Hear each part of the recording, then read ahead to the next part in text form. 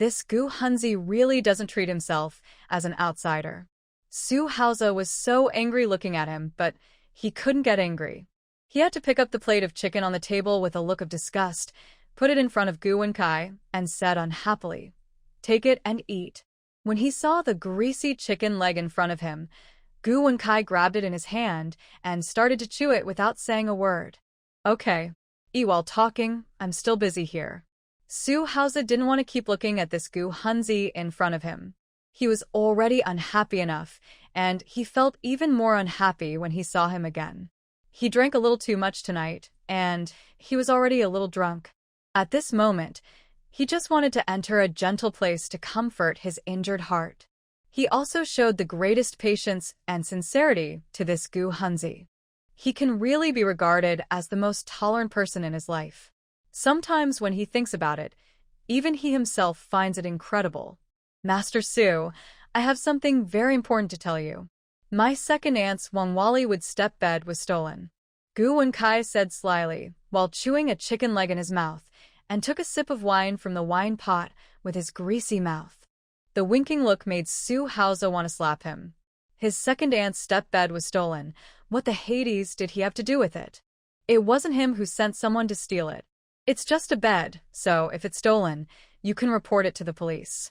Why are you running to tell me? So, he just came here to get a chicken leg?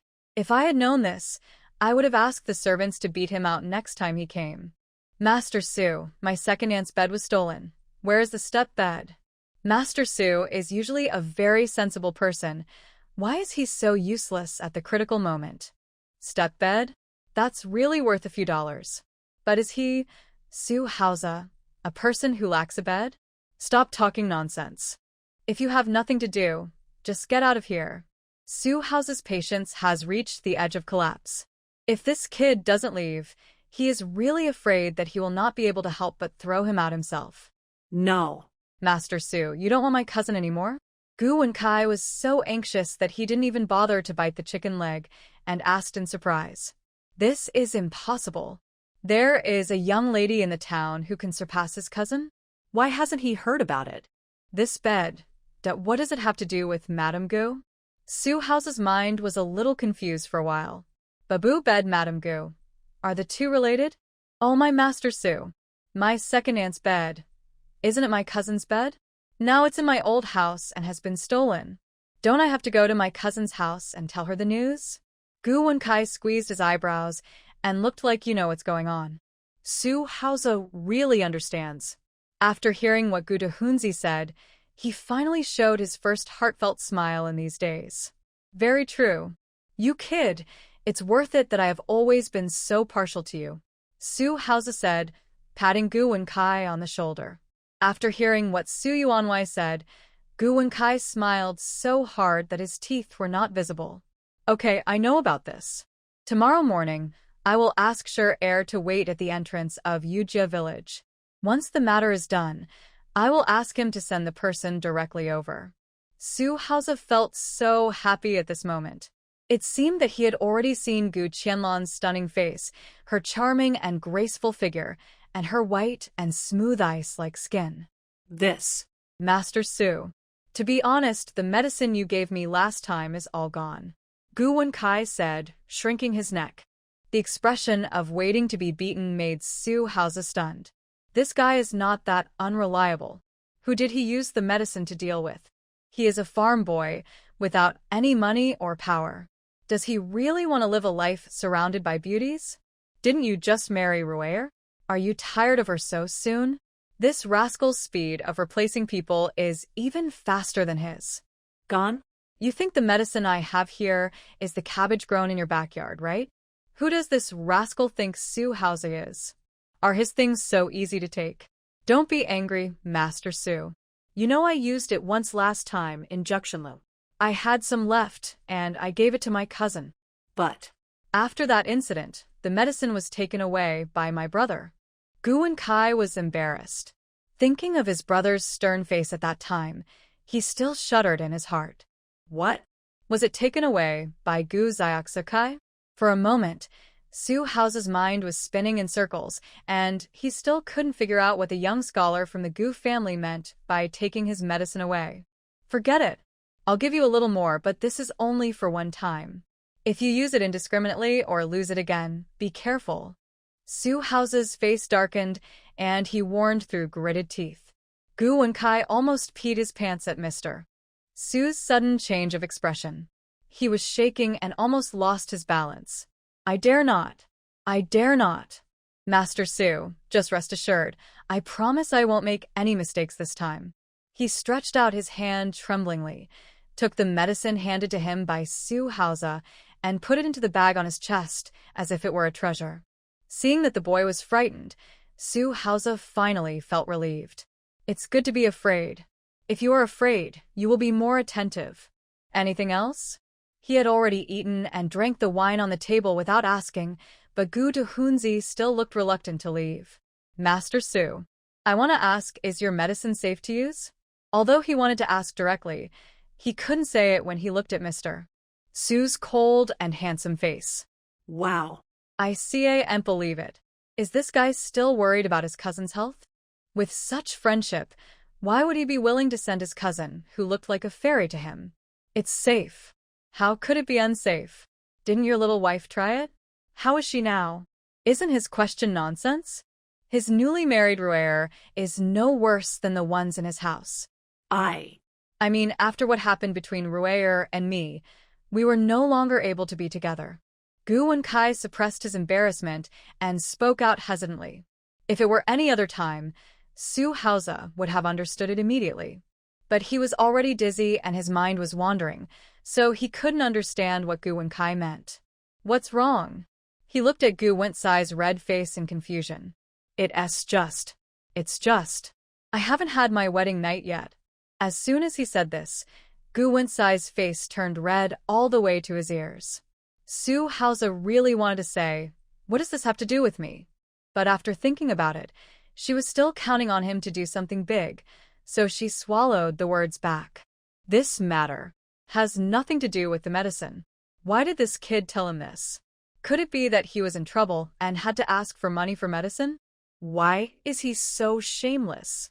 It's useless to ask me for this matter. If it doesn't work, go see a doctor. If it doesn't work, I'll show you a simple way. Su Haoze looked at Goo Wencai's expectant expression and smiled wickedly. Simple way? How can there be a simple way for this matter? Master Su is really a man. A full man doesn't know the hunger of a hungry man. Turn left when you go out later, find the Wachenlu in the town, and ask Mei Nyang in the building for some medicine to help you. Su Haoze is, after all, an old man who has been rolling around in the flowers for decades. After understanding Goo Hunzi's distress, he sympathized with him in a good mood. Remember to tell Mei Nyang clearly that you want to use it yourself, so don't give it to the wrong person, he said with a naughty smile, without the slightest embarrassment. That's all. Since this kid took the initiative to show his goodwill, why not let him be a bridegroom again? After hearing what Su Yuanwei said, Goo Wencai was overjoyed. He knew that it would be right to ask Mr. Su about this kind of thing. It was his mother who made a fuss and insisted on dragging him to the county town to see some Dr. Gu. As a result, he didn't dare to go to the county town again for a while in the future. After drinking a few sips of wine, Goo Wencai left Su Yuanwei's house happily. He obeyed obediently, turned left when he went out, and went to the legendary Wuchuan Tower, where he found Mei Nyang. After explaining the purpose of the visit, Mei Nyang looked at Goo Wencai meaningfully and handed him a small medicine bag. After whispering in his ear, Goo Hunzi ran home with a cheerful pace. This time, he must regain his masculinity and relive the glory of the private room in Juxinlu with his little lady. 10,000 words are omitted in the gentle land. Everything is self-evident. After an unknown number of rounds of battle, Goo Wencai finally swept away the decadence of many days and fell asleep contentedly. At dawn tomorrow, he still had to do something important that Su Yuanwei had represented him to do, and he must not delay it any longer. Rui'er stared straight at the roof. Her big watery eyes were dull and empty. She couldn't figure out what went wrong because her medicine had always worked. But tonight, she was still, as if all her vitality had been taken away. She lay there with soreness all over her body, sleepless all night. After dinner, Gu Qianlan hesitated again and again and decided to go to Filai's house. They all lived in the same village, and they knew each other every day. It was not her style to delay such an important matter. The village was particularly quiet as night fell, and it was completely dark. There were not many families in the village who lit the lights, and Qian Hongxiu's family happened to have an oil lamp lit for the first time. Mom. No matter what, Filai is my eldest son. I want to go to the county government office to ask at dawn tomorrow. Qian Hongxiu's eldest son Lu Daji, Filai's father, said with a sad face. What are you asking? It will cost money to go to the county government office? It's such a long way, you can't walk.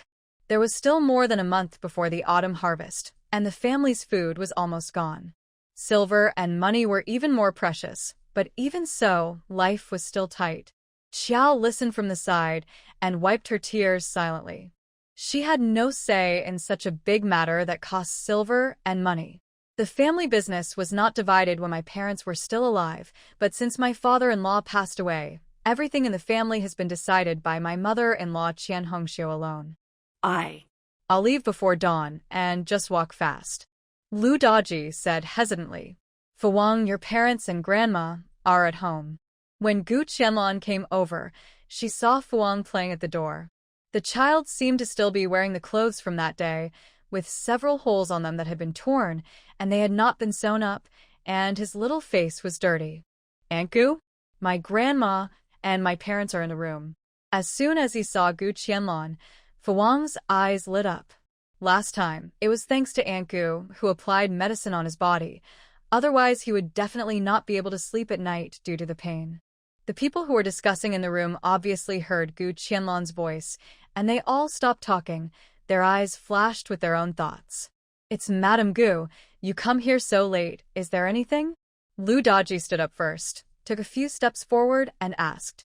Speaking of it, the relationship between their family and Madame Gu is really subtle. If it weren't for Madame Gu's suggestion, his wife would not have reported to the town's yamen officials. In this way, Filai would not have been taken to the county yamen by the yamen runners.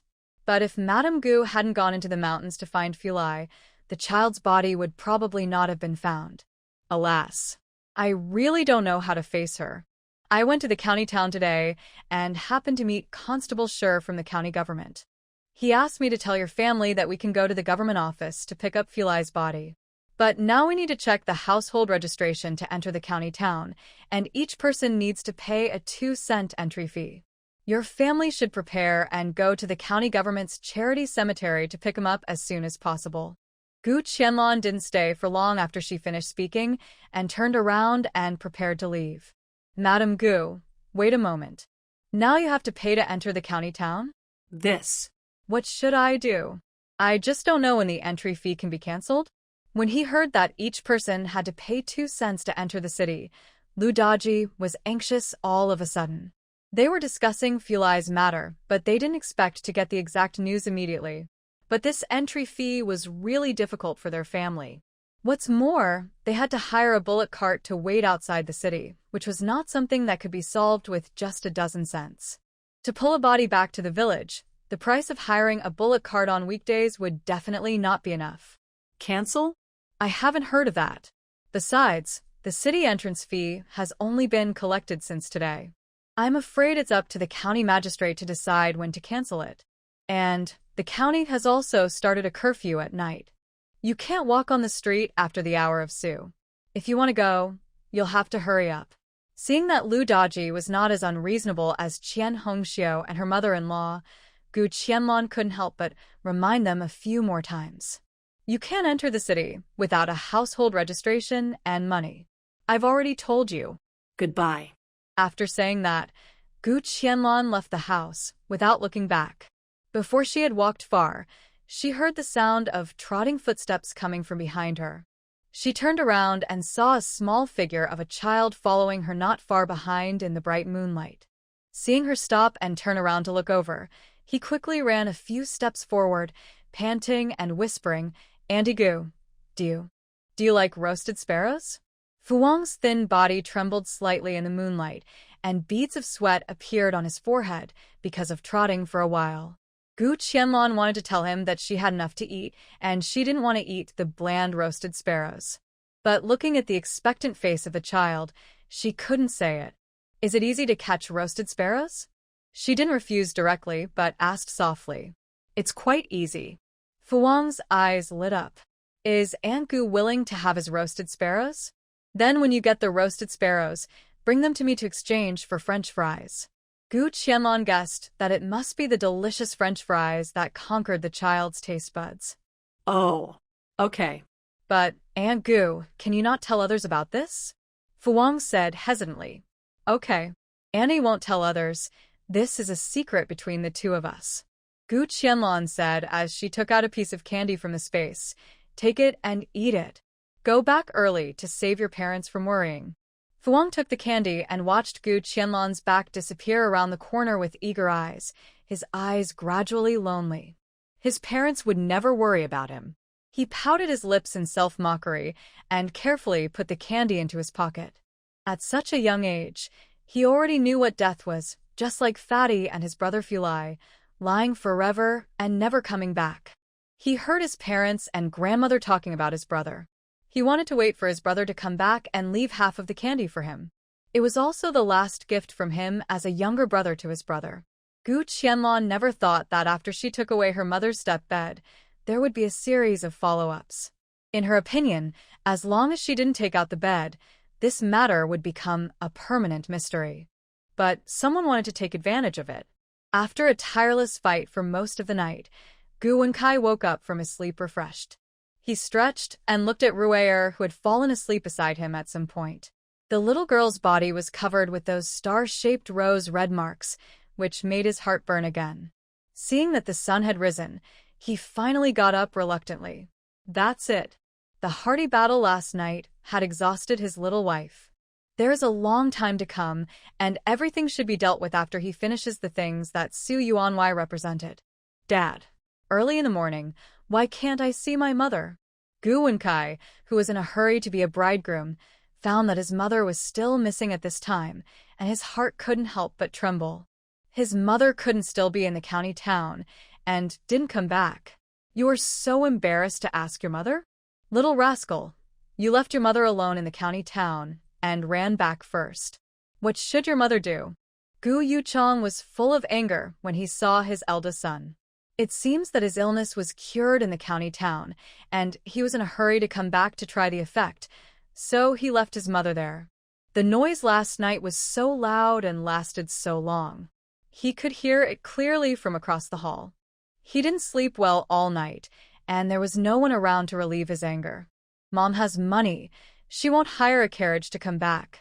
Besides, isn't my second brother in the academy in the county? Maybe Mom went to the academy to see him. The more Goo Wencai talked, the more he felt that this must be the case, so he put the matter behind him with peace of mind. Dad. Just make do with your breakfast. Rui'er is tired. Let her sleep a little longer. Don't wake her up to cook. I have something else to do, so I'll leave first. Seeing that there was no hope of having breakfast, Goo Wencai simply gave up eating. It's no big deal to go hungry for a meal. After finishing Su Yuanwei's business, I can go to his place to eat delicious food and drink spicy drinks. You rascal! What are you doing so early in the morning? Gu Yuchong frowned and asked from behind. I'm going to Yujia village. Goo Wencai answered without turning his head while walking quickly. Yujia village? Gu Yuchong felt a tightness in his heart when he thought about what the villagers were talking about yesterday. Where did my second brother's wife's step-bed go? This brat went to Yujia village to find Gu Qianlan, but he wanted to mention the matter of the step-bed. Thinking that he had no breakfast to eat, Gu Yuchong simply decided not to stay at home and walked towards his cousin's house in the village. At this time, I should be able to get something to eat and drink. As soon as Goo Wencai reached the entrance of Yangshu village, he saw Shi Er, the servant of Su Yuanwei, sitting on the edge of the carriage, kicking his legs out of boredom. Brother Shi Er, you're here so early. As soon as he saw the carriage, Goo Wencai ran over excitedly. It would be great to have a carriage so he wouldn't have to walk to Yujia village. He was hungry and hadn't even had breakfast yet. Master Gu, get in the carriage quickly. The master sent me to pick you up early this morning. Shi Er was being polite in words, but he was cursing in his heart. If this Gu the rascal hadn't been so unreliable last time, would their master have asked him to rush to Yangshu village to guard it before dawn? If this guy doesn't come again, he should go into the village to call for help. Mr. Su is such a good man. Goo Wencai sighed in his heart. He secretly made up his mind that this time he must accomplish what Su Yuan had asked him to do on his behalf. Shi Er outside the carriage snorted coldly with an expressionless face. Is their master a good man? That's because this big rascal Gu has never really tasted the master's power. Shi Er drove the car quickly on the path. In just a few moments, they arrived at the entrance of Yujia village. Mr. Gu, go and do your work. I'll be waiting here for you to bring Mrs. Gu over. Shi Er was quite satisfied with his job today. Although he got up before dawn, he only had to catch a car the whole way. If we really want to get the job done, we have to wait for the big gangster to take action. Goo Wencai walked into the village with full confidence, and after wandering around, he finally found the courtyard where Gu Qianlan lived now. He leaned forward and saw two adorable little children doing horse stance in the yard. Are these the two dolls under my cousin's name? I didn't expect she was so cute, with a pink face and neat clothes. She didn't look like a village kid at all. Cousin, you're home. He shouted towards the house and stepped into the yard. Gu Qianlan enjoyed a rare day of leisure at home and did not let the children go to Lu's house. Since moving into this small courtyard, she seems to be busy every day. When she heard Goo Wencai's voice, she was still a little bit unbelieving. Why did this guy come here suddenly? She hurried out of the house and saw him entering the main room, uninvited. I haven't seen my cousin for a long time. She has become more beautiful. When he saw Gu Qianlan coming out of the inner room, his eyes widened and he almost didn't recognize her. Gu Qianlan raised her eyebrows slightly. Goo Hunzi's mouth became more and more slick. Thank you for the compliment, cousin. How come you have time to come to Yujia village today? She guessed that taking away the bed would attract the Gu family, but she didn't expect them to come so quickly, and it was Goo Hunzi, the most indifferent guy. Oh, cousin, I rushed all the way here from Yangshu village. I didn't even have time to eat breakfast or drink a sip of water. Do you think it's... He didn't need to rush after seeing Gu Qianlan. He just needed to fill his stomach first. But what happened? You came in such a hurry that you didn't even have a bite of food. Want to come here to eat and drink for free? I'm afraid you're thinking too much. Gu Qianlan stood there without moving. She was not afraid that the boy would sneak into the kitchen. In line with the good habit of eliminating waste, she cooks only as much as she eats at each meal. She put all the leftovers back into the space, and there was no ready-made food to be found in the kitchen. If this guy wants to come to her house to take advantage, he can only get a good meal at best. Yeah. If something big hadn't happened, would I be in such a hurry to come here so early in the morning? Goo Wencai's stomach was rumbling with hunger. He was at Mr. Su's house last night and ate a chicken, and he's been feeling it up ever since. Moreover, he had fought for so long last night, and the little food he had eaten had already been consumed. Cousin, bring out some food quickly. I am really starving. I have seen people with thick skin, but no one can compare to Goo Wencai. Didn't he know the relationship between the two families? How dare he come to her house to ask for food? Cousin, drink some water first. You know how poor our family is. We don't have any extra food. I'm just waiting for the day when my eldest cousin can return the 2.5 taels of silver to me so that I can wait until the autumn harvest. Gu Qianlan said with an embarrassed look on her face, pouring a glass of boiled water and handing it to Goo Wencai. Goo Wencai was upset when he heard that his cousin was still thinking about the 2.5 taels of silver. He had completely forgotten about it. Who made him so excited last night that he didn't even take a copper coin with him when he went out in the morning. Cousin, you have to ask my mother for the silver. Where can I get it? Forget it. You're hungry. At least there's water to drink. Looking at the old and shabby appearance of his cousin's house, which was still renting an idle house in the village, Goo Wencai rarely felt a trace of sympathy. When she follows Master Su and lives a life of luxury in the future, she will definitely thank him. If Gu Qianlan knew what Goo Hunzi was thinking at the moment, she would probably spit in his face. And thank you. She really wants to thank his whole family.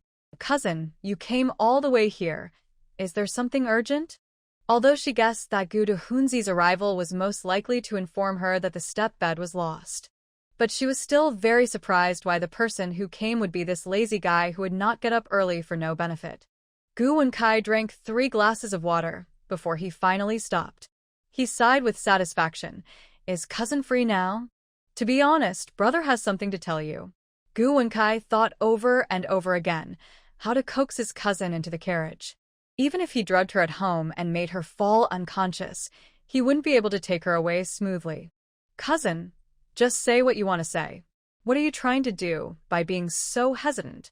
It's like this, Rui'er and I went to the old house yesterday, and we accidentally discovered that second aunt's Wang Wallywood's step-bed had been stolen.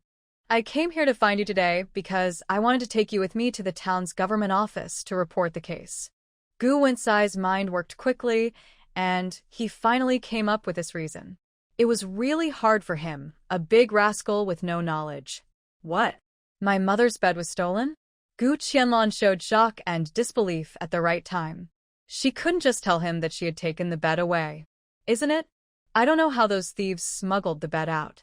It's such a big thing, it would take a long time to disassemble it. Only then did Goo Wencai finally come to his senses. The bed was lost in a very strange way.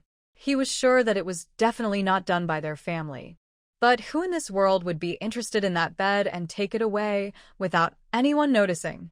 This time, he really wanted to take his cousin Goo to the government office to report the case.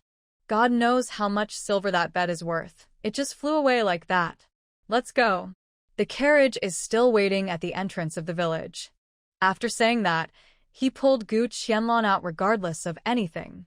Wait a minute, my 2 children still need to be arranged. Gu Qianlan shook off Goo Hunzi's hand, walked to the children, squatted down and whispered a few words to them, kissed the children's faces, and walked out with peace of mind. Now that she has Dague, or Gue and Aunt Qin, she can entrust the children to their care with peace of mind. She wants to take a good look at what tricks this Goo Hunzi is playing. Shi Er saw Goo Hunzi walking over in big strides from a distance, followed by Mrs. Gu wearing a half mask, and he was not only shocked. This big rascal's ability has increased. He didn't even use medicine on Mrs. Gu. He even prepared the rope, for fear that Mrs. Gu would not be able to control herself after taking the medicine. By then, he and Goo Hunzi will be 2 bloody men. If the 2 of them could not resist the temptation and did something to Madame Gu first, they would not be able to survive and report to the master. This is good, it saves a lot of trouble. By handing the awake Madame Gu to the master, they can be considered to have completed their mission. The 2 pretended not to know each other and just exchanged glances, and the carriage drove towards the town. As soon as she got into the carriage, Gu Qianlan opened the electronic map. The route of the carriage became clear in her mind, and she gradually calmed down when she saw that it was indeed the road to Chongbei town. It would be good to go to the town. She has acquaintances in the town's government officials, and whether she meets Song Tu or Anton, it will be a help to her. Don't worry, cousin.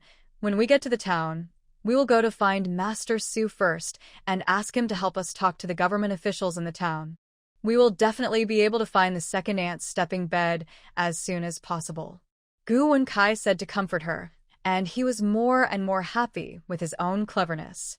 Go find Mr. Su? I'm afraid that's not a good idea. I'm not familiar with him.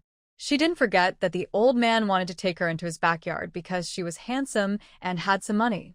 The old man even went to watch the wedding of this Goo Hunzi.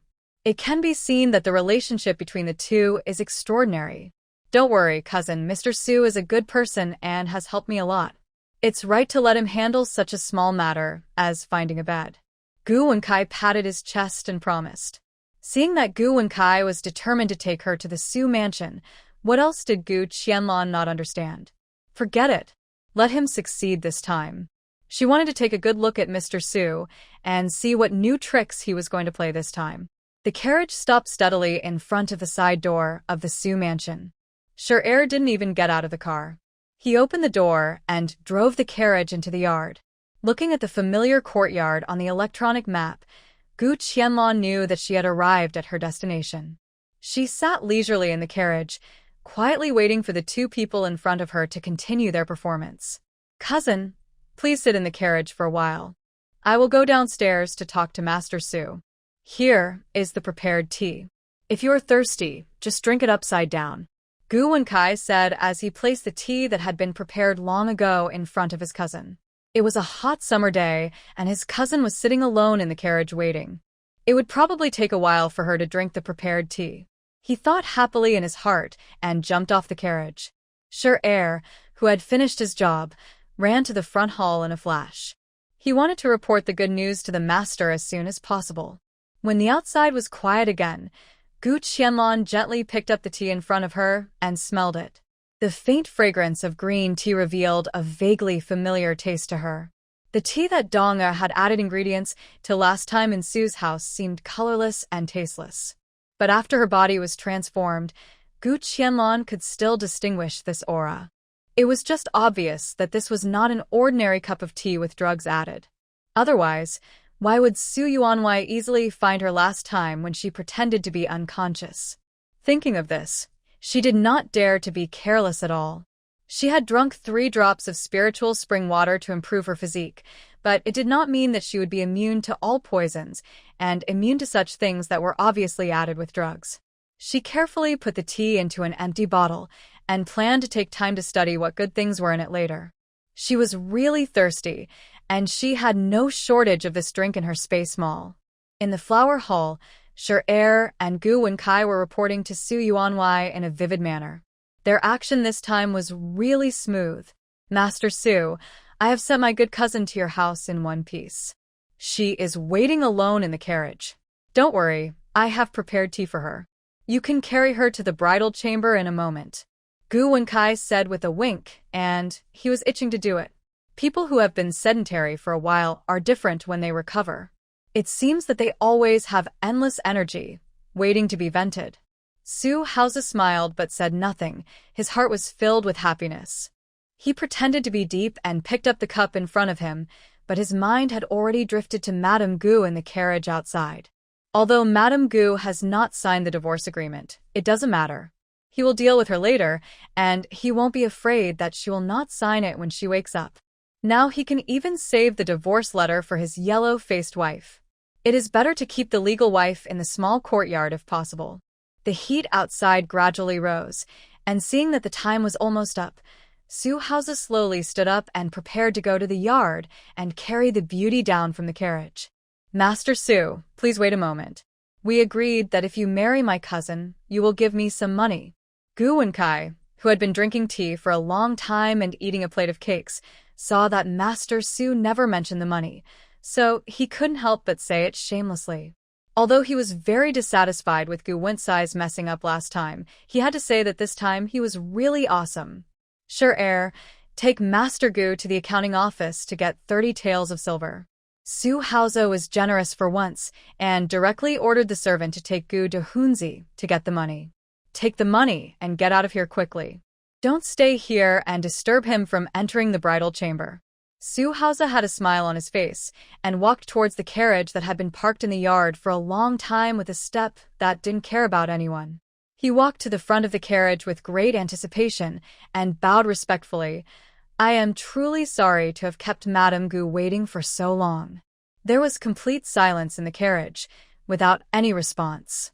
He took another step forward and said, "I'm sorry for keeping Madame Gu company. It's so hot, and I made you wait in the carriage for so long. I hope you can forgive me."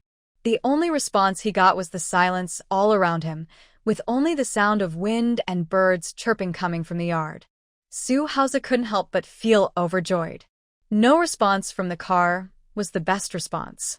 No one knew better than him what the reaction would be after being poisoned by the drug. Back then, Madame Gu thought she could trick him by pretending to be unconscious in front of him. Really? When he thought of Madame Gu's graceful figure and the orchid-like fragrance emanating from her body last time, He felt as if his whole body was burning in flames. He jumped onto the carriage impatiently, opened the curtain, and prepared to carry the beauty into the room. But he didn't expect that after the curtain was opened, the beautiful woman who was supposed to have been poisoned and passed out in the carriage disappeared without a trace. Where's she? Where's she? The carriage was empty. Not only was the beauty not sleeping, not even a strand of her hair could be seen. Only the empty teapot and empty cup in the carriage proved that someone had been inside. Someone Come to me. Su Haoze couldn't help but get furious. He had already thought of everything, even wrote several divorce letters for the beauty. I was afraid that Madame Gu would get too emotional and tear it up. In the end, he paid the money, prepared the room, but the person was gone. He dared to guarantee that Shi Er and Goo Hunzi would never dare to deceive him. So where would Madame Gu be at this moment? Master, what do you want me to do? Manager Jiang came over trotting, and seeing the master's furious look, he broke into a cold sweat for himself. Search. Madame Gu has been drugged. She will not be able to run far. Dig 3 feet deep to find her. Su Haoze said, gritting his teeth. Which link went wrong? Thinking of his wife, who was hiding in the backyard and chanting Buddhist scriptures, he rushed over angrily. It must be that woman's fault again. Otherwise, how could his little sweetheart suddenly disappear? At this time, Gu Qianlan was sitting leisurely in the space, looking at Su Yuanwei's angry and embarrassed look outside the space. Seeing him rushing to the backyard with a group of people, she raised her eyebrows. While these people were looking for her, she might as well search his house thoroughly. It's worth it that this old man has set his sights on me again and again. It seems that if this guy is not kept really busy, he will really think he is an easy target to bully. Gu Qianlan easily avoided the searching servants and found the warehouse of Old Man Su's house. With his order, everyone was busy looking for people, and even the warehouse was only guarded by one person. Gu Qianlan flashed into the space again, and easily used the function of space movement to enter the warehouse of Old Man Su. Because he offended Tongda Bank, all of Su Haoze's silver was returned. The large wooden boxes with the mark of Tongda Bank filled the entire warehouse. Gu Qianlan opened one of them casually and saw a box full of silver, which almost dazzled her eyes. Looking at the neatly arranged large wooden boxes in front of her, she almost laughed out loud. Tongda Bank is really a good person. If that old man Su was still using silver bills, how could she have the opportunity to empty him? To avoid trouble, Gu Qianlan deliberately found something to pick up the boxes one by one, and then put all the silver inside into the space and closed the box. After searching the entire warehouse of Old Man Su, she took away a total of 34,300 taels of silver, plus 5,000 taels of gold. What was left for Su Haoze was a room full of empty boxes. I really didn't expect it. This old man is quite rich, worthy of being the richest man in the town. This warehouse seems to be used by Su Haoze to store silver and money. In addition to gold and silver, no other antiques, calligraphy and paintings, gold and silver jewelry, and valuable furniture were seen. Thinking of that guy's repeated pursuit and his despicable means, Gu Qianlan decided to go all out and give him a big one. She followed the instructions on the electronic map, left the warehouse where the silver and money were stored, and went to search another treasure room of Old Su. In the quiet courtyard, Xiao Xiuqing knelt on the futon and chanted Buddhist scriptures as usual. Suddenly, the courtyard door was kicked open fiercely from the outside. Su Haoze stood at the door with a gloomy face, his face so dark that water could almost drip out. Aunt Wu was frightened out of her wits. The last time she saw such a master was many years ago. She remembered that after that time, the lady moved out of the main courtyard and lived in this quiet courtyard. Xiao, get out of here. Su Haoze stood in the yard, looking at his wife straight back. Xiao Xiuqing sighed softly. What's wrong with this guy again? Master, you are such a rare guest. What brings you here? I got up early today and forgot to look at the sun in the sky. Xiao Xiuqing slowly stood up from the futon and said lightly. When was the last time her husband came to this courtyard? It seemed that she invited Madame Gu to come over privately that time, and he rushed over in a hurry. What about this time? What was it for? Stop talking nonsense and hand the person over to me. Su Haoze gritted his teeth and said viciously. People? What people? Master, what you said. I don't understand. She asked herself if she really didn't provoke this ancestor today. If you don't understand, who will? In this family, who is more capable than you? Hand over Madame Gu to me obediently, and I can still let you sit in the position of the principal wife. Otherwise, don't blame me for not caring about our years of affection. Su Haoze had a dark face and looked at Xiao Xiuqing with cold eyes as if staring at a dead person. Madame Gu? Did he find a way to get her here again? She smiled bitterly. When has the master ever cared about my affection? When it comes to that woman, she sighed that she was inferior. Forget it. Let him do it. Don't refuse a toast and drink a penalty. If you don't hand her over, I will have people search the yard. Su Haoze was anxious and angry. Judging from the tea on the small table in the carriage, Madame Gu should have drunk the medicine. This is the time when this beauty is extremely alluring and charming. Don't let other men get to her first. Otherwise, he really couldn't guarantee what he would do. I haven't met Madame Gu. Xiao Xiuqing replied indifferently. That nonchalant attitude formed a sharp contrast with Su Haoze's furious anger. Master, Madame Gu is really not in our yard. Madame Wu came back to her senses from her surprise and quickly clarified. But the more the master and servant said this, the more Su Haoze couldn't believe it. Search. Search carefully, even under the bed. Master, this is the inner courtyard where I practice meditation. Do you really not give me any face at all? Xiao Xiuqing looked at the servants rushing in and starting to rummage around without any regard for her dignity as the mistress, and she couldn't help feeling sad and angry. The rummaging movements were rough and brutal. How could they look like they were looking for someone?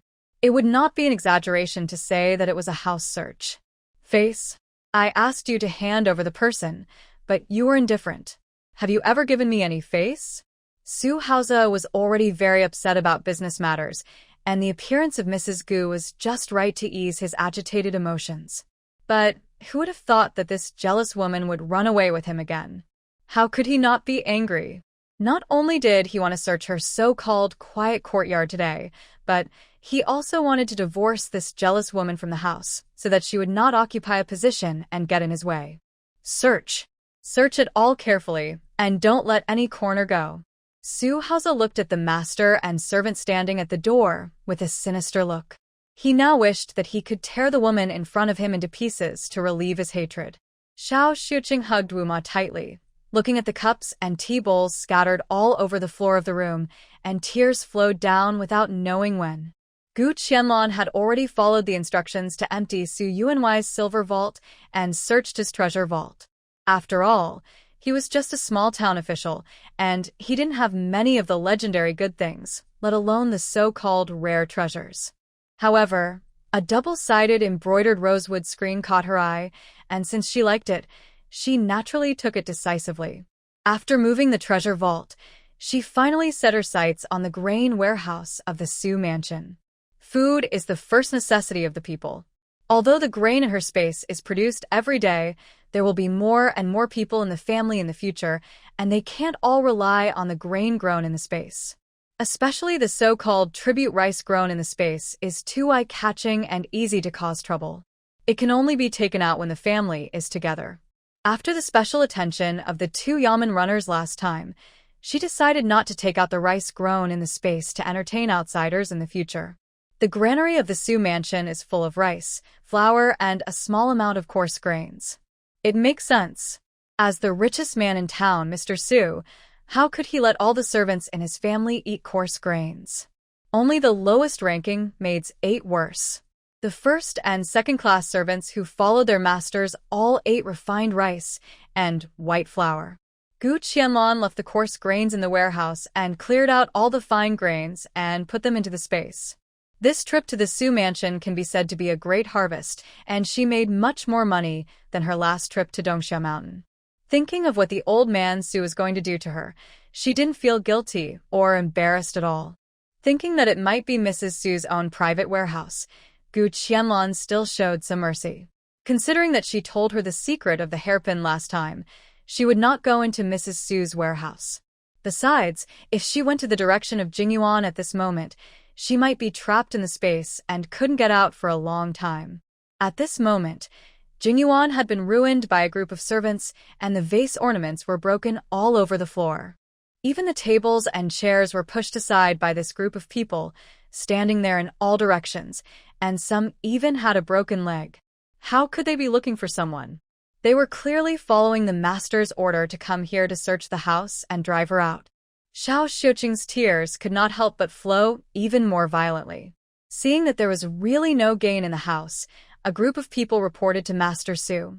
Master, except for Madame's warehouse, we have searched all other places and found no trace of Madame Gu. Then go search the warehouse and ask Madame for the key. If she doesn't give it to you, break the lock. This time, Su Haoze was determined to take down this jealous woman in one fell swoop. He knew that if he missed this opportunity, he would find another reason to start a fight. Master, the warehouse is a restricted area. If you really have doubts, come with me to search it in person. No servants are allowed to enter. When Xiao Xiuqing heard that Su Haoze was going to touch her private money, she finally couldn't bear it anymore. It would be fine if she smashed some tables, chairs, and benches to vent her anger, but if she really let these rough guys into the warehouse, how could she keep the little savings she had saved over the years? Master, don't you want me to leave? Bring me the divorce agreement, and I'll sign it. Xiao Xiuqing closed her eyes in pain, and this moment finally came. Divorce agreement? You're dreaming. Xiao Xiuqing is over 40 years old and has no children. You have already violated the 7 reasons for divorce. I'm going to divorce you today. Su Haoze looked at his first wife in front of him with cold eyes, and his words were not warm at all. No children? Is this childlessness really her fault? She once thought so. But among the many women in the backyard, no one has ever given birth to a child. Then she had to think carefully about who the person with the problem is. But looking at the cold-blooded man in front of her, she was no longer able to argue. Are you going to divorce me? She asked softly and incredulously. I should have divorced you, the jealous woman. Su Haoze's tone was cold. If there was no marriage certificate between them, it would be hard to tell that the two were once husband and wife. If the master wants to divorce me, I can do so too. You must take away everything in my private treasury, including all the dowry when I first entered the mansion. The money that has been spent on the master must also be returned to me. Otherwise, my Xiao family is not without a single person now. Xiao Xiuqing is not stupid. It is true that she has no children, but if she has to leave all this money now and be divorced from the mansion, she will really have no way to survive. Seeing that this woman finally agreed, Su Haoze couldn't help but secretly breathe a sigh of relief. This woman should have been divorced a few years ago, otherwise there would not be all the twists and turns later. Madame Wu, go get some paper and pen. Let's end our relationship here. Su Haoze finally stopped sending people to De Zhao's private treasury. It is said that De Zhao's brother is doing well now and is working as a staff member in the mansion of a certain official. It would be better to give her some face. Besides, the fact that Mrs. Xiao had no children was not something that could be brought up in public. During this period of time, Su Haoze has become very proficient in writing divorce letters.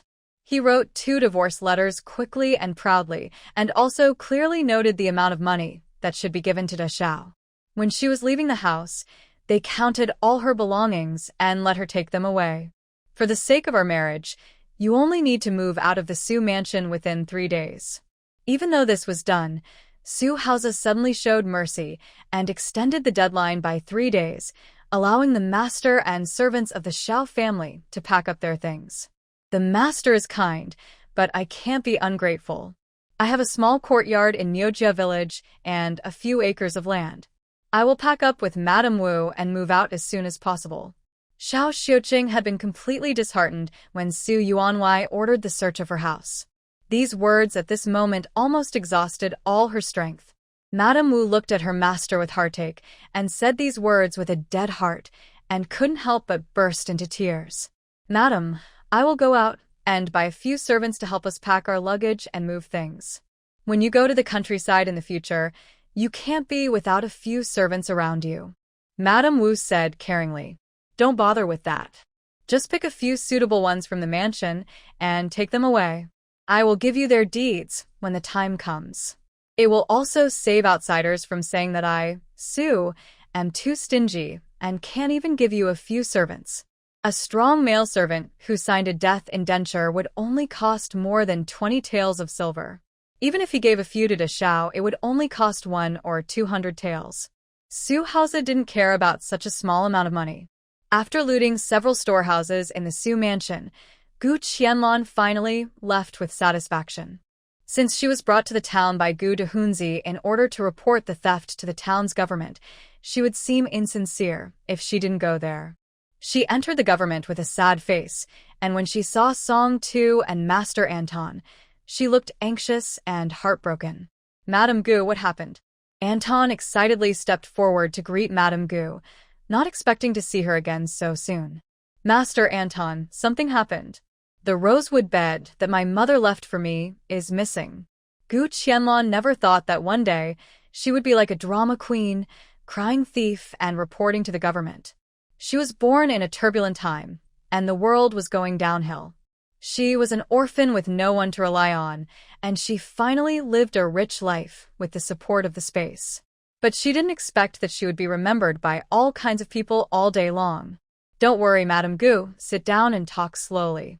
Hearing that such a large and valuable thing was lost, Anton also took it very seriously. The government officials in their town haven't received such a big theft case for many years. This thief is really bold, and he even dared to steal things from Madame Gu's house. Gu Qianlan carefully told the arrival of Goo Hunzi and the fact that she came here in a carriage in the morning. She perfectly got herself out of the Su mansion. I was anxious to come to the Yamen to report the case to you, so I didn't wait in the Su mansion. When I saw my cousin and the boy got off the carriage, I hurried over. As for the pot of tea with ingredients, she certainly did mention it. After reporting the case, Gu Qianlan took out the indentures of Dagui and his mother and son from the space. Master Anton, I just received the indentures of 3 villagers. I happened to come here today. Can you help me ask how to go through the procedures to transfer them to my name? Anton was surprised when he took the indentures handed over by Madame Gu. This is the indentures of the whole family. Since he worked in the Yamen, he has seen a lot of such things. But most of these things happened in some wealthy families in the town, and their families had at least one or several shops. Women like Madame Gu who live in the village and have no livelihood have never bought slaves in their names. What's more, this is a transfer of 3 people at one time. The matters of transferring these deeds and changing the household registration will be handled by Chai, the clerk in our Yamen. I'll take you there. Because of the master-disciple relationship with the children and his deep admiration for Madame Gu, Anton was particularly concerned about Madame Gu's affairs and enthusiastically stood up to accompany her in person to help. The clerk in the Yamen who was responsible for handling deeds and household registration was named Chai Xian, a man in his 30s, wearing a dark brown robe. Seeing that this stunning young lady was brought by Anton himself, although he was very curious, he did not ask too many questions and handled all the deeds quickly and neatly. From this moment on, Gu Qianlan was truly in possession of the deeds of Dagui's family of 3. Just as she was about to say goodbye to Song Tu and Master Anton, she saw the servant who had driven the carriage to Yujia village to pick her up before, stumbling into the Yamen. No. Something big has happened. Shi Er's face was pale, and he almost rolled and crawled into the Yamen. Gu Qianlan's eyebrows jumped. What happened at the Su mansion was discovered so quickly. She stood aside calmly, wanting to take a good look at the excitement at the Su family. Shi Er? What's wrong? You're so flustered. What happened? Seeing Shi Er rushing in as if something big had happened, Song Tu and Indong's hearts tightened. Shi Er can be regarded as a celebrity in the town.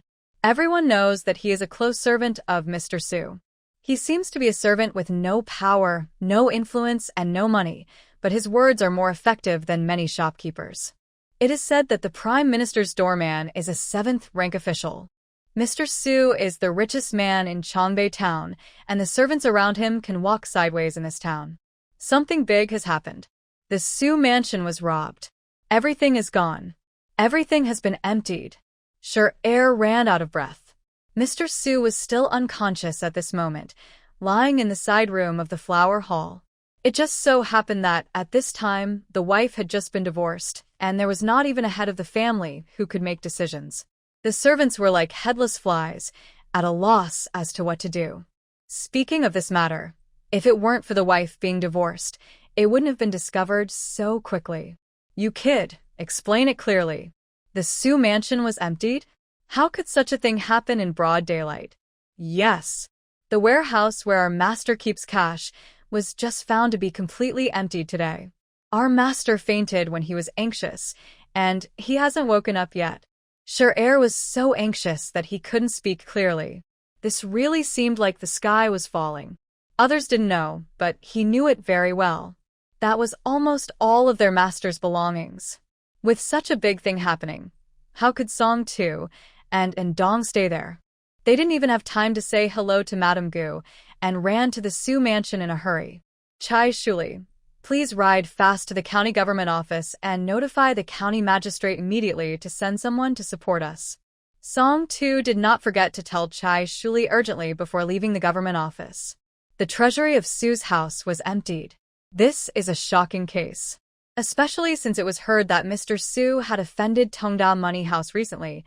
All his banknotes were turned into cash and returned to Su's house. It is estimated that some thieves heard about this and robbed their master's treasury. The three of them drove the carriage to Su's house in a hurry. When Chai Shuli heard that it was such a big deal, he did not dare to delay at all and rode his horse to the county town. In such a large government office, only Gu Qianlan, a completely unrelated outsider, was left standing at the door. Hearing that Mr. Su fainted due to anxiety, Gu Qianlan was so happy. Fainted. Fainted is good. She originally thought that the first thing to be discovered was the granary. After all, it was almost noon, and the servants of the Su mansion would always go to get food for cooking. But she didn't expect that the granary had not been exposed yet, but the silver vault was discovered first. It would be a bit unfair to her masterpiece if she didn't go to see the scene of such a big commotion. Thinking of this, she hurried to the Su mansion. The outside of the Su mansion had been surrounded by a group of servants. At this moment, no one except the people from the government office was allowed to enter or leave the Su mansion. Su Haoze had woken up after a short coma. The doctor of Bao Hadang had already diagnosed his pulse, prescribed medicine, and left. Master, you have to take care of yourself. We can't live without you in our Su mansion now. Manager Jiang was relieved when he saw that Master Su finally recovered. He was really scared. There was not even a master in the mansion. Everyone was like a headless fly just now. Some of them had only signed a working contract and had even started packing their luggage, waiting for the door to open and then flee. Su Haoze closed his eyes. He had just checked all the boxes in the silver vault. All empty. All empty. If it weren't for the big Shao who asked him to take back the 6,000 taels of silver that he had lent him, he didn't know when he would find out that his silver vault was actually empty. How cruel. There was not even one tael of cash left for him in the vault. Just thinking about it, he not only gushed out a mouthful of blood, but also swallowed it when he saw all the servants looking at him eagerly. Where is the madam? Where is the madam now? When he thought about his more than 30,000 taels of silver and 5,000 taels of gold being gone, his heart was bleeding. That was equivalent to a total of more than 80,000 taels of silver. All of Su Haoze's belongings for most of his life were in there. It was all the fault of the big boss of the Tongda Money House. Didn't he just make a little mistake? It did not cause any harm to anyone, but returned all the silver he had deposited. Otherwise, how could his house attract such a thief? At this moment, he was not even sure when the silver vault was stolen. Madam? Madam is still packing up in Jingyuan. I was about to go to the silver vault to take out the silver and send it to Jingyuan. As a result, I found out. So, I quickly notified you, the master. Hearing that Deshao was still in Jingyuan, Su Haoze quietly breathed a sigh of relief. Quick. Help me to Jingyuan, I have to go there quickly. All his struggles for most of his life have now disappeared. If he loses the help of his wife at this critical moment, he will really have no chance of turning over. Manager Jiang did not dare to neglect it at all, and hurriedly called a few people to bring the sedan chair over. For people carried the sedan chair and hurried to Jingyuan. Manager Jiang was a little confused. Now that the silver vault is empty, shouldn't the master be anxious to cooperate with the government to catch the thieves and recover the silver as soon as possible? Why did he rush to find the wife? What's more, that wife is now considered the ex-wife. The master has even signed the divorce agreement, which is still in his arms. But he knows his own status. He is not as pleasing to the master as the previous housekeeper Su Tong. He is not even as considerate as Shi Er in front of the master. He is also honest and hardworking. Gu Qianlan finally arrived at the Su mansion, but was stopped outside by a group of servants. Song Tu and Dong have already entered the mansion.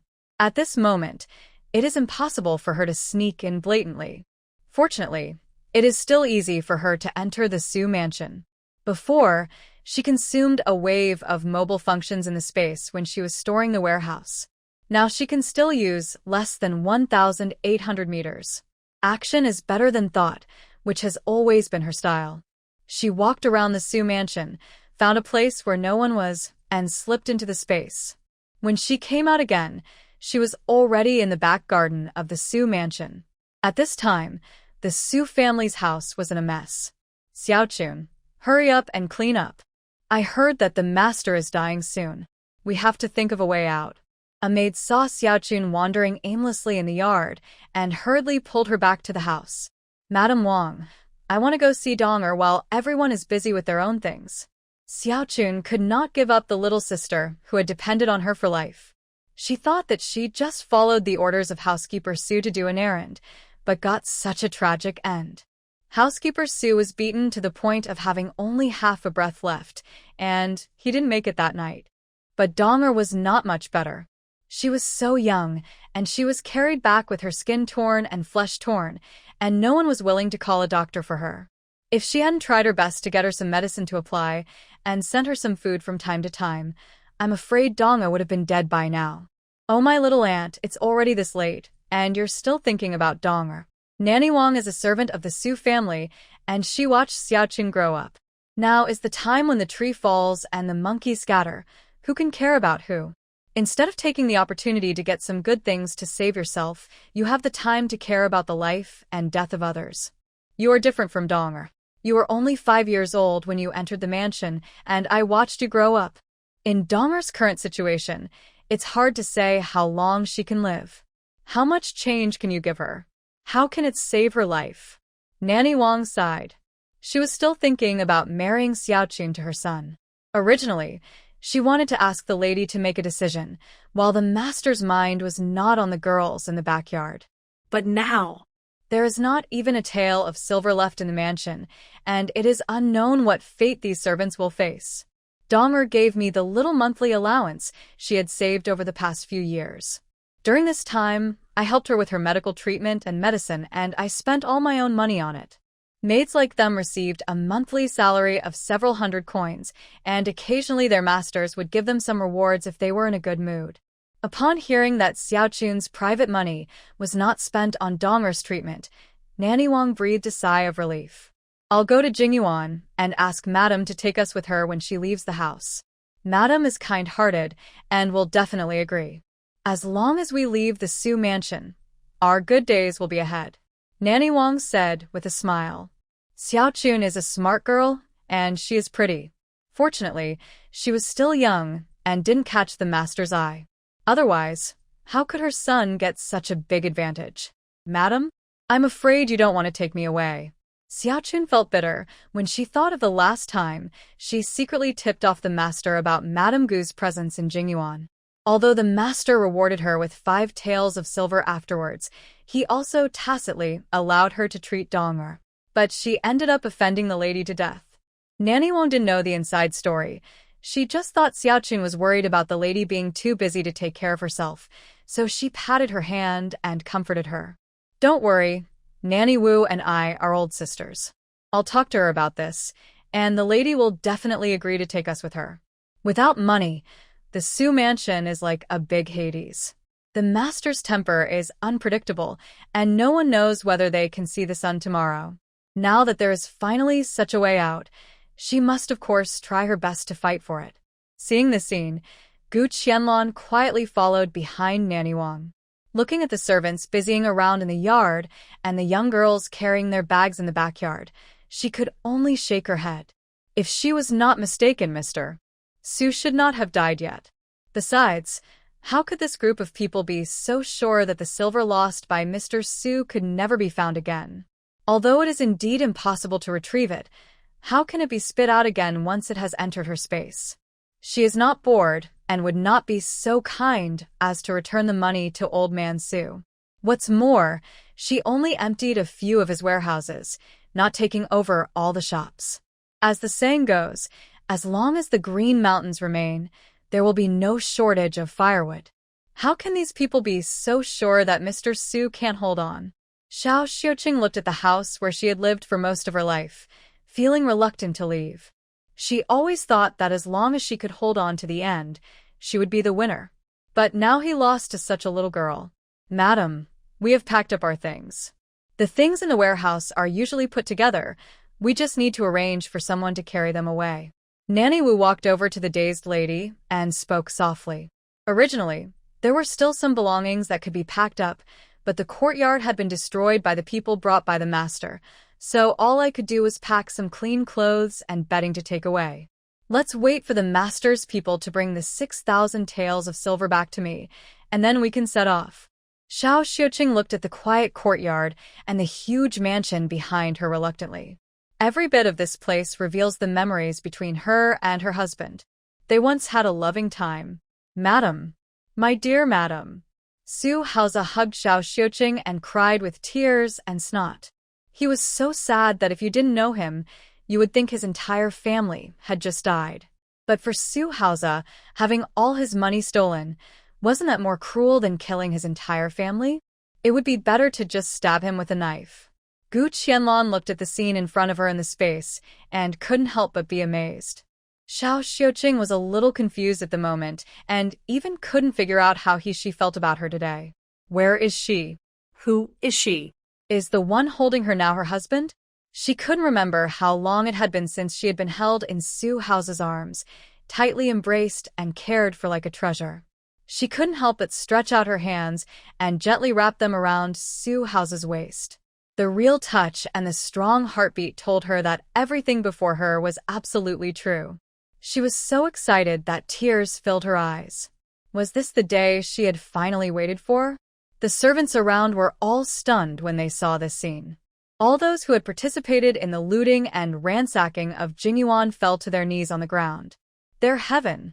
What is the master singing about? They are just a group of servants. If they continue to play like this, they will lose their lives. Seeing that the lady finally got what she wanted and waited for the master to change his mind, Nanny Wu was so excited that she burst into tears. In this mansion, no one knows the madam's thoughts and difficulties better than her. She was feeling really miserable. Gu Qianlan found a nearby tree, climbed up in a few steps, and sat on a high branch to watch the wonderful drama below. My dear wife, I was wrong. We are not getting a divorce, so where is the divorce agreement? Su Haoze looked at the old and ugly Xiao Xiuqing with deep affection and said patiently, suppressing the disgust in his heart. It's here. Xiao Xiuqing smiled shyly and took out the divorce letter from her sleeve.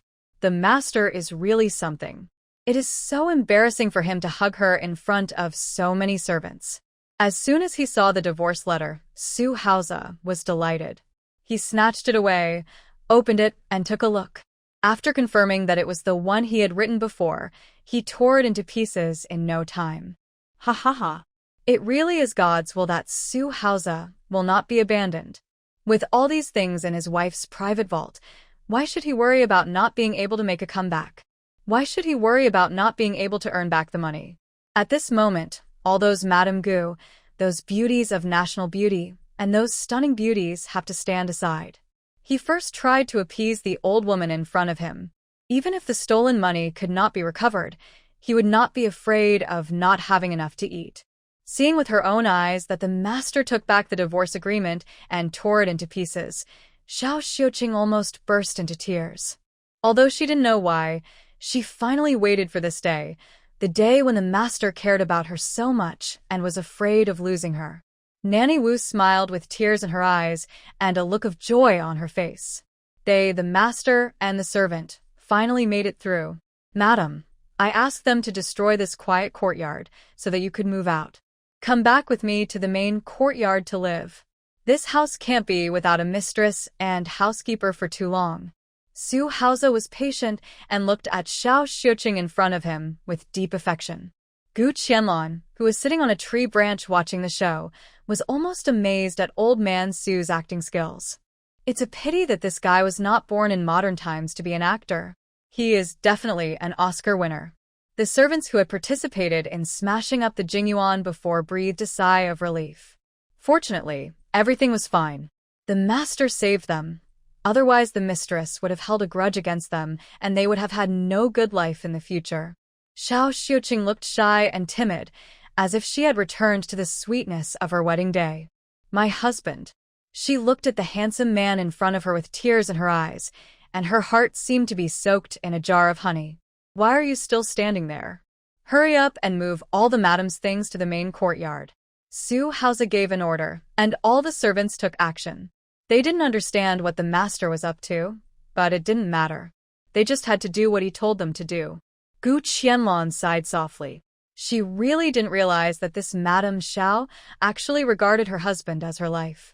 Don't look at her eating vegetarian food and chanting Buddhist scriptures all day long, and she never went out of the main door or the second door in the small quiet courtyard. But her heart was hot and boiling. This was not touched by Su Yuanwei lightly, and it was like a spark, burning and boiling in an instant. Xiao Xiuqing was like a young girl who had just fallen in love, hanging on Su Haoze's arm like an octopus.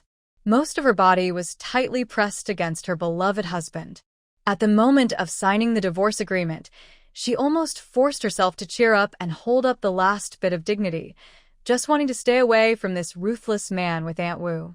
But she didn't expect that everything would turn around in a short time. Su Haoze suppressed the disgust and nausea in his heart and gently shook Xiao Xiuqing's hand. "Just bear with it." Who made him suddenly have no money now? He slowly closed his eyes, and the delicate and graceful figure of Madame Gu and her stunning face kept flashing in his mind. It seemed that only in this way could he resist throwing this shameless and thick-skinned woman out on the spot. It was simply outrageous for her to hang on him in front of so many people at her age. But Xiao Xiuqing, who was dizzy with sudden happiness, would never notice these. Even Aunt Wu, the old nanny who had been with her for many years, smiled mysteriously with happiness. "Master wants me to move back to the main courtyard. Why do you have to go through so much trouble? Just tell me directly." Seeing the servants carrying the things she had just packed and heading towards the main courtyard, Xiao Xiuqing was more certain that this was a big surprise given to her by the master. "I must have scared the wife today. Who made the wife so strong-willed? I have no other choice but to do this. Let those things in the quiet courtyard be broken. They're not worth much anyway." Thinking of the damaged furniture and ornaments in the quiet courtyard, compared with the tens of thousands of taels of silver lost from his silver vault, it was simply a drop in the bucket and not worth mentioning at all. But the master still has so many beautiful women in the backyard. You also know that I am old and don't have the energy to care about those trivial matters of jealousy. The reason why she moved out of the main courtyard in a rage was because of love, because of women? After finally waiting for the master to change his mind, he had to put forward conditions quickly, right? "Okay, your husband will do whatever you say. If you don't like those concubines in the backyard, just send them away as you like." After hearing what the master said, Xiao Xiuwang almost laughed out loud. Those women in the backyard used to show off their ferocity and power in front of her. Now, they're all in her hands. Looking at this middle-aged woman in front of her, leaning on Su Haoze like a little bird, Gu Qianlan felt that the picture was strange no matter how she looked at it. Although Su Haoze was not a good guy, it must be said that he was not bad-looking. At this age, his figure was well-maintained, and he didn't look like a greasy middle-aged uncle at all. But Xiao Xiuqing, on the other hand, was completely different. Although she was also a lady in the backyard who never had to do housework, she had neglected to dress up over the years. There was a huge difference between a woman who took care of herself and a woman who didn't. Madame Xiao, who didn't take good care of herself, looked more than 7 or 8 years older than Su Haoze, and even her hair was a little gray. They looked so mismatched, but there was nothing that could be done. Today's Mr. Su was no longer the same as yesterday's. Apart from those shops, he was basically a penniless man. Master. Master, it's bad. Something terrible has happened. Steward Zhang was sweating profusely and ran up in a hurry. What happened again? Now Su Haoze didn't think there could be anything bigger than his treasury being robbed. I say, Steward Zhang, you're not young anymore, and you are considered an old man in the mansion. Why are you still so unstable? Su Haoze was not in a good mood or a good face now. Steward Zhang stammered and didn't dare to speak. He looked at the master and then at the lady who was nestled in the master's arms. Finally, he made up his mind. Reporting to the master, the kitchen just reported that the granary in our mansion was also emptied by the thief. What? What did you say? Even the granary is empty? It's not the autumn harvest yet, and there is not much grain left in the mansion. This is the batch he just purchased. Thinking of the loss this time, he couldn't help but feel dizzy. The silver vault is empty, and now even the granary is empty. Quick. Go check other warehouses and report back to me quickly. Su Haoze grabbed the collar of Manager Zhang and ordered angrily. Looking at this scene in front of her, Xiao Xiuqing couldn't help but be stunned. What happened to the master? But looking at Su Haoze's gloomy face, she didn't dare to ask at all. The sweetness and tenderness just now seemed to be just a flash in the pan illusion. Is there something the master didn't tell me? Seeing Su Haoze's anxious look, she had a bad guess in her heart. Just now, Manager Zhang came to report that the granary was also robbed. In addition to the granary, where else was robbed first? Thinking of the 6,000 taels of silver that the master owed her, Xiao Xiuqing had a bold guess in her heart, but she was hesitant to believe it. What should your husband tell you? Su Haoze's tone was a little impatient. Such a big thing has happened in the mansion. How long do you plan to hide it from me? Looking at the two officials walking over from afar, Xiao Xiuqing asked with heartache. Manager Zhang just came to report that the granary was stolen, and these two officials have already arrived at the mansion. Could it be that they can predict the future and know in advance that our mansion will be robbed? Master, why don't you tell me directly what else is missing? Xiao Xiuqing is not really a fool. After all, she's been the mistress of the house for more than 10 years. She knows a little about the big and small things in the mansion and what the family assets are. When she thought of Su Haoze's sudden tenderness and affection towards her just now, she had a vague feeling that he must have big plans this time. I thought he really couldn't bear to leave me, but unexpectedly. Don't wake up from a beautiful dream too quickly. Seeing the two officers, Song Tu and Indong, gradually approaching, Su Haoze knew that he could no longer hide the secret. Whatever, the divorce agreement was not submitted to the government for record, and the signed document had been torn to pieces by himself. I don't think this old woman can do anything. It's okay to tell madam, it's just that the treasury in the mansion was robbed and all the money was lost.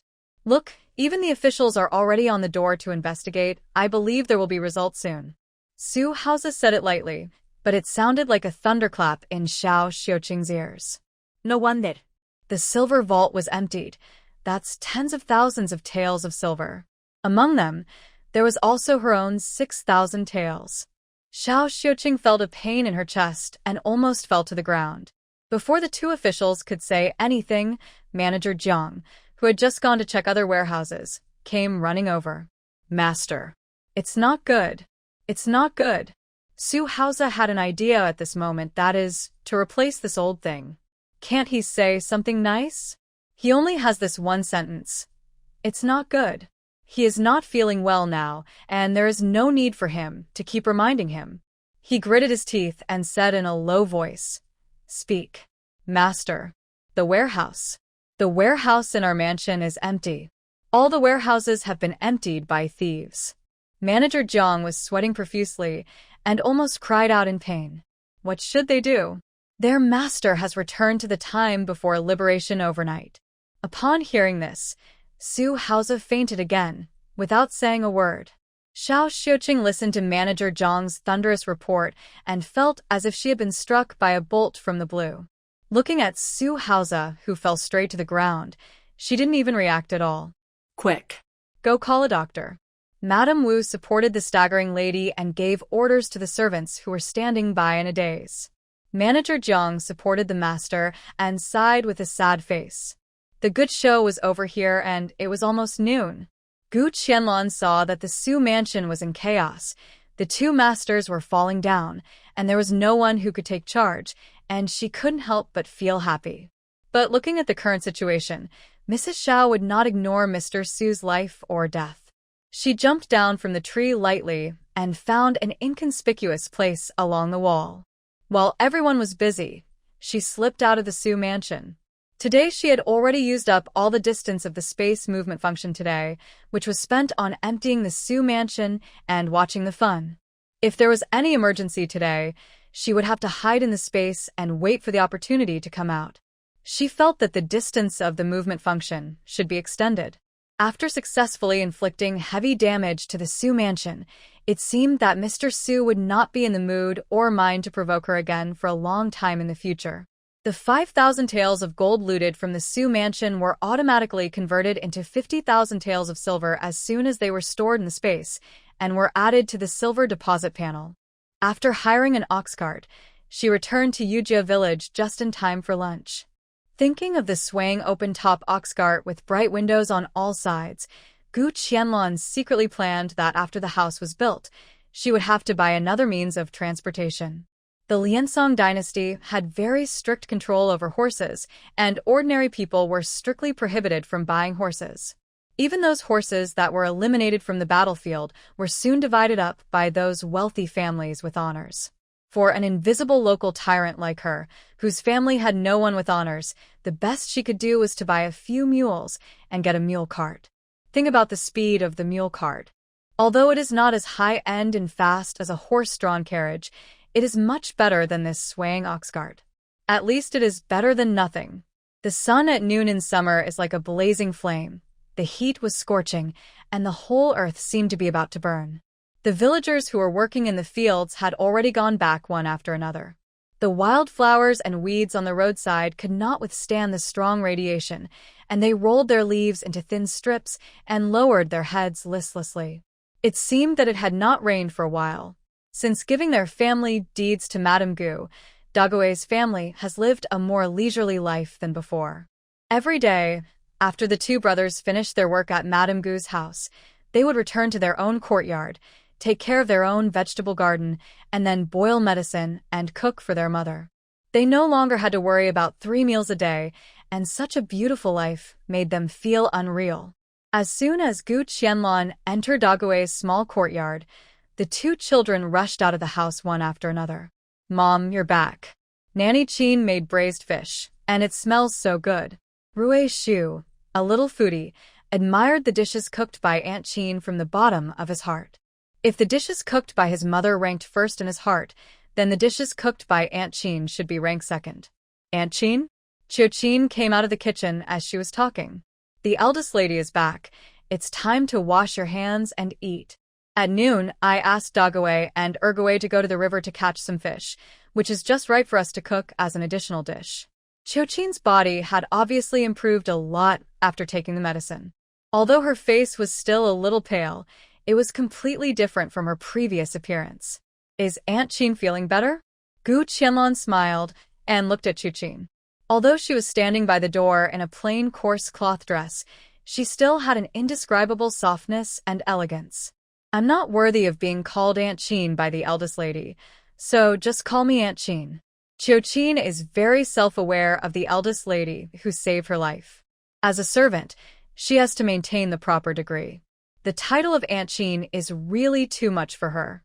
Seeing Qin's persistence, Gu Qianlan didn't know what to say. Perhaps this was her last bit of pride. Aunt Qin's cooking skills are really amazing. Because the children are here, she cooked several dishes for lunch herself. Even if it is just a plate of stir-fried shredded potatoes, it is cooked to the master's level. She really picked up a treasure this time. When Aunt Chin's body is completely recovered, her and the children's daily meals will be taken to a higher level. After dinner, at Gu Qianlan's request, the two children went back to take a nap obediently, and Dague and Ergue accompanied them to the courtyard. By the way, I'll go to the new house to help the eldest lady check the progress of the house construction. Madam Qin, do you still remember the yellow rosewood step bed that my mother had? Thinking that this incident had caused such a big uproar, Gu Qianlan took the initiative to mention it to Nanny Qin. It would be better for her to be prepared so that she would not have to worry and feel uncomfortable after hearing something from others. How could she not remember? Speaking of that step bed, it was Madame who sent someone to the county town to order it, and after it was made, the craftsman came to the house to install it. That bed is probably the only one of its kind in the entire Yangshu village, or even in the entire Huai'an County. Qiuqin said proudly as she recalled. You have to know that his wife is the only daughter of a former imperial physician, and all the good things in the house belong to her. What's a mere Wangwali bed worth? If there hadn't been a sudden change at home, there would be more good things in the capital. Any of the gifts from the nobles would be enough to feed a farmer's family for a lifetime. I'm going to tell you something, but don't get excited. Gu Qianlan hesitated for a moment, but decided to keep the fact that she had taken the babu bed a secret for the time being. Early this morning, my cousin came to tell me that the babu bed was stolen by a thief at some point. There was a lot of fuss outside about the theft, and if she admitted that the babu bed was in her hands at this moment, it would only lead to a series of troubles. The fewer people know about this kind of thing, the safer it is. What? Stolen by a thief. As Qiuqin heard this, she immediately became excited. How dare they? How dare they fight against that bed? Qiuqin said, while coughing continuously. Seeing this, Gu Qianlan hurriedly comforted her. Don't worry, Aunt Qin, I have already reported this to the authorities, and I'm sure there will be news from the government soon. She guessed that once Qiuqin knew about this, she would definitely be anxious and angry. But she didn't expect that she would react so strongly in front of her. According to my guess, the babu bed may not have been stolen by the Gu family. We just need to wait for the news from the government. But Gu Qianlan's comfort seemed to have no effect at all. Qiuqin was anxiously walking around the room, not stopping for a moment. Madam Qin, what's wrong with the babu bed? Tell me, maybe I know it? Seeing Qiuqin's anxious look, it seemed that she knew the secret hidden in the bed. Gu Qianlan couldn't help but probe. Alas.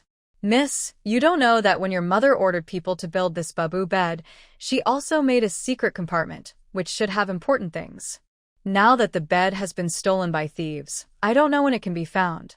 Even if it can be found, the things hidden in the bed may no longer be there. She also knew a little about the suicide note left by the lady. Mrs. Current situation does not meet the conditions for getting the suicide note. I wonder if there are any other secrets in the babu bed besides the secret compartment? If it was just the secret compartment, it would be easy to deal with. After hearing what Gu Qianlan said, Qiuqin's eyes seemed to drift away. The secret compartment in the bed is its biggest secret. Alas. It's too late to say anything now. Qiuqin sighed. Fortunately, the secret compartment of the bed is made very delicately. Even if others get the babu bed, I'm afraid it will be difficult to open it in this life without knowing how to open the secret compartment. That's it. Maybe it's a good thing that the bed is lost. She will spend the rest of her life with the eldest lady, and it would be a good thing to live a simple and plain life. To be honest, when my cousin got married last time, I went back to Yangshu village for a drink. Uncle Yusheng from the Gu family gave me a letter that my mother left for me. I have opened the secret compartment in the babu bed according to what the letter said. Gu Qianlan said while carefully observing Qiuqin's reaction. After hearing that the secret compartment had been opened by her, Qiuqin's expression was one of surprise and disbelief. There was no joy or pleasure at all. What? Where is the thing in the secret compartment? Qiuqin was so excited that she even forgot to say the honorific of young lady and was even a little flustered. Don't worry, Aunt Qin. I have already put those things away in a safe place. You don't have to worry.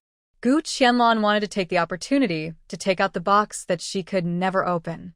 But seeing Qiuqin's flustered and surprised expression, she couldn't help but worry. Aunt Qin's body is still in the recovery period, and the series of events today are enough to make her tremble with fear. Don't open that box now. Qiuqin's words blocked what Gu Qianlan wanted to say, but didn't say. Seeing Gu Qianlan looking at her with a puzzled look, Qiuqin smiled bitterly. Young lady, you have no power, no influence, and no money now, so it's better not to get involved in these things. Let's live a simple life in this small village, and it will be a good thing to live out the rest of our lives. Qiuqin stroked Gu Qianlan's hair and said softly. Gu Qianlan wanted to say that the box was too high-end, and she couldn't find a way to open it no matter how hard she tried. Seeing Qiuqin's expression of not wanting to say anything, she knew that it was not appropriate for her to mention these things for the time being. It's better to wait for her to slow down before making plans. Madam Qin, sometimes there are things that don't exist just because we avoid them and ignore them. She wanted to tell her about the existence of Li Tong in the old house in the west of the village. The two secret passages have obviously been there for many years, and is there anyone in their Gu family who is worth Li Tong's trouble? Apart from the only daughter of the former imperial physician of the original owner, there is no one else who can be the target of the other party. But looking at Qiuqin's tired face, she didn't say it after all. That's it. There is still a long way to go before this matter is resolved. Li Tong, who hid in the county town to recuperate, is still missing. Mentioning him would only add another worry to Nanny Qin. Miss, I know this is the truth. But if you face them now, you'll be like a mantis trying to stop a chariot, and you will be vulnerable. We ordinary people just want to have 3 meals a day and live a stable life. Looking at the beautiful and young face of the young lady, Qiuqin couldn't help but sigh. The young lady has such a stunning face, but she was born in a peasant family. It's really not a good thing. Gu Qianlan knew this truth, and she also wanted to live a peaceful life. But Li Tong's presence clearly meant that the other party had never let their family go. I know what Aunt Qin meant. Let's talk about this later. It has to be said that Nanny Qin might have her considerations, and for Gu Qianlan, there are too many unspeakable difficulties in this matter. She has too many secrets that she cannot explain to anyone, and for now she can only take things one step at a time. After knowing that the secret compartment in the bed had been opened by Gu Qianlan, Qiuqin was obviously relieved. The bed was just her last thought for her lady. Now that it was lost, it could only be considered as fate. After experiencing all these ups and downs, Qiuqin leaned back on the bed and fell into a deep sleep. Gu Qianlan gently picked up the thin quilt on the bed and covered her with it. The quilt was so thin that you could hardly feel the cotton wool, and it was covered with patches upon patches, but it had a pleasant smell, as if it had been exposed to the sun. Although the family was so poor that they could barely make ends meet, the 3 of them, mother and son, always worked very hard to make ends meet. Gu Qianlan walked to the kitchen, looked at the food they had left, and replenished some of it appropriately. The weather was hot now, and it was inconvenient to take out too much meat at one time, so she could only leave the food they needed for the day. Seeing that everything was almost arranged, she returned to Nanny Qin's room and placed 500 coins on her bedside. She didn't know what else they needed, and she thought that if the 3 of them needed anything, they would be too embarrassed to tell her. It would be better to give them some monthly allowance to prepare for emergencies. When she has a chance, she will ask Dr. Wu how much money Dague's family still owes him for medical expenses. It's probably unlikely to expect this family of 3 to tell me on their own initiative. The chat with Nanny Qin at noon did not allow her to reveal more things to me. But she had already seen that in Nanny Qin's eyes, if she went against those powerful people now, it would be like hitting a rock with an egg. Thinking of the potential dangers, Gu Qianlan couldn't help but secretly feel annoyed at her previous bad life. Seeing that she was still 2,700 points away from reaching level 6, she made up her mind to break through level 6 as soon as possible and reach a new level. When I returned to my own yard, the children had just woken up. Looking at the 2 children who were becoming more and more beautiful and clever, she felt sincerely gratified. How could the Yu family have the heart to treat these two well-behaved and sensible children so harshly? Rui'er, come to your mother. This time, your mother has prepared some delicious food for you. Looking at the two cute babies with sleepy eyes, Gu Qianlan's heart was almost melted. When Rui'er heard that there was something delicious, his eyes lit up immediately.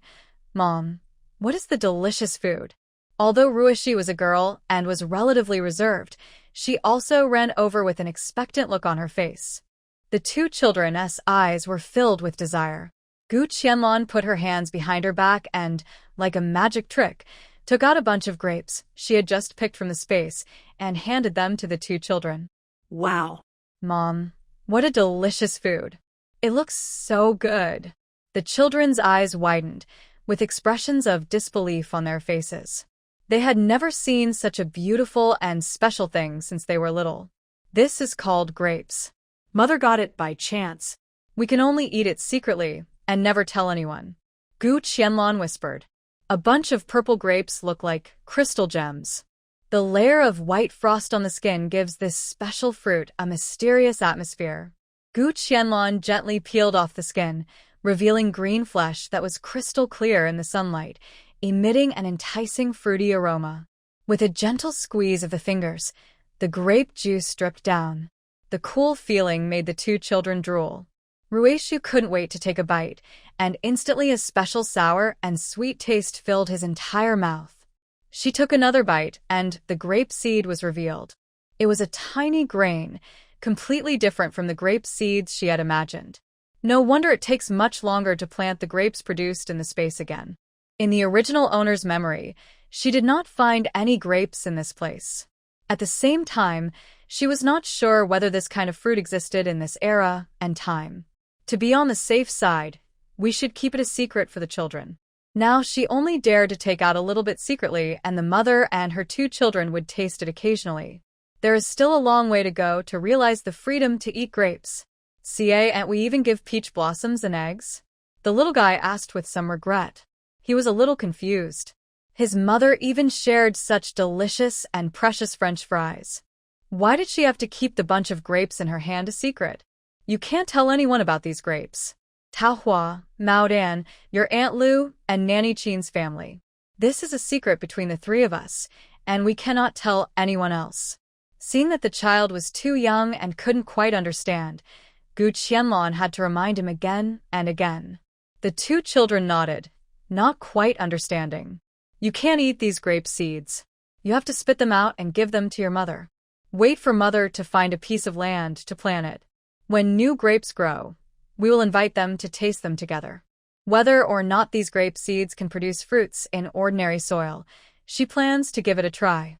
When she takes out the grapes to eat in the future, it will be better to have a source. What's more, she plans to use these grapes to make wine. This time she went to the county to purchase a lot of things, and she also prepared the jars for making wine. Thinking of the precious land in Dongxia Mountain, she plans to take time to go there again and plant some of these grape seeds there. Here Gu Qianlan and the children are living a peaceful life, eating grapes leisurely and imagining that she will scatter some grape seeds everywhere in the spring of next year. No matter what the result is, let's give it a try first. According to her understanding, grapes should be planted by branch cuttings. In March and April, she will take some branches out of the space to try together. The children tasted the sweet and sour juicy grapes happily and seemed to cherish them especially when they ate the last few. The cautious and reluctant movements made Gu Qianlan laugh. Okay, don't be reluctant to eat it. When Mom has a chance to go up the mountain, I will look for this kind of fruit for you. For safety reasons, it is better to fool the children first. The existence of the space must not be exposed to others. On the other hand, people in Chongbei town were experiencing unprecedented tension. After receiving the report from Chai Shuli, the county magistrate immediately led a group of yamen runners to the home of Mr. Su in Chongbei town. When they learned that a total of 34,300 taels of silver and 5,000 taels of gold had been stolen from Mr. Su, and that the treasury and granary had been emptied, the total loss was estimated to be more than 100,000 taels of silver. The county magistrate almost fell to the ground. His mother, The property he had saved over the years as an official was not even worth half of the property lost by this small official. It really makes him feel so embarrassed. But no matter how much we feel, the thief must be caught and the stolen property must be recovered by all means. It's a pity that there are so many people in this world, and even Mr. Su himself couldn't be sure when he lost the money. In desperation, he had to order a search of all the households in the town, leaving no one behind. But after all these operations, I still got nothing. They didn't even find anything related to the Su family's property. However, it is impossible to transport such a huge amount of money out of Chongbei town without being noticed by only 3 or 5 people. Who was it, and how did they get so many things out of the Su mansion? Thinking about how much money was lost, he felt sorry for Mr. Su. The most bizarre thing is that there were no signs that the locks of the several storerooms in the Su mansion had been pried open. The things stored in several warehouses seemed to have grown wings and flew away. Sir, you must make the decision for me. As the biggest victim, Su Haoze's sadness and grief at this moment cannot be described in any words. This was also the most serious theft case that County Magistrate Gu encountered during his tenure in Huayan. Seeing that he had no clues now, County Magistrate Gu felt that his future in this life was over. Don't worry, Mr. Su. We will do our best to catch these thieves and recover your property. But after half a day of investigation and searching, he realized that the hope of solving the case was too slim. As a county magistrate, the best outcome for him would probably be to stay here until the end of his life. If Mr. Su has someone above him who can help him with this matter, he might even lose his position. Mr. County Magistrate, there are more thefts today than just Mr. Su's. I received another theft case this morning. I wonder if it has any connection with the one at Mr. Su's house. Anton hesitated for a while, but still reported Madame Gu's case to County Magistrate Gu. The County Magistrate cannot ignore the case of Madame Gu's family because the money involved is relatively small. Another case? When the County Magistrate Gu heard this, he immediately felt unwell. He seemed to see the black gauze hat on his head fluttering in the wind. It was hard to say how long he could wear it on his head. Reporting to the adults, this morning, Mrs. Gu Qianlan from Yujia village came to report that her mother's Wangwali wood bed was stolen. The bed had been placed in the old house of the Gu family in Yangshu village, and it was discovered stolen yesterday afternoon.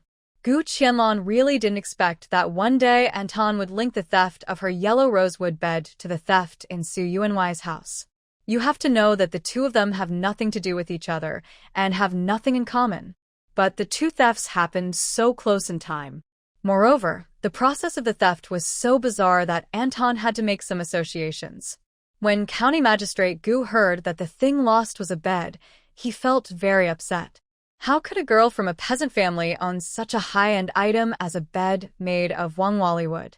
Others may not understand this, but he knows the value of such a bed. That would be worth at least 1,000 taels of silver.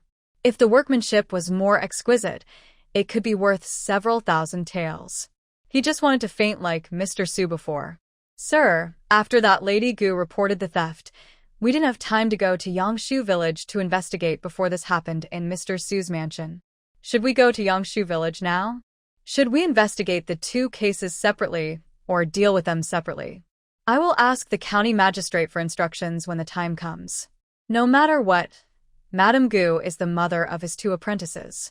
It would be embarrassing if family members didn't speak up for each other. Let's not talk about whether the step bed can be found or not. At least we have to register with the county magistrate first. Speaking of this Madame Gu, County Magistrate Gu had quite an impression of her. There was a remarkable woman who refused the reward of 100 taels of silver offered by the county government. Now that he heard that her mother had left her a rosewood step bed, County Magistrate Gu instantly understood why Madame Gu had flatly refused the 100 taels of silver reward. It seems that this farm girl is also a wealthy person. It turns out that he is the poorest county magistrate. His family doesn't even have such a high-end thing as a step bed. Since we are already here, let's go to Yangshu village to investigate. By the way, let's also invite Madame Gu's victim along. It happens that I haven't seen what this female hero who goes in and out of Thousand Snake Mountain alone, looks like. County Magistrate Gu did not forget that he had promised the other party. When he met Madame Gu this time, it would be best if he could fulfill the promise he had made. It is not a good thing to keep it hanging. I will go to Yujia village to invite Madame Gu and ask her to go directly to Yangshu village to pay a visit to the adults. Anton volunteered, then turned over and drove the carriage towards Yujia village. Haoze looked at County Magistrate Gu, who was about to leave, with a sad face, feeling that all his struggles for most of his life had turned into nothing. "Don't worry, Mr. Su, I will do my best." County Magistrate Gu patted Su Yuanwei on the shoulder, expressing his sympathy. Just now, Su Yuanwei invited them to dinner at Juxinlu, but he didn't even bother to order hard dishes, which was enough to save money for this poor man. Now, before leaving, Su Yuanwei didn't show any expression. Alas. Never mind. He is also a poor man. He lost nearly 100,000 taels of silver in one go, so it is understandable that he neglected these etiquette matters.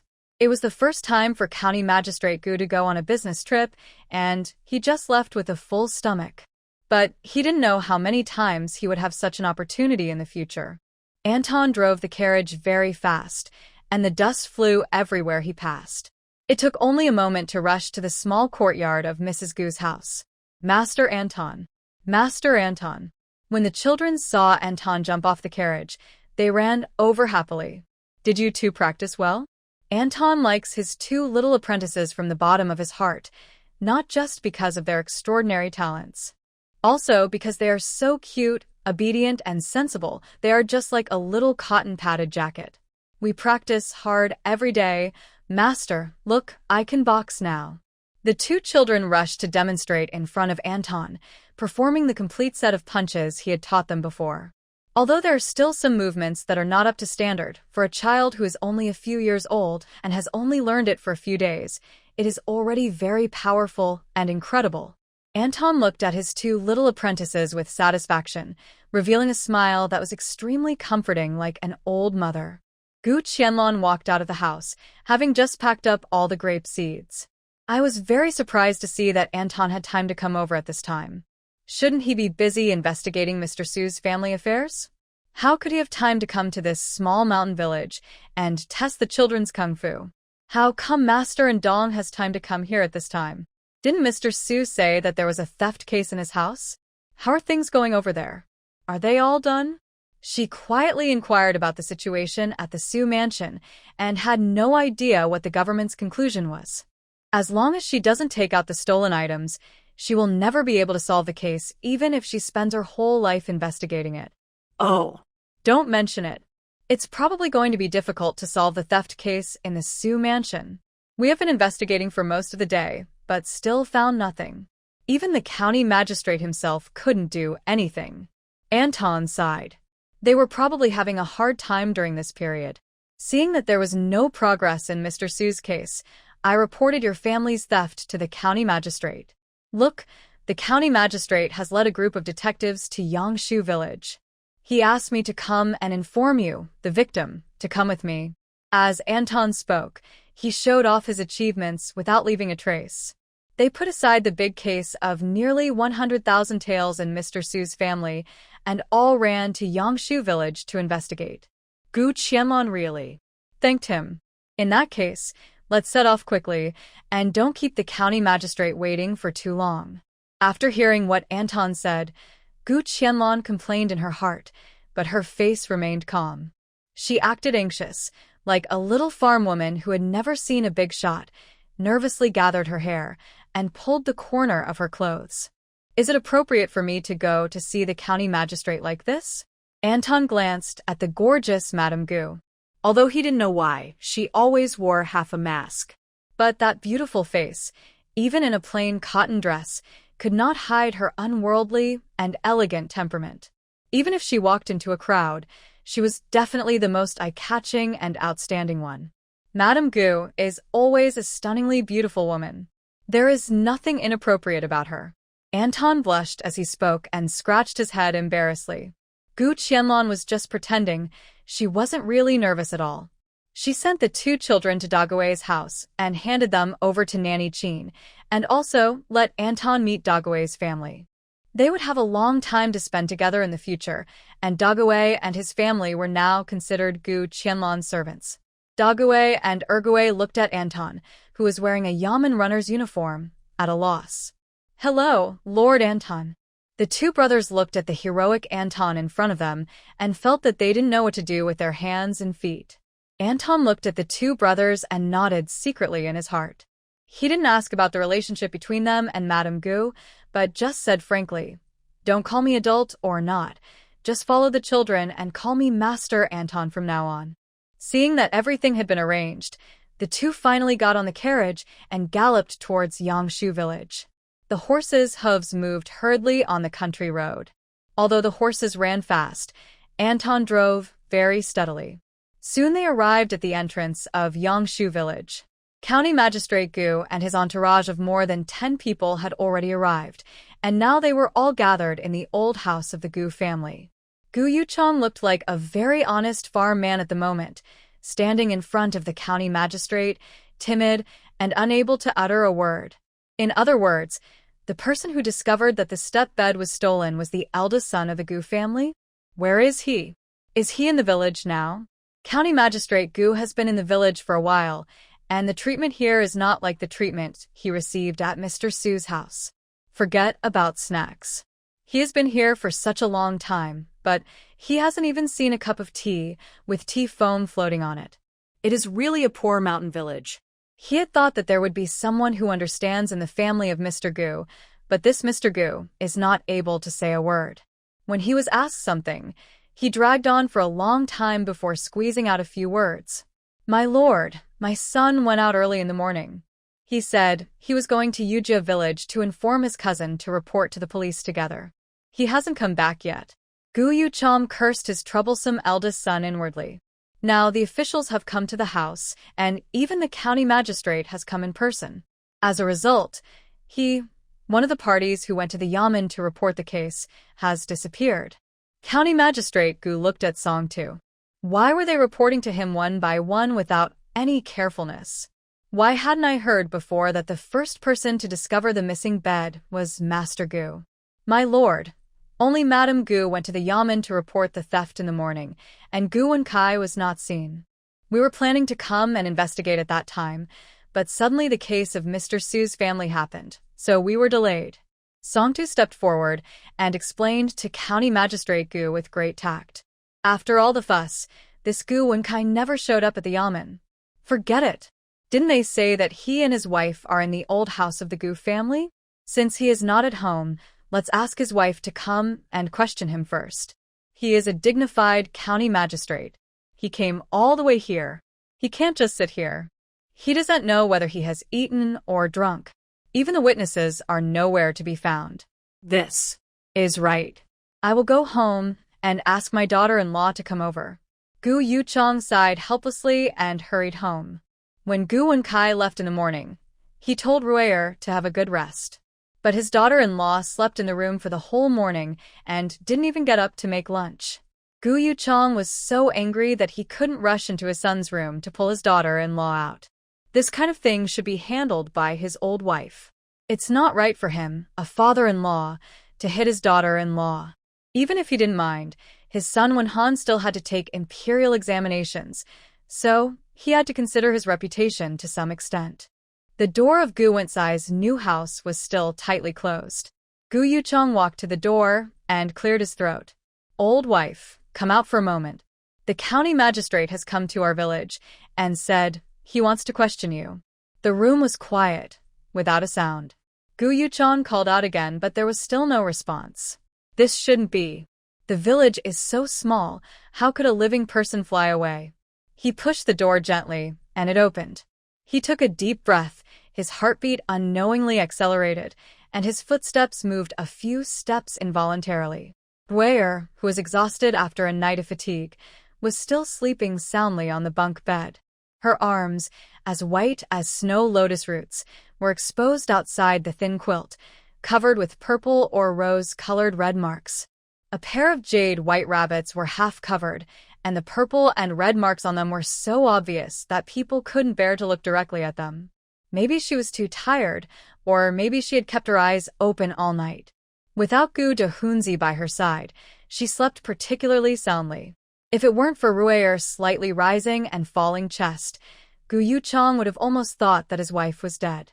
The noises in his son's room last night seemed to echo in his ears again. He reached out and wiped it, only to see his hands full of blood. Almost instantly, his reason returned. No. The county magistrate is still waiting at the old house, not to mention that this is the treasure of his eldest son. How can his beloved youngest son pass the imperial examination and become an official? He turned sideways and hurried out of the house. He knocked on the door vigorously and shouted loudly at the door. The sun is about to set, and you lazy woman haven't gotten up yet. Hurry up and get up for me. The county magistrate is waiting to question you. Gu Yuchang shouted loudly, while slapping the door hard. He just didn't believe that the little girl in the room would not wake up in this state. Rui'er moved slightly, and the pain all over her body made her grit her teeth. Her legs drooped weakly on the bed. She felt as if her whole body was run over by wheels. She heard her father-in-law's loud roar in her ears, and her stomach was growling with hunger. This was the first time she slept so soundly since she entered this family. She turned sideways and looked out the window. The sun had begun to set. Her good mother-in-law actually let her sleep until this hour? Was it because she worked so hard last night? Rui'er smiled at herself, slowly bent down, and picked up the clothes thrown on the ground. Hearing the rustling sound of someone getting dressed in the house, Gu Yuchang quietly breathed a sigh of relief. She is finally awake. If this little girl doesn't get up, he really doesn't know what to do.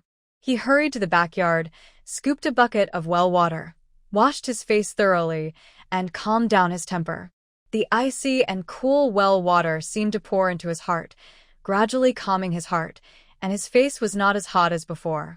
Rui'er finally put on her clothes after going through countless difficulties. She sat at the table and combed her hair carefully. Her beautiful face was clearly reflected in the bronze mirror, as gorgeous as a blooming rose. In the hot weather, she found a coat with a high collar and put it on, which just covered the rose red on her neck. She lowered her eyes and put away her irritable thoughts. Just now, I heard from my father-in-law that the county magistrate was still waiting at the old house, and he was afraid that he would ask her something. Her stomach growled again, but there was nothing in the kitchen to fill her stomach. She could only pour 2 cups of boiled water into her stomach, which barely filled her stomach. After finally cleaning up, Rui'er walked towards the Gu family's old house with slightly messy steps. With her frivolous steps, she finally walked into the Gu family's old house. In the center of the main room, County Magistrate Gu was sitting upright. His throat was so dry that it was about to smoke, and his anger was rising. None of the villagers in this Yangshu village had any sense. He was the county magistrate himself, but no one prepared even a cup of boiled water, let alone tea and snacks. If Rui'er didn't come again, he would really be rude. I am Rui'er, a commoner, and I pay my respects to the county magistrate. Rui'er lowered her eyebrows, knelt down and kowtowed in a proper manner. Having made the county magistrate wait for so long, I hope he will not get angry because of my good attitude. Are you Rui'er? County Magistrate Gu glanced at the young lady kneeling on the ground with a bad temper. She was really so arrogant that she made a county magistrate like him wait for so long. My lord, it's me. Hearing the tone of the county magistrate, Rui'er's heart skipped a beat. It seems that the county magistrate is in a very bad mood. Has she walked into a trap? Her heart was in turmoil, and she didn't know where her good husband was at the moment. She was really panicked and scared. I want to ask you, was it you and your wife who discovered that the step bed placed in this house was stolen yesterday afternoon? County Magistrate Gu looked at Rui'er kneeling on the ground with patience, and did not tell her to get up and speak, but let her kneel and crawl on the ground. This young lady, relying on the fact that she is the eldest sister-in-law of the young scholar, wants to act special in front of him. She can just dream about it. My lord, yes. Rui'er was panicking, fearing that the county magistrate would ask more detailed questions. What should she say? Say that she was planning to break into the house and steal things from the secret compartment? How could she stay in this village after saying this? I'm afraid she would not even be able to survive. Please tell me in detail what's going on? County Magistrate Gu asked impatiently with his eyes slightly closed. This. I don't know anything, sir. Rui'er was just a teenage girl after all. How could she have seen such a scene? Seeing the dozen or so yamen runners standing around and the county magistrate sitting in the main hall, she felt her legs become even weaker. You know nothing? Then tell me why you and your husband suddenly came to the old house of the Gu family. As far as I know, this place has been given to the mother and daughter of the second branch of the Gu family to live in. The step bed in the room is a relic of the mistress of the second branch of the Gu family. What are you two doing in the house of the second branch of the Gu family? After saying this, County Magistrate Gu slammed his hand on the table, which frightened Rui'er so much that her face turned pale. She kowtowed repeatedly and could not speak complete sentences. Sir, please calm down. I won't dare to do it again. Rui'er was so frightened that she was at a loss. She could only kowtow hesitantly. Her smooth forehead became red and swollen soon. However, she knew very well that she could not tell the truth no matter what. Seeing the young lady kneeling below repeating the same sentence over and over again, County Magistrate Gu was also very angry. He couldn't let someone punish the young lady in front of him just for this. He was afraid that she was frightened by his official power and couldn't even speak a complete sentence. County Magistrate Gu was comforted by the attitude of the young lady, but he was extremely disgusted. There was really no one in Yangshu village that he liked. Forget it. Forget it. You can't even finish your words. You should leave first. When your husband comes back, let him come to see me as soon as possible. County Magistrate Gu felt that his patience had been exhausted. He waved his hand angrily and thirstily to let Rui'er go down. Rui'er hurriedly retreated as if she had been pardoned, wiped the sweat on her face, and breathed a sigh of relief. You, go to the village entrance and wait for me. When you see Goo Wencai coming back, ask him to come to see me quickly. County Magistrate Gu casually pointed at Song Tu and asked him to wait at the village entrance. No matter whether the person who will come later is Goo Wencai or that Lady Gu, bring them over. After being out for a whole day, he just wanted to get back to the county as soon as possible, have a good rest, take a beautiful bath, and sleep comfortably in bed. Poor Yangshu village's honest farmers, the biggest official they have ever seen in their lives is probably the yamen runners of the town's yamen. The sudden arrival of the county magistrate made them all dumbfounded and unable to speak a complete sentence. No one expected that the county magistrate was also a living person who needed to eat and drink. Gu Qianlan jumped off the carriage and saw Song Tu wandering back and forth at the village entrance. Madam Gu, you are finally here. Come with me. The county magistrate is waiting anxiously. When Song Tu saw Madam Gu, he greeted her enthusiastically as if he had seen a savior. Fortunately, the person who came was Madam Gu. If it was Goo Wencai, who knows how he would upset the county magistrate. Looking at Song Tu's expression, the county magistrate seemed to be in a bad mood. Gu Qianlan didn't waste any words and walked towards the direction of the Gu family's old house with ease. At the signal of Song Tu and Anton, she knelt on the ground reluctantly and kowtowed to the county magistrate. After coming to this ancient time, she didn't like this broken rule at all, but in front of the highest authority in the county, she had to bow her head.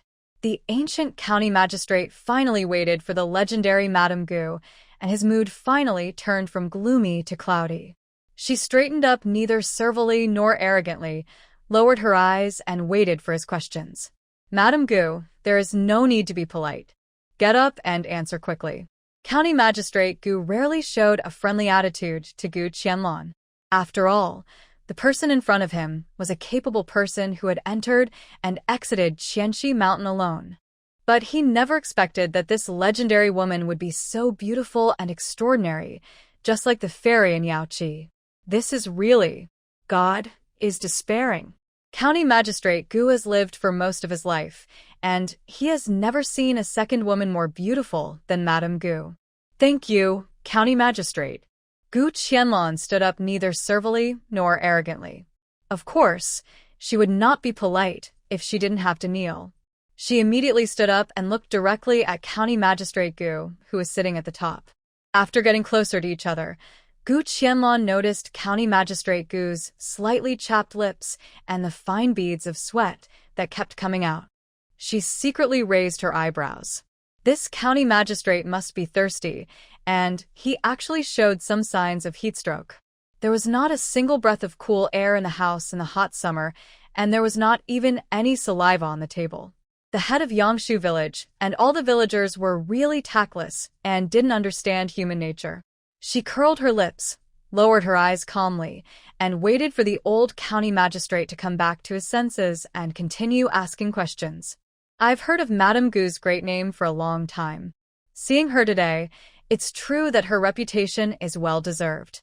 After a moment of daze, County Magistrate Gu finally came to his senses and said a little embarrassedly, "Your Excellency is too kind. I was in a hurry to go out before, and I didn't prepare any gifts. When I came here, I brought the summer tea that I made at home. It's now on the carriage outside. I wonder if Your Excellency would like to try it?" Gu Qianlan thought that she was not a smooth person, but no matter what time it was always right to please the superiors calmly. Sure enough, after hearing this, County Magistrate Gu's eyes lit up. This. Thank you so much, Madam Gu. After hearing this, County Magistrate Gu, who didn't know when he would be thirsty, looked eager as if he had just encountered a long drought. He was so thirsty that it felt like there was a sun in his throat, and he just wanted to soak in water immediately. Please wait a moment, sir. Gu Qianlan smiled and turned to go out and get on the carriage. She took out a set of tea sets from the space, poured a full pot of mineral water, and added a small bottle of Huixiang Jingqi water. A pot of homemade summer heat relief tea was ready. But even if only a small bottle of Huixiang Jingqi water was added to the tea, it smelled full of medicine, but the taste was not offensive at all. She nodded with satisfaction, brought the tea in, and poured a cup in front of County Magistrate Gu. It's hot in summer. County Magistrate Gu has worked hard all the way. Please drink some of my homemade summer heat relief tea to get rid of the heat. Almost as if he couldn't wait, County Magistrate Gu took the teacup and drank it all. The cool taste, with a hint of light medicine, immediately washed away the heat in his heart. He almost burst into tears. At least, he would not be the first county magistrate to die of thirst.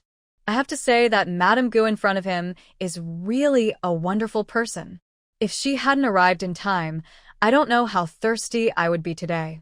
He was in a hurry to leave the county government office in the morning, and he didn't prepare some tea and snacks in his carriage in time. He suffered a lot on the way here. County Magistrate Gu sighed with satisfaction. Madame Gu's summer heat tea is really timely. But after drinking someone else's tea, thinking that the stolen babu bed might be hopeless to find, County Magistrate Gu couldn't help but feel a little embarrassed. In fact, I asked Madame Gu to come here not to talk about the babu bed. County Magistrate Gu thought for a moment, waved his hand, and ordered everyone to leave. Excuse me, Madame Gu, is your husband serving in the frontier? After everyone retreated to the courtyard and waited, and only Madame Gu and himself were left in the main room, County Magistrate Gu asked in a low voice. Gu Qianlan was curious. It was no secret that her husband went to serve in the army the morning after she married into Yujia village. I just don't understand why the county magistrate asked this question at this moment. My lord, my husband is at the border. Is there anything wrong? Thinking of what Constable Shi Er had mentioned before, that the county magistrate had received a letter from the border, Gu Qianlan had a bad feeling in her heart. It's like this. I received a letter from the border a few days ago, and it also included a list of the names of the soldiers who died in Huayan County, and your husband's name was among them. County Magistrate Gu looked at the beauty in front of him with sympathy. He had just drunk her summer cooling tea, but now he had to inform her of such news. No matter how he thought about it, he felt uncomfortable. Gu Qianlan's body shook involuntarily, and she took a small step back. She didn't even know what her so-called husband looked like, but now she suddenly received the news that he had been killed in battle. This made her more or less at a loss. Mrs. Gu, please accept my condolences. Because it was just an official document sent from the border to the county, it was confidential and had not been announced yet. Later, a formal official letter will be sent to each county, along with the death compensation money. I only told you this in advance because I know you, so that you can be prepared. County Magistrate Gu had good intentions. In his opinion, Madame Gu and her husband had only been together for less than a day, so there was no question of them having a deep love between husband and wife. The sooner I knew about this, the better I could be prepared. After all, there might be another setback when sending the relief money. Every year, some families would quarrel over such things, and there would even be many cases where they would go to the county government to seek justice from him. After all, Madame Gu can be considered as someone who has contributed to the county. If she can take the lead in this matter, she will suffer less losses. Gu Qianlan had also imagined that her husband, whom she had never dealt with before, might go to the battlefield and never come back. But when I actually got the news, I couldn't help but sigh. She never expected that County Magistrate Gu insisted on meeting her to inform her of the news, and she couldn't help but feel grateful for a moment. It seems that the cooling tea was not given for free. This can really be regarded as having someone in the court to help you get things done. Thank you, Magistrate, for telling me this news, but I don't know when the official document from the border will be delivered to the village. How much is the pension? I want to have an idea of it. Fortunately, she had completely severed her ties with the Yu family long ago, so when the official letter of her death arrives, I don't think those people will be able to do anything. But after seeing the faces of those shameless guys, even though she had already cut off her relationship with them, she had to be on guard. I'm afraid the official documents and pension money from the border won't be delivered so quickly. After all, the journey is long.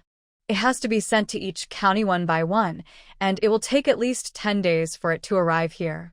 As for the pension money, each ordinary soldier will receive 50 taels of silver, which will be sent directly to each village. County Magistrate Gu thoughtfully told Madame Gu everything he knew. After drinking someone's tea, one must be grateful to the other party. I wonder if the county magistrate still remembers that I was called to the county government for questioning because of the Tongda money bank bills. After that, my husband's family completely separated our family, and the severance of the relationship and the household registration were all marked out. Gu Qianlan brought up the old things at the right time, hoping that one day in the future, if she had a quarrel with the old house, the county magistrate would stand on her side at the first time. County Magistrate Gu didn't even have a trace of surprise when he heard it. Otherwise, this Lady Gu was really a celebrity in front of him. As early as when he offered a reward of 100 taels of silver, he had heard about the glorious deeds of this young lady. She was a capable person who was separated from the family and lived alone on the first day of her marriage. Because of the silver notes obtained from selling deer, she was brought to the county government for trial. In the end, she was completely separated from the family and left to fend for herself overnight by a group of people from her husband's family. Madame Gu, just relax. I know a thing or two about your family. After all, I asked you to enter Qianxi Mountain to look for people before, so I naturally had to understand your situation clearly beforehand. I just don't know what plans Madame Gu has for the future. Looking at the beautiful but ill-fated Madame Gu, County Magistrate Gu hoped from the bottom of his heart that she could live a better life. Plans? What plans should she have? She has money, a house, and 2 children, a son and a daughter. It's better for her to live a comfortable life. Is there anything else she needs to plan? Sir, I don't quite understand what you mean. This County Magistrate Gu should not remind herself again and again to make plans early. Is there something else to it? Look at this child without a father or a mother. It's so pitiful. County Magistrate Gu sighed sincerely. Does Madame Gu really not understand, or is she pretending not to understand? Madame Gu, I'm afraid you have forgotten the laws of this dynasty. This childless widow must get married after 3 years. After hearing what County Magistrate Gu said, Gu Qianlan was really scared and broke into a sweat.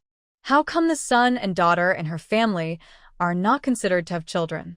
Sir, I have a son and a daughter in my family, both of whom are my husband's children. How can I say this? I can't be considered a childless widow. Gu Qianlan was really anxious this time. Did she have to be ordered to marry again in 3 years? How could it be so ridiculous? Of course I know this. But those 2 children are not yours.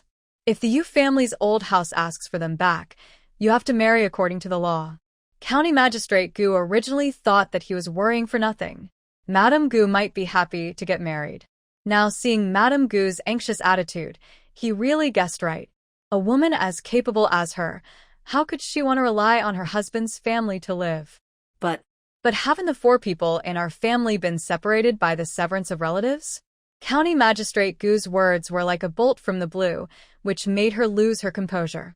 Madame Gu, you don't know that biological children are really different from stepmothers. If the Yu family's old house asks for your children back, there is no reason for you to stop it. By then you can marry freely, which is a good thing.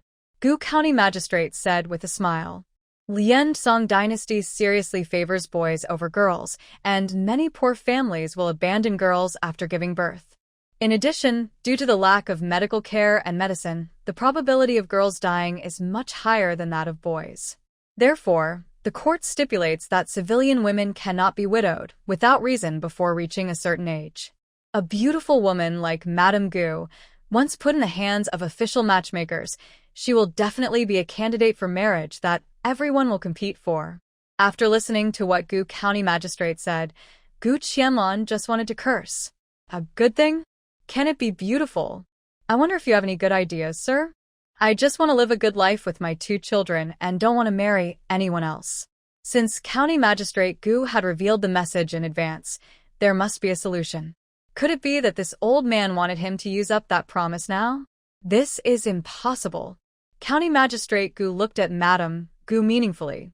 To be honest, he really wanted Madame Gu to use that promise now on this matter. Solving the problem of whether she would remarry in the future was not a difficult task for him, a county magistrate. But he really had other things to ask her for.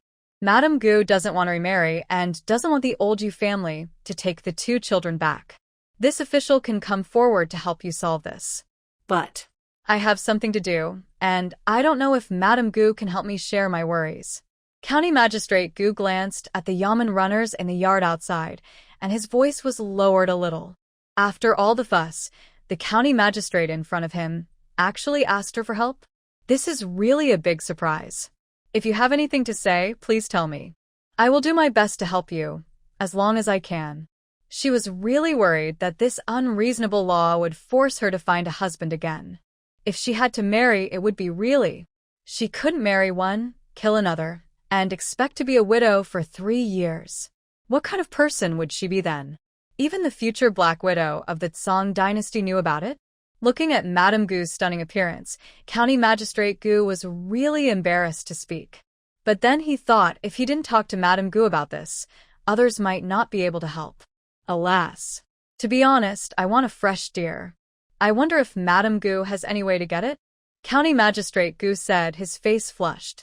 Is he blatantly asking for a bribe? He really took advantage of someone's misfortune. Madame Gu, don't worry. If you really can't get it, I will think of other ways. He has wanted a live deer for a long time. He heard that Madame Gu sold one to Mr. Su before. He wanted to buy it, but he didn't expect the price was too high, and the deer was slaughtered by Mr. Su in just 2 days. When he heard the news at that time, he was heartbroken. Unfortunately, the deer was dead, and he regretted not taking action earlier. Seeing that County Magistrate Gu only asked for a live deer, Gu Qianlan breathed a sigh of relief. It might be difficult for others to do it, but for her, what kind of high request was this? For her, entering and exiting Qianxi Mountain has become like entering an empty place, not to mention Dongxia Mountain, where the risk factor is relatively low. My lord, I will take care of this matter. I just don't know when you plan to get it. I will go into the mountains to hunt it as soon as possible. Not to mention that County Magistrate Gu only wanted a live deer. Even if he wanted 2, she would catch them for him, without saying a word. Can Madame Gu really hunt another live deer? I won't ask for it for nothing. Madame Gu, just name the price when the time comes. County Magistrate Gu said, almost overjoyed. As long as Madame Gu gets the deer for him, his official hat will be half saved. Okay. I will get it done for you as soon as possible. It is natural to share the worries of the superiors as soon as possible, so as to avoid more trouble. Just when he reached an agreement with County Magistrate Gu happily, Song Tu walked in with a constipated look on his face. Your Excellency, Goo Wencai is back. But I'm afraid he can't be questioned at the moment. Please give me your instructions. He finally waited for Goo Wencai at the entrance of the village, but unfortunately he was drunk and was sent back in a carriage. The people in the carriage threw him at the entrance of the village and left without saying a word. Song Tu had no choice but to drag the drunk Goo Wencai here. But seeing how drunk this kid was, if he wanted to question him, he would have to wait until tomorrow at the earliest. Are you drunk? take me to see him. County Magistrate Gu stood up. Goo Wencai was sleeping like a dead pig outside the courtyard, snoring like thunder. He was emitting a foul smell of alcohol, and his clothes were stained with some indescribable filth, which made people want to stay 3 feet away from him. County Magistrate Gu waved his hand with a look of disdain. Forget it. It seems that we can't interrogate the case today. Let's go back to the county office. Take the witness back with you and interrogate him after he sobers up. Before getting on the carriage, County Magistrate Gu turned around and looked at Goo Wencai on the ground and said something casually. Finally, he was leaving this small village. When he thought that the thing he had been thinking about finally had a solution, his mood finally eased a little. But when he thought of the 2 thefts that happened in succession, he frowned again. County Magistrate Gu took the drunken Goo Wencai and left Yangshu village without looking back.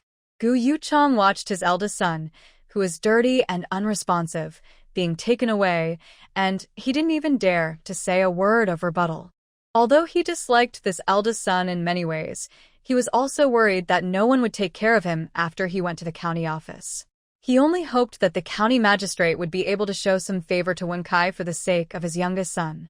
Before he knew it, the sun had tilted a little to the west, and the top of the mountain was covered with golden clouds.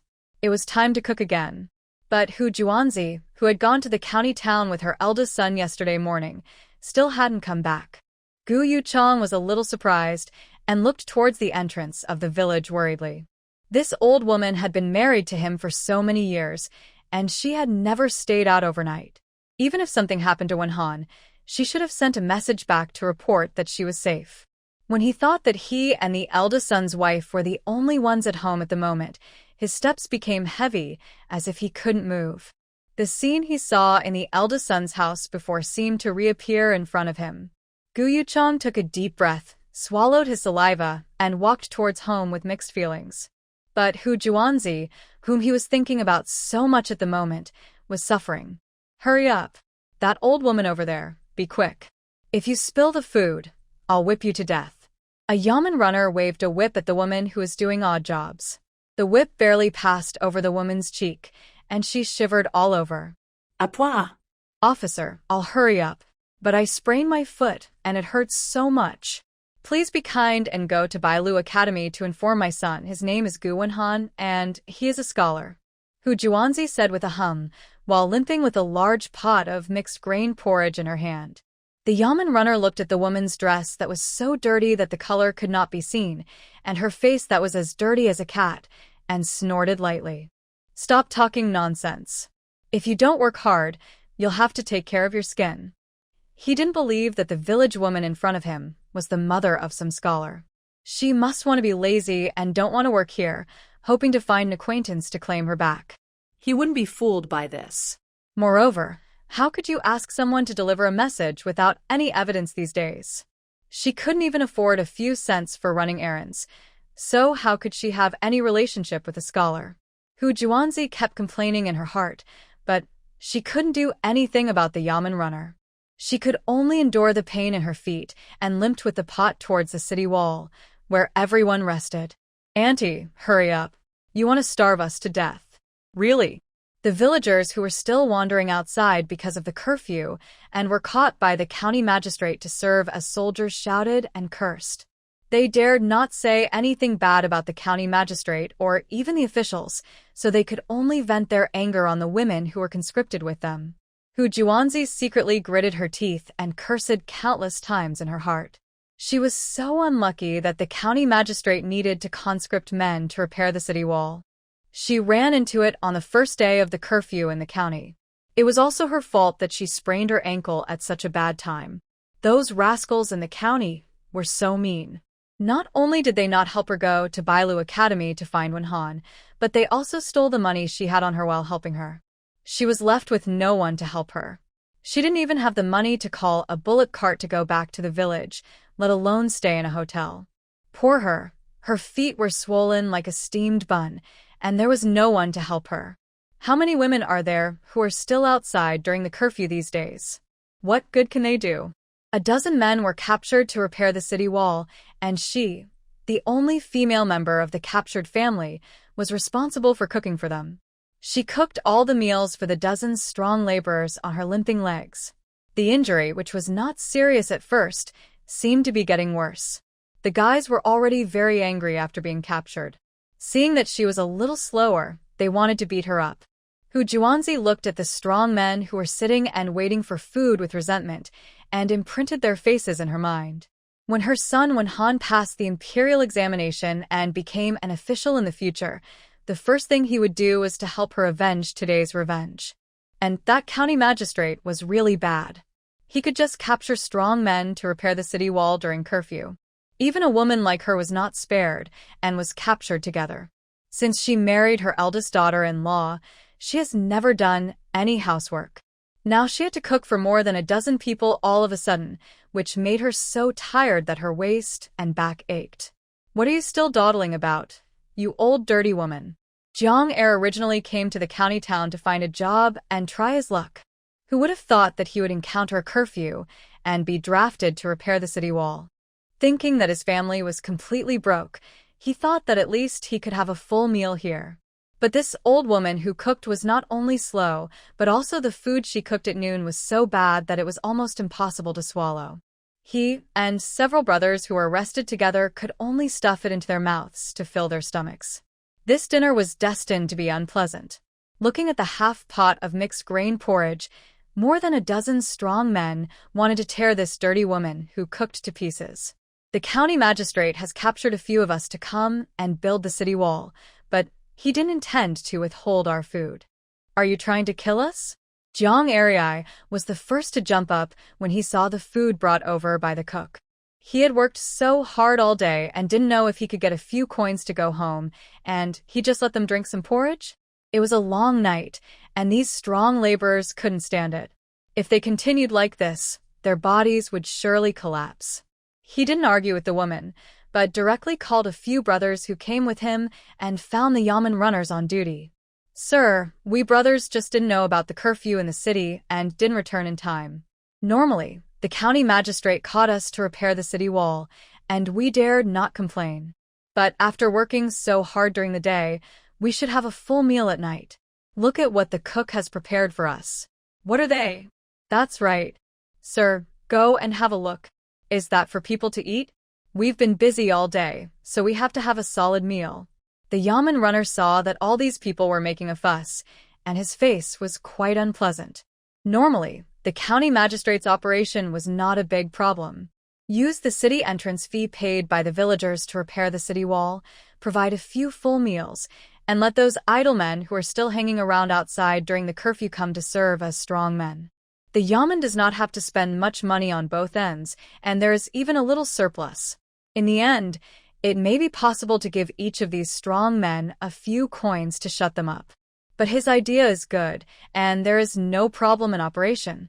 The trouble is with the people below. When they see the silver, they can't help but put some money into their own pockets. After going down layer by layer, they can only make a fuss about the food of the able-bodied men.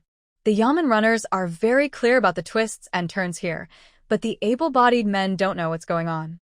"Okay, just make do with this meal first. Tomorrow I will talk to the cook and ask her to be more careful while working." They finally caught a woman who was still hanging out outside during the curfew, and just caught her to cook. If there was no such woman, they would have to spend money to hire a cook, which is not cost-effective. A group of people were noisy and surrounded the foot of the city wall, and they met Gu, the county magistrate, who was returning to the county town from Yangshu village. "Quick! Look! It's the county magistrate's carriage. There were also some men who had seen some worldly things among the able-bodied men. When they saw the carriage surrounded by many yamen runners, they immediately recognized it as the county magistrate's carriage. "Sir, county magistrate, you have to make the decision for us." The 3 or 5 yamen runners on the scene could not stop the dozen strong men from rushing forward, and they could only stop them symbolically. County Magistrate Gu had been busy all day and finally fell asleep in the carriage. After drinking the summer tea given by Madame Gu in Yangshu village, he was no longer thirsty and felt refreshed. But after such a long bumpy ride, he was so hungry that his chest was sticking to his back. Hungry and sleepy, he just wanted to get back to the county government office as soon as possible to relieve his fatigue. Feeling that the carriage had stopped and listening to the noisy noises outside the car, he felt overwhelmed. "Detective Shi Er, go and see what's going on outside. I have a headache, so I won't get off the car." When he thought of the 2 theft cases at Madame Gu's house and Mr. Su's house, County Magistrate Gu felt a throbbing pain in his head. The 2 major cases seemed to have nothing to do with each other, but the thefts were strange and inexplicable, without any clues. It seemed that he would have to sit on the position of the county magistrate of Huai'an County for the rest of his life, and would not be able to move. Now he was waiting for Madame Gu to send the deer, so that he could keep his official hat, so he had no time to care about anything else. Goo Hunzi, who was at the foot of the city wall, had just put the pot on the ground when she saw a group of strong men clamoring that the food was too bad and refused to make do with it, and they actually gathered in front of a team of carriages and horses. Faintly, she seemed to hear someone shouting that the county magistrate was in charge. She shuddered and stood up. At this moment, she didn't care how painful her feet were or how dirty her body was. She limped and ran towards the carriage team in 2 steps. While running, she shouted loudly, "County Magistrate, help me. Please help me, sir." Goo Hunzi stumbled towards the carriage as if she saw a savior. She fell to the ground several times, but she got up bravely and fearlessly and rushed towards the carriage of the county magistrate regardless of the pain or the dirt. The yamen runners surrounding the carriage were naturally not vegetarians. They stopped the dirty woman from a few meters away, pressed her to the ground, and did not allow her to move forward. Although the county magistrate was not a big official, he was in charge of their jobs. If they accidentally angered the county magistrate, they would not have a good time.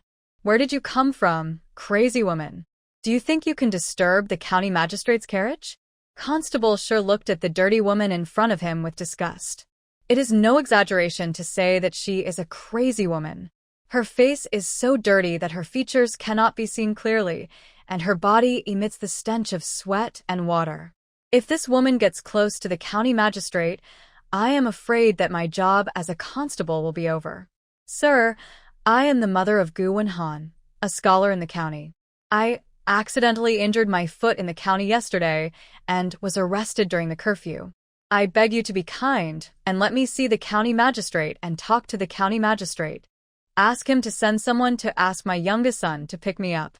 Goo Hunzi knew that this might be her only chance to save herself. If she continued to endure it like today, she would go crazy. She did not fail to see the disgust in the officer's eyes, but for the sake of freedom, she could do nothing.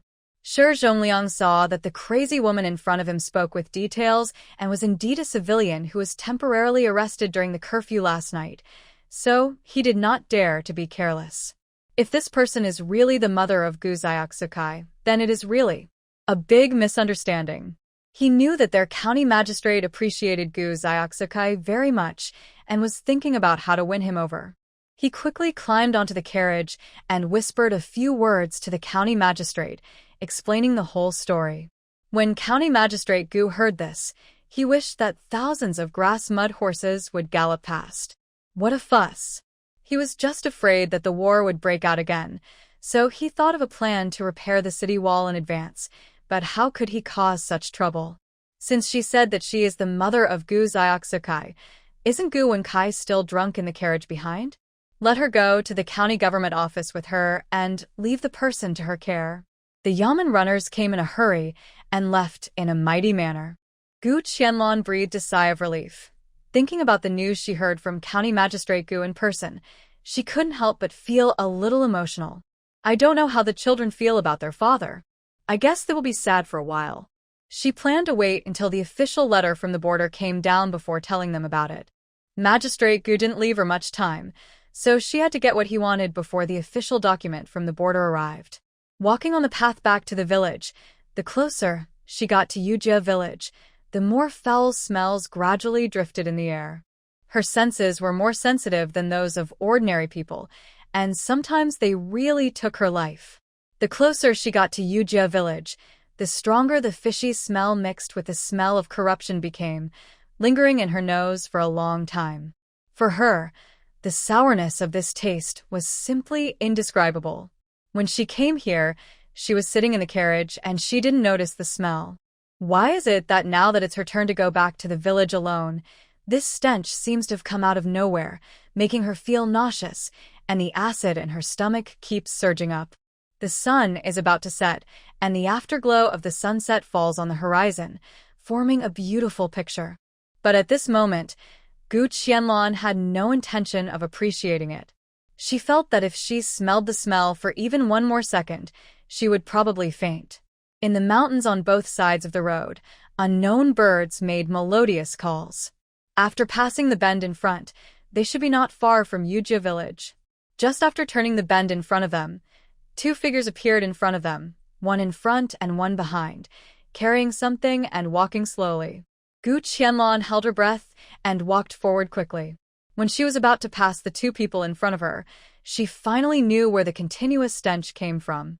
She saw two men in their 30s in front of her, carrying a human-shaped object wrapped in coarse cloth on a simple stretcher. The stench, like that of a dead rat, came from the stretcher. Looking at the coarse cloth that looked vaguely familiar, Gu Qianlan suddenly realized something. If she was right, the two men should be carrying the body of Fu Lai. She walked past them in silence, and the air in front gradually returned to its natural freshness. She breathed a long sigh of relief and looked back at the two men carrying Fu Lai. One of them was Fu Lai's father, Lu Daji, and the other looked familiar, but she had never met him before. He must be from the village. Lu Daji held back his tears and the stench, and carried his son with a heavy heart. He and his second brother got up before dawn and walked for an unknown amount of time before finally arriving at the county town before noon. After paying a 4-cent entrance fee and finding the county government's charity cemetery, he finally got his naughty son back. He carried the stretcher numbly, and his son's naughty figure kept flashing in his mind. Tears blurred his vision, again unknowingly. The two brothers were silent, and no one spoke.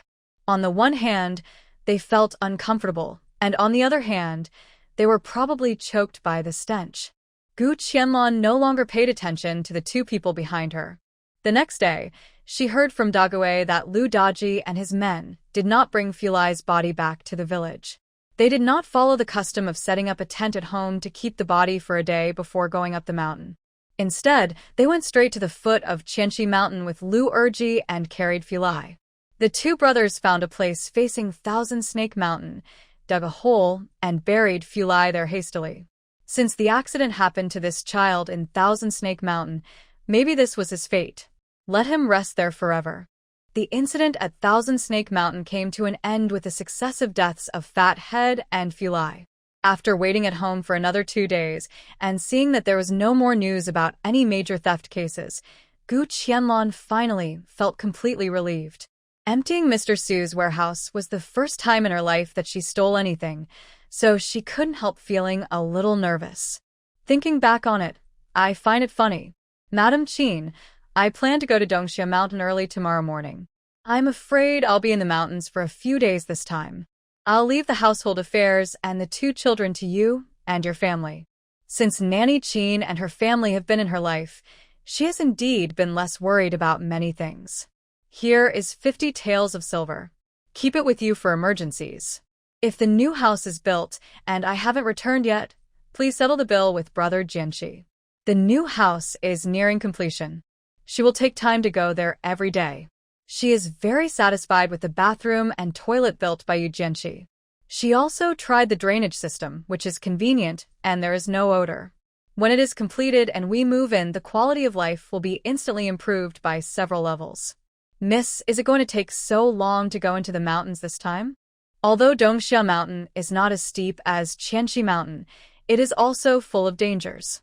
Can't we just not go? Madame Qin looked at the calm and composed eldest lady with concern. She had wanted to ask more than once where the eldest lady learned all these skills. But as a senior servant and a former servant of the Xiao family, she knew clearly that she was not qualified to ask this question. We have to go to Dongxia Mountain. Don't worry, Madame Qin. I know everything. Although she had only spent a short time with Madame Qin's family, her concern and care for herself and her two children came from the bottom of her heart. She sighed more than once about her good luck.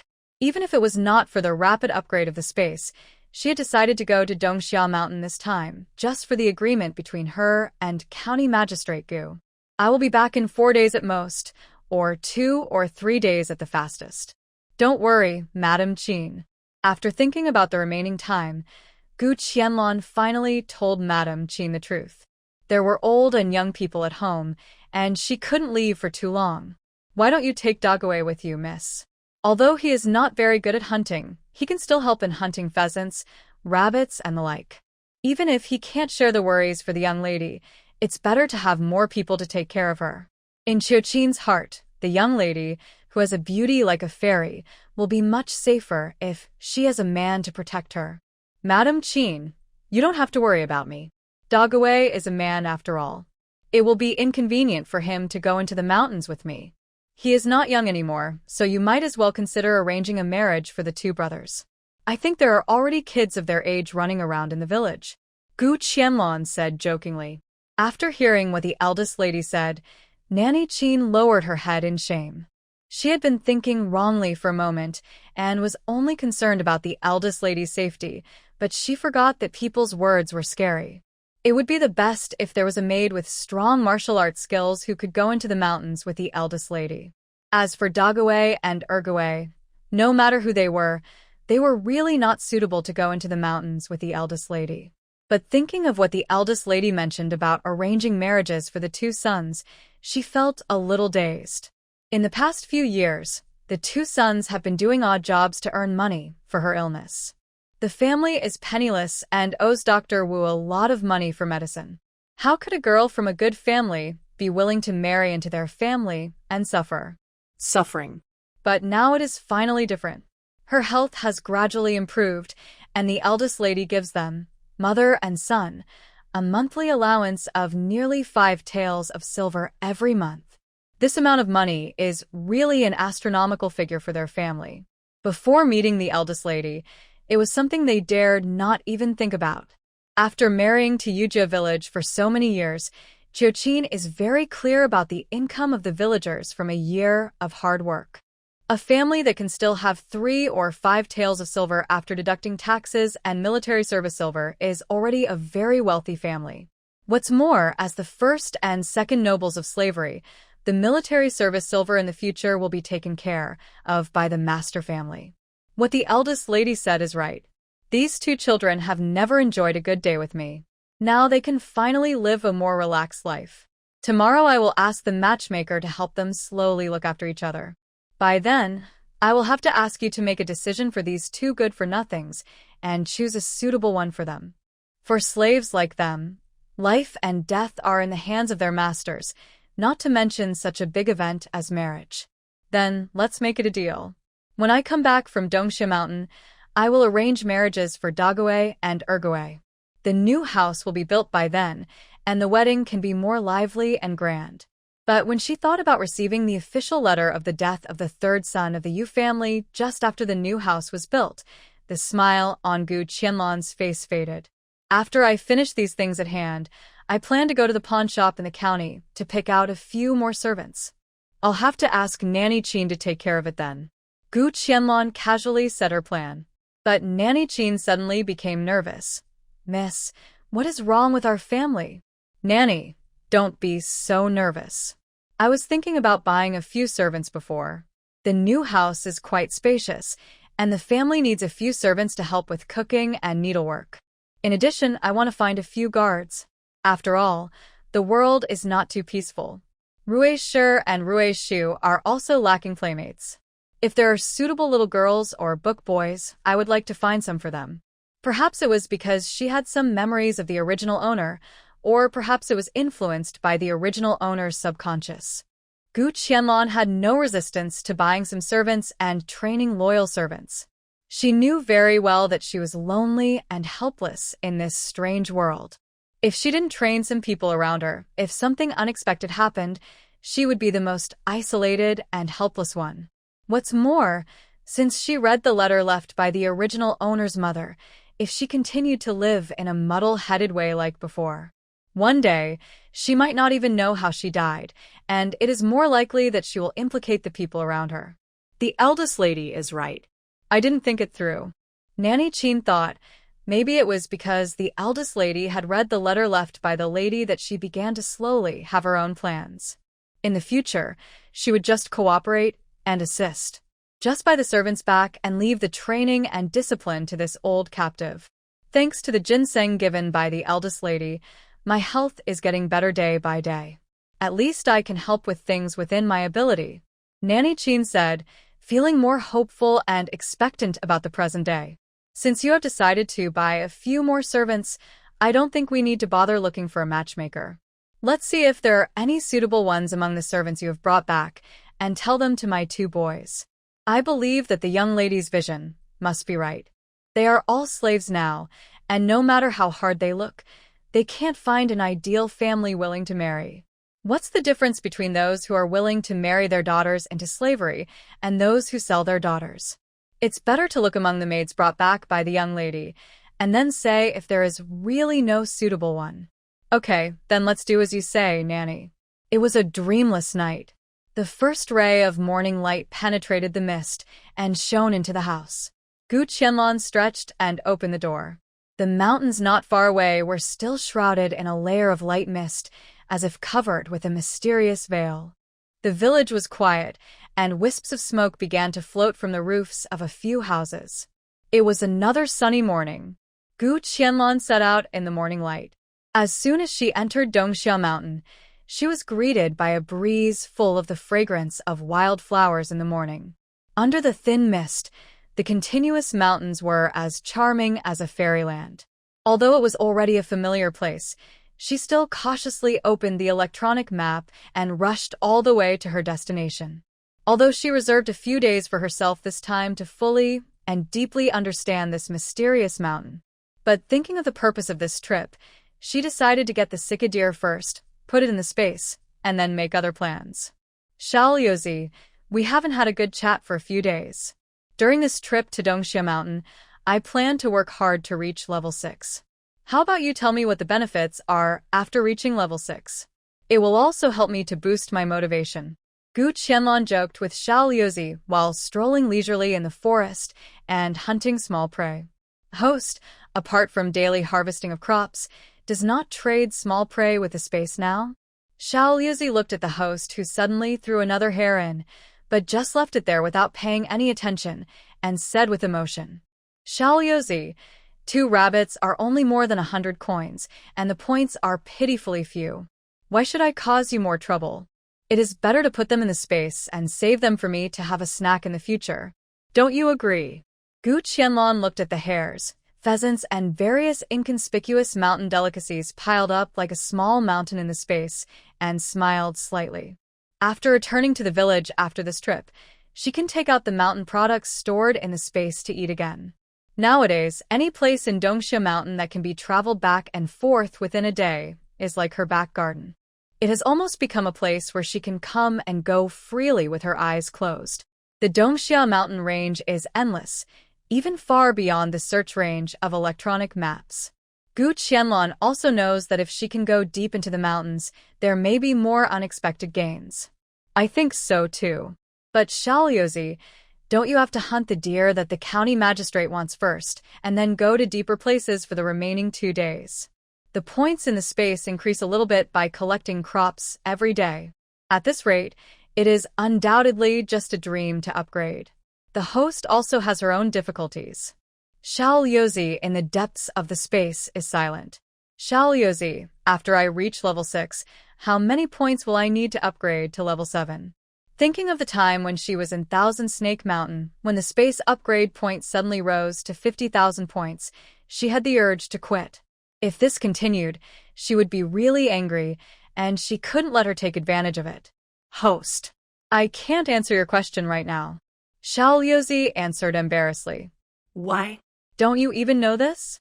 Gu Qianlan was very surprised. This space was different from the novels she had read before.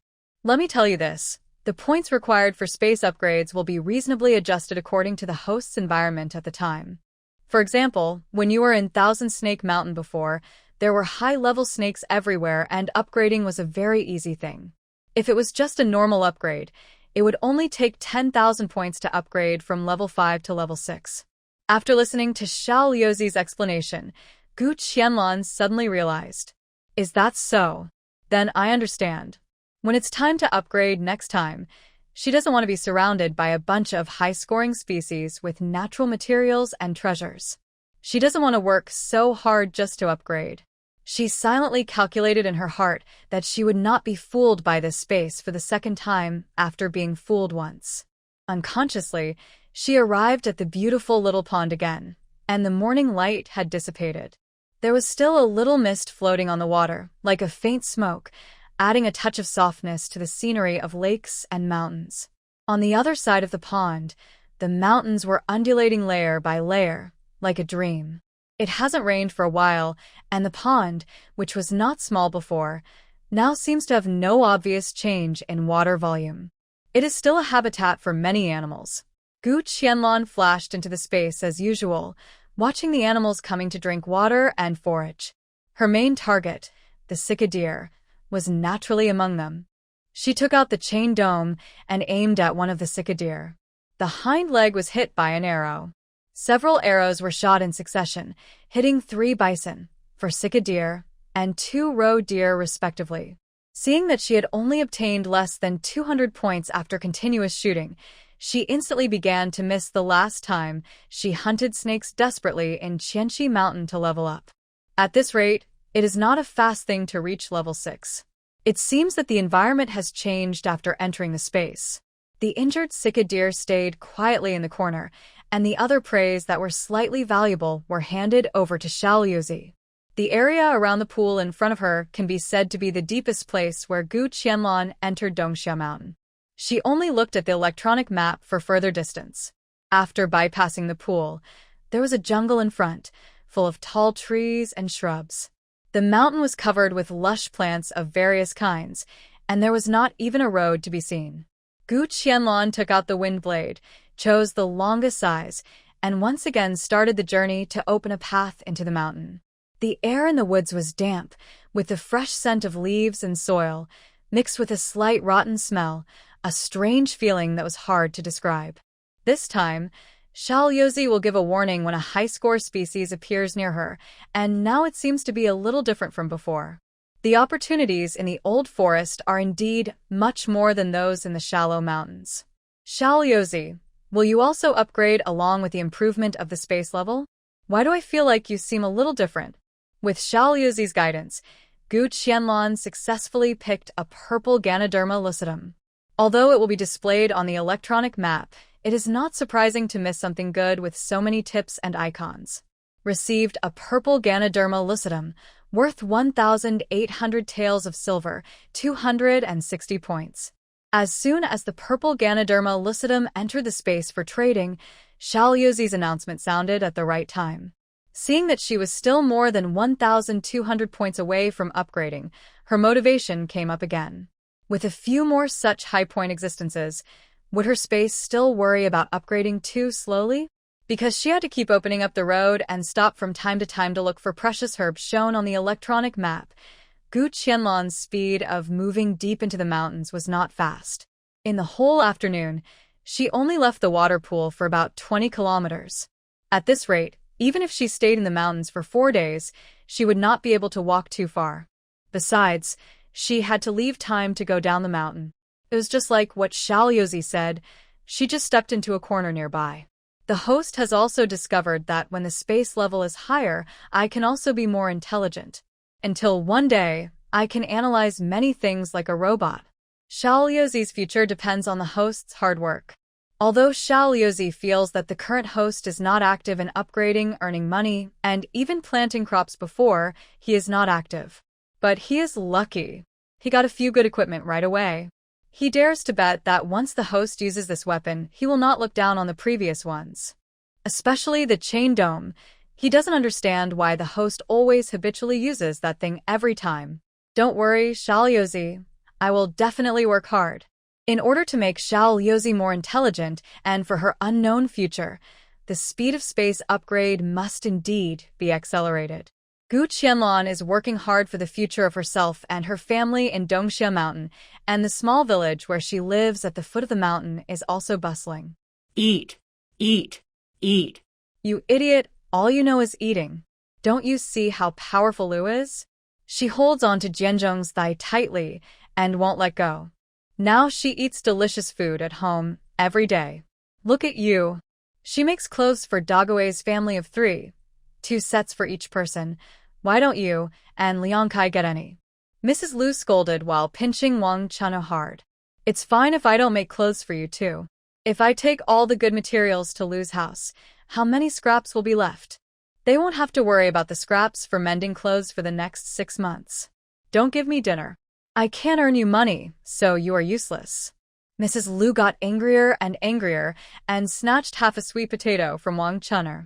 Dague's family of 3 made 6 sets of clothes in total. How much money did they earn at once? What's more, there are so many leftover scraps, all of which belong to Lu. Not to mention the wages, the remaining scraps of cloth alone can be put together to make a jacket for the child. Seeing Lu's rosy face during this period, she really has money in her hands and food at home, so she is not worried. Mom, I have been busy in the fields all day today. Wang Chunna argued in a low voice. Although she is good at needlework, her hands have been rough from working in the fields for many years. It's okay to make some coarse clothes, but she thinks the material of that piece of fine cotton cloth is precious. The last time she helped Mrs. Gu make clothes for her children, she secretly soaked her hands for a long time and applied some hand cream. Those creams were secretly bought for her by Wencai's father when he was at home. She has never been willing to use them and has kept them for 2 or 3 years. If it weren't for the cream to moisten her hands, how could she embroider flowers on Rui'er's clothes? So what if you work in the fields? You have become more capable, right? You dare to talk back to me? Mrs. Lu's coccyx still hurts a little. She has suffered a lot these days. But the pain is so severe that she feels embarrassed to even mention it to others. It must be because you offended Jianzhong's family last time, so she didn't give you the material to make clothes. Mrs. Lu didn't look for the reason in herself at all, but just blamed her daughter-in-law for not being a good person. She didn't even think about it. She signed the waiver document on behalf of the whole family, so she didn't have to worry about the well at Gu's house. Why should they send the work of making clothes to her house? It just gave this cunning old woman a bargain. Grandma, it was obviously you who offended Mrs. Gu last time, otherwise my mother would definitely get the material. Wencai felt very sorry for his mother, but he was just a half-grown boy. As soon as he got the food, he ate it up in no time. There was no food left to help his mother.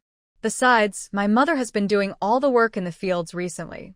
How can you not let her eat enough? Didn't his grandmother take advantage of his mother because she was easy to talk to and only gave birth to him?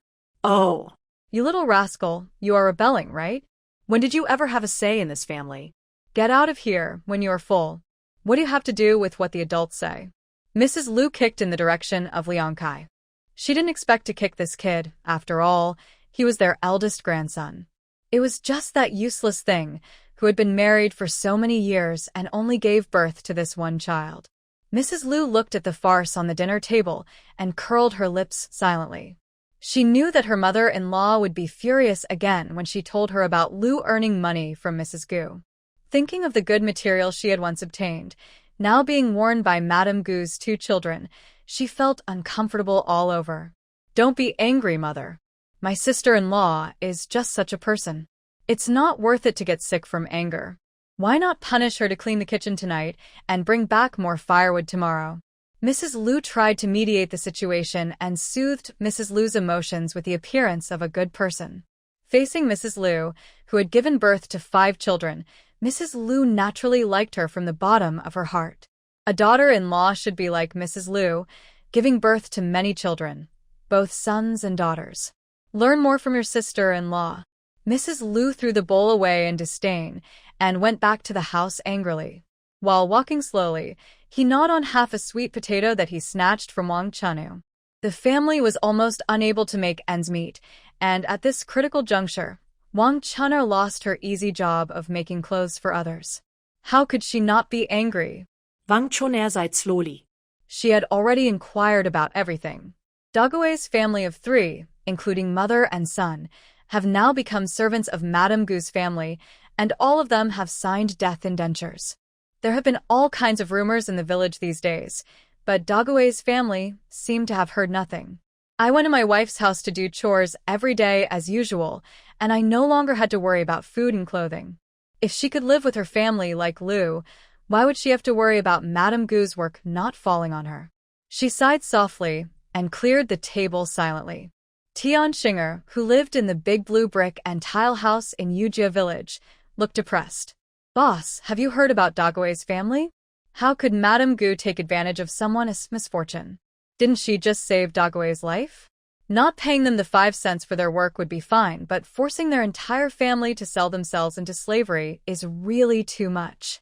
After being persuaded by the eldest wife and her husband, village chief Yu and his wife seemed to have gotten over the pain of losing their son. Tian Xinger still lazily hangs out at home every day and only cooks 1 meal a day. Make more in the morning and heat it up in the afternoon to save time, effort, and worry. But her actions made it hard for Gu Wencai, who worked in the fields every day. In just a few days, he was so tired that he felt weak all over and his mouth was dry.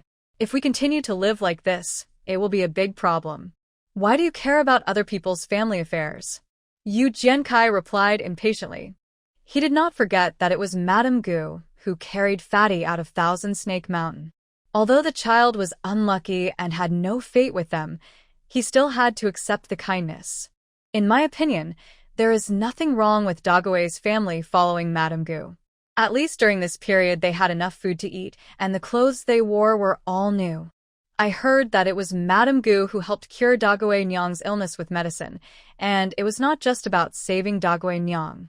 After all, Gu Wencai walked around the village every day, so he knew much more than Tian Xinger and had a longer-term view of things. Not to mention that the 2 young men no longer have to worry about their livelihood, they also don't have to worry about the money for their future military service. Besides, Madame Gu is a capable and kind person, and she will definitely not mistreat Dague's family. There is also this matter. Since Madame Gu has medicine that can save Dague's mother, why didn't she save our Fatty? Tian Xinger's train of thought was always so rapid, as if Gu Qianlan could definitely save the person. What are you thinking, woman? Madame Gu is not a doctor, and she doesn't have all the medicine. Gu Wencai finally regained some common sense and realized that Fatty's problem could not be blamed on Madame Gu. But the woman next to him might not think so. The Dongxia mountain under the cover of night was full of dangers, and Gu Qianlan was not stupid enough to spend the night in the old forest. Just like the time before at Thousand Snake Mountain, she slipped into the space as soon as night fell. After washing up, I had a delicious dinner and drank some chicken soup. At this moment, she was enjoying the after-meal fruit alone, the finest grapes produced in the space. The sour, sweet, delicious, and juicy grapes instantly filled her taste buds as soon as they entered her mouth. It filled her loneliness at the moment and swept away her fatigue after a whole day of running around, leaving her with an unforgettable experience. While hunting by the pond in the afternoon, she had already cut a few grape branches from the space and planted them not far from the water source. Whether it can survive and what it will grow into, just let nature take its course. After eating and resting enough, Gu Qianlan was still not sleepy at all. At this moment, she was already in an open space on the hillside of another mountain in the Dongxia Mountains. Carefully observing the direction of the underground river on the electronic map, she found that it could reach the pool she often visited. No wonder there was no obvious change in the water in the pond even though it hadn't rained for such a long time. As it was inconvenient to move forward at night, she simply studied the electronic map carefully in the space. Suddenly, a wolf howl was heard not far away outside the space, accompanied by the messy footsteps and shouting of several people coming from far away towards where she was. She couldn't help but be surprised. She had never heard of anyone else from the village entering Dongxia Mountain. Where did these people who suddenly appeared come from? Perhaps villagers from other nearby villages ventured up the mountain and encountered a pack of wolves? Small reds kept surging on the electronic map, moving towards her direction. Run, run. The wolves are coming. Ah. With a scream, the man at the end fell silently. In the darkness of the night, she vaguely saw that 7 or 8 young men had gathered in the open space in front of her. They held torches. Their faces were covered with sweat mixed with a little blood. Most of their clothes were torn, revealing scars.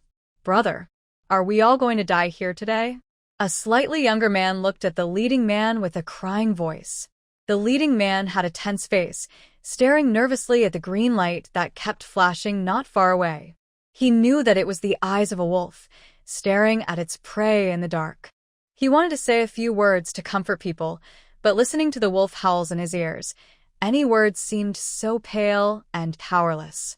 Almost subconsciously, Gu Qianlan immediately spent 3,000 taels of silver in the space mall and bought another 200 ice bombs.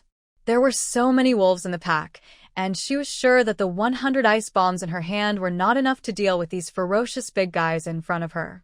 After making this series of preparations, she turned over and climbed up a nearby tree. Just after occupying a favorable position, the wolves began to move. The men in front of him showed a fearless expression. "Let's fight these beasts." "Yes." Fight.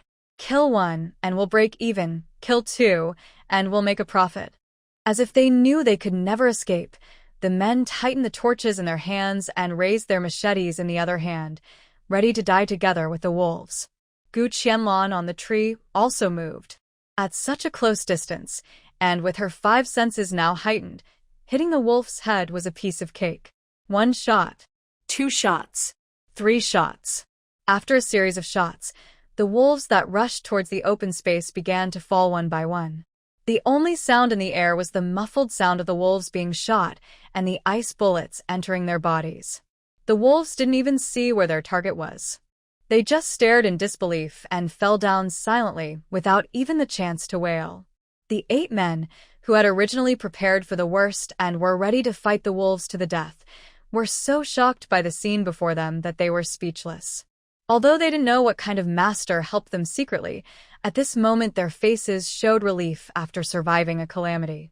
The 100 ice bombs quickly penetrated into the bodies of the wolves, silently causing heavy losses to the wolves in the blink of an eye. Seeing that the situation was not good, the leader wolf standing on a high place howled to the sky, calling on the wolf pack to retreat quickly. But how could Gu Qianlan, who was sitting on a high place, let them go easily? When she saw the wolf leader showing its tail, she quickly turned the gun and shot at the wolf leader who had just given the order. The majestic wolf leader, who originally wanted to hunt down the 8 men, shut his mouth forever before he could figure out where his enemies were. Seeing the leader of the pack dead, the wolves immediately fell into chaos. The leaderless forest kings were now running around aimlessly. Gu Qianlan didn't care whether they had given up on hunting humans or not. Finally, after using nearly 200 ice bombs, the wolves completely disappeared from her sight. The 8 men who survived the disaster in the open space finally found Gu Qianlan sitting on a big tree not far away. With the faint moonlight and the firelight in front of them, they could only vaguely see a woman in a plain dress sitting upright on the fork of the tree. At a distance of more than 20 feet, they couldn't see her face clearly, but they felt that at this moment she was like a fairy who had fallen into the mortal world to save them from danger. Several grown men knelt on the ground excitedly and kowtowed several times in the direction of Gu Qianlan. "Thank you for saving my life, fairy," the leading man said solemnly. With his own strength, he almost wiped out nearly 200 wolves and killed the leader wolf easily. If this person is not a fairy from heaven, then who else could it be? Thank you for saving my life, fairy. Several grown men prostrated themselves on the ground, kowtowed respectfully to Gu Qianlan, and thanked her. Gu Qianlan was sitting on a high tree fork. Because she had suddenly flashed out of the space, she was still wearing the plain clothes she had just changed into after washing. The thin and soft white silk gauze skirt covered her body. Coupled with her cool temperament, she felt like a fairy floating in the air, out of this mortal world. If anyone saw this scene, they would probably mistake her for a fairy from the Yaoqi Palace who had accidentally come down to earth to save the people. The 8 men below knelt down and kowtowed, still prostrating themselves respectfully, waiting for the fairy to speak. Seeing this, Gu Qianlan finally couldn't help but said, "All of you get up." The men who survived the disaster stood up respectfully. "Yes, fairy." They bowed their heads and waited for orders, as if they were facing the most supreme god in the world. Who are you? Why are you in the depths of Dongxia Mountain at this time? How did you provoke the wolf pack? This was the first time that Gu Qianlan encountered a large number of people going into the mountains to hunt since she had been in and out of Dongxia Mountain many times. She couldn't help but be curious about their origins. She was far away before, and the wolf pack was close at hand, so she couldn't see them carefully. Looking at their clothes at this moment, they didn't look like the nearby villagers. They were dressed in uniform, and they all held almost the same machetes in their hands, which clearly looked like they were organized. Reporting to the fairy, "My name is Wanda. The 10 of us brothers are guards from the Wang Mansion in the prefecture city. We came to Dongxia Mountain to find something under the order of the master." The leading man stepped forward and responded to Gu Qianlan's question respectfully. Seeing that they were all empty-handed and in a mess, with only machetes and a few torches, they didn't catch any prey. Gu Qianlan couldn't help but feel curious. "You actually came from Yongping Prefecture? How many days have you been in the mountains? Have you found what you were looking for?" Since they regarded me as a fairy, I think they would explain such trivial matters to me. Sure enough, after hearing Gu Qianlan's question, the leading man dared not hide anything and said, "To be honest, fairy, we have been in the mountains for 3 days. We were ordered by the master to find a rice field hidden deep in the Dongxia Mountain. Because we have not been in the mountains for a long time, we have not found anything yet." Wangda lowered his head embarrassedly. When she heard that they came to find rice fields, Gu Qianlan was about to feel sick. After all the fuss, they were actually for the so-called tribute rice in her hands. It must be the batch of rice she sold to shopkeeper Wang before, which attracted the covetousness of his master after being sent to the city. During this period of time, she had been busy with various things, but she had not seen shopkeeper Wang again. I wonder how much he knew about his master's plan. After all, the so-called tribute rice in her hands still caused trouble. "You said that there were 10 people in your group? Where are the other 2? Seeing that there were only 8 people standing below, and thinking of the scream she had vaguely heard before, Gu Qianlan couldn't help but ask. To answer the fairy, "Wang Yu and Wang Guang have been killed by the wolves." Thinking of the 2 good brothers who had been buried in the wolf's mouth, Wang Da's voice was a little choked. Although they worked hard for the master and were all guards who signed a death contract, they were brothers who had been together for many years. Even if there were some minor fights at ordinary times, they were closer than brothers. After all, they had been through life and death together. How did you think of looking in such a deep place? How did you encounter a pack of wolves? This area obviously did not seem to have any traces of people walking frequently, so how could they think that the rice fields could be hidden here? She really admired the thinking of these men. Don't they need to use their brains before looking for something? In reply to the fairy, "We have searched all over the place near Dongxia Mountain, but we couldn't find the rice field that the master mentioned. Thinking that the day of returning is approaching, I can't return empty-handed." So they discussed going deep into the mountains to hunt some rare things and bring them back so that their master would punish them less. But who could have imagined? As she said this, Wanda couldn't stop her tears from falling. When he put it that way, it made sense. I don't think these guards are that stupid. This deep mountain is rarely visited by people, and it is impossible for any villagers to bring the rice fields here. What's more, There are wolves roaming here, and no matter how many lives you have, they will not be enough. Not everyone is like Gu Qianlan, who can hide in space anytime and anywhere when there is an emergency. Wolves are extremely vengeful animals. You provoked them this time. Did you mistakenly enter their territory? Anyone who can be the guard of a big family in the capital city must be capable. Perhaps it was because they thought they had a lot of abilities that they underestimated the killing power of the wolf pack. Fairy, we were too careless and stole a cub from the wolf pack. We originally thought that there were so many wolf cubs in the wolf pack, so it wouldn't be a big deal if one was lost. But we never expected that the wolves would chase us so closely, follow us all the way here, and want to kill us all. If we hadn't been so lucky to meet you, the fairy, I'm afraid we would all have died in the wolf's mouth today. As they talked, they felt a wave of fear in their hearts.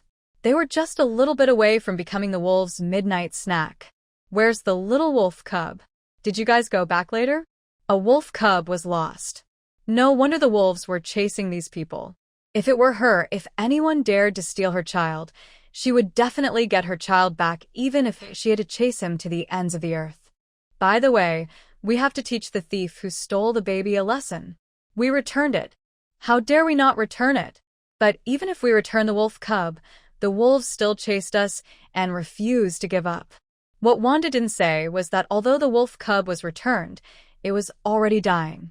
In order to prevent the wolf cub from escaping on the road, they even broke one of its legs. The original intention of capturing the wolf cub was to use it as a plaything for the masters. So, what did it matter if a leg was broken?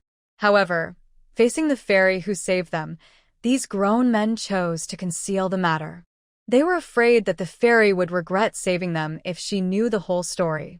Looking at the expressions of the grown men in front of her, Gu Qianlan almost immediately guessed that they must have done something to the little wolf cub, which led to the revenge of the wolf pack. Thinking about the purpose of their trip, although she did not regret saving these people, she no longer had the interest to continue chatting. It's late now, and the bloody smell here is too strong, which may attract other beasts. You guys should pack up as soon as possible and go down the mountain.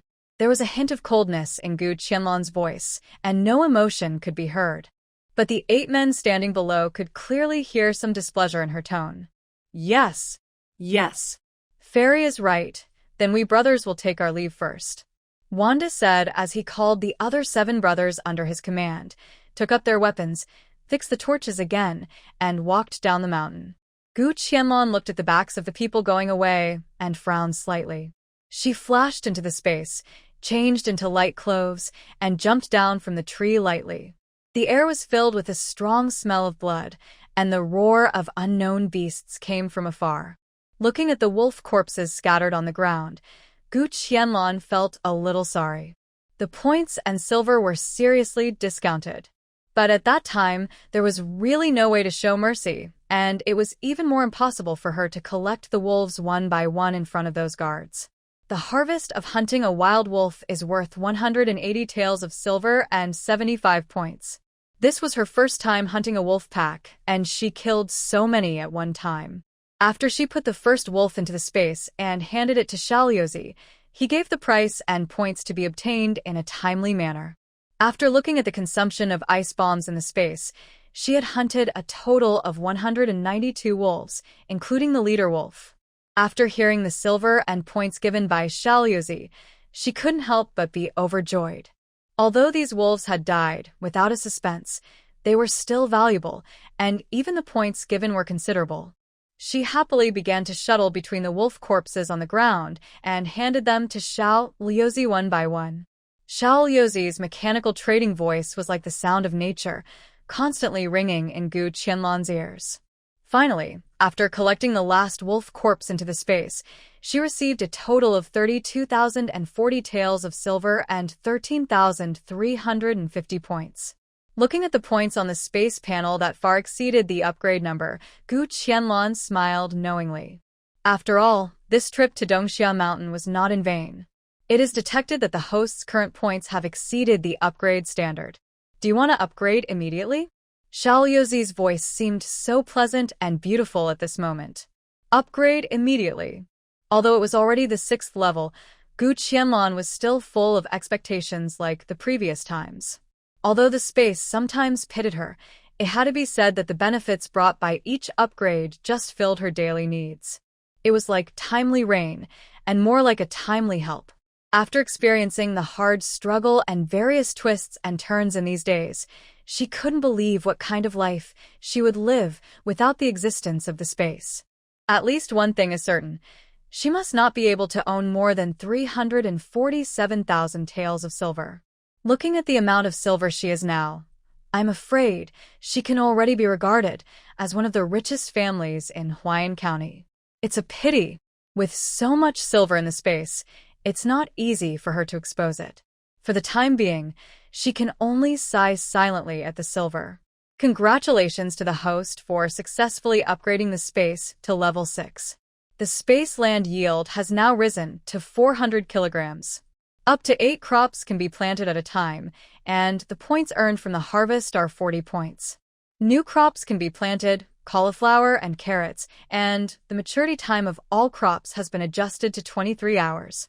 In addition, the maximum selling standard of low-level items in the level 6 space has also been adjusted to 600, and other rules remain unchanged. This upgrade has added a bean product processing workshop. Please research the specific requirements on your own.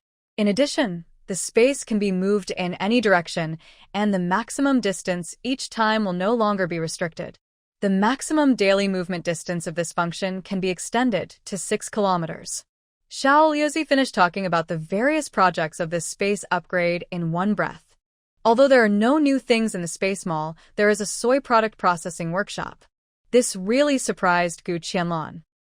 She is familiar with a lot of soy products. If the processing workshop can make them, then she and the children's dining table will be much richer in the future. If it weren't for the wrong occasion at this time, she really wanted to sit down and study it carefully. Just now, when she was collecting the corpses of the wolf pack, she saw the remains of the person who was abandoned by Wanda and his party. Thinking of this desolate mountain and wilderness, wild beasts may come from a distance at any time and take the body of this person away. Gu Qianlan dug a pit to put that person in, and buried him in the ground. Now that she had encountered him, she couldn't bear to watch this man's body being eaten by wild beasts.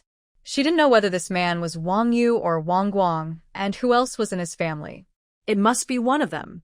These guards who worked hard for their masters might have been ready to sacrifice their lives at any time when they entered the mountains. Suddenly, a slight whimpering sound attracted Gu Qianlan's attention. She was about to return to the space to wash up and continue to rest, but she stopped and carefully identified the direction of the sound. It sounded like a wounded little animal, wailing for help, and seemed to be making a last effort to seek help. Gu Qianlan carefully followed the sound and went over. The puppy seemed to be less than 1 month old, not much bigger than Gu Qianlan's paw. He was suffering. If she hadn't found it in time, she didn't know how the little thing would have survived. She rummaged through the space to find a rope, tied it to a big tree, and then tied the other end of the rope around her waist. After all, a wolf wasted her ice bomb, which was worth 15 taels of silver. Thinking about it now, she felt a little painful. The other 13 wolves that were not found made her lose 195 taels of silver. It's really painful to calculate it this way. This nearly 200 taels of silver is equivalent to the annual income of many farmers. Gu Qianlan felt sorry for the wolves that could not be found, and slid towards the puppy. Finally, she slid in front of the puppy. I really don't know how this little thing with tenacious vitality can hold on until now, and try its best to make a cry to save itself. She carefully lifted up the puppy and put it into the space gently. Host, are you going to trade with me with this little wolf you just put into the space? Yes. The guard Wang said before that they caught a little wolf cub and were going to give it to their master. Since it was a little puppy found in the wolf pack, it certainly couldn't be a real little puppy. It's just that the milky white wolf cub is rare, so she mistakenly thought it was a young dog. It looks so special and beautiful, no wonder it was stolen by that group of people, and then chased by the wolf pack and the leader wolf to get it back. But what should the little wolf cub do with the future life after losing the protection of the wolf pack? Haoze, I will keep this little wolf for now, and I won't trade with you for the time being. Thinking of the poor and cute furry child put into the space, Gu Qianlan's heart softened. Handing it to Haoze would certainly save trouble, and she could also make a small profit, but she is no longer a person who needs these little things. Although she doesn't know what the space will do with these living animals, she will no longer have a free life after all. Okay, when the host changes his mind, you can trade it with me at any time. Haoze didn't force it. The host now was different from before, and he didn't have to take in this little wolf cub. It would be better if the loss could be minimized. Even though she now had more than 300,000 taels of silver, she didn't want to lose 100 or dozens of taels of silver for nothing. Finally, with her unremitting efforts, she found the bodies of 6 more wild wolves. Well, after working for most of the night, she finally made a good trip. After putting away the rope, she quickly dodged into the space. At this moment, the little wolf cub was lying quietly beside the ground in the space, with a pair of misty big eyes flickering, well-behaved and docile. There was no sign of a wolf at all. But after being confirmed by Haoze, there was absolutely no way he could be wrong. There was a lot of blood on the milky white fur of the little fur child. Some of it was his own, and perhaps it was stained by other wild wolves. Gu Qianlan gently wiped it clean and found that the little guy's hind legs were broken. Judging from the degree of the break, it was clearly man-made. Thinking of the people who wanted to, seeing the expression of the little wolf who was hesitant to speak, she was so angry. Those guys are really... Don't let her run into them again. She first took out medical alcohol to disinfect the wound of the furry child, and then applied some Yunnan Baiyao to it, and finally found a small wooden stick to fix the leg injury. After treating the wound of this poor little guy, the night was already darker. Looking at the little wolf cub who had been cleaned and bandaged, Gu Qianlan couldn't help but sigh. I didn't expect that the first beneficiary of the several medicines in her space mall would be the furry child in front of her. Although I don't know yet what to do. What to do with this little guy. She couldn't just release it back to nature and let it fend for itself. She had to take care of it until it could live independently. After all, it was humans who destroyed its home and its peaceful life. Wanda and her friends stumbled all the way and finally reached the outskirts of Dongxia Mountain. They felt like they were reborn after just getting out of the deep mountains and forests. Thinking of the wolf pack they encountered before, they were still scared. If they hadn't been lucky enough to meet the fairy, they wouldn't be able to get down the mountain now. Brother, we are going back to the city empty-handed, and we have lost 2 brothers. I am afraid the master will not let us go. Wang Wu looked at Wang Da worriedly. When he thought that the things the master had told him to do had not made any progress, he felt that he did not have the courage to go back. Then what do you think we should do? We really can't find the rice fields of that Lady Gu in Dongxia Mountain. Wang Da scratched his head in worry. They had explored all the places with roads, but they really found nothing. If it weren't for the fact that shopkeeper Wang was sure and really brought the tribute rice to the city. They almost thought that he was deceiving the owner of the family. Could it be that shopkeeper Wang got some tribute rice from somewhere and then lied that it was planted by Lady Gu's husband in Dongxia Mountain? Several people racked their brains, but they didn't expect that all this was just a lie made up by Gu Qianlan. There has never been a rice field in Dongxia Mountain, let alone producing tribute rice. Alas!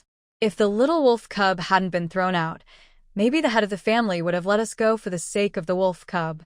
Wang Xing thought of the little wolf cub with milky white fur, and not even a month old, and said with regret, "Don't say it, for the sake of the little cub, Wang Yu and Wang Guang were completely killed in the East Gorge Mountain. We didn't even have time to bring them out." Thinking of the 2 brothers who died, Wang Da felt a little guilty. Fortunately, they were all family children. Even if one person died, there were other brothers in the family, and the head of the family would more or less comfort their families. Just thinking of those 2 people, who didn't even have a corpse, let alone a proper burial, he felt a little guilty. Boss, we couldn't even save ourselves in that situation. How could we bring out their bodies? Don't blame yourself anymore. Just comfort their families when you go back. Yes, boss, Wang Yu's body is deep in the wolf's den. I'm afraid there is no trace of his body left. We can go back alive thanks to the help of the fairy. When several people thought of the fairy sitting on the tree fork, they felt a surge of heat in their hearts. The 8 of them must have burned incense in their previous lives to be rescued by the fairy in such a critical moment. Let's go to the temple to worship and thank the fairy for saving our lives, and then go back to the mansion to report. Wang De recalled the fairy's elegant figure, and an indescribable yearning rose in his heart. When they returned to the mansion to report to the head of the family, they didn't know what kind of ending would be waiting for them. It would be better to go to the temple to thank her first. Brother, should we go to Wang, the shopkeeper in Chongbei town, and ask him to confirm? Did the husband of Madame Gu really plant rice fields deep in Dongxia Mountain? Could he have remembered it wrong? Wang Wu was deeply skeptical of the information provided by shopkeeper Wang. It made no sense that 10 of them could not even find a ready-made rice field. No need. After we go to the temple, we will go back and report to the head of the family. As for whether the information of shopkeeper Wang is wrong, the head of the family will decide it. We brothers just need to do our own things. At this moment, Wang De was also skeptical of the news. Ever since Wang Mingquan received 50 kilograms of tribute rice from Madame Gu at a price of 70 yuan per kilogram and sent it to the city, his life has ushered in a highlight moment. In the past, when he went to the city owner's house to pay the bill, he was always the last one in line. But now he is different. Even in a place like the city, whoever sees him will not respectfully call him shopkeeper Wang. Although for the whereabouts of the tribute rice, the head of the family asked him to stay in Chongbei town and keep a close eye on Madame Gu's movements. He asked him to do his best to find the rice fields where the tribute rice was grown and find a way to take it for himself. However, his treatment was already the highest among all the shopkeepers in the mansion. Even if he still lived in this small Chongbei town, so what? Seeing that the autumn harvest was getting closer and closer, shopkeeper Wang's heart was like being cooked by fire. He had to find a way to find where the rice fields were hidden as soon as possible. If it didn't work, he must get the latest batch of tribute rice from Madame Gu. Thinking of this, he ordered the boy, "Go to the warehouse to pick up some old and unsaleable goods, no matter what they are. Pack 5 or 6 pounds of each, and I will take time to go to Yujia village." Lin Wu responded and picked up a few sacks and turned to the warehouse. Gu Qianlan, who was busy until late at night, fell asleep in the space. There was no need to worry about any danger, let alone the problem of cooking. After being so tired for so long, she just wanted to have a good sleep and then get up and go on the road. In the second half of the night last night, there were indeed other wild animals coming in this direction. At that time, she had just finished treating the wolf cub's wound and lay down, and she was too lazy to go out of the space to find out. Based on the principle that Haoze did not remind her, she also intuitively thought that the coming species was not of a very high level.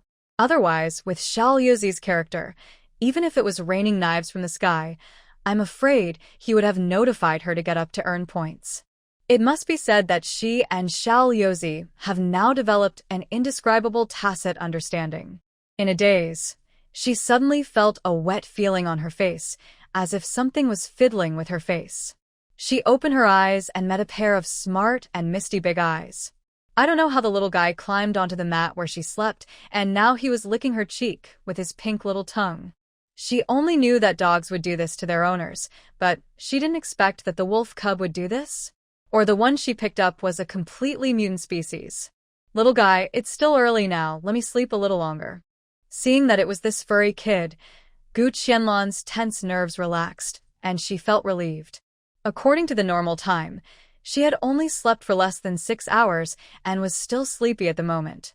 But the little guy, who had recovered some of his strength, seemed unwilling to let her go and scratched her shoulders with his uninjured front paws. Seeing that she was indifferent, he came forward and licked her cheeks and nudged her neck with his wet little nose. The fluffy touch made Gu Qianlan's neck itchy, but who would be angry with such a cute little guy? Stop it. Let me sleep for another half an hour, and then get up. Gu Qianlan closed her eyes, chuckled, and pushed the little furry kid aside. But the little guy was extremely persistent and crawled to Gu Qianlan again, licking her neck gently with his wet little tongue. This time she was completely unable to sleep. With such a sweet little alarm clock, She could only sit up with a face full of resignation. Okay, I'll get up now, okay? Gu Qianlan closed her eyes slightly, feeling very sleepy. She was tired after a whole day of climbing mountains and clearing the way. No matter how improved her body was, it was not made of iron.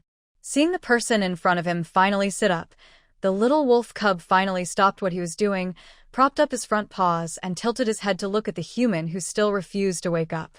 Why are you waking me up so early in the morning? Are you hungry? Gu Qianlan, who was slow to realize the problem, finally faced the problem. The little wolf cub had not eaten anything even though she had rescued it for so long. But what can it eat when it is not even a month old? Dog food? There's nothing like that in her space mall. She searched through the food she had stored in the space, but she didn't know which ones could be fed to the little wolf cub. In the end, I simply bought a box of pure milk and let this little guy deal with it first. When a small bowl of fragrant, pure fresh milk was placed in front of the little wolf cub, it hesitated for a moment, then crawled forward and dived into the small bowl. Then, as if he was extremely hungry, he licked the milk in the bowl clean without even raising his head. The little furry kid licked up the milk in one breath, raised his head, tilted his furry little head, and raised one of his front paws to dig into the small bowl in front of him. Then he opened his big watery eyes and looked at her eagerly. Does this mean I want more to drink? Thinking that the space has the function of preserving freshness, the milk poured into a small bowl will not go bad even if it is left there without being finished. Gu Qianlan poured another box for the little guy. This time the little boy licked the bowl much more politely, although he still licked the bowl as if it had been washed. But this time, after it finished drinking the milk, it finally stopped looking at her with its innocent big eyes and asking for another bowl. After having a full meal of water, the little wolf cub lay down, sighed softly, and fell asleep with his eyes slightly closed. Looking at this cute little guy, Gu Qianlan woke up completely this time.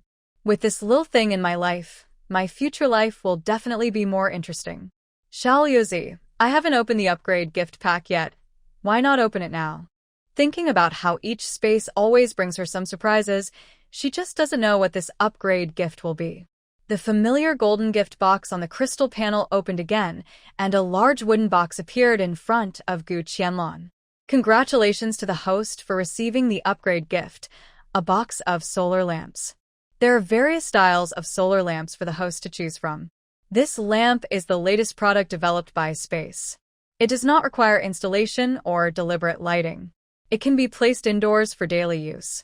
After Haoze finished his introduction, Gu Qianlan couldn't wait to open the box in front of her.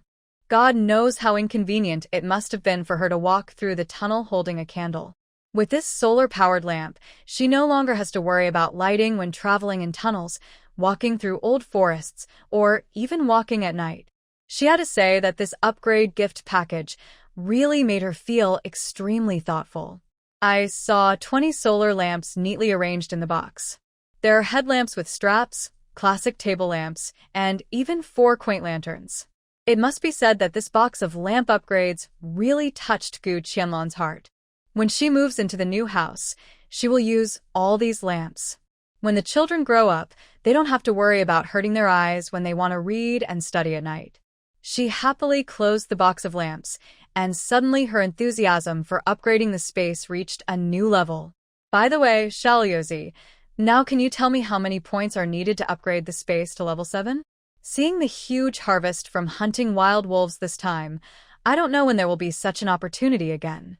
Answer the host. It will take 70,000 points to upgrade the space to level 7, and you are still 7,370 points away from the upgrade. In order to upgrade as soon as possible, please work hard. After listening to Haoze's report, Gu Qianlan finally breathed a sigh of relief. She was afraid that this space was unreasonable, and seeing that she was in Dongxia Mountain, it would give her a leap-forward score requirement like last time. Then she would really lose confidence. She would walk deeper into Dongxia Mountain for another day today, and she would start planning to return tomorrow. After she had sorted out her mood and eaten and drunk her fill, she flashed out of the space and walked in the direction where the guards had come from before. Since the 10 of them dared to break into the wolf's den and steal the wolf cubs, She wanted to see if there were any other gains there. Moving forward, she passed a low-lying bush again. Following their footprints, Gu Qianlan finally approached the previous wolf den. After the one-sided strangulation last night, the wolf den was now empty, with neither wild wolves nor the wolf cubs she was looking for. Presumably, when the wild wolves withdrew, they also took away the wolf cubs that could not run long distances. Now the injured wolf cub was afraid that he would have to continue to follow her. "Little guy, it seems that it is impossible for me to find a companion with you. Your family has already evacuated." Gu Qianlan took the little wolf cub lying in the space out and let it take one last look at the place where it once lived. The little wolf cub seemed to still recognize its home, and its two front paws excitedly crawled forward for a while. Then it lay on the ground weakly and whimpered a few times, as if to say goodbye to its past. "Let's go. You will follow me first in the future. Don't worry, if I have a bite to eat, you will definitely have something to eat." Gu Qianlan picked up the little wolf cub and gently stroked the soft fur on its head. In this strange world, she has another companion, which feels pretty good. The little fur child nudged her hand with his nose, as if to make a silent answer. The interaction between one person and one wolf seemed extremely friendly and harmonious. After putting the little wolf cub back into the space, Gu Qianlan embarked on a new journey of exploration. Wang Mingquan personally drove the carriage, took several sacks of gifts that he had asked his men to select from the warehouse, and drove towards Yujia village. Thinking of the food that Gu Qianlan had brought back from his store before, it had been so long, and they were probably almost all used up. His trip here should be a timely relief for his niece, who was living a hard life. It was a good deal to give up some of the old goods that could not be sold and let his niece sell all the new tribute rice to him. If he could build a relationship with her and find out the location of her rice fields in Dongxia Mountain, he could send someone to guard them. With the financial resources of his family, it would not be difficult for him to buy a small mountain. Thinking that the tribute rice would be at most the last transaction of the year for his niece, Wang Mingquan felt a little reluctant. "But when I think about my future and my current age, if I don't try my best, there will really be no hope. Forget it. When he helps the master of the family get the rice fields planted with tribute rice, he will see if he can find a job for his niece." Thinking about the bright future, Wang Mingquan swung the whip even harder. The carriage arrived at the entrance of Yujia village, and Wang Mingquan got off the carriage with a swagger. "Excuse me, sister-in-law, how do I get to Mrs. Gu Qianlan's house?" Seeing a few women sewing shoe soles under a big tree at the entrance of the village, Wang Mingquan walked up to them and asked, "Are you looking for Madame Gu? Who are you to her family?" Wang Guixiang asked curiously at the middle-aged man in a long gown driving a horse-drawn carriage. "I really didn't expect this. Could it be that Madame Gu has any wealthy relatives? Look at the material of this gown. It's made of fine cotton and there's not even a patch on it. I guess he must have lived a good life. Especially since this person drove the carriage himself. You have to know that ordinary people don't have such a high-end thing as a carriage. Even Yu Jianfeng's family, who runs the Elon winery in the town, only has an ox cart. Mrs. Gu is my eldest niece. I heard that she is having a hard time, so I came here to see her," Wang Mingquan said as he puffed out his chest, so that the village women would know that he came here to give gifts to Mrs. Gu. "Mrs. Gu's family is having a hard time?" Wang Guixiang silently complained in her heart, but she didn't show it on her face. She imagined that Mrs. Gu's family was so hard up that they could afford to support 3 servants, and they had more than 20 acres of homestead, and even the new stone house was almost completed. "I'm afraid there is no other family in the entire Yujia village that is better off than Mrs. Gu's family. Look at this old man dressed like a decent person, but what he said was really unpleasant to hear. I heard that Madame Gu went to Dongxia Mountain and will not be back for 3 or 4 days. Her 2 children are at home." Wang Guixiang still enthusiastically pointed the way to Wang Mingquan and glanced at the carriage behind him. She didn't know what good things were in it. She said how Madame Gu suddenly became so rich, and it turned out that she had a relative who drove a carriage in the town. "Thank you, sister-in-law. This is just a small gift. Please accept it." Wang Mingquan thanked the village woman who showed him the way, and casually grabbed 2 maltos from her sleeve pocket and handed it over. Wang Guixiang didn't expect that her momentary enthusiasm could actually be exchanged for 2 maltos, and she couldn't help but be a little overjoyed. "Oh, thank you so much." She snatched the maltos from Wang Minchuan's hand, as if she was afraid that he would regret it, and quickly put it in her pocket. "If you can't find anyone in the place I just mentioned, you can go to the Dague family at the east end of the village to ask. Most of the 2 children of Mrs. Gu's family are staying there for food and shelter." Wang Guixiang kindly reminded her for the sake of 2 candies. Don't let this person go there and blame her for not being able to find anyone. The carriage slowly passed through the village, attracting the attention of countless villagers and children along the way. Wang Minquan had a serious face, but he was very happy in his heart. It is difficult to enjoy such attention when driving a carriage in the town on weekdays, let alone such a highlight moment. Finally, the carriage stopped at the gate of the small courtyard where Mrs. Gu lived. The gate was closed, and it seemed that there was no one inside. The yard was pitifully small. Although the small thatched houses were tidy and clean, it was not difficult to see the poverty of the owner of the yard. Wang Minquan sighed softly. His eldest niece's life was too hard. A newly married young woman, with 2 children alone, can imagine how difficult it must be. Thinking of this, he felt more relieved. In this way, the things in his carriage would be a timely help to his eldest niece. When he took them out later, wouldn't he be thanked like a living Buddha? "Master, are you here to find Aunt Gu?" Fu Wang walked carefully in front of Wang Minquan and asked bravely. Seeing that this child was not like other children, he was curious but afraid of him and did not dare to approach. Wang Minquan felt a little strange, and he felt even more happy to hear the child addressing him. "Yes. Do you know where her family is?" he asked kindly. He had heard that Madame Gu had entered Dongxia Mountain, and he was not surprised at all. After all, such an important rice field is in the mountains, and you have to go in and take a look and take care of it from time to time. If she really hasn't been in the mountains for a long time, that would be worrying. "I know, Master. I'll take you there." Fu Wang plucked up his courage and volunteered. Wang Minquan turned around and looked at the things on the carriage and nodded gently. "Okay, you lead the way in front, and I'll drive the carriage and follow." Although he had a smile on his face, he couldn't hide his disgust for the dirty little child in front of him. Letting this little beggar-like child get on his carriage was really a waste of time.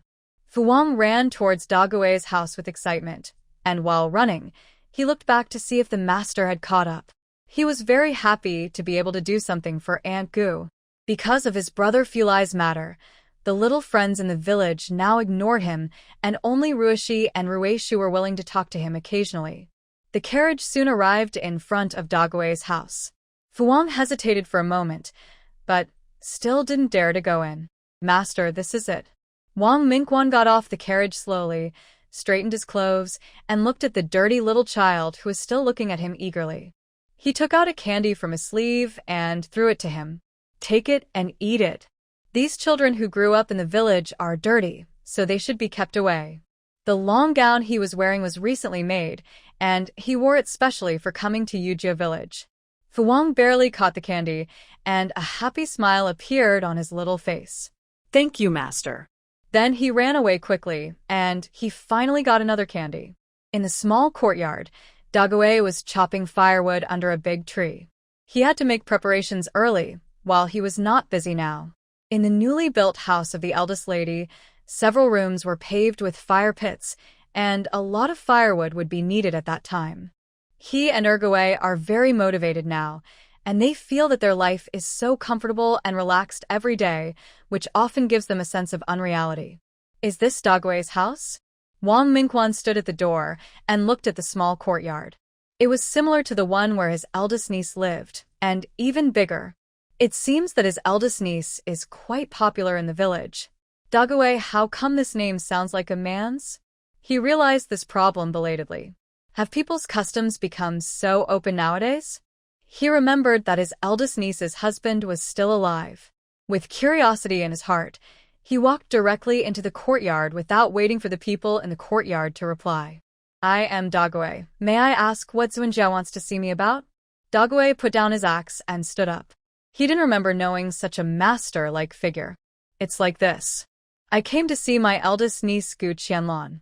I heard that she went into the mountains and her 2 children are staying at your house temporarily, so I came here to find her.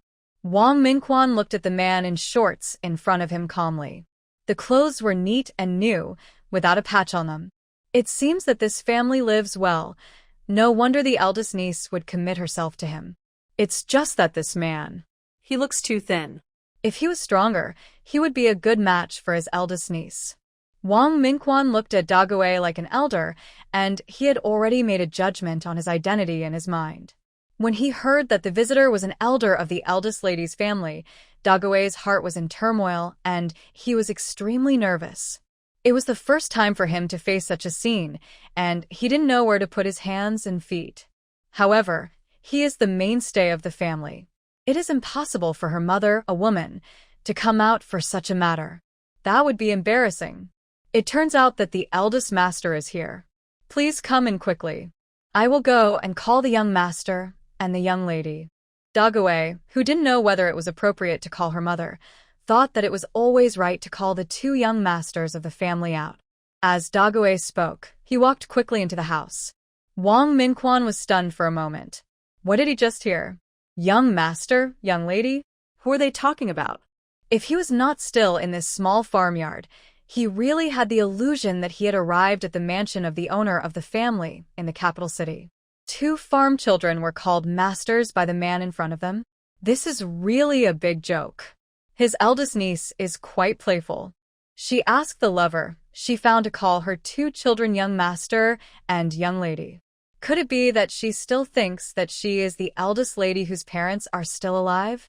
In just a short while, Wang Mingquan had despised his eldest niece countless times in his heart.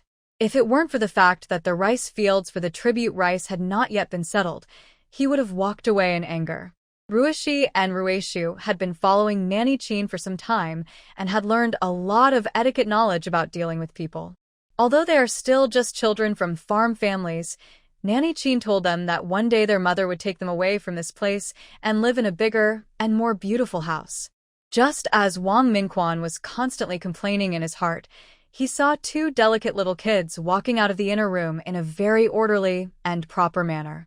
Both kids were wearing brand new clothes made of fine cotton cloth with delicate little flowers embroidered on them, and even their shoes were brand new embroidered cloth shoes. Almost subconsciously, Wang Mingquan stood up straight, put away his previous contempt, and looked at the little kids who walked in front of him. Are you the uncle who came to see my mother? Rui'er tilted his head, with a serious and earnest look on his innocent face. Yes, I am Wang, the shopkeeper of the grain shop in Changbei town. I know your mother well. I came here today to see her when I had time. The 2 little adults in front of him were really interesting.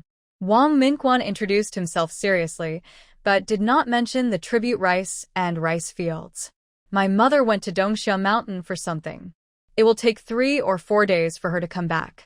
Do you have something to do with her? Rui'er was just a child after all.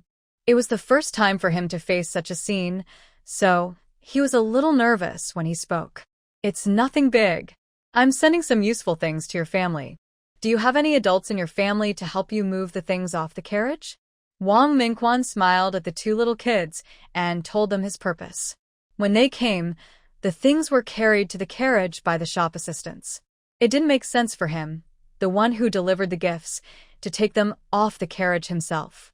Didn't Dague just call these 2 little kids the young master and young lady? Let him take them off the carriage himself, so that he can see how practical the things he sent are. Do you usually live here with your mother? Or the small courtyard near the river? Wang Mingquan asked hurriedly when he saw Dague was about to go to the carriage. His things were to be given to his niece, so he must not let this wild man and his family steal them. We usually live in the small courtyard near the river with my mother. These few days, my mother is not at home, so we came to live with Aunt Qin. Rui'er explained seriously. Then don't rush to move down now. It's better to move all the things to the small courtyard where my niece lives. Wang Mingquan said, holding Dague, fearing that he would move the things on the carriage into his own small courtyard without caring about anything. Don't worry, sir. My mother is not at home, and we dare not take the initiative to accept the gifts you sent privately. Why don't you take it back first? We appreciate your kindness. Rui'er said the polite words of refusal according to Aunt Qin's teachings. When Wang Mingquan heard that the child didn't want the things he sent, he became anxious. Aren't their families so poor that they can't even afford to eat? Why would they be rejected when he wanted to give something? He originally thought that it didn't matter if Madame Gu wasn't here. As long as her family accepted the gifts, she would have to accept his favor. By then, he wouldn't be afraid that she would come back from Dongxia Mountain and find a shop. Your mother is my eldest niece, so it's only right to give her some things to help her. Let's do this, Dague. Come with me to move the things off the carriage. Little kid, you have to watch out and be sure to tell your mother when she comes back. At this moment, Wang Mingquan didn't care whether Dague's family would embezzle the things he sent. At least he had to let them accept the gifts first before he could talk about the future. But Rui'er was at a loss all of a sudden. What should he do? Nanny Qin didn't tell him that this old man was forcibly trying to keep the gifts. What should he do? He stared blankly at Wang Mingquan pulling Dague onto the carriage and hurriedly asked him to carry a few sacks and get off. Look carefully, the things in these sacks are all given to Madame Gu by me. They have nothing to do with anyone else. Seeing that more and more villagers were gathering around to watch the fun, Wang Mingquan simply asked everyone present to help bear witness. Okay. Don't worry, old master, we are all watching. Wang Guixiang said jokingly, watching the fun. Seeing that his goal had been achieved and his niece Gu was indeed not at home, Wang Mingquan instructed Dague to unload the bags on the carriage, and then left without looking back. Madam Qin, I didn't do what you told me to do. Rui'er looked at the sacks on the ground, looking like he was about to cry. What should he do? He secretly accepted so many things from others. Will his mother be angry when she comes back? It's not the young master's fault. That person forced the things to stay. The young master has done a good job. Madam Qin, who saw everything in the house, comforted Rui'er softly. The child was still so young, and he was doing very well now. Mother, what should we do with these sacks? Should we move them into our house or to the young ladies? Dague couldn't make up his mind for a moment when he looked at the bags in front of him. The old master just now was really interesting. He was afraid that he would take the things, and then he was afraid that they would not want them. He was confused. Put them in our room first. When the young lady comes back tomorrow, we will talk to her about this matter, and she will take care of it. Nanny Qin lowered her eyes and said to her son softly, Then we have to open the bags to see what's in them, so that we can sort them out. When Dague was moving the bags, he could clearly feel that they were filled with grain. And the old master also introduced himself as the shopkeeper of the grain shop in Chongbei town. They also knew that grain shop and would go there a few times a year. But they, the country people, have always only dealt with a few guys in the shop. When have they ever seen the shopkeeper in person? I really didn't expect that the owner of the grain shop would personally drive a carriage to deliver things to Madame Gu. It seems that they have a special relationship. There's no rush. After all, Nanny Qin was born in a wealthy family. She knew the situation of delivering gifts without a gift list. I think these things are not worth much money, and the other party may have something to ask of the eldest lady, so he came to the door at this time. Gu Qianlan didn't know that the Uncle Wang that the original owner knew gave her a bunch of old things at this time, and he also had great intentions. With the guidance of the electronic map and several reminders from Haoze, she progressed much faster in the depths of Dongxia Mountain. The animals and plants with low scores that she encountered along the way were basically ignored by her. Time is limited, and only those things with high scores can attract her interest.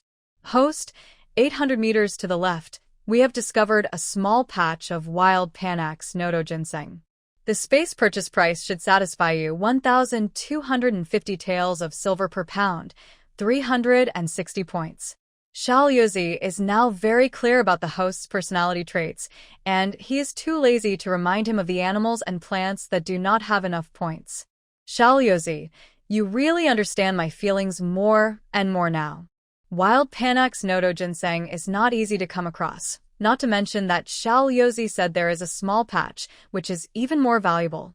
I don't know if this holy product for healing will be accepted in the county medicine shop, and what the price is. But no matter how valuable it is probably difficult to get the price given by the space. The forest in front of us is relatively open than other places before, which is just suitable for the growth of Panax Nodo ginseng. Following the instructions on the electronic map, clusters of light yellow flowers can be vaguely seen in the bushes, scattered here and there. Host, although the age of the Panax Nodo ginseng here varies, considering the host's current situation, this space deliberately trades the highest grade Panax Nodo ginseng. I hope the host will work hard and keep up the good work. After listening to Haoze's words, Gu Qianlan finally eased a little of the unpleasant mood of being cheated before. In that case, thank you very much. As she said, she began to look for the Panax Nodo ginseng hidden in the bushes. In addition, the Panax Nodo ginseng flower also has medicinal value. The whole plant can be stored in the space, and the host does not need to separate the rhizomes separately.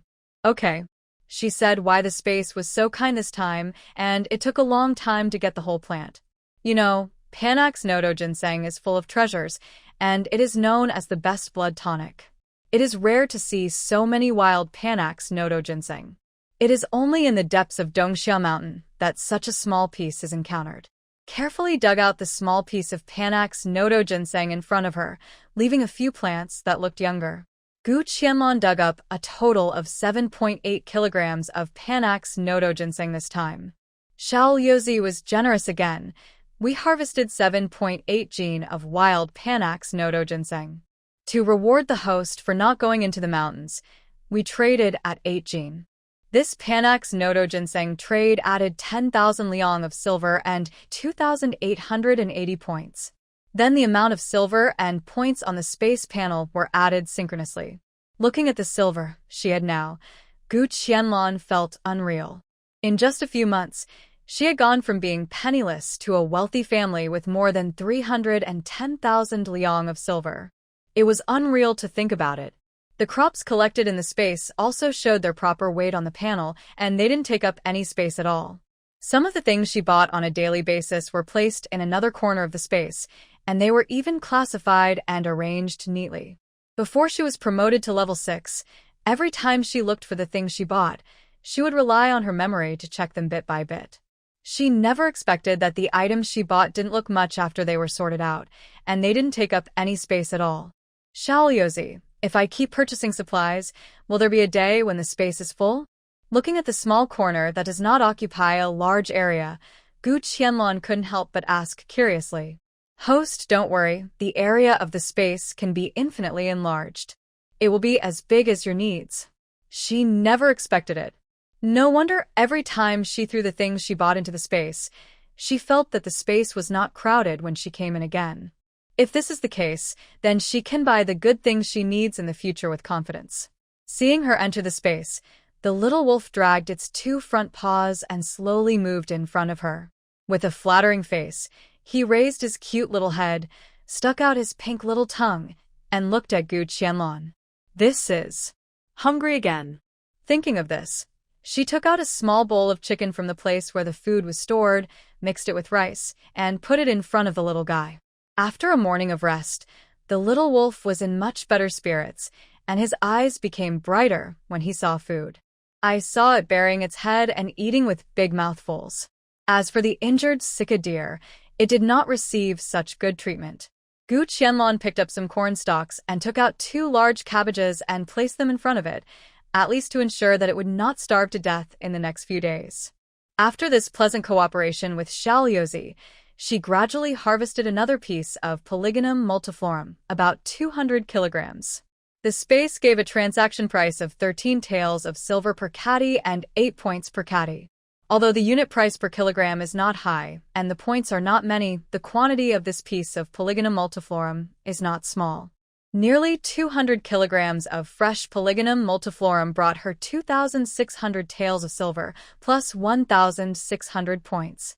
This time, we are one step closer to reaching the 7th level space.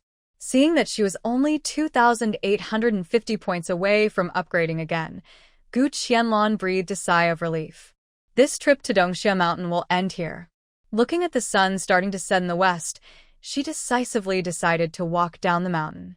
As the saying goes, it is easier to go up the mountain than to go down. Even for someone like her with improved physique, she still found it difficult to go down the mountain. Gu Qianlan was very tired during this trip up the mountain. The continuous high-intensity work of clearing the way required her to be extremely alert and pay attention to possible dangers around her. Once she entered the space to rest at night, she felt listless and didn't want to move. The little wolf cub seemed to have already identified Gu Qianlan. As soon as it saw her come in, it dragged its front paws and pounced towards her. The chubby little one seemed to be running pretty fast. Little guy, when your injury is healed, you should return to the forest when you have the chance. She looked at the little fur ball running towards her and felt that all the fatigue of the day was instantly healed. It was a pity that this was not a dog after all, and keeping it by her side might cause trouble. At dinner, Gu Qianlan prepared some rabbit meat for the little kid, tore it into small pieces, mixed it with rice, and fed it to the little wolf. This little thing is not picky about food. It eats everything she feeds it, as if it is afraid that it will be disliked by its owner. Seeing that it had eaten all the food in the bowl, Gu Qianlan poured it a box of milk, as usual. This little thing may not look big, but it tastes really good. As soon as he saw the milk in the bowl, he immediately started working hard again, and in no time, he had finished the bowl. Gu Qianlan was stunned by what she saw. This little guy was such a big eater and drinker. I guess only with her conditions can she afford to support this little foodie. The little furry ball, having eaten and drunk his fill, lay on the ground with his limbs spread out, eyes slightly closed, and fell asleep happily. With this little thing accompanying me along the way, I didn't feel lonely or bored at all. Maybe it would be nice to keep it around. It just depends on its own wishes after its injury heals. After rushing for a long time, Gu Qianlan finally arrived at the foot of Dongxia Mountain at noon the next day. Walking down the mountain, she traded some medicinal herbs and inconspicuous small animals with Haoze intermittently. She also gained 2,300 taels of silver, plus 960 points. Thinking that she could hand over the sick deer to the county magistrate as soon as possible, so as to get rid of the big worry as soon as possible, Gu Qianlan walked directly into the old house at the west end of the village. As usual, she checked the situation in various places in the house and found no signs of someone sneaking in. I guess that guy named Li Tong is still recovering? He was injured by her chain arrows. With the current medical level, it is not so easy to heal. Moreover, he was probably scared by the arrow and dared not act rashly, knowing that it is a good thing to be afraid. I am afraid that the old guy is not afraid of life and death, and he will make trouble again. After removing the hidden weapon, Gu Qianlan entered the tunnel familiarly. This time, she has a solar lighting lamp. She found a suitable lamp from the box and put it on her head. The road ahead of the tunnel became clear instantly. The lamp produced by the space was indeed extraordinary. The lighting effect could be said to be able to kill all the headlights she knew. Most importantly, this lamp did not require her to maintain or process the light. It could be used normally after taking it out of the box. There was no more thoughtful upgrade gift than this. When she really used it, she felt it deeply. With the blessing of the solar lamp, Gu Qianlan walked much faster in the tunnel. It only took her about an hour and a half to reach the cave outside the county town. The furnishings in the cave were the same as the last time she came. It seemed that no one had been there, let alone been discovered by others. Thinking that she was now a person who had a property in the county town, she did not stay in the cave for more. She washed and tidied up in the space first, then found a backpack, put the sick deer in it, and walked towards the county town. As usual, the household registration was checked at the city gate and a 2-cent entry fee was collected. This time, she didn't meet Constable Shi Er at the city gate again. Maybe he had a new job. The county magistrate Gu in the county government office was really overwhelmed. Looking at Goo Hunzi crying on the chair, he wished he could take a stick and beat her out. But, thinking about the woman's outstanding youngest son, the young scholar Gu Wencai, he gritted his teeth and endured it. This is really a knife above the word endurance, and the ancients were honest. If he had known that this woman was such a person, why would he have said so much that day? He just pretended that he didn't hear what she said, and wouldn't this have happened today? Unfortunately, it's hard to buy early knowledge in this world. Goo Hunzi has been staying in the county government office for a few days, and there is no other reason. She has to wait for the county magistrate to find her stolen purse. If she can't find it back, then she will have to stay here and eat her fill before going back. Looking at the brand new dress she was wearing, although it belonged to the housekeeper, it was new after all, and she didn't have to spend any money. Thinking about the white rice she ate every day, Goo Hunzi was even more reluctant to leave. Life at home was very tight now, and every penny saved counted. She and her eldest son lived with the county magistrate, and it could also give face to her younger son. Mrs. Gu, you have lived in this county for quite a few days. I think it will be difficult to get your money back. Here are 2 taels of silver. You can take it first. After lunch, I will arrange a carriage to take you and your son back to the village. County Magistrate Gu looked at Goo Hunzi with a sad face and felt bitter in his heart. This woman really deserved the tolerance of her husband. Looking at a person who spoke softly, what a thing she did. The 3 words reasonably are not applicable to her at all. But sir, my purse contains all my belongings. You are only willing to give me 2 taels of silver. How can I live like this? Goo Hunzi was delighted when she heard this, but she didn't show it on her face. She only brought a little over 1 or 2 taels of silver in her bag, and she brought so much because she was worried that it might not be enough in case she needed to get medicine in the county town. If she went to the town normally, she would at most bring 3 or 500 coins to spend. Humph. Are you satisfied with my food and accommodation? County Magistrate Gu was unhappy when he heard it. Was it because she didn't have enough accommodation? Or was it because she didn't have enough money? You have to know that as a county magistrate, his monthly salary is not that much. He gave away 2 taels of silver in one go, and his flesh was still in pain. If it weren't for the face of Mr. Gu, it would have been impossible for him to do so. Let them live in the county government office? Don't even think about it. Satisfied. Of course I am satisfied. Upon hearing the county magistrate's question, Goo Hunzi smiled with wrinkles on her face. How could she dare to eat so well at home? She had white rice every meal, a life like a god. I think you are too satisfied. County Magistrate Gu slammed the table in anger, not caring about his face or his reputation. At this moment, he only thought about his purse and the food bag that was running out day by day. Seeing that the county magistrate was angry, Goo Hunzi was still afraid and shrank her neck and dared not say a word. Her good son had no idea where he had gone, leaving her alone to face the wrath of the county magistrate, which was really scary. I dare not. I dare not. I will listen to the county magistrate in everything, Goo Hunzi said reluctantly in a low voice. Humph. This is for your own good. You have a beautiful daughter-in-law at home, right? You and your eldest son are really relieved to leave her and your husband at home these days. Somehow, County Magistrate Gu suddenly remembered the young lady in a high-necked dress he saw in Yangshu village that day. In such hot weather, she wore such a high-necked dress, and her steps were so frivolous. As a person who had experienced it, there was nothing he didn't understand. He just didn't know who was the initiator of her image. As the parent official of a county, he had been in office for more than 10 years and had been to several counties. What kind of bad things had he not seen? There were more bizarre and incredible bad things than that. After all, it was the most difficult for a beautiful woman to enjoy the favor of a beauty. After County Magistrate Gu said this, Goo Hunzi couldn't sit still for a moment. How come she had never thought about this? Even her eldest son followed her to live well in the county government office and was reluctant to leave. Could it be that the county magistrate found something when he went to the village last time? The more Goo Hunzi thought about it, the more anxious she became. She wished she could grow a pair of wings and fly back home immediately.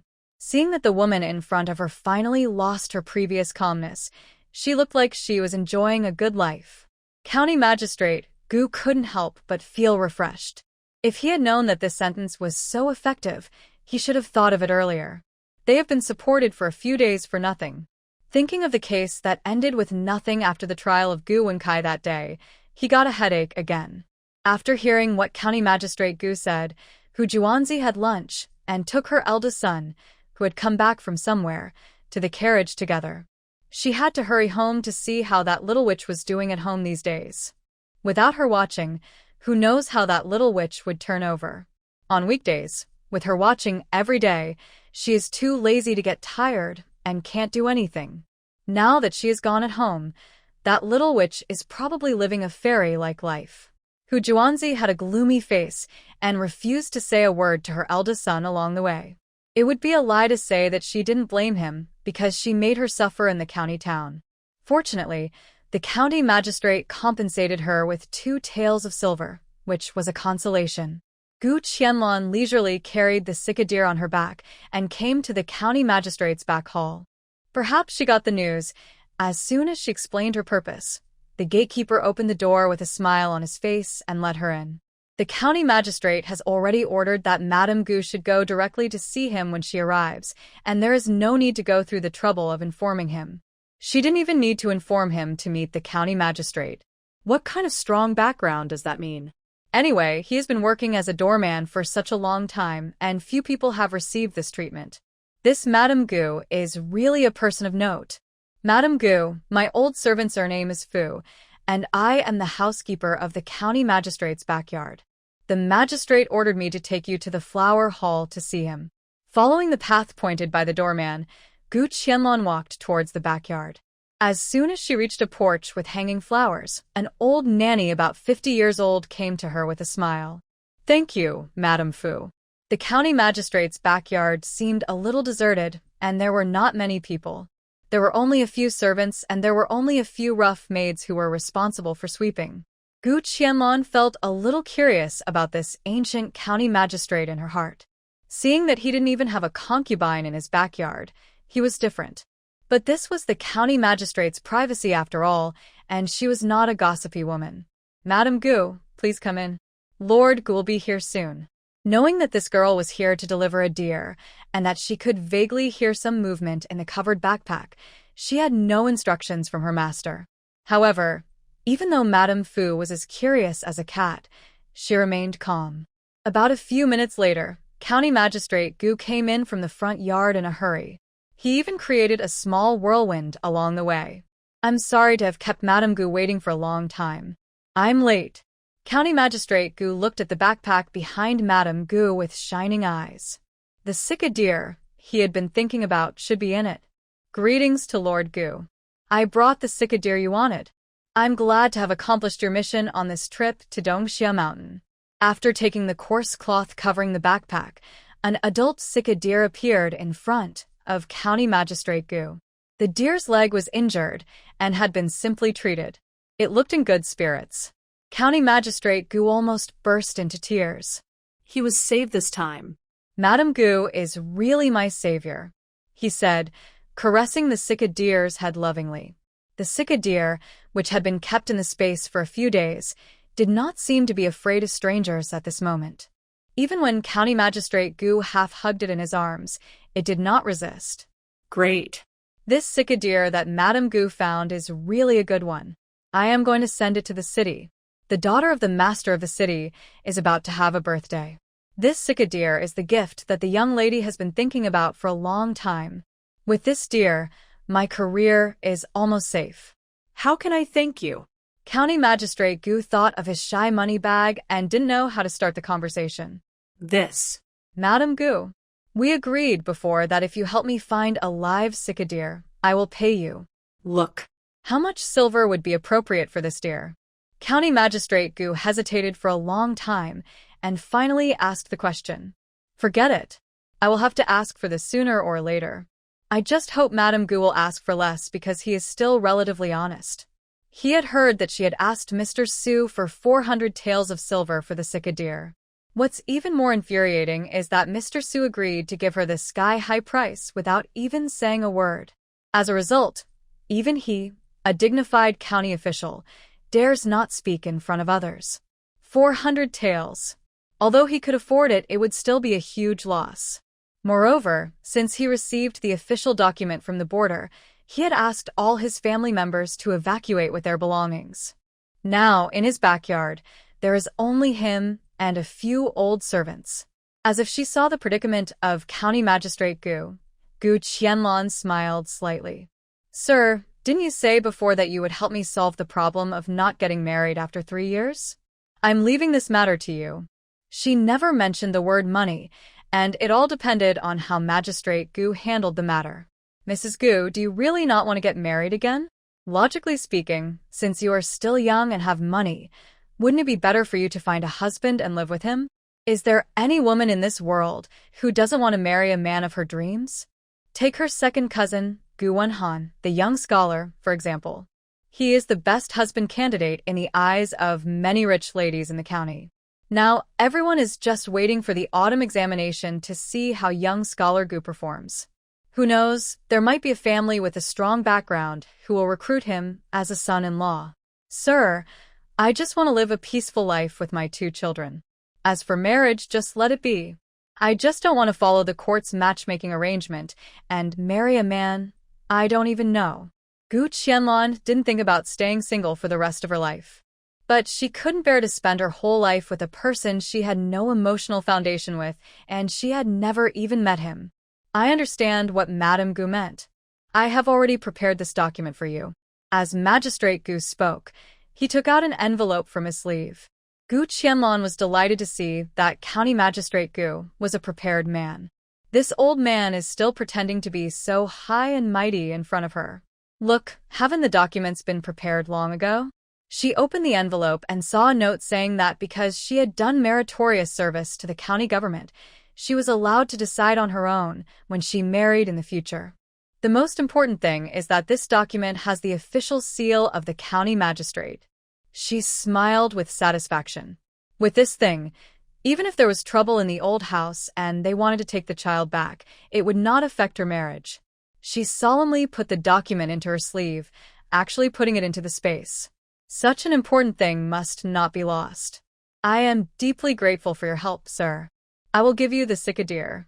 I just hope that your official career will be more successful in the future." It must be said that Madame Gu is so considerate. She gave a cicadir without hesitation. When County Magistrate Gu heard that Madame Gu did not want his money, he almost burst into tears. His pockets are really not thick. Thinking that her behavior might cause County Magistrate Gu to lose his official position, Gu Qianlan still felt a little guilty. If others suffered an unexpected disaster because of her, it would be something she did not want to see. "If you have nothing else to do, sir, I will take my leave now." Seeing that it was still early, she thought about going to the pawnshop to see if there were any suitable servants and buying a few first. Dague and Ergue's marriage was still expected to be chosen from the people she picked. "Madame Gu, please go and do your work. If there is any need in the future, I will send someone to find you." After sending away the plague god and welcoming the great gift from Madame Gu, County Magistrate Gu felt refreshed. He hurriedly ordered his servants to go to the clinic to find a doctor who could treat external injuries and give the cicadir a good treatment so that he could personally send it to the city in a few days. The dental clinic in the county was not as lively as Gu Qianlan had imagined. When she came, Ding Chun, who she had met before and was in charge of handling the house, was not in the dental clinic. And the old woman with a serious face that she saw last time was still sitting in the house as before. Gu Qianlan walked in, and the old woman looked her up and down, and then asked, "Are you here to buy or sell people?" "I want to buy a few servants." The old woman stood up. "My last name is Zhang. You can call me Mrs. Zhang. How many people do you want to buy? Do you want men or women, and how old are they?" Mrs. Zhang said as she picked up a bunch of keys and stood up and walked towards the small courtyard beside the house. "I don't have a fixed number. Let's take a look first and buy the ones that suit my eyes," Gu Qianlan said casually. With her current financial resources, let alone buying a few servants. Even if she bought hundreds of servants, it would not have any impact on her, but it was unnecessary. Mrs. Zhang turned her head and looked at Gu Qianlan, nodded and said nothing. She has been in this business for most of her life, and she has seen all kinds of people. The ordinary dressed woman in front of her looked outstanding. Although her words seemed to be nothing, they were faintly confident.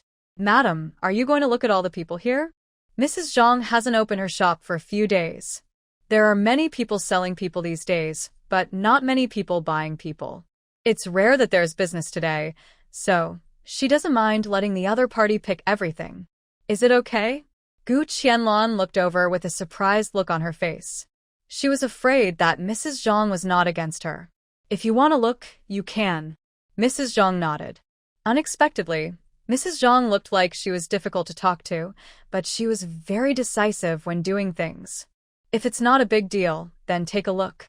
Anyway, she was free anyway, and this was her first time to visit the ancient population market.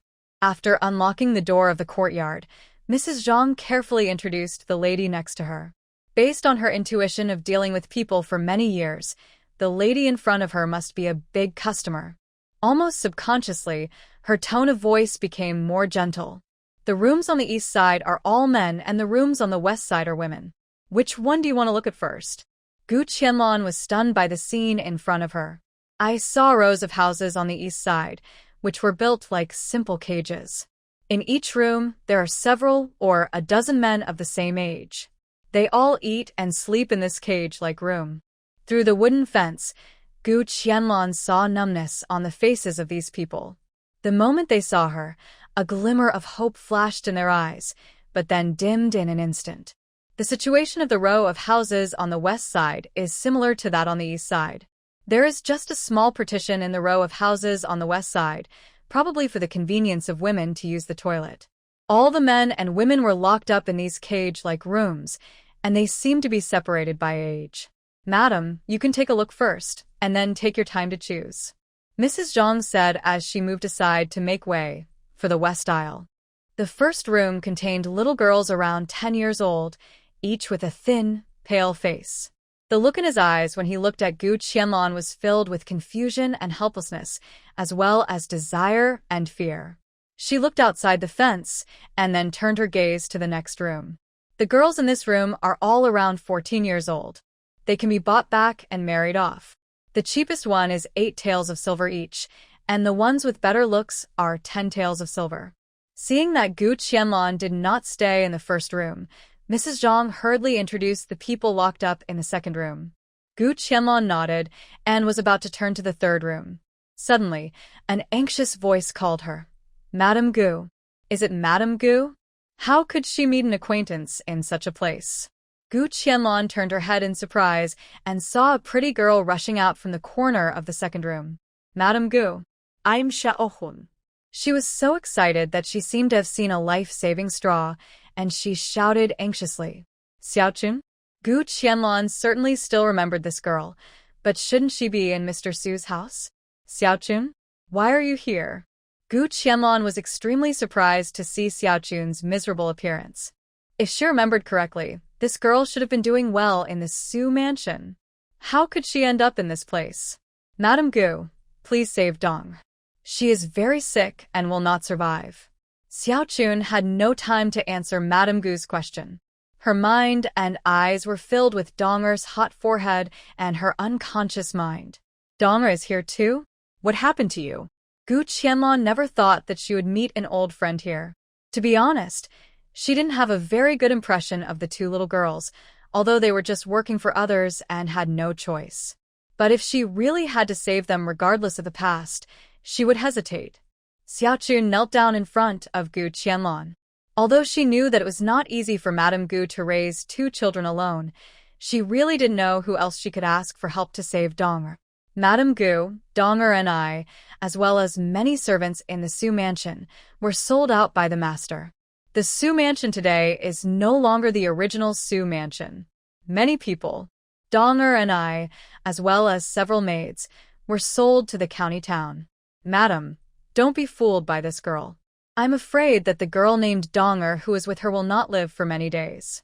Buying her back will only be a waste of money. Who has the money to invest in her?" When Mrs. Zhang saw this girl named Xiaochun doing this again, she felt a headache.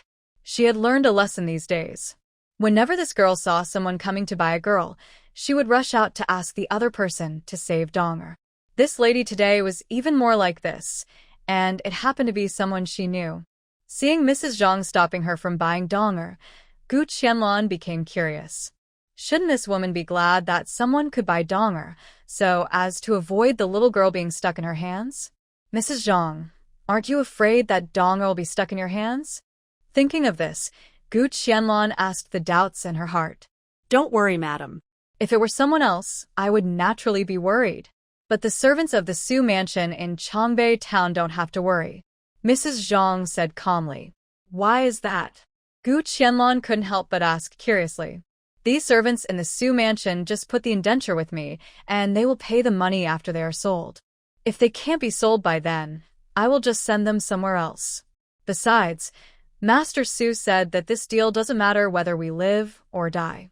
Mrs. Zhang explained. With the Su family's promise, Mrs. Zhang was very serious about making this deal at first. But after a few days, she found that her kindness was really taken for granted. Especially the girl named Xiaochun, relying on her beauty, she insisted on taking donger with her whenever someone was willing to buy her. Otherwise, she would not go with them. Mrs. Zhang didn't understand. Donger was not her biological sister, so why should she give up her future? When she couldn't sell her here and was dealt with by others, there would be no good way out for her. But if such a hot-tempered little girl went to another place, would she still have a way to survive? Madam Gu, I know I am not qualified to ask you for anything, but Donger is younger than me, and she has been tortured and has not been well. Please have mercy and save her life. I kowtow to you. Xiaochun begged while kowtowing hard. Gu Qianlan looked at Xiaochun in front of her, feeling a little emotional for a moment. It's already this time, but the little girl is not thinking about her own destiny and way out. Does she know what will be waiting for her if she is sold to those brothels? I wonder what's the situation with Xiaodonga now? She asked with a sigh. Madam, please think about this carefully. That little girl can't even get out of bed now. With a responsible attitude, Mrs. Zhang did not want the lady in front of her to buy a dying person from her. What's more, the girl named Donger was forced to come to her in the Su mansion. If you buy her back, you have to spend money to treat her illness. Looking at her condition, it's hard to say whether she can be cured or not. Mrs. Zhang had been planning to deal with the little girl in the next few days. It would be unlucky if someone died in her yard. Gu Qianlan recalled that she had heard a conversation between Xiaochun and a nanny in the backyard of the Su mansion. Donger's condition was not that bad at that time. Could it be that after being driven out of the Su mansion, the disease relapsed due to lack of medical care and medicine? That's all. After all, this matter was more or less related to her. Mrs. Zhang, please name a price. How much silver do you want for Donga and this girl called Xiaochun? Although she didn't think she was a savior, she didn't want a little girl to lose her life because of her. If you really want it, I'll give you 2 taels of silver. As for this girl called Xiaochun, her price is higher, 10 taels of silver. It would be a good thing if 12 taels of silver could get rid of these 2 bags. Mrs. Zhang did not raise the price in this matter. Seeing that the 2 children had a good relationship, it was naturally the best outcome for them to be together. Gu Qianlan nodded and walked to Xiaochun. I only plan to buy one of you and Donger.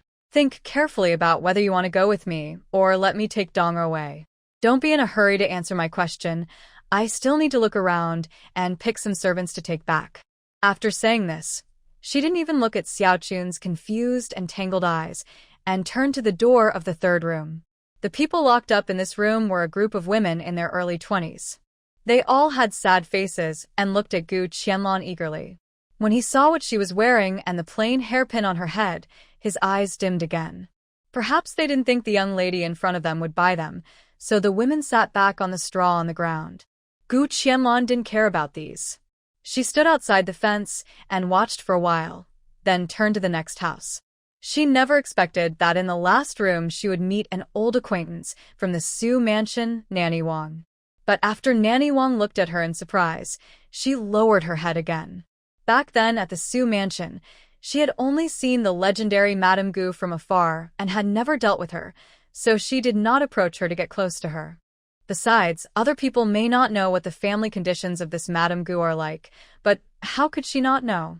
How can I live a good life? I won't try to get ahead. The last room was full of elderly women, and there were quite a few of them, as many as 16.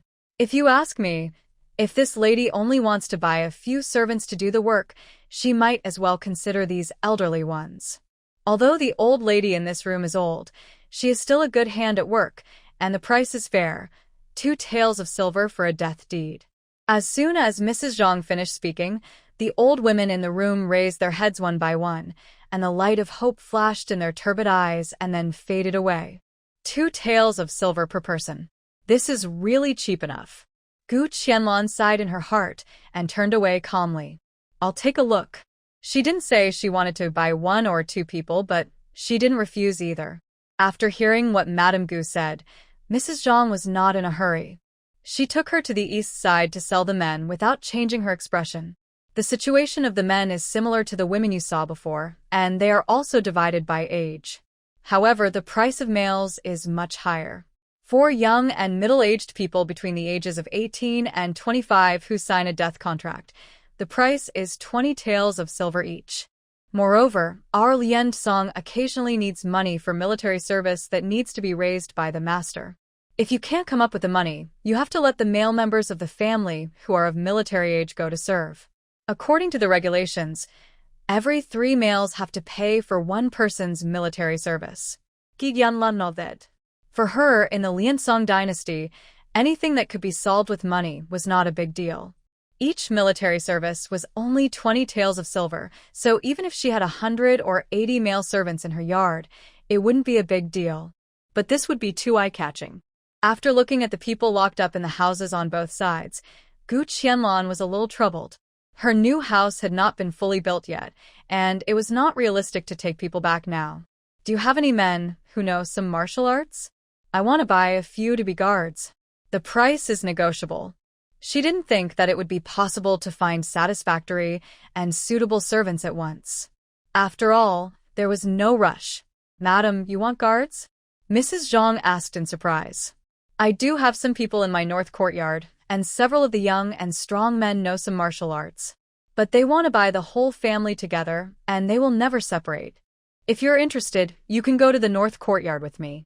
Mrs. Zhang thought for a while and said to Gu Qianlan, if this lady can buy the families in the north courtyard, she will really go to burn incense and pray to Buddha. It's not that those people are bad, but the whole family is tied together, and it's hard for only a wealthy family to sell them.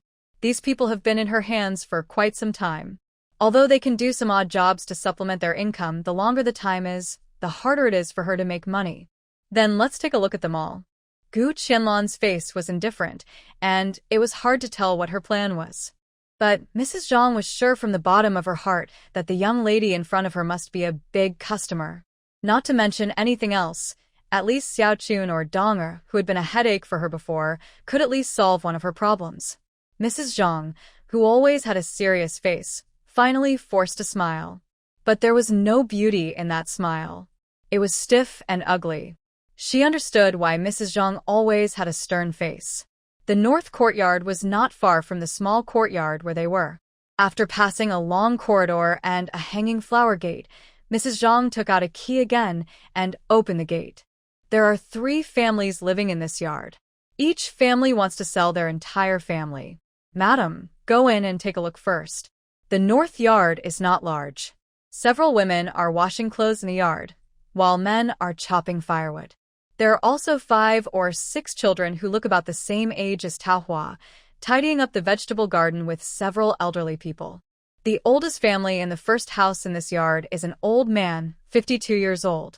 With his son and daughter-in-law, there is also a little grandson who is 7 years old. His son and daughter-in-law are both 35 years old, and his son knows some martial arts. As for who else is in his family, I don't know. This family of 4 has a death deed of 40 taels of silver. Such a family of 4 combined together would cost 40 taels of silver, which is indeed not easy to sell. The second family has 6 people. The old woman is 50 years old this year. She has 2 sons, an older daughter-in-law, a 7-year-old granddaughter, and a 7-year-old grandson who is 3 months younger than the granddaughter. The eldest son and daughter-in-law are both 32 years old. The daughter is from the eldest son's family, the The second son is 27, and the grandson is from the second son. The two sons of this family also know some martial arts. The price of the death deed is 70 taels of silver. After listening to Mrs. Zhang's introduction, Gu Qianlan raised her eyebrows. It's no wonder that such a family is daunting to ask for 70 taels of silver. As for the third family, there is also an old woman who is 51, a son who is 30, a daughter-in-law who is 25, a daughter who is 17, and a little grandson who is 6. This family of 5 has a death indenture price of 50 taels of silver. Madam, are you satisfied with this? The adult men in these 3 families are all skilled in martial arts. If they hadn't insisted on keeping the whole family together, we wouldn't have stayed together until now. Gu Qianlan thought for a moment and nodded. Then please call the second family over, so I can take a look. When she heard that the one who was going to make the move was the one with the largest population, Mrs. Zhang's enthusiasm immediately rose. Madam, please wait a moment. Soon, a family of 6 stood in front of Gu Qianlan. The people in front of her were wearing patched clothes, and their faces were full of anxiety. There was a hint of panic in their eyes. The 2 children, both 7 years old, clasped their hands tightly together and stirred them nervously. The 2 young men looked much calmer, but their tightly pursed lips also revealed their nervousness. Madam, this is Liu Dazhuang's family. Mrs. Zhang stepped aside and waited for Mrs. Gu's questioning. Mrs. Dazhuang looked a few years older than her actual age. Even though she was 50 years old, her face was full of wrinkles. His face was pale and thin, and the tension, anticipation, and fear in his eyes were almost overflowing. What are the specialties of each of you and your family? Tell me about them. Gu Qianlan was basically satisfied with this family of 6. The 2 children are cousins and are both 7 years old, making them perfect playmates for Rui'er and Rui'er. Although the 2 children stood there nervously, their eyes were clear. Madam, I know how to farm. I am good at growing vegetables, raising chickens and pigs. My wife here can cook simple meals and wash clothes, no problem at all. Dazhuang's wife came forward tremblingly and introduced everything she and her eldest daughter-in-law were good at. My dear, my brother Liu Erzwang and I know some martial arts and can hunt. My father taught us martial arts before he died. I used to work as a guard in the city. As for our 2 children, since they are still young, they can only help with light chores and are not good at anything. Liu Dazhuang stepped forward and briefly introduced his family's situation, then retreated. If that's the case, how did your family end up in the pawnbroker business? He knows some martial arts and works as a guard, and he can also hunt. It seems that his life should not be too bad. Madam Gu, let me tell you about this. To be honest, this family has always been a captive. Because the second family offended the master, they were all sold to me. Mrs. Zhang sighed and briefly talked about the family's life experience. They were slaves for a while, and they were slaves for life, and their children were also like this. This is a fact that is difficult to change in any way. What was the surname of your master in the city before? Gu Qianlan asked curiously, as if by magic. My wife, the master's surname in the city before was Liu. We are all family-born children, so we all follow the master's surname. The longer Liu Dazhuang was in the Yang, the more uneasy he felt, fearing that his family would eventually be forced to separate. Hearing that the master of Dazhuang was surnamed Liu, Gu Qianlan quietly breathed a sigh of relief. She said that there are not so many coincidences in the world, and she just happened to run into the family that was determined to get the tribute rice. Yes. If you don't mind, you can give our family a new name.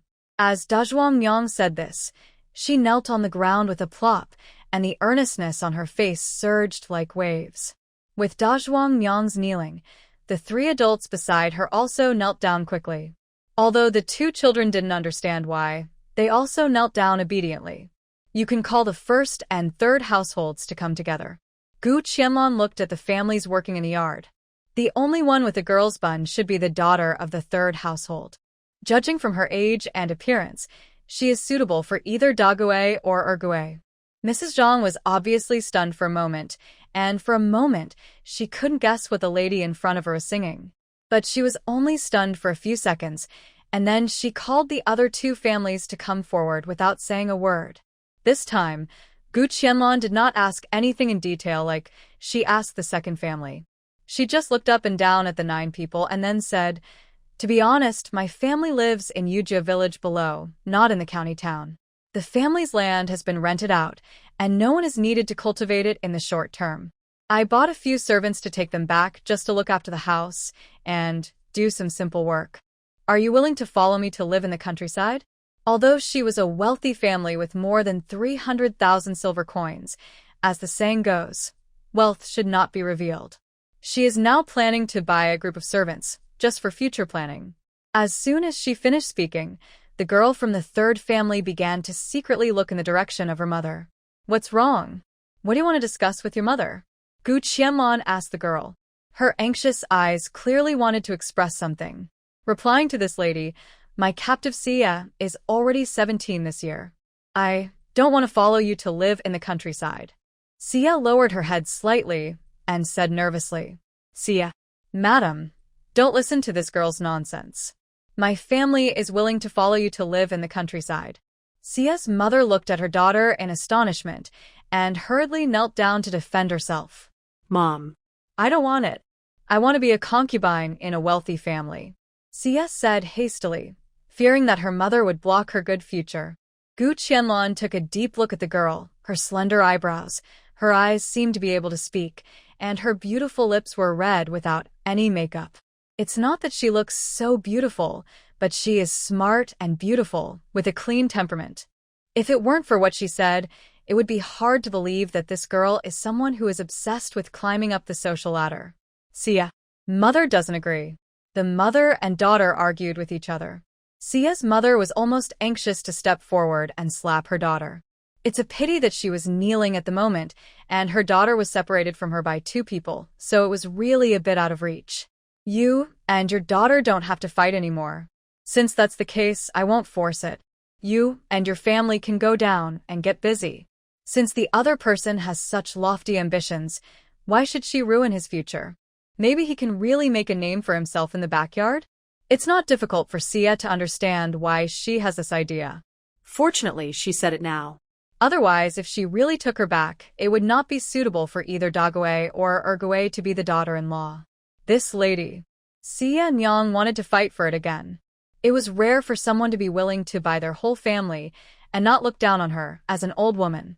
But who would have thought that this unpromising girl at home had such a big heart? "Mom, let's go. There's still a lot of work to be done over there," Xia's brother said, pulling his mother up. His mother is also confused. If Xia can have a good future, wouldn't it be a good thing for their family? By then, there might still be hope of escaping slavery. Xia Yang was unable to defeat her strong son and was carried away. As she walked, she turned back to look in the direction of Gu Qianlan. She really felt that she had missed a good master. "Are there any of your 2 families who are unwilling to go with this lady? It's better to bring it up now so that it won't be ugly later." Mrs. Zhang had a gloomy face. She didn't realize that the little girl had such thoughts. It was really a waste of her kindness.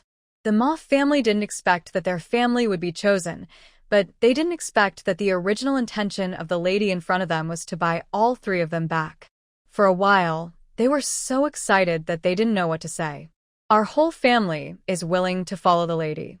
Wherever the lady goes, we will go there. There is no doubt." The old man Ma expressed his attitude in a hurry, fearing that if he was a step slower, the lady in front of him would regret it. You know, at his age, it is difficult for a master to be willing to buy him back. Originally, he had told his son that his family didn't need to care about him anymore, but the stubborn son insisted on taking him, the old man, with him. He even thought that if no one else bought their family, he would find a chance to end his life. But he never expected that there would always be a way out. No matter what the lady in front of him decided to buy their family for, he would do his best to cherish everything that was hard-earned. Gu Qianlan nodded gently and looked at Mrs. Zhang. "Look at how much silver these 2 families have in total. 110 taels?" Seeing that 2 families were solved in one go, Mrs. Zhang's eyebrows relaxed. She knew that this lady was generous, looking at this posture. If it weren't for Xia, that girl, who made a fuss at the last minute, maybe all 3 families could be bought back by her. Thinking of this, she glanced at Shi Er and snorted softly. What an ungrateful person. Mrs. Gu's calculation is correct. There are 10 people in 2 families, and the amount is 110 taels of silver. If you still want the girl named Dong, I will be a good person and give you her indenture directly. Mrs. Zhang thought that Dong was not worth any money anyway, so she could just give away the medicine for the past few days. Dongea? No heri. I still have to ask Xiaochun to see if she has made up her mind. Gu Qianlan had a complicated feeling about Donger and Xiaochun. She was partly responsible for the two of them ending up in this situation. But the huge Su mansion could not accommodate the two of them, and it was not entirely her fault. Mrs. Zhang could not understand Mrs. Gu at all. Since she planned to buy 3 families at once, she cared about buying one more Xiaochun. This was obviously not because of the lack of those few silvers. Thinking of Xiaochun's expression when she was eagerly begging Mrs. Gu before, Mrs. Zhang also saw that there was a story between them. Mrs. Gu, do you want to go see Donger first? Mrs. Zhang couldn't make up her mind about this lady's attitude. It seemed that she had no feelings for these 2 girls. But they clearly knew each other before, and this lady also promised to buy Donger back. Although Xiaochun was asked to think about it again and would only take one person away, she also made a promise to her. There's no need to see it. When Xiaochun thinks it over, I will take the person away directly. Gu Qianlan said indifferently. But Mrs. Zhang hesitated for a moment, but still spoke. That Donga, it looks like she won't live for a few days. Alas, I really don't understand why Xiaochun is so stubborn. Mrs. Zhang didn't know the past between the 2 girls, but now it has come to this point. Instead of considering a way out for herself, she is still thinking about a dying person? Isn't this stupid? As they were talking, the 2 had already walked back to the row of houses where the women were locked up before. Seeing Mrs. Gu coming back, Xiaochun stood at the fence and guarded with eager eyes. Xiaochun, have you thought it through? Looking at the little girl who is only 14 years old, Gu Qianlan asked calmly. Xiaochun's eyes were brighter than ever, with expectation and desire for life. Madam Gu, I've made up my mind. You take Donger away. She has had a hard life since she was a child and has never had a good day. If you can save her, then save her. If you really can't, then it's her bad luck, and I accept it.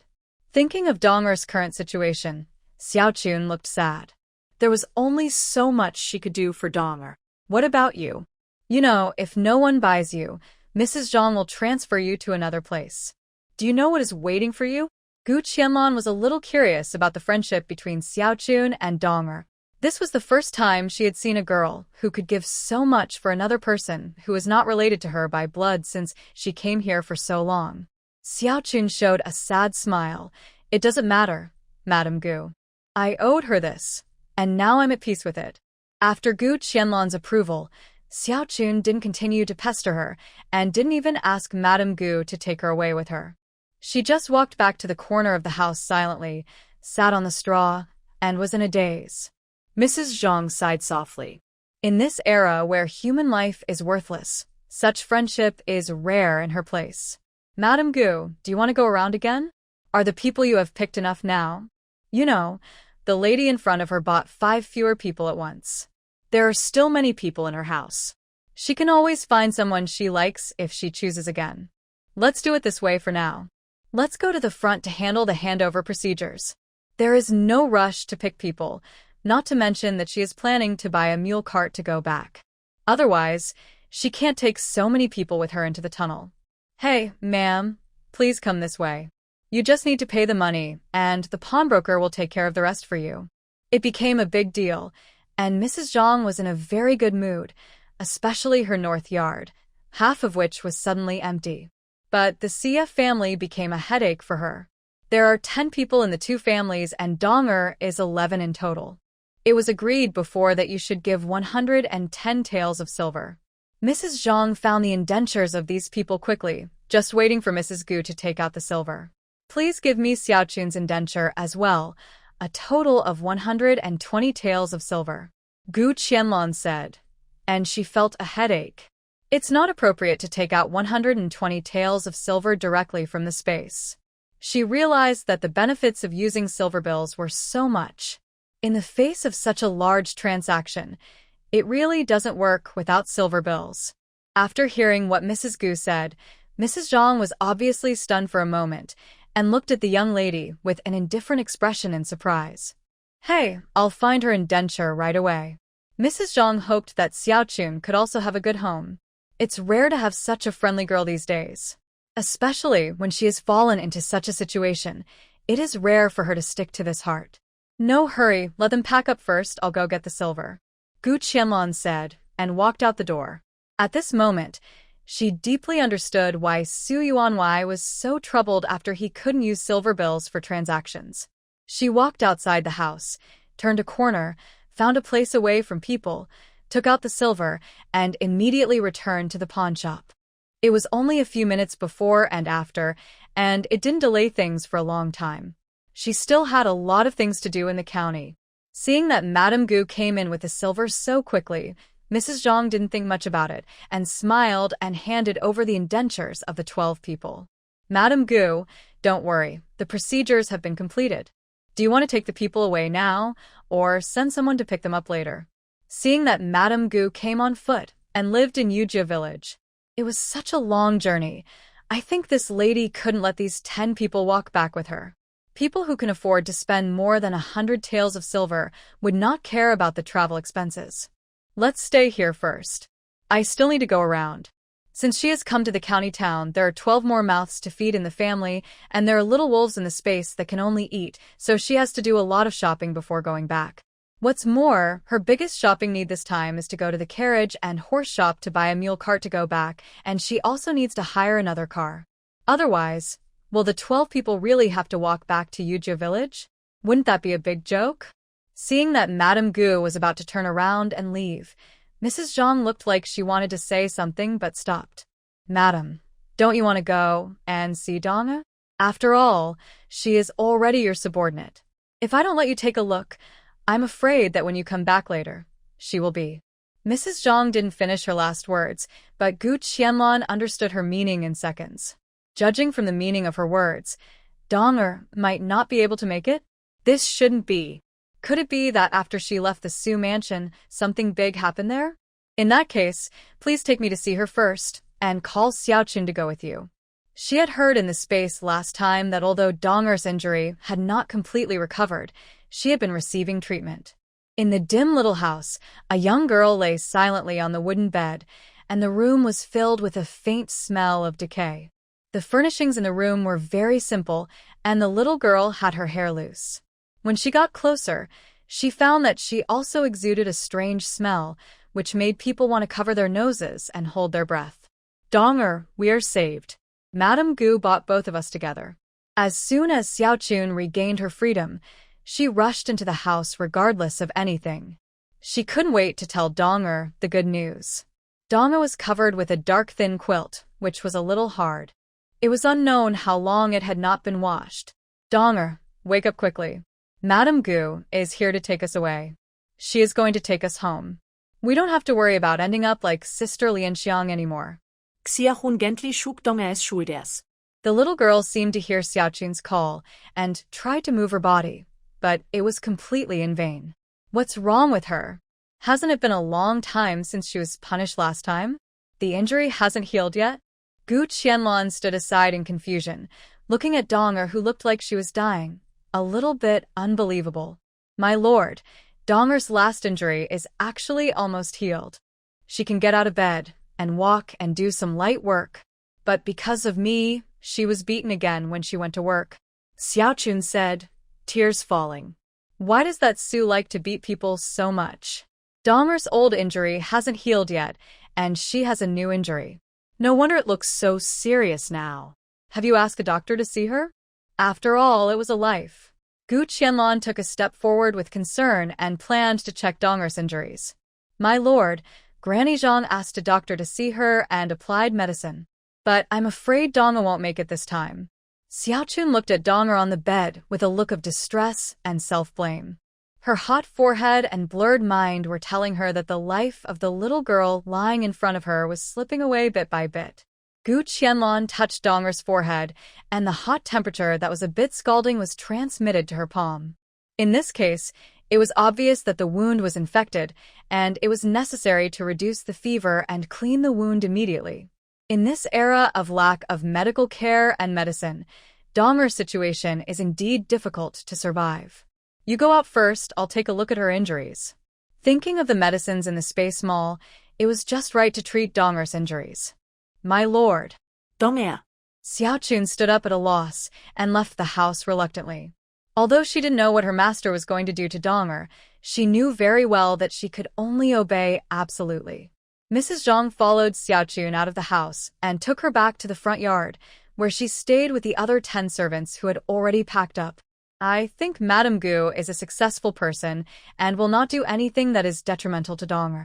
Although Mrs. Zhang didn't know what the 2 girls had in the past with the lady just now. But since the other party was willing to spend money to buy them, she let go of the past. I know, Mrs. Zhang. I believe in Madame Gu. Xiaochun looked in the direction of Donger's residence with a little nervousness, just hoping that Madame Gu could bring her a miracle. Gu Qianlan gently lifted the thin quilt covering Donger, revealing the scars on her back. Even a modern person like her who is used to seeing all kinds of injuries couldn't help but gasp at this moment. There was not a single piece of intact skin below her thin waist. Although Mrs. Zhang had already paid a doctor to see her, the doctor probably only prescribed some external medicines based on her description because the patient was a man. The injured wound had not been cleaned properly, not to mention it was such a hot summer day, and it was covered with a dirty thin quilt, so infection was almost inevitable. What kind of hatred and resentment could be worth a grown man ordering such cruel treatment of a little maid? This is not a punishment for her. This is clearly an attempt to kill her. Thinking of this, Gu Qianlan's anger rose. Although she didn't have any good feelings towards Donger, she could also understand that she had no choice at the time. Such a little girl who is less than 14 years old is just a junior high school student in modern times, enjoying the love and care of her parents. But now she and Xiaochun have ended up working in a dental clinic, leading an uncertain and precarious life. Thinking of this, she decisively bought the necessary medicines from the space mall and first used alcohol to clean the wounds on her body bit by bit. Donger was in so much pain that she was shaking all over. She shivered and groaned. Be good. Bear with it. I'll take care of your wounds. You'll get better after taking the medicine. Seeing that Donger was in so much pain, Gu Qianlan comforted her softly. Donger felt the burning pain on her buttocks and thighs, as if she had returned to the moment when the master was furious a few days ago. Just when she thought she would be beaten to death, the master let her go.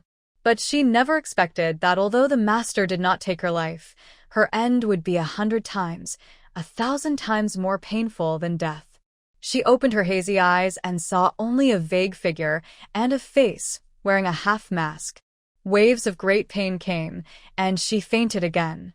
Gu Qianlan picked out the rotten flesh on Donger's wounds bit by bit, cleaned it with medical alcohol, and then sprinkled Yunnan Baiyao on the affected area. After doing all this, she was already soaked in sweat. But it was not over yet. She had to find a way to get the little girl to take the antibiotics. Seeing Donger falling into coma again, Gu Qianlan gritted her teeth, took out the medicine, pinched her chin, and stuffed the medicine into her mouth. Donger felt something was stuffed into her mouth, and subconsciously wanted to resist. Be obedient, swallow the medicine quickly, you will get better after taking the medicine. Hearing this gentle and slightly anxious voice, Donger swallowed unconsciously. The person next to her seemed to hand a glass of water to her lips. She had been thirsty for who knows how long, so she hurriedly drank a few sips and swallowed the medicine in her mouth. Seeing Donger fell asleep again after taking the medicine, Gu Qianlan sighed softly and walked out of the house. The little girl was so injured that she was not suitable for a car attack in the short term. After thinking about it, she finally made a decision. Xiaochun, go and call the other 2 ladies in and pack up Donger together and go to the house in the county town with me first. Gu Qianlan has never lived in the small courtyard in the county town. She rented this house before in order to facilitate the transportation of things when making large purchases. Now, it is just right to settle some people for a while. Several female relatives wiped Donger's body and carefully lifted a simple stretcher. Gu Qianlan brought a group of 12 people to her small courtyard in the county town. After entering this simple small courtyard, everyone was a little at a loss. Didn't they say that the master's home is in Yujia village? This is the house where I am staying temporarily in the county town.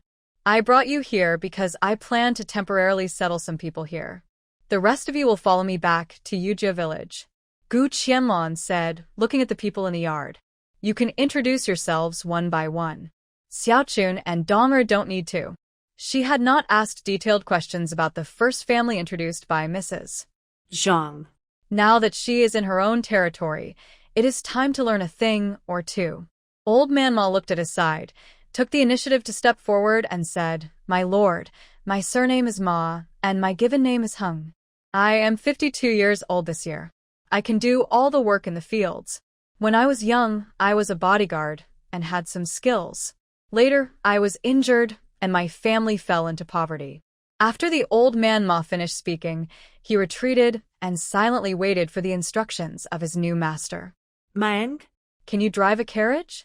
After listening to Ma Heng's introduction, Gu Qianlan nodded and asked, My lord, I can drive a carriage. I have driven horse carriages, mule carriages, and ox carts. Ma Heng lowered his head and stepped forward to reply. Well, I know.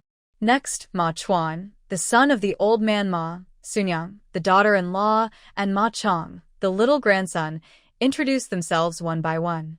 When it was the turn of the second family, the Lu family, to introduce themselves, they all knelt down again.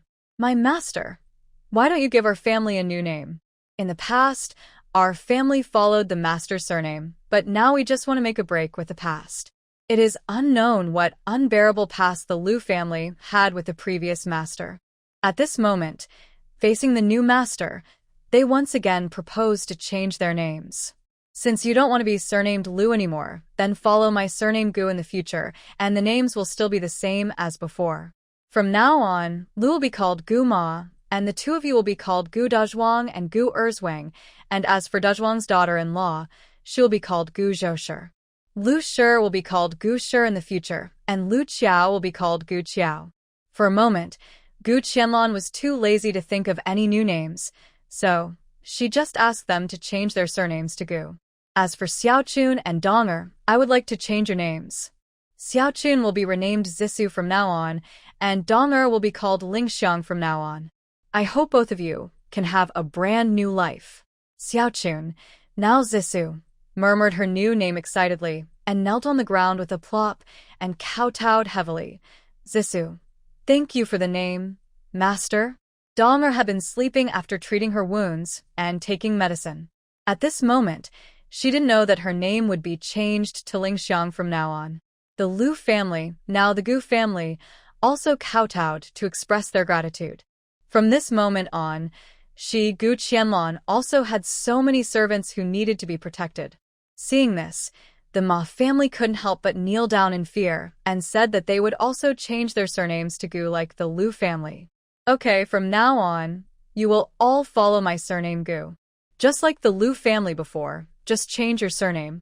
Looking at the 12 new family members, Gu Qianlan suddenly felt a sense of unreality in her heart. Gu Chuan, Sun Yang, and Zissou will stay in the county to take care of Lingxiang. I will take time to come and visit them from time to time. The rest of you will follow me back to Yujia village. In the future, you don't have to call me master in the village. Just follow my old nanny and call me Mississippi. Gu Qianlan rejected her identity as a married woman from the bottom of her heart. After all, it was too difficult for her, who didn't even know what her husband looked like, to admit that she had a husband. After arranging all this, she couldn't help but sigh at the sight of all of them wearing rags. Among them, only Zissou was still dressed decently, without patches on her clothes. It seemed that the former Ma family and Lu family had lived in the pawnshop for quite a long time. Gu Qianlan walked into the inner room and found some ready-made clothes from the space, but these clothes were not in the right size for them. In desperation, she could only take out some of the cloth she had bought before. There are some fabrics in the room. You can use them to make some clothes first. Make at least 2 sets for each person to change. From now on, I will give you a monthly allowance of silver every month and 2 new sets of clothes every season. As for food, you don't have to worry, you won't be left hungry. Seeing the supplies stored in the space being consumed bit by bit, Gu Qianlan suddenly felt that if she didn't make some purchases, she would feel a little sorry for her more than 300,000 taels of silver. You guys take a rest in this yard first. I still want to go out for a walk. Gu Heng, come with me. Gu Qianlan took out another 200 taels of silver from the space and gave it to Gu Heng to carry on his back. Do you know where the carriage and horse shop in the county is? Come with me to choose a mule cart and drive it back to the village later. Seeing the new master casually handing him 200 taels of silver, Gu Heng's heart shuddered. The new master looks so young, but he exudes an inexplicable grandeur and mystery everywhere. He has traveled all over the country in his life and thought he had seen a lot of people, but he didn't see the strength of the new master at all.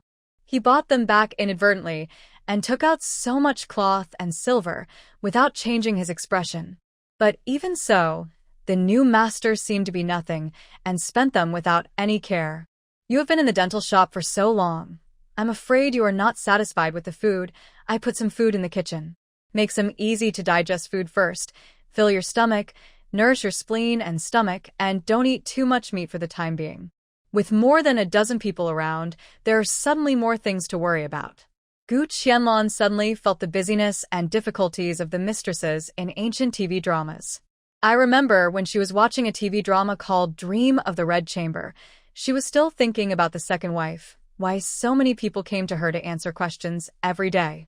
She has just taken over a dozen people and she deeply understands this. Every day, the daily necessities, food, clothing, housing, and transportation, all need someone to take care of and worry about.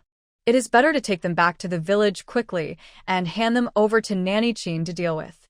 She who doesn't want to be troubled just pays some silver and takes out some supplies. Miss, it's not that I don't want to go to the carriage and horse shop with you, but my clothes. I'm afraid it will lose your face if I go with you.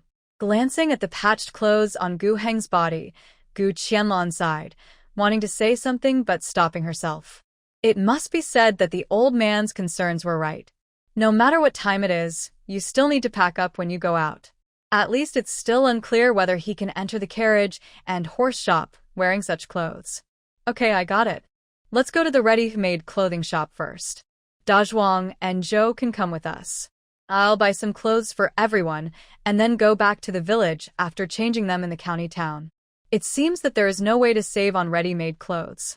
Bringing a group of men, women, old and young in tattered clothes back to the village, who knows how the village will explode. Miss, it's getting late today. If we travel too late in the dark, it will be unsafe. Gu Heng kindly reminded her immediately upon hearing the eldest lady's arrangement. Traveling in the dark? It would be a bit unsafe for others, but for her, Gu Qianlan, this kind of thing would not happen. Don't worry about this. We don't have to worry about driving after dark. We just need to leave before the city gates close. Gu Qianlan did not explain much. After all, everyone would see it naturally when the time came. There was no point in saying more now. It was time to take out her solar headlights and light them up. Thinking of the inconvenience of buying large items, she went to Tongda Money House and exchanged 500 taels of silver notes. Because everyone was an acquaintance and knew each other well, she did not exchange many silver notes at a time, fearing unnecessary trouble. After making arrangements, she finally took Gu Heng, who had changed his clothes, to the carriage and horse shop. In the county, Gu Qianlan brought her own servants and lived a very enjoyable life. Her life was so prosperous. But Goo Hunzi, who hurried back to Yangshu village, was not so comfortable and happy. The carriage stopped as soon as it arrived at the entrance of the village. The driver understood the county magistrate's meaning very well. The magistrate was extremely disgusted with the mother and son. It was not an exaggeration to say that they were driving away the plague god. You two can get off the carriage here. The county magistrate is anxiously waiting for my reply. Besides, the village roads are narrow, and it is not easy for the carriage to enter the village. The coachman parked the carriage and said to the mother and son, who were still sitting steadily inside, I have seen people with thick skins, but I have never seen people with such thick skins. After following the county magistrate for so many years, he can be said to have opened his eyes today. Goo Hunzi had a gloomy face, but she did not dare to get angry with the coachman. She just remembered this man's face. Just wait for her. When her son goes to high school in the future, she will definitely teach these people a lesson. Okay. Thank you for your hard work, sir. Goo Wencai came out of the carriage slowly and bowed to the driver. When the driver heard it, his face suddenly darkened.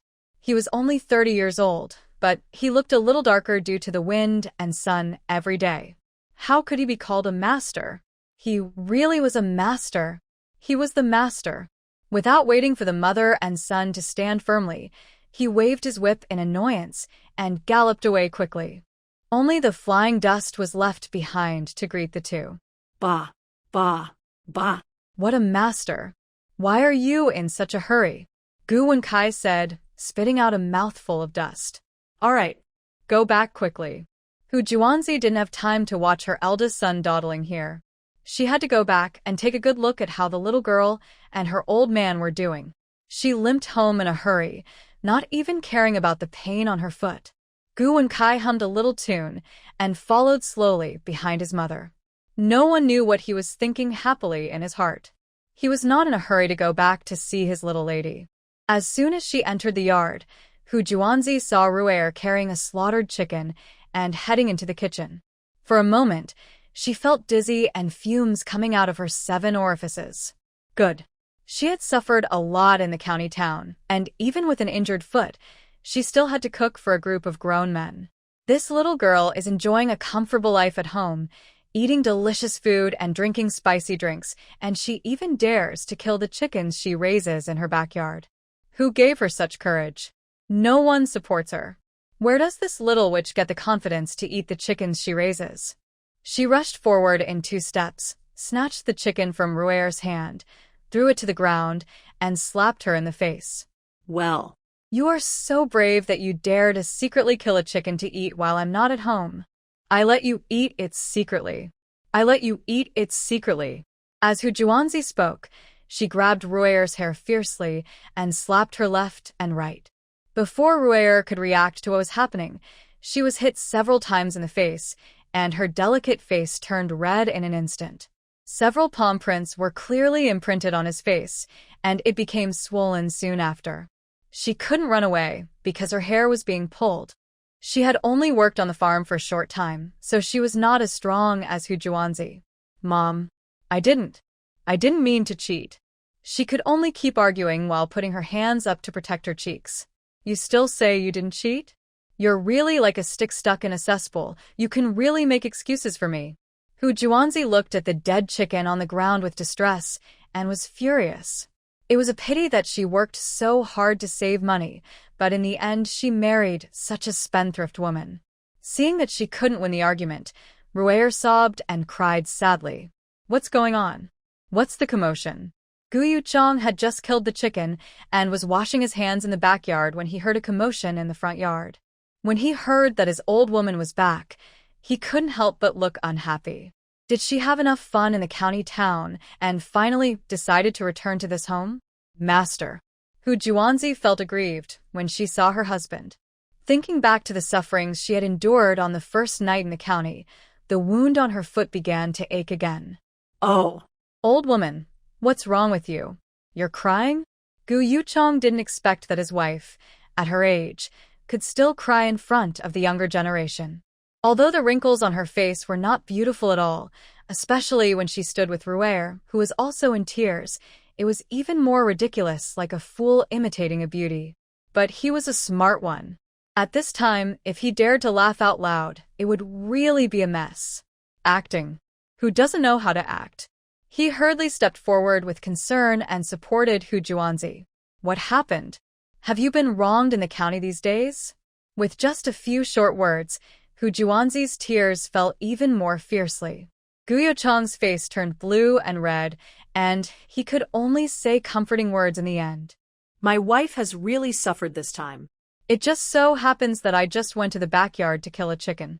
I'll ask Rui'er, the eldest daughter-in-law, to stew it for you later, and we'll have a good rest.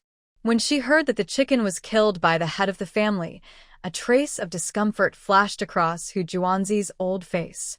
But now that the fight has already happened, it is naturally impossible for her to apologize. Fortunately, she was half leaning on the head of the family's arms at this moment, and then she thought about what would happen if she hadn't come back. This chicken is for the two of them alone, and she has no share at all, and the discomfort in her heart instantly dissipated. At this moment, her whole heart seemed to be thrown into a frying pan, and she was fried dizzy. Countless pictures and scenes flashed in Goo Hunzi's mind at this moment, and she imagined a peerless drama. If she hadn't come back, these two would have killed the chicken. How come she didn't see it before? She glanced at Rui'er, who was crying silently beside her with a sinister look.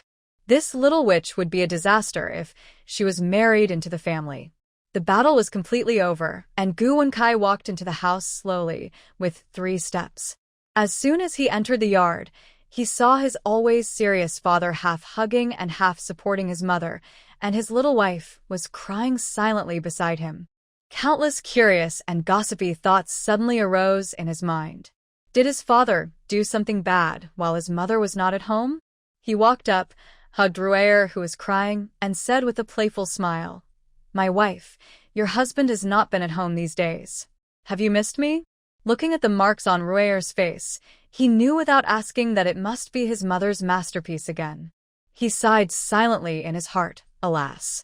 Who made him spend a lot of money from the family when he married Rui'er? Even his good brother has opinions about him. During this period of time, let the wife bear the grievance for a while. When Rui'er gives birth to a son in the future, his mother will change her mind. "Mom, I get hungry so quickly in this hot weather, just in time to drink some chicken soup to replenish it. Dad is so thoughtful. He calculated that we would come back today, and even killed the chicken." Facing this eldest son, Goo Hunzi couldn't get angry at all. She glared at Rui'er unhappily. "Why are you still standing there stupidly?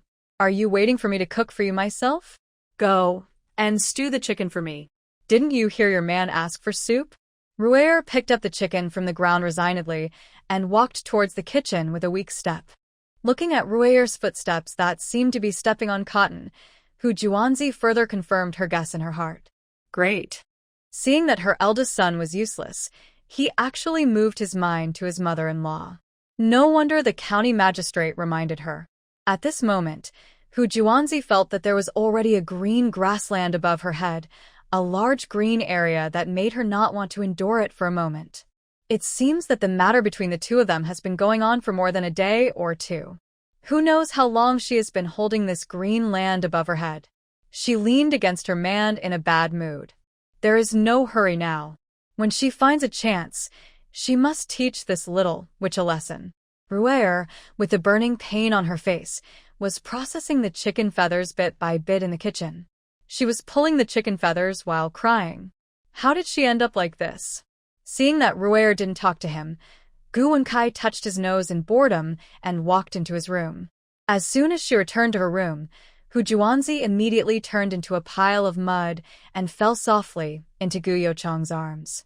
"Husband, my feet hurt. Can you rub them for me?" Gu Yuchang shuddered when he heard this. What was wrong with this old woman? What happened when she came back from the county town? Husband. He hadn't heard this name for many years. It seemed that her second brother had just got married not long ago. She heard her second brother's wife call her second brother like this, so she learned it. After calling him that for a while, she was not used to it, so she started to call him the head of the family again. Why today? Is the sun rising from the west? Or did this old woman have something happen in the county town and she felt weak? Gu Yuchang kept a careful mind and turned around calmly. "Your feet are so swollen. Have you seen a doctor?" He lowered his head with a look of worry, checking the injury on Goo Hunzi's feet. But in his heart, he was thinking that this old woman had stayed in the county town alone for a night. And it is said that the next day she was a woman with a dozen men who were repairing the city wall. Who knows what kind of people those men are? Where did they come from? The more Gu Yuchang thought about it, the more uncomfortable he felt. "Husband, please rub it for me. It won't hurt if you rub it a few times." Goo Hunzi was middle-aged, with wrinkles on her face, but her words were as touching as those of a young wife. If she hadn't experienced being alone in the county town, Gu Yuchang might have benefited from it. But at this moment, the more he thought about it, the more uncomfortable he felt.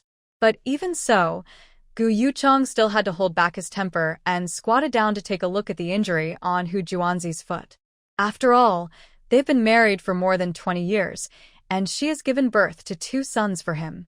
As soon as he took off the shoes on Hu Juanzi's feet, an indescribable sour smell came over him. He stepped back and sat on the ground. "Oh, boss, what's wrong with you?" Hu Juanzi leaned forward subconsciously and supported her man. Gu Yuchong breathed a sigh of relief. The old woman was finally normal. "Nothing. I've been working in the fields a lot recently, and I don't eat well. I feel dizzy as soon as I squat down. Otherwise, how can I bear to kill the chickens in the backyard and eat them?" Gu Yuchong explained softly. Hu Juanzi's anger finally subsided a little, but she was asked to let that little witch go. It's impossible. Then the chicken soup will be cooked later. The boss should drink 2 more bowls to replenish himself. You are the pillar of our family, so you must take care of yourself. Gu Yuchong was very pleased to listen to Hu Juanzi's comfort. "My wife, drink more later. You suffered a lot on this trip to the county." Hu Juanzi smiled a little embarrassedly. The rich aroma of chicken soup wafted in the yard.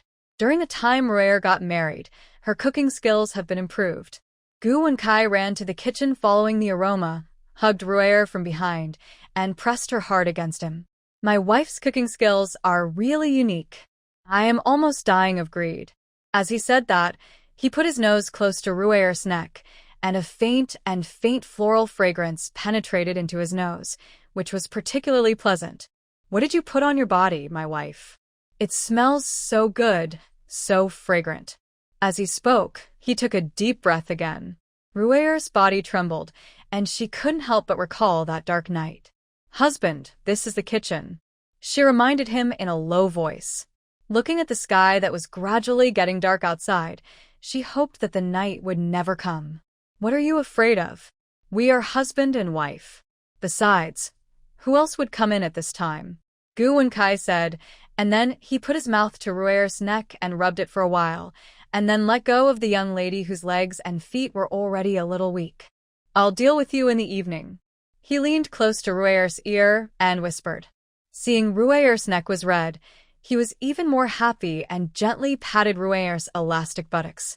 Rui'er's feet softened, and she almost fell. With her heart in turmoil, she opened the lid of the pot in a panic and scooped a spoonful of chicken soup to hide her inner panic. "I'll try to see if this chicken soup tastes good," she said as she was about to put the chicken soup into her mouth.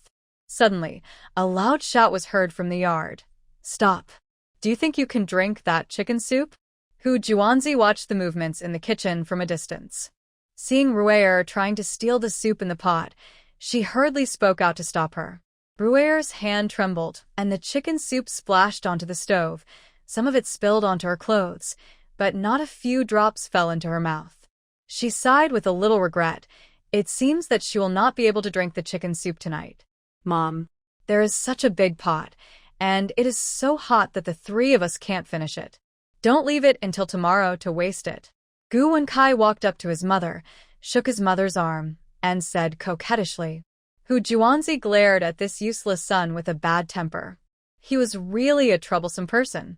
Seeing this little witch, he couldn't walk. You know how to feel sorry for her. Who knows how many good things she has eaten at home these days. Hu Juanzi had a fierce face. Fortunately, she went to the backyard to check, and there was only 1 chicken missing. "Mom, what we eat in the county is much better than at home." Goo Wencai quietly approached Hu Juanzi and whispered. Hu Juanzi tapped her son's forehead with a look of disappointment and limped towards the main house. "Why don't you, my darling? Serve the food quickly. Do you want to starve me to death?" Seeing that his mother didn't say anything more, Goo Wencai ran happily to the kitchen. It's really not easy for him every day. "Wife, Mom said that you can drink the chicken soup together. Serve a bowl later and remember to get a few more pieces of meat. You are too thin and need to be nourished." As Goo Wencai spoke, he reached out and pinched Rui'er's soft waist. Rui'er slightly moved back in pain, and her swollen cheeks became even redder. "Thank you, husband." She hated him so much in her heart, but she said softly. The gentle words almost sweetened Goo Wencai's heart. After drinking the bowl of chicken soup that Goo Wencai asked for her, the young and delicate Rui'er once again faced a sleepless night. Ever since taking the medicine, Goo Wencai seemed to be freed from his shackles. This time he no longer needed the help of medicine, and was still full of energy. The swaying of the wooden bed was accompanied by moans that made people blush and their hearts beat faster, and even the moon in the sky blushed. Although Goo Hunzi was curious about how her son's health suddenly improved, she was also very relieved. Just as she was thinking this, Gu Yuchong beside her turned over and pressed her down. This night is destined to be extremely lively. Gu Qianlan and Gu Heng picked out a mule cart and made a lot of purchases in the county town. Finally, they got out successfully just before the city gate closed. The mule cart was packed with 7 other people and some things she bought in the county town, while she and Gu Heng sat outside the mule cart. The car was not going fast. Gu Qianlan enjoyed the scenery along the way, while chatting with Gu Heng casually. Where was Uncle Heng before? How did he end up in a place like the pawn shop? Gu Qianlan didn't talk to the first customer at the dental clinic before, but now she's free, so she might as well ask him. I don't dare to be your uncle. Ah. Gu Heng's thoughts seemed to have returned to the glorious past. Gu Qianlan became interested as soon as she arrived. She had been in this time and space for such a long time, and the farthest she had been was Huai'an County. She had no idea what other places were like, whether they were the same as the world she had lived in before. The darts were robbed, several of our brothers died, and I was also injured. Gu Heng paused for a moment and continued, but my wife got hurt because I was away from home for so many years. She took away all my money and ran away with her lover. She has never been heard from since. She also took my second son and his family away. I, the eldest son, was a filial child. I sold my entire family to Mrs. Zhang and exchanged the money for silver to treat my injuries. Isn't it that after I recovered from my injury, I stayed with them, waiting for the buyer to buy us? Gu Heng talked about his past with deep emotion. The wheels rolled on the bumpy road, making the ride quite bumpy. This is a large cart pulled by 4 mules. The carriage is the largest model in the coachman's shop. The materials used are not exquisite, but they are strong and durable. At this moment, there were 7 people, young and old, men, women, and children sitting inside. Everyone had changed into clean new clothes, had eaten their fill, and were full of longing for the Yujia village they were about to arrive at. The sky gradually darkened, and the road became increasingly unclear. The young lady had said in the county town that there was no need to prepare torches. As we got further and further away from the county town, we could no longer see any vehicles or pedestrians on the road. Gu Qianlan finally turned sideways and took out a solar horse headlamp from the bag beside her and hung it on the carriage. The moment the light was turned on, Gu Heng's eyes were filled with shock. He had traveled all over the country for many years and had been to many places, but he had never seen a lamp that could reach this brightness. The light was bright without any shaking. There didn't seem to be any fire inside, but it could make the road ahead more than 10 meters away clearly visible. Uncle Heng, how is it? Is the brightness of this horse headlight enough? Gu Qianlan smiled slightly, taking in Gu Heng's surprised expression. Enough. Enough. Gu Heng swallowed his saliva and swallowed the shock in his heart. It's just, Miss, if you take this lamp out and use it, I'm afraid it will attract some people's covetousness. Gu Heng looked at this rare thing, and a sense of worry rose in his heart. The young lady is still too young and doesn't understand the principle of possessing a treasure. But how could Gu Qianlan not understand such a simple thing? Her things. If anyone dares to have that wrong idea, don't blame her for being rude. She wanted to be a law-abiding citizen, but if there is really a powerful person who wants to use it on her, she will be prepared to face and greet her anger. Uncle Heng, don't worry. Since I dare to use this thing, I'm not afraid of it being robbed. It's a bit too aggrieved to have such a good thing but not dare to use it, and to hold a mountain of silver all day long but not dare to spend it. She just doesn't want to cause trouble, but it doesn't mean she'll be afraid of trouble. Alas. Miss, sometimes the powerful are unreasonable.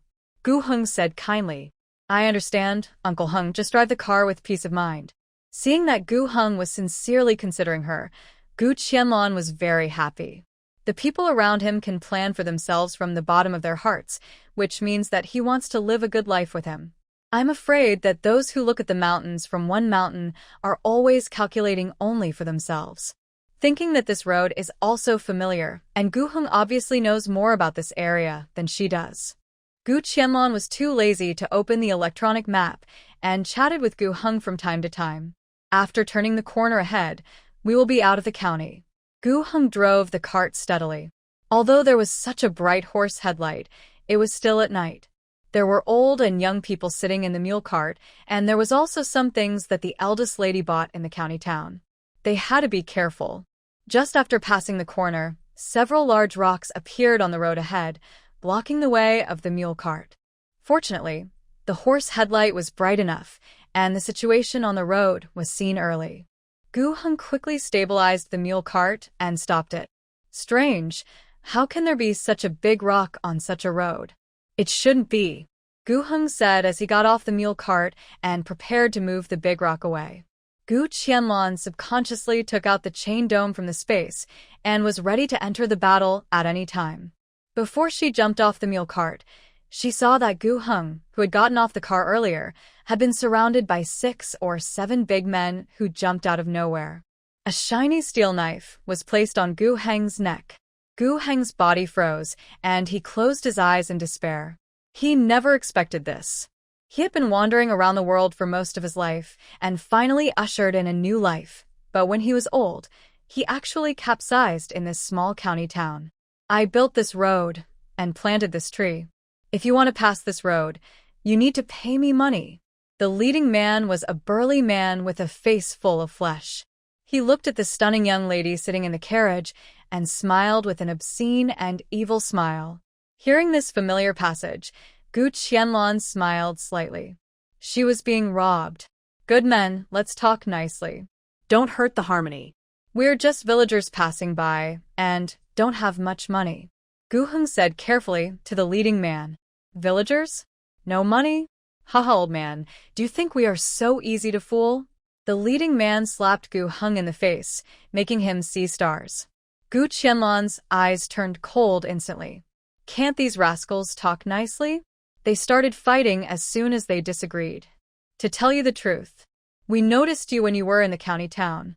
You bought a lot of things, even this car is new. The leading man said, looking at the beautiful woman wearing half a mask with a fiery look. In fact, at the beginning, he didn't realize that this little girl had money, but he looked at her a few more times because she was beautiful. But they didn't expect that although he was dressed in ordinary clothes, he would spend money without blinking an eye. It was as if the banknotes he took out were not silver. There were not many servants and guards around him, only this old man following him. Such a big fat sheep was simply tailor-made for them. You know, these days, they can hardly make ends meet, let alone find women. As long as they rob this young woman in front of them, they will have both money and women, which is really the best of both worlds. Are you guys not going to let it go? How much do you want to let her go? Name a price. Gu Qianlan crossed her arms and looked at the 7 men opposite leisurely. Let her go? Ha, ha, ha. You are so naive. Young lady, you still want to leave after you are in our hands? Come back with us and enjoy yourself. Several men looked at Gu Qianlan and showed evil smiles. Brother, there are women in this car. Although they are older, they can still be used. The man next to the leading man said anxiously. That's right, brother. We have been following them all the way. There are women and children in the car. Another man hurriedly praised his achievements. Gu Qianlan's face darkened. This group of people seemed to be similar to the bandits, but I haven't heard Shi Er or others mention it before. Miss, please run away quickly and don't worry about us. Gu Heng said loudly with a pale face and a dead heart. Ha, ha, ha. Run? Where do you want to run to when you are in front of us, brothers? Don't daydream. As if they felt that they had already won, the big men laughed arrogantly and happily, and the knife on Gu Heng's neck moved away a lot unconsciously. Think about the old and weak women in the car, and so many goods. Even if there is only this stunning woman in front of them, they have made a fortune this time. No one in the car should come out. No need to show your head. Gu Qianlan listened to the movement in the car and said in a deep voice. Gu Qianlan did not expect that this time when she went to the county town, she would actually attract the attention of this group of thieves. It seems that they had already targeted her when they were in the carriage. During this journey, they even knew exactly who was in her mule cart. Are you guys going to embarrass me? She had no intention of hurting anyone, but these people insisted on making trouble for her. Before, Goo Hunzi was worried that someone would take a fancy to her horse headlights, but she didn't expect it. These people had already taken a fancy to her, a weak woman. Young lady, I think you should just surrender obediently, so that we brothers won't be rough with you and hurt you. The leading man looked at the woman in the carriage with a lustful look. At this time, the young lady was still so calm. Did they really think that they were vegetarians and would not do anything to them? Are all of you here? 7 people. No one is left out, right? Gu Qianlan looked around at the 7 big men opposite, each holding a steel knife, and they looked like professionals. If such a group of people stayed, they would be troublesome in the future. The leading man was obviously stunned for a moment and said in confusion, "You are all here. What's the matter? Which of our brothers did the young lady take a fancy to? I will be generous today and let you choose who will go first." The leading man's eyes sparkled when he thought of the stunning beauty that he was about to enjoy. With such a beautiful woman, it's not that he couldn't let the young lady choose the one she likes first. After all, he is indispensable. Looking at the man opposite and imagining the next scene, Gu Qianlan's heart became colder. But facing such a group of people, she didn't want to give them any chance or room to survive. Of course I have to pick one. As soon as Gu Qianlan finished speaking, she had already attacked one of the big men. Everything happened so fast that it happened in a flash. The man who had been holding the steel knife and holding Gu Heng's neck was shot in the middle of his eyebrows. The ice bullet penetrated the man's forehead and made almost no sound. The man fell silently before he could react. The steel knife was no longer on Gu Heng's neck, but only fell diagonally on his shoulder. But facing so many big men holding sharp weapons, he did not dare to act rashly. Before he understood what was going on, he saw the big men around him fall to the ground one by one. 1 shot, 2 shots, 3 shots. The leading man was shocked and looked at the beauty sitting on the carriage with a confused face. He saw that the beauty was holding a light object in her hand, an object he had never seen in his life.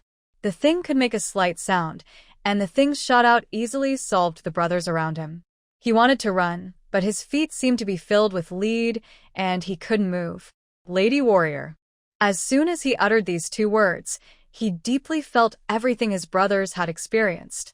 In order to avoid waste and to avoid leaving her own traces, it would be more appropriate to use ice bullets to get rid of these people. She wanted to torture the leader, but then she thought that doing so would waste 15 taels of silver. And suddenly changed her mind. Forget it.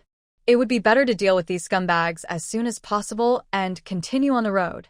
In just a few breaths, the robbers who had surrounded them in a domineering manner fell one by one in a pool of blood. He could no longer make any sound, and was deader than dead. Goo Hunzi was still in a daze. He didn't even see clearly what had just happened, but the eldest lady had already dealt with all the thieves. He never understood how the young lady did it. Young lady. Goo Hunzi fell to his knees. What kind of master who defied the heavens and was so calm did he follow? He was very excited and overwhelmed at the moment, and thought that he would definitely die here today. But he never expected that the eldest lady would be such a capable person. My life was given by the eldest lady. I will follow the eldest lady till death and never betray her.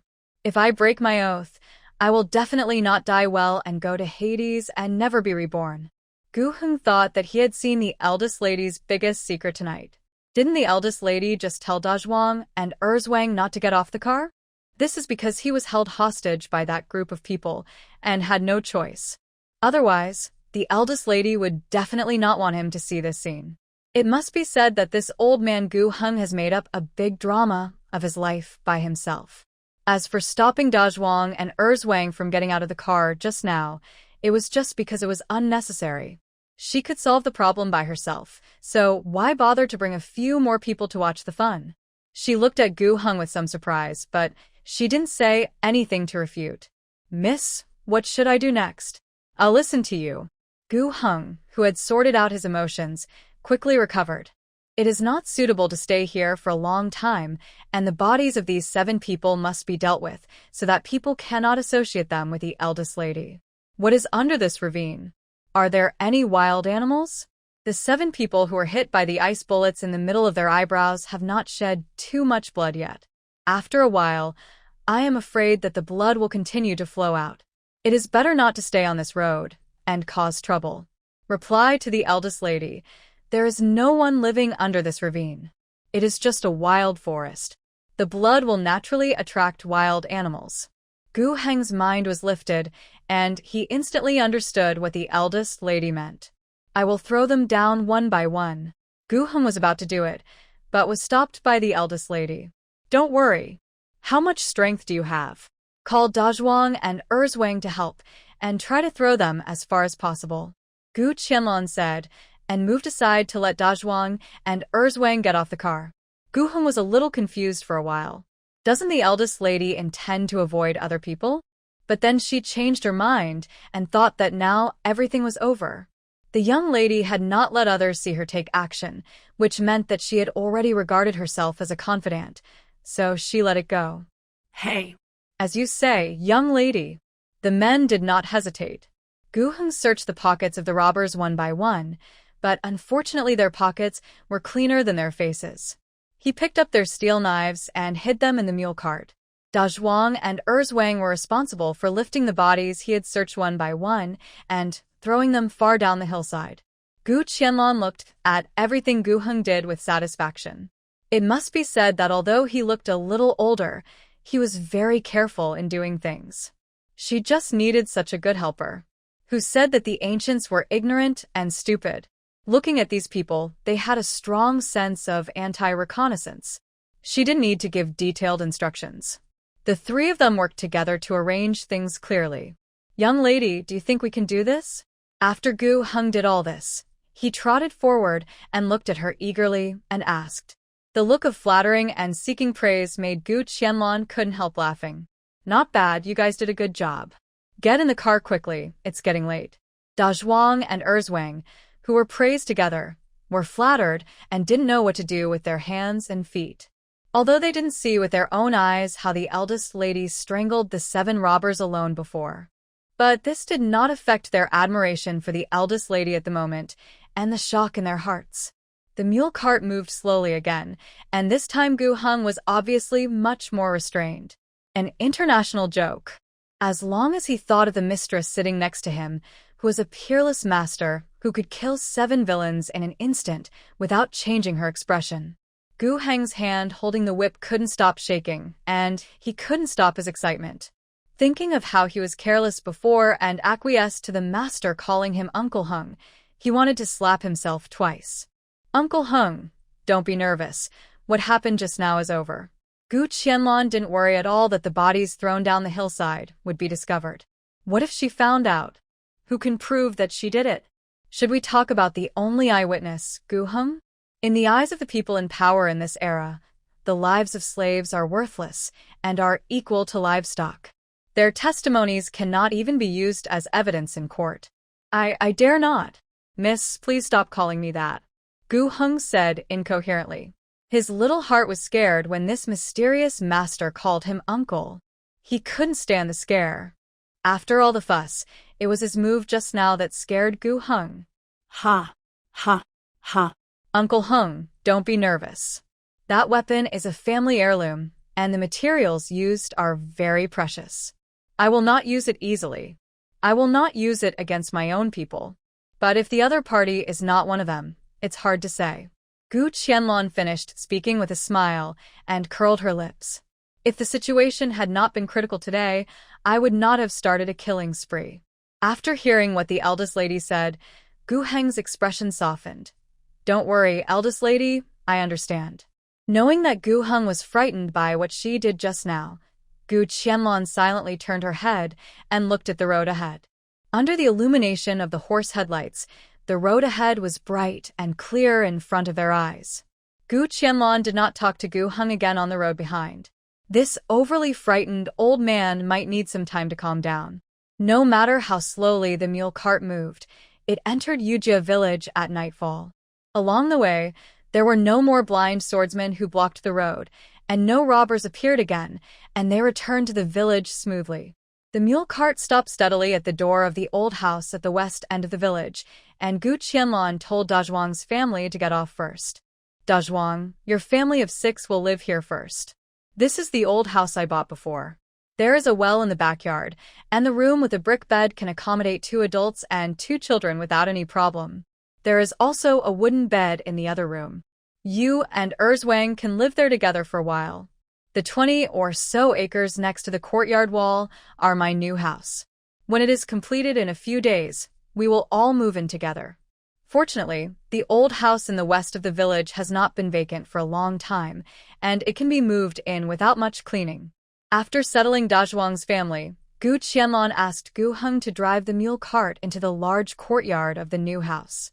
When she designed it, she reserved space for the carriage and horse shed, which came in handy now. Uncle Hung, take Er with you to live in the small courtyard where I am staying now. My 2 little monkeys are staying at Nanny Chin's house these days. Their room is empty, and there is a mosquito net hung in the room, so they can sleep well at night. It was already so late, and she had no intention of waking up Nanny Chin's family. Everything would be discussed tomorrow. As soon as the sky was light, the sound of cleaning was heard in the yard. Gu Qianlan turned sideways to look out the window and saw Goo Hunzi sweeping the yard with a broom, and his little grandson was also obediently wiping the small table in the yard with a piece of cloth. Who are you 2? Why are you here? Dague was carrying a load of firewood. As soon as he walked into the yard, he saw 2 completely unfamiliar grandparents and grandchildren cleaning the yard of the eldest lady's house. Are you Dague and Ergue? Goo Hunzi looked at the 2 young men who were each carrying a load of firewood, and guessed that these must be the 2 sons of Nanny Chin that the eldest lady mentioned yesterday. Dague and Ergue put down the firewood and looked at the old man in front of them in confusion. These 2 are the servants I just bought from the county yesterday to work for my family. Gu Qianlan stood at the window, looked at the people in the yard, and said, "Good morning, eldest lady." When they saw Gu Qianlan had stood up, they stood up neatly and greeted the eldest lady. "Don't bother working for now. Dague, go back and tell your mother that breakfast is ready here. Prepare more. I brought 8 people back with me. We can have dinner together and get to know each other." Gu Qianlan said, and walked out of the house. "Let's get to know each other first. This is Goo Hunzi, and that child is his grandson Gu Chong. His son Gu Chuan and daughter-in-law Sunyang are staying in the county for the time being and have not been brought back to the village. These 2 are Dague and Ergue," Gu Qianlan said, putting a large bag of flour into the kitchen. "Uncle Hung, I would like to trouble you to go to the old house in the west of the village and call all the family members of Dazhuang over. By the way, let Nanny Gu and Gu Zhou help with breakfast. For Gu Qianlan now, food is the most indispensable thing. Now we just need a few people to help prepare breakfast for more than a dozen people." After hearing the order, Goo Hunzi and Dague hurried in their respective directions. "Miss, you are finally back." Ergue finally stepped forward and said until he saw that the eldest lady was free. "What's wrong? I haven't been in the village these days, but what happened?" Gu Qianlan looked at Ergue as if there was a story. But Dague didn't mention it when he was here before. "It's nothing big. It's just that Manager Wang from the grain shop in town came over and gave me a lot of things to temporarily store at my house." Manager Wang. He is really an old acquaintance. Thinking of the group of people she met when she entered Dongxia Mountain this time, they were obviously here for her tribute rice. How many of these things are related to this Uncle Wang? Thinking of this, she felt that it was time to meet this Uncle Wang. Just what? Gu Qianlan was not surprised at all that shopkeeper Wang would send something over at this time. After all, with their family master's determination to get the tribute rice, he would definitely make some preparations. "Miss, I told you not to be angry. I secretly opened several bags sent by shopkeeper Wang. Don't worry, I don't want to steal food, let alone steal things. I just passed by the bags and smelled something wrong, so I opened it to take a look. Gu said a little nervously. The smell is wrong? Gu Qianlan asked in surprise. Yes. Mississippi. You must not have expected that the several bags sent by shopkeeper Wang were all grains. However, those grains were all old grains and soybeans, but they had been eaten by insects. The rice sent was also some broken rice that had a smell and was moldy. After Gu finished speaking, his face showed some helplessness. He secretly touched the things that others gave to the eldest lady. Would she be angry because of this? When Gu Qianlan heard that shopkeeper Wang came all the way here and actually gave her some such things, she couldn't help but feel angry and amused. In his eyes, she, a little woman with a child alone, should be living in dire straits and not have enough food. She should be grateful and thank him deeply for being able to get these old grains. Aren't the things he sent separated by sacks? How could you smell that the smell was wrong? She didn't mind Gu opening it privately to check what was inside. She was just a little curious about how Gu could smell that kind of smell through the bag. How strong must the smell be to be able to smell it? To answer the eldest lady's question, I have had a very sensitive nose since I was a child. In the past, when my family was in a difficult situation, I would often go to the town to buy such old grains. That's why I often smell this smell. But since following the eldest lady, there has been no such old grain in the house, and I have never smelled this smell again. When I suddenly smelled it that day, I thought I was mistaken. Gu scratched his head embarrassedly. His nose was often described as a dog's nose by his eldest brother. For this reason, he would use something to block his nostrils every time he went to the toilet, just because he couldn't stand the smell that made people feel dizzy. Where is the old grain now? Such grain is definitely impossible for her to eat. Not to mention that it has no nutrition. There is no idea how much mold has gone bad. Even if it is used to feed chickens, she would hate it. Those bags are still in my house. Mother said that she would wait for you to come back and give it to you to deal with personally. After discovering that it was old grain, I quietly told Mother, and Mother asked me to separate those grains from our own. It also prevents those insects from eating our good grains. Gu said hurriedly. This was the first time he talked so much to the eldest lady, so he was inevitably a little nervous. Fortunately, he explained everything clearly. Gu Qianlan nodded and let Nanny Qin take care of the matter. Since they were all old things, there was no need to bring them in front of her to get in the way. Knowing that the eldest lady had brought the servants back, Qin hurriedly brought Rui'er and Rui'er from home. There were already 8 unfamiliar faces standing in the small courtyard, probably all of them bought by the eldest daughter from the county town. When she saw the 50-year-old man Gu Hung, Nanny Qin frowned subconsciously. I'm afraid the young lady was cheated by the dental clinic staff. Why did they even bring back such an old person? I'm afraid I won't be able to do this for a few years before it's all gone. After introducing everyone to each other, Gu Qianlan handed them over to Nanny Qin, who was responsible for arranging their future tasks and division of labor. After having a simple breakfast, everyone began to do their work in an orderly manner. Some were responsible for needlework, some were responsible for washing clothes and cooking, and some were responsible for fetching water, chopping wood, and cleaning the yard. Gu Qianlan was not at home these days, and Nanny Qin got 20 chickens from somewhere and was raising them in the yard. Even the 3 children were assigned some simple and light tasks, responsible for taking care of the food and hygiene of the 20 chickens. In addition to their daily practice, the men were also responsible for taking good care of the 4 mules. Even Gu and Gu joined in practicing basic skills.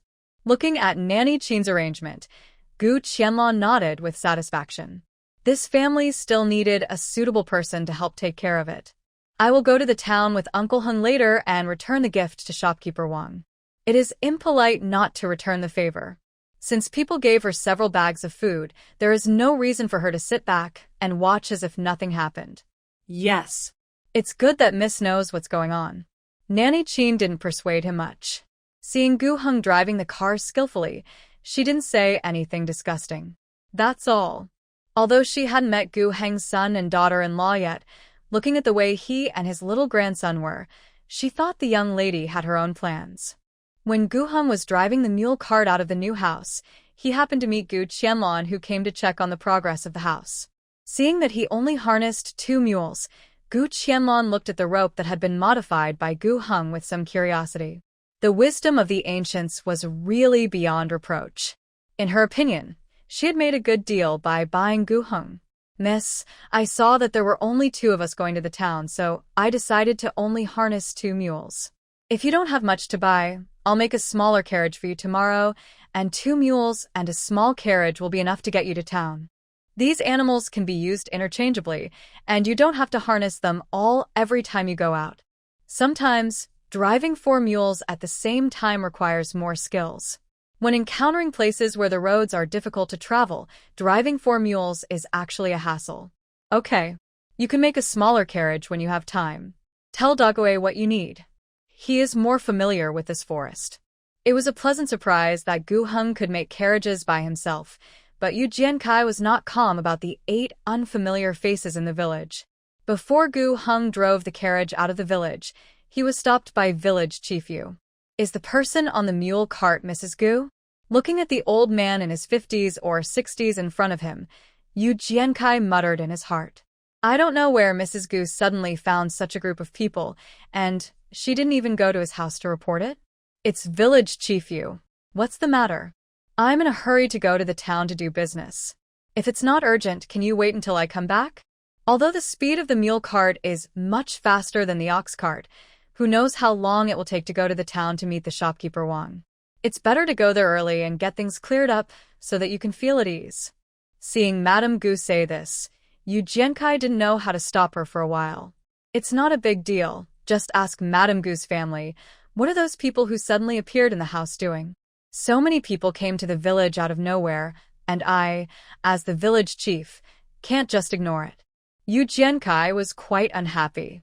In the morning, when Tian Xinger told him that Madame Gu didn't take him, the village chief, seriously, he didn't think so. Looking at Madame Gu's attitude at this moment, it does seem to be the case. Gu Qianlan has already learned about the pawnshop in the county.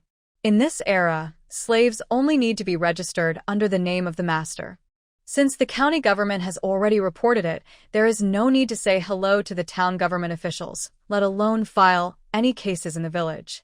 But looking at the posture of village chief Yu, it is obvious that he feels that he is a little arrogant and doesn't take him seriously. There is a saying that the county magistrate is not as good as the current manager. He, the head of the village, really treats himself as a superior. "Village chief Yu, the people I brought back from the county town last night are all newly bought servants of my family, and they have been registered with the county government," Gu Qianlan explained lightly. She still has to live in this village, and it would be best if she could maintain a good relationship with village chief Yu. It would be good for everyone if they could avoid falling out. Yujia was stunned on the spot when he heard what Madame Gu said. What else did he not understand at this moment? These people are not good citizens. Even if they come from other places, as long as they bring their household registration and pass, they do not need to report to him, the village chief, if they stay in the village for a short period of time. They are not those illegal households that need to register with him. But he never expected that Madame Gu would buy 8 more servants in one go, and there were men, women, old and young. "What? These 8 people are all servants bought by you, Madame Gu?" The villagers who were watching the excitement around them took a breath of cold air. How much silver would it cost? In these days, their families can hardly even afford to eat, but Madame Gu is so generous that she built a house and bought a bunch of servants. And that's not counting the 3 people in the village who sold themselves. In this way, Madame Gu's family already has as many as 11 servants. And their family, including the 2 little kids, has only 3 masters in total. The 2 kids in Old Yu's family have fallen into a blessed nest all of a sudden. "Madame Gu, do you want more children in your family?" Wang Guixiang asked with a lick on her face. What does this mean?" "Aunt Wang, my family doesn't lack servants," Gu Qianlan said puzzledly. "Oh, no. "I mean, are you still short of a son? My little grandson is so well-behaved and obedient, not much worse than old Yu's Wu Bao. I'll go back and bring him over." Do you like him? How about giving him to you as a godson? Wang Guixiang looked expectant, hoping that the little grandson in her family would be in Madame Gu's eyes. Gu Qianlan. Do I look like someone who is in need of a son? Should I adopt another one? With Wang Guixiang taking the lead, the women watching the excitement on the sidelines were really excited. They pushed aside village chief Yu and rushed to Gu Qianlan's carriage and asked excitedly, yes. Madame Gu, are you still in need of a son? See how my little tiger is doing? Gu Qianlan didn't even know who the woman in front of her was who was asking her, and what her little tiger looked like. She was stunned by the question. Get out of my way. Madame Gu has to see my little grandson first. Is it your little tiger's turn? Before Gu Qianlan could say anything, Wang Guixiang was the first to disagree. He walked up and started to fight with the woman who was talking. Wencai was completely surprised when he saw this scene. Why would Madame Gu like your grandson? He looks so ugly, much worse than their Rui'er. The woman whose hair was pulled was not to be outdone, and scratched Wang Guixiang's face. Looking at the two women who started to fight each other wildly, Gu Qianlan widened her eyes in shock. Did she say something that caused these villagers to misunderstand her? Did she say that she still needed a son? These people are so good at making up things for her. All right, stop fighting, stop fighting. Pull them apart quickly. Village Chief Yu was in a hurry to deal with the women's fight, which diluted some of the embarrassment and discomfort just now. After waiting for a long time for the two fighting women to be pulled apart by the villagers who were watching the fun, Gu Heng had already taken advantage of the time when no one was paying attention and drove away in his mule cart. Gu Qianlan patted her chest. The scene just now was really too exciting. There was actually someone who wanted to send her a son. Don't worry, miss. When you see those village women in the future, just ignore them. Although Gu Heng was not clear about the eldest lady's past in the village, he could guess a little from their attitude just now. I think in every village, there are always some people who are not easy to get along with. Uncle Heng will drop me off at the entrance of the town later. I'll go for a walk in the town. Take these 30 cents first. If I am not back by noon, you can go buy some food by yourself. The mule cart can be left at the entrance of the town. Gu Qianlan gave a few instructions, then stood up and jumped off the mule cart and walked towards the town. A mule cart left at the town entrance for a day only costs 3 cents, an ox cart costs 2 cents, and a horse carriage costs 5 cents. Most people who came to the town by ox cart were reluctant to spend these 2 cents. Therefore, there were not many ox carts at the post office. Although Gu Heng didn't know why his master was unwilling to take him with him, he obediently parked the mule cart aside and waited with peace of mind. Today is not a market day, so there are not many people in the town. Only a few villagers come in 2s and 3s, carrying their own vegetables or small game, to try their luck in the town. Gu Qianlan walked towards the grain shop where manager Wang was with ease. On the way, he found a backpack from the space and took out some 4 kinds of vegetables produced in the space and put them in it. The quantity is not large. Each item is only about 2 kilograms. In her opinion, the value of these few things alone far exceeded the value of those things that manager Wang gave her. It's a pity that she really can't come up with anything cheaper and suitable for her situation. As soon as she reached the door of the grain store, the shop assistant Lin Wu came to greet her. Mrs. Gu is here. Please come in quickly. Our shopkeeper is busy in the backyard. Lin Wu welcomed Gu Qianlan in with a smile. Gu Qianlan chuckled and walked into the grain shop. Hearing the waiters shout, shopkeeper Wang hurried over from the backyard. Niece, you're here. How's it going? Did you receive the bags of food I sent over? When Wang Mingquan saw Gu Qianlan, his eyes were shining with gold, just like a mouse seeing rice. It would have been fine if shopkeeper Wang didn't mention the bags of grain that were sent, but once he mentioned those trivial things, the smile on Gu Qianlan's face could hardly be kept. How dare this person bring this up? He sent something over there, didn't he have any idea? He drove the carriage to the village just to give her those rags, and he really didn't mind the effort. I received them. I specially sent some things grown in my own vegetable garden to Uncle Wang for you to taste. Gu Qianlan took out the vegetables from the basket as she spoke. At this moment, she regretted taking these vegetables from the space. What a waste. Oh my, why is my niece being so polite to her uncle? She's here. Why would she bring anything with her? As Wang Mingquan spoke, he took the vegetables that Gu Qianlan brought out one by one in his hands and looked at them. It's true, the vegetables grown by his eldest niece look pretty good. Before Gu Qianlan could collect the vegetables, he had already asked Lin Wu to send all the vegetables to the kitchen. It just so happens that I haven't asked the waiter to go out to buy vegetables today. These vegetables are delivered just in time, niece. Wang Mingquan met the slightly suspicious look from his niece Gu and said uncomfortably, I think these vegetables are still growing well. If you are free, you can send some fresh vegetables to my shop every other day. Don't worry. Uncle won't let you down. If you need anything, just tell him, and Lin Wu will weigh some for you. It's still much better than selling it at the market, Wang Mingquan said to himself. After hearing what shopkeeper Wang said, Gu Qianlan felt that he was really setting off firecrackers on his belly button. What was he thinking? The last time they met her, she didn't think manager Wang was such a person, but today, seeing his condescending attitude, she was really disappointed. Maybe after receiving the tribute rice, he gained face in front of his master and became arrogant for a while. It must be said that Gu Qianlan knew the truth now. Don't bother Uncle Wang. There aren't many vegetables in total. There are too many people at home now, and they are not enough for us to eat, Gu Qianlan said casually. My niece, are you still supporting Dagui's family? How come the vegetables you grow are not enough for them to eat? This woman, you have to think about yourself, don't work so hard to get something, and then give it away to others for free. Thinking of the bags of grain he left at Dagui's house, Wang Mingquan couldn't help but worry. I heard that there are only 3 of you, mother and son, living together, so how can there be more people in the family? The more he thought about it, the more unwilling he felt. He wondered if his eldest niece had received the things he had helped. Uncle Wang doesn't know that some time ago I helped a family in the village, the Dagui family you saw. They later sold themselves, and now they are my slaves.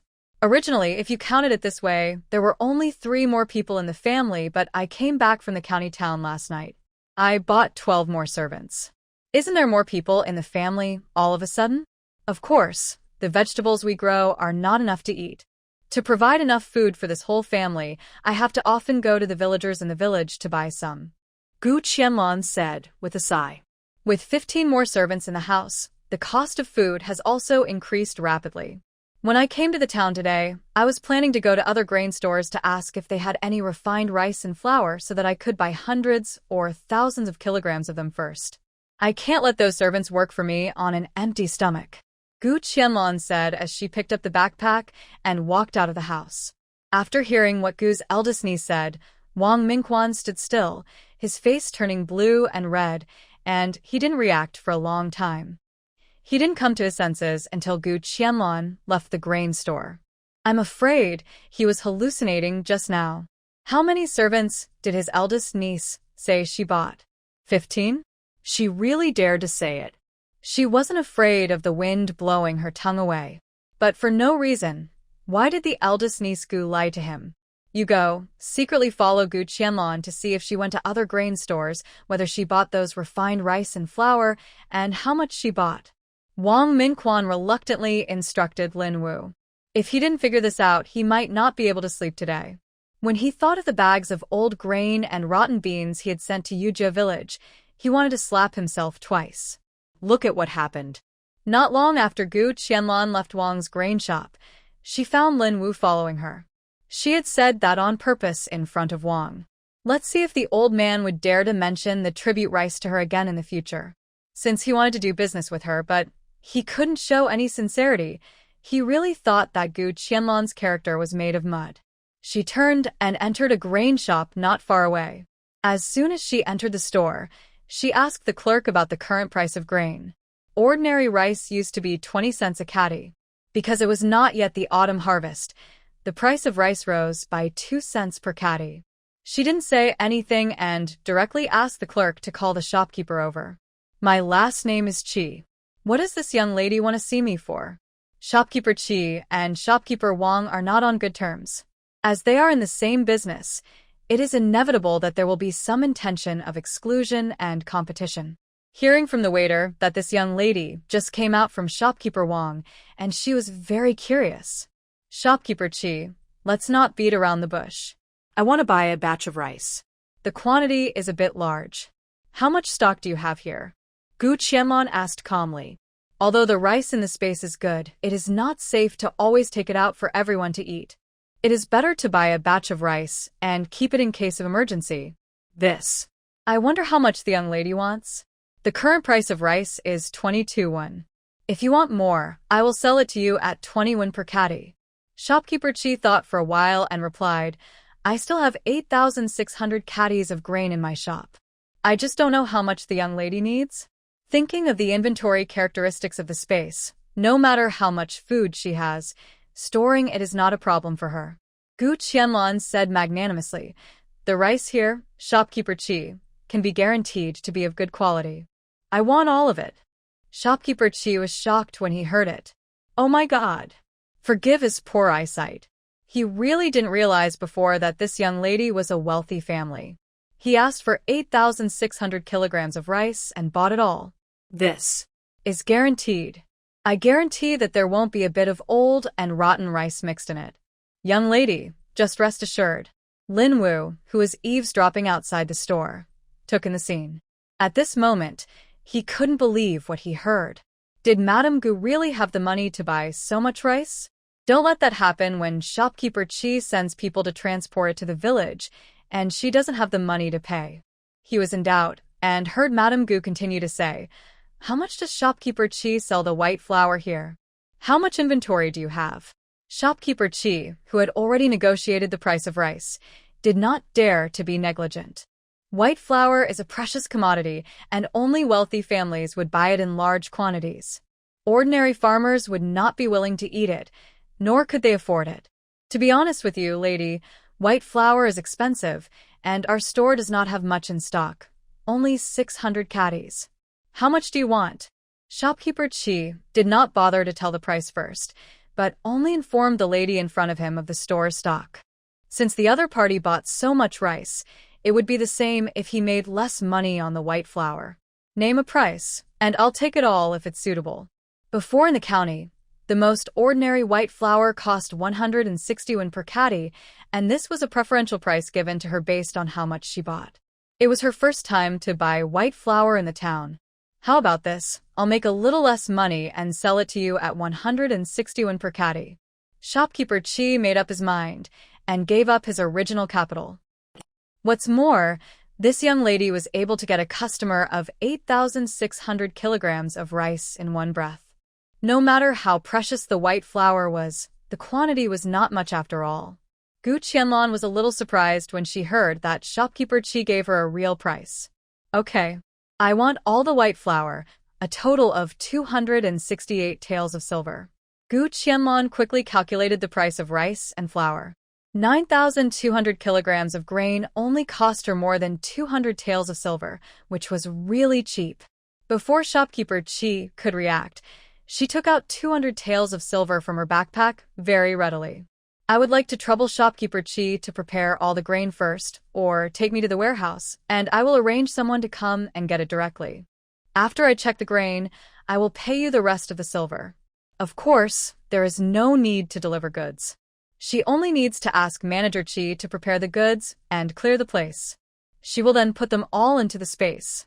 It was not until Lin Wu saw Madame Gu casually take out 200 taels of silver from her backpack that he was finally convinced that Madame Gu really brought silver to the town to buy food. And she bought so much at once, 9,200 kilograms. How long will it take for their store to sell so much food? Hey, Madam, just rest assured. I will definitely prepare the best quality rice and flour for you.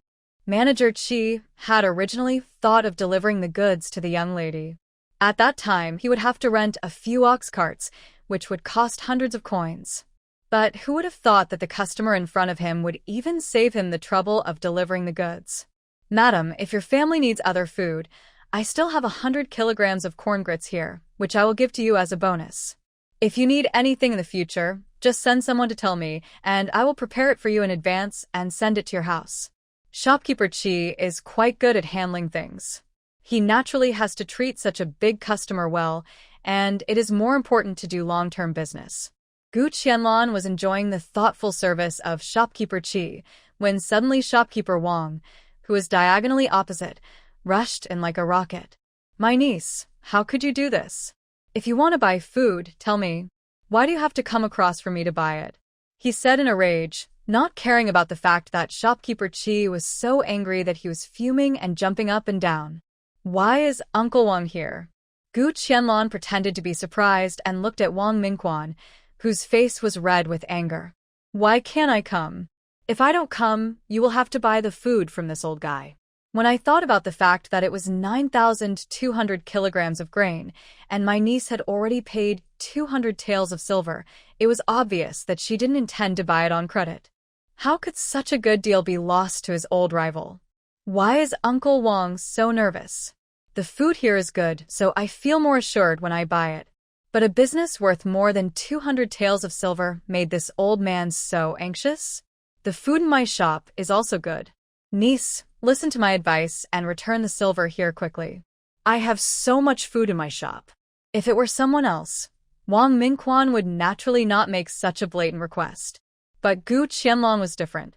She was his eldest niece. There was no need to be polite to her own people. "I have received all the food from Uncle Wang's store. It was either old or rotten. I'd better buy the food from the shopkeeper Qi to feel more at ease." Thinking about how she became the target of poverty alleviation by shopkeeper Wang, Gu Qianlan was furious. Recalling that when the original owner's mother was alive, the things that the old man sent to her home seemed to be worthless food. But at least at that time, he didn't send some old and rotten things to disgust people. But this time, was it food that he sent? It's not right to slap someone in the face and look down on him. No. Niece, you must have misunderstood. It's all because the guys in the store don't know how to do things and sent you the wrong things. At this time, what else did Wang Mingquan not understand? It must be the old food he sent that made his niece angry. Although he didn't know how his niece could suddenly become rich and buy people and a large amount of food. But he had never thought of making such a mess with the other party. "Uncle Wang, don't tell me I know everything." The old man now pushed everything onto the shop assistant, which only made Gu Qianlan look down on him even more. Without his order, would the shop assistant dare to do it? "My dear niece, what do you think it will take to calm down? I fired the guy who did the job, is that okay?" Wang Mingquan was as anxious as an ant on a hot pot. Not only did he lose this big business, he might never be able to do the tribute rice business again. But now he hasn't even been able to find out the specific location of the tribute fields. The young man is so innocent? "Uncle Wang, why do you have to embarrass them?" Gu Qianlan said lightly. Seeing that the two had almost finished talking, shopkeeper Qi pushed Wang Mingquan aside in a bad mood. "Shopkeeper Wang, our two families have always kept to themselves. We open our doors to do business and rely on our own abilities. I didn't force this young lady to come to your shop today, and our business has been settled. If you want to reminisce with her, go to another place next time and don't bother me in my shop." Come on. "You guys get shopkeeper Wang out." Shopkeeper Qi was so angry that his eyes were as big as copper bells. He ordered two shop assistants unceremoniously to hold shopkeeper Wang on the left and right and throw him out of his shop. More than 9,000 kilograms of grain. This old guy started to rob in front of him, really thinking he was a piece of clay. Shopkeeper Wang was held and thrown to the street without any ability to fight back. He barely stood and didn't fall down. He flicked his sleeves angrily and wanted to rush in to argue again, but hesitated. Seeing the look on his niece's face, she was furious this time. It was also his fault that he didn't understand it clearly in advance. He offended people for no reason after sending the things. He just didn't know when the tribute fields in his niece's hands would produce rice. He would bring generous gifts to her door at that time. "My dear lady, my warehouse is not far away. Let's go and check the goods now," he said attentively while walking towards the alley next to him. The warehouse was full of 8,600 kilograms of rice. After Gu Qianlan took a sample to check it, she was still very satisfied with shopkeeper Qi's stored grain. Although the quality of this rice is not comparable to the tribute rice produced in her space, it is the safest to take it out and eat. She will have to stockpile more food by the autumn harvest this year, if she really doesn't have to go to the surrounding villages and towns to collect more. Okay. Shopkeeper Chi, you can leave all these to me. I will arrange for people to move them away before dark today. Shopkeeper Chi, you don't have to worry about other things. You can keep the balance. After checking the grain, Gu Qianlan took out the remaining silver. When she saw the white silver, Shopkeeper Chi smiled so much that his teeth were exposed. That old man, Wang, didn't know how he offended the young lady in front of him. I just hope that the old man offends more big families like this so that he can get such good things in the future. Excuse me, young lady, what is your name? Where do you live? How long will it take to buy grain in the future? This is the first time that Shopkeeper Chi has met such a straightforward and arrogant customer. It would be a great thing if they can cooperate for a long time. My last name is Gu, and I live in Yujia village. As for how often I buy food, it's hard to say. If you have any goods, just let the clerk go to Yujia village to inform me. As long as the price is right, I will take it all. Gu Qianlan was relieved to have a store that helped her collect food everywhere. If they could cooperate for a long time, she could save time and effort. When Shopkeeper Chi heard what Madame Gu said, he was immediately delighted. He didn't care what the god of wealth in front of him collected so much food for. As long as he could afford the money, he would find a way even if he ran his legs off. Okay, Madame Gu, don't worry. As long as I get the food, I will notify your house first. Then I won't delay you from transporting the food. I will come to lock the door before dark. Shopkeeper Chi ordered the clerks to move the white flour and corn grits to be delivered to the yard, and then left happily with his people. Gu Qianlan waved her hand and put all the grain into the space. She would arrange for Goo Hunzi to come here a few times later. She had to do something to cover up the truth. After her actions today, Shopkeeper Wang would have to think carefully about any other actions. Wang Minquan was so anxious when he returned to his shop. The business of more than 9,000 kilograms of grain was gone just like that. This is not a big deal. His eldest niece's attitude clearly shows that she has something against him. If it affects Gong Tian and Gong Mi, he really won't be able to cry. If the head of the family in the capital knew about this, he would probably eat him alive.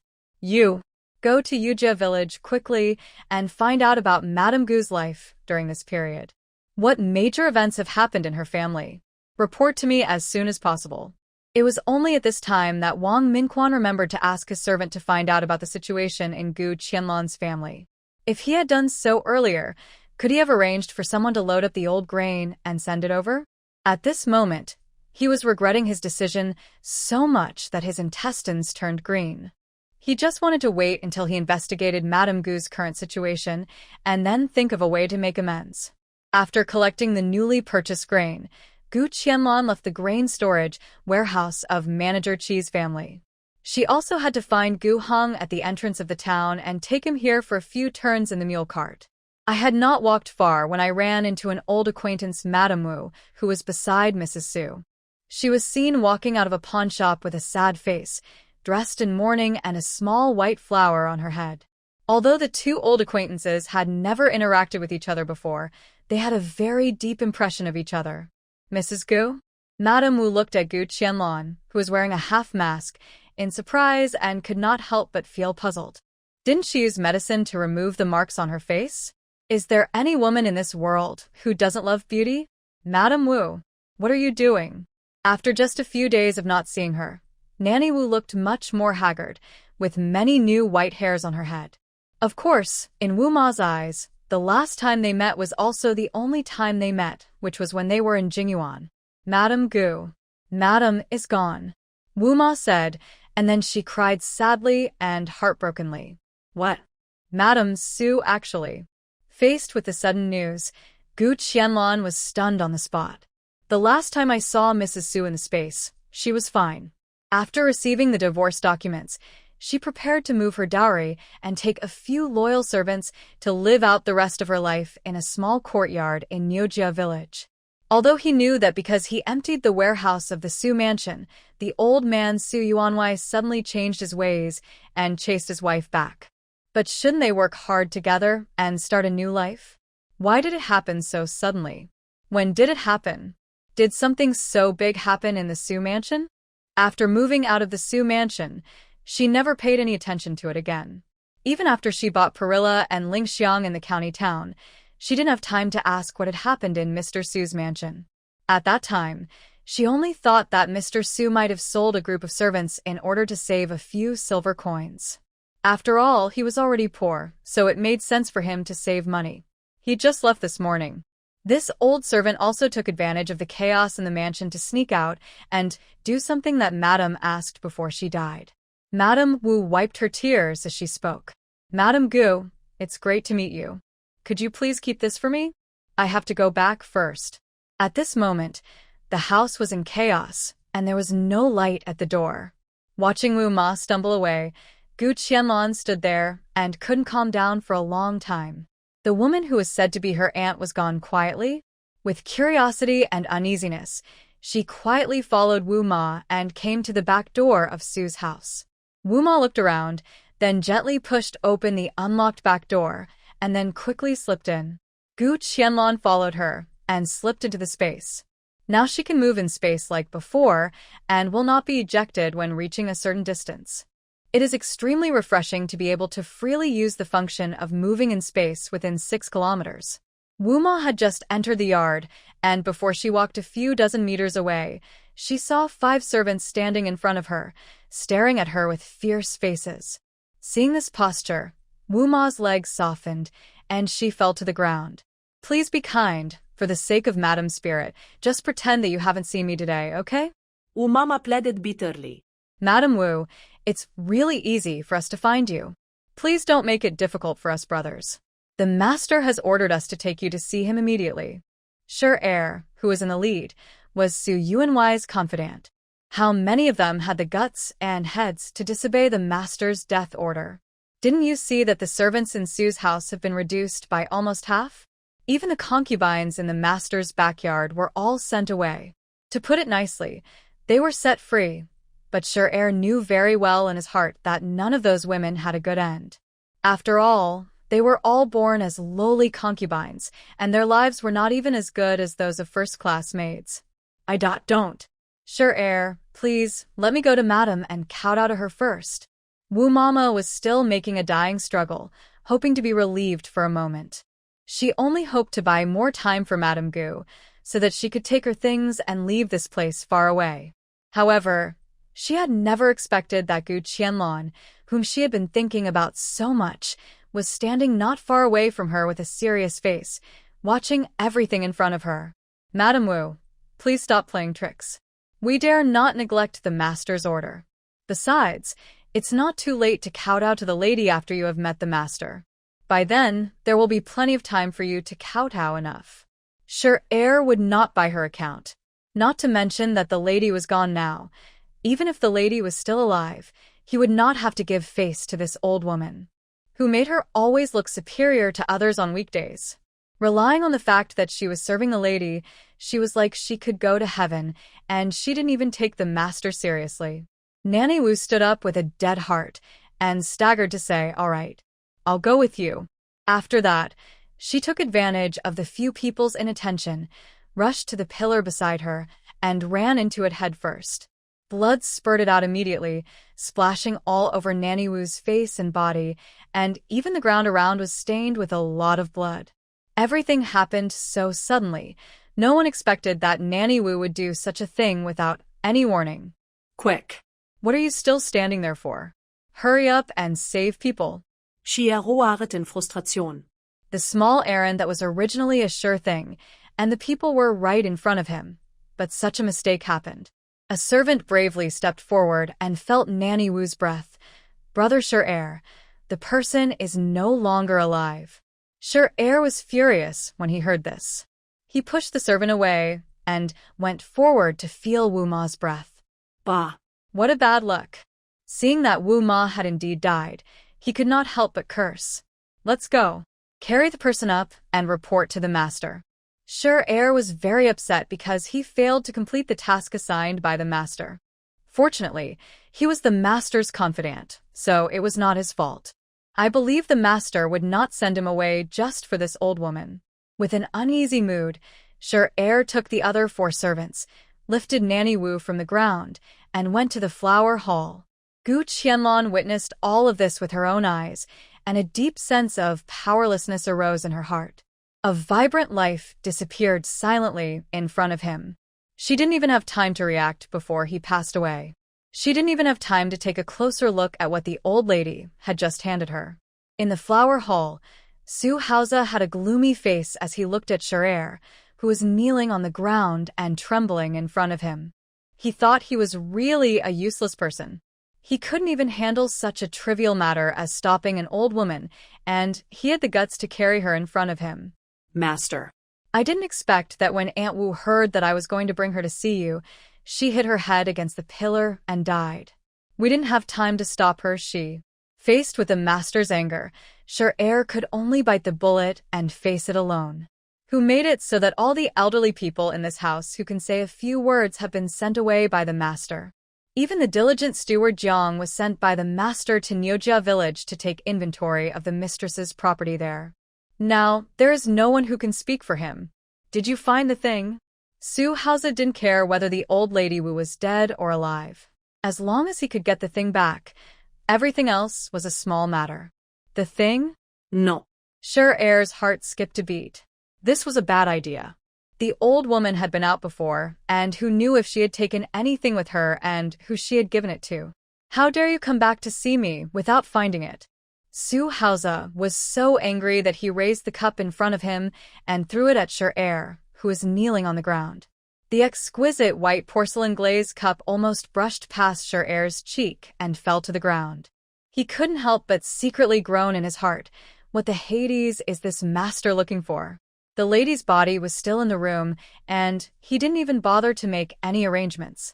What was he looking for at this time? Master, I really don't know what you want me to find. Please tell me clearly. Whatever. Anyway, he would be killed in the end whether he sticks his head out or hides his head, so he might as well ask for clarification. If that doesn't work, he might as well just be a ghost who knows the truth. Haoze took a few deep breaths. None of the people around him had a brain. At this moment, he couldn't help but miss his former butler Su Tonglai. If that guy were still alive, he would definitely understand what he wanted. Alas, what a pity. He was also very careless. A box, a white jade box left by the madam, with important things in it. Go and find it for me quickly. After hearing what the master said, Shi Er stood up and rushed out of the flower hall.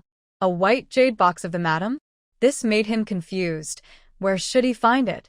That Madame Wu gave him such a big problem before she left. Just now, he didn't dare to report to the master and tell him that Madame Wu had sneaked out of the house. Seeing that the master was so angry if he mentioned it, he might be the next housekeeper Su if he was not careful. Shi Er shrank his neck and decided to look for the quiet courtyard where the madam had lived before. Gu Qianlan looked at the scene in front of her, with mixed feelings in her heart. She took out the paper that Madame Wu stuffed into her and took a look. When Shi Er and his group stopped her, she chose the desperate path of suicide without hesitation. Did she prefer death to hand over the pawned things? Someone. After scolding Shi Er away, Haoze was still not satisfied. Thinking of the dead yellow-faced woman who was still lying on the bed in the main courtyard bedroom, he felt that his whole body was full of bad luck. Master. The servant stood at the door of the flower hall and answered carefully.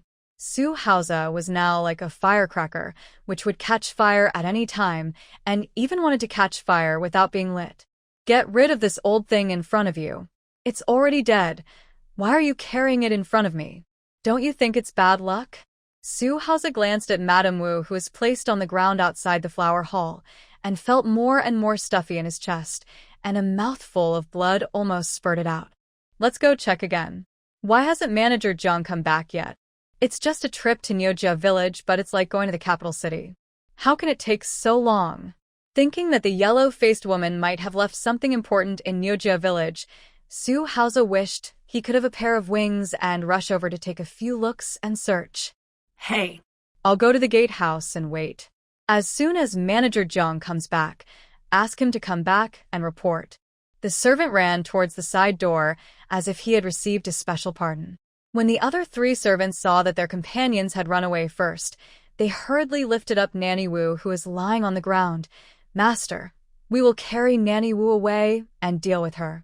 After saying that, without waiting for Su Haoze to speak, they lifted up the bloody Nanny Wu and ran quickly to the back door.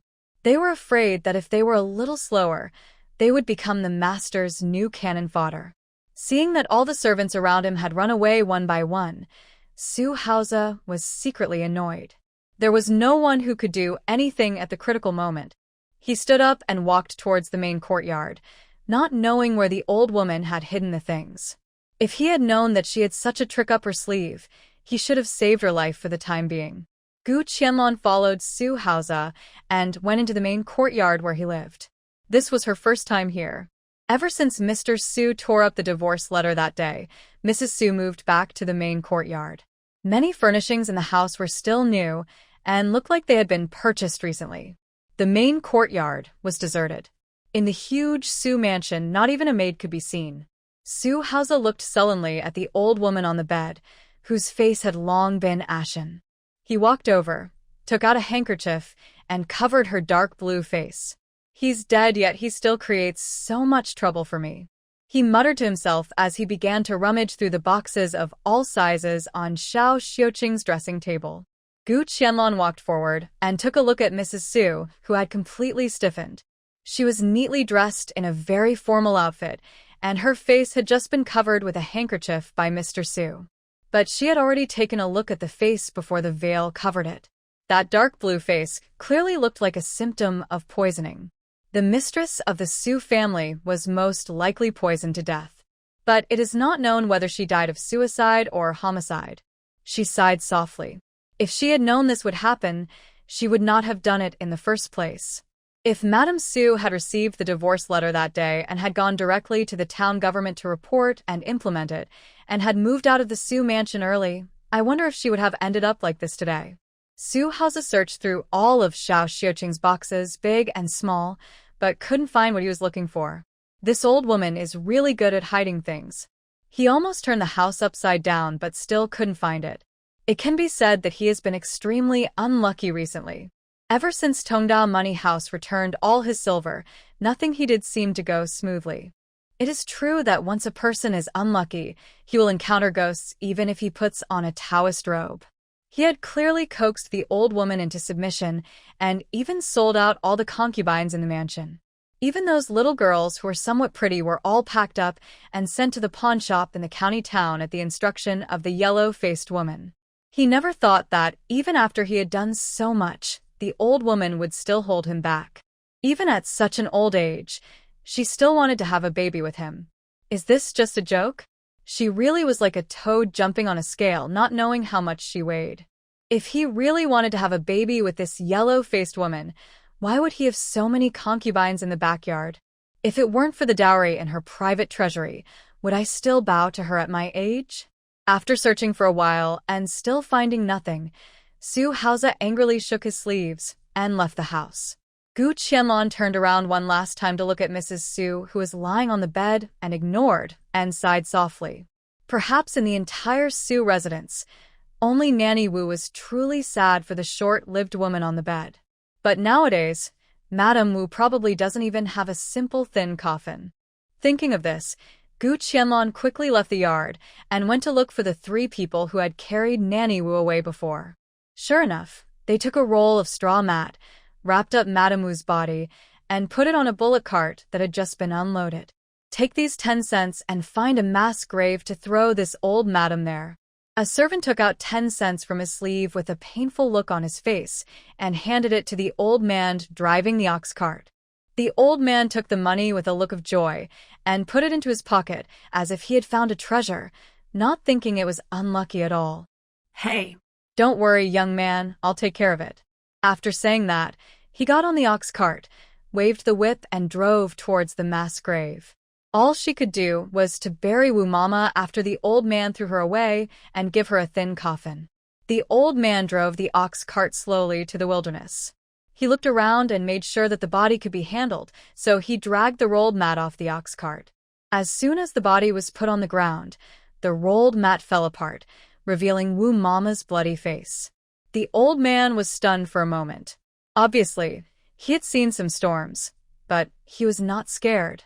It's a sin. I am just entrusted by others, and I am doing my job. The old man put his hands together and muttered to himself. After saying that, he noticed that Aunt Wu was wearing a heavy silver bracelet on her hand and a silver ring with a red gem on her finger. Oh my! He helped the Su family deal with such things more than once or twice, but this was the first time he encountered a person who was thrown out wearing jewelry. The old man's eyes were shining green at this moment, and the little fear just now was swept away. In front of money, what is that little bit of fear? This thick silver bracelet might be exchanged for a lot of silver in a jewelry store. He quickly took off the silver bracelet on Aunt Wu's hand, held it in his hand and weighed it. It was really heavy. Thinking of this, he quickly took off the ring on Aunt Wu's finger. The red gem shone with colorful light in the sun. Oh, he really made a fortune today. I didn't expect that this old nanny looked inconspicuous, but she was wearing such a good thing. Seeing that the old woman was so rich, the old man thought that he might as well search her body. Maybe he could find something new. He boldly reached into the lapel of Wu Mama's clothes. Gu Qianlan watched from a distance, a little anxious. He took away Wu Mama's jewelry and wanted to do something with the body. She was considering whether to enter the space and go forward to stop the old man's behavior. Suddenly, she heard the old man yell, "Ah!" and then ran away. Gu Qianlan was a little confused. What was the old man doing? In broad daylight, what was he doing? The old man rolled and crawled for several hundred meters before he sat down on the ground and stopped. The old man sitting on the ground seemed to have realized something. He knelt on the ground and kowtowed several times, muttering something. It was too far away. Even someone like Gu Qianlan, who had super 5 senses, couldn't hear it clearly. Thinking of this, she simply entered the space and quickly came to the old man. The old man was still mumbling, "Don't blame me. I didn't mean it. I shouldn't search your body. I have a big family to support. Please be generous and let me go." As the old man spoke, he continued to kowtow, and soon his head was bruised. It can be seen that something really happened just now which scared the old man. He knelt and kowtowed a few more times, and seeing that the corpse lying over there did not respond, the old man walked over bravely. He took a few quick steps forward, and before he even had time to roll up the mat again, he quickly jumped on the ox cart, waved the whip, and left quickly.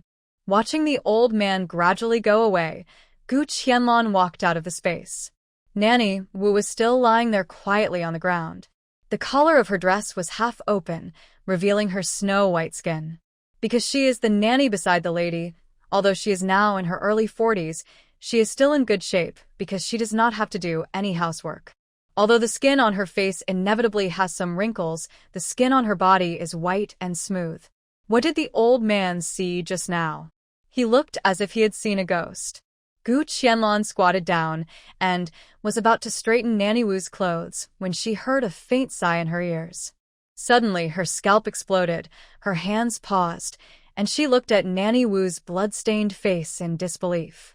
Now she understood why the old man was so scared. If it wasn't broad daylight, she would have been frightened. But she knew more and knew that some people might appear to be in a state of suspended animation after being seriously injured. Nanny Wu is most likely a case of this kind. She probed her carotid artery with her fingers and could feel a subtle pulse. Great. Aunt Wu is still alive. But now she was injured so badly that even if she didn't die, she was half dead. She first took some clean water and wiped the blood off her face bit by bit, and then used medical alcohol to disinfect the wound. After looking at the current environment, she simply found a long piece of cloth, blindfolded Nanny Wu, and then took her into the space. As soon as Gu Qianlan entered the space, the little wolf cub happily dragged its injured leg and moved to her side. "Little guy, I'm busy now and don't have time to play with you," she said, and gently rubbed the little wolf cub's fluffy head. The little guy narrowed his eyes with a look of enjoyment and looked curiously at Aunt Wu, who was brought into the space by Gu Qianlan. "This nanny is injured.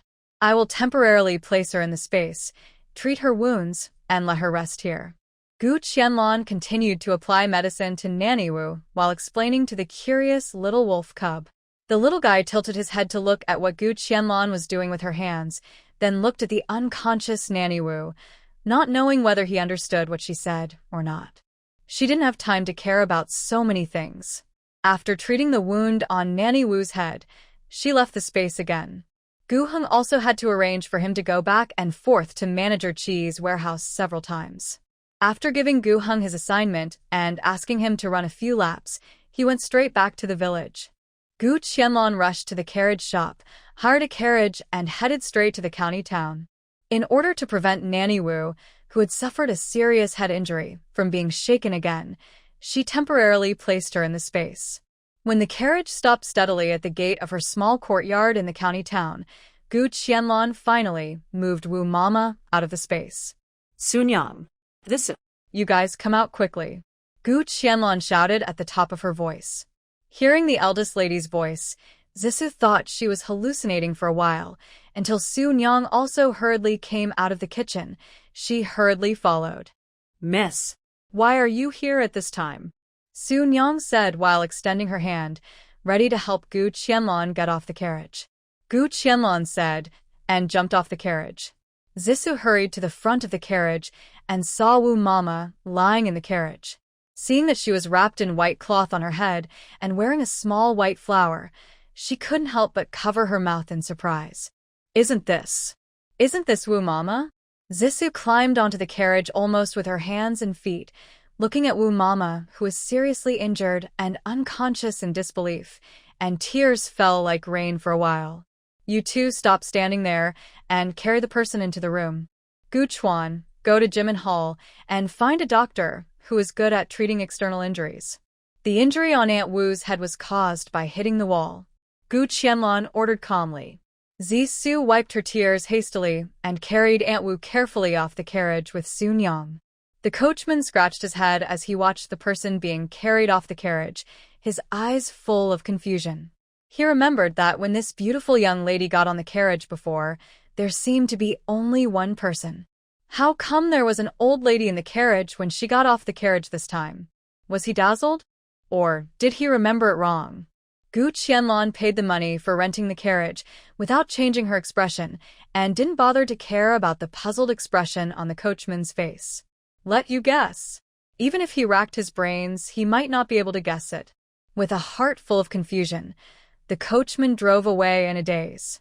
Miss, what happened to Madame Wu? How did she become like this? As soon as Gu Qianlan entered the house, Zisu hurriedly came up to her and asked impatiently. Although she had stood on the side of the master in the matter of the eldest lady before, she was still Madame's person after all. Although Madame did not treat her as kindly as she treated Madame Wu, she had never treated her badly. Moreover, when the mansion was in turmoil, she found a reason to send all the beautiful maids out of the mansion.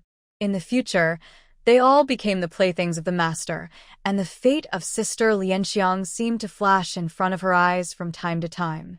Oh. It's a long story. I don't know the details, I just know that Madame Su is gone. In order to protect something of Madame Wu would rather hit her head against the pillar than fall into the hands of Mr. Su. Gu Qianlan said with a sigh. What? Madame, she has. Zisu couldn't believe her ears. She knelt on the ground involuntarily and kowtowed several times in the direction of the Su mansion. Madame. Zisu burst into tears sadly. Gu Qianlan couldn't help but sigh for a moment. She originally thought that Madame Su was a jealous woman who couldn't tolerate beautiful women, but she didn't expect that the purpose of her doing so was also a disguised protection for other women. Miss. Madame is gone like this, and Nanny Wu is injured like this. I wonder who is in front of Madame's spirit now. Zisu asked her current master with tears in her eyes, wondering if it would be bad for Madame to cry like this. Fortunately, from the look of the eldest lady, she didn't seem to be angry or mind this. I only know that although Madame Su is gone, the Su mansion hadn't announced the funeral until I left, and I don't know what Master Su is planning. As for Nanny Wu, I picked her up from the mass grave, and her indenture is still in the Su mansion. Seeing that she was too seriously injured, I can only temporarily bring her to the county to settle down. What to do in the future will be after she wakes up, and then make plans. Gu Qianlan knew almost nothing about the past between Zisu and Madame Su as master and servant. But seeing her crying so sadly, I thought that she had been taken care of and shown favor in the Su mansion before. Hearing that no one was taking care of Madame Su, and that even the Su family didn't announce the death, Zisu's eyes darkened completely. Her eyes were red, and she didn't know what she was thinking. It was simply impossible for her to go back to the Su mansion to keep vigil for Madame Su. When Zisu thought of the almost crazy Master Su, a chill rose in her heart. Moreover, she is now a maid bought by the eldest lady. Hey. I say, little brother, please slow down, slow down. Soon, a strange voice came from outside the courtyard gate. Dr. He, please be more patient. Saving lives is like putting out a fire. Gu Qianlan's voice sounded outside the door, with a little urgency and apology. Dr. He has seen this kind of scene many times, and he adjusted his loose bun. Okay, we are finally here. Where is the patient? He said as he walked quickly into the yard. The doctor is here. Please come in quickly. Gu Qianlan said as she led the doctor to the inner room. Dr. He was about 60 years old. His gray hair was a little messy at the moment, and his equally gray beard was a little long, hanging down to the bottom of his neck. The little medicine boy ran in breathlessly, carrying a heavy medicine box on his back. Master, your medicine box. Seeing this, Zisu wiped her tears and followed him. She didn't know what would happen to Aunt Wu at such an old age and with such a serious injury. Dr. He glanced at the two patients, one old and one young, in the room, and looked deeply at the woman who was called the eldest lady. It's really hard to tell that someone is so unbelievably beautiful. He was quite cruel. Looking at Dr. He's eyes, Gu Qianlan was stunned for a moment. Did this little old man misunderstand something? Seeing that the old lady lying on the couch seemed to be breathing out more than breathing in, Dr. He stepped forward decisively and put one hand on her pulse. Soon he frowned tightly and carefully examined the injury on the old woman's head. I heard that this was caused by hitting the wall? After a long time, Dr. He finally asked. Yes. Dr. He, please take a quick look. Is Mammy okay? Is her life in danger? Gu Qianlan asked with some concern. Are you worried now? How can you force such an old woman to hit her head against the wall? Dr. He glanced at the stunning woman in front of him and said unhappily. Gu Qianlan was stunned by what he said, but she didn't refute it. She was watching in the space at that time. Everything happened too fast, catching everyone off guard. Moreover, given her situation at that time, it was impossible for her to rush out of the space to save people. Did she want to kill Shi Er and several other servants? That was too unrealistic. No, Dr. He, you misunderstood. It was our eldest daughter who saved Mammy. Zisu, who entered the room last, happened to hear the doctor's words and hurriedly explained. Dr. He's old face immediately turned red when he heard it. He had such a bad temper. He meant well, but did bad things again. Dr. He, please tell us how Mammy is doing now. Dr. He carefully examined Mammy Wu's injuries and shook his head gently. Alas, the injured person is so old, and the injury is on the head. Although the wound has been treated in time, it is still hard to say. I will prescribe a prescription first to see if I can feed her to drink. If she can still drink it, there is still a glimmer of hope. Doctor, he said, touching his long gray beard. It's just that this injury to the head can be a big or small thing. You still have to be mentally prepared. In Dr. He's opinion, it is a miracle that the injured person is still alive. He looked at the powder sprinkled on the head of the injured person curiously. He thought that this was the first time he had seen it in his decades of medical practice. It was hard to tell what the ingredients were, but the effect of treating external injuries was so good. He wanted to ask, but when he thought about what he had just said about the mistress of this house without knowing the truth, he hesitated for a long time and didn't dare to speak. After seeing Madame Wu, doctor, he went to check the pulse of the unconscious Lingxiang. It was impossible to check the wounds. After all, there was a difference between men and women. Even though he was already an old man in his early 60s, he couldn't check them. But this little girl was not unfamiliar to him. When he was in the dental clinic before, Mrs. Zhang had asked him to check her. At that time, he thought that the little girl might be in trouble and would not last for a few days. But he never expected that when he checked her pulse today, the little girl's pulse would actually stabilize. Although it was not well yet, at least it looked like she was no longer in danger of death. It was really strange.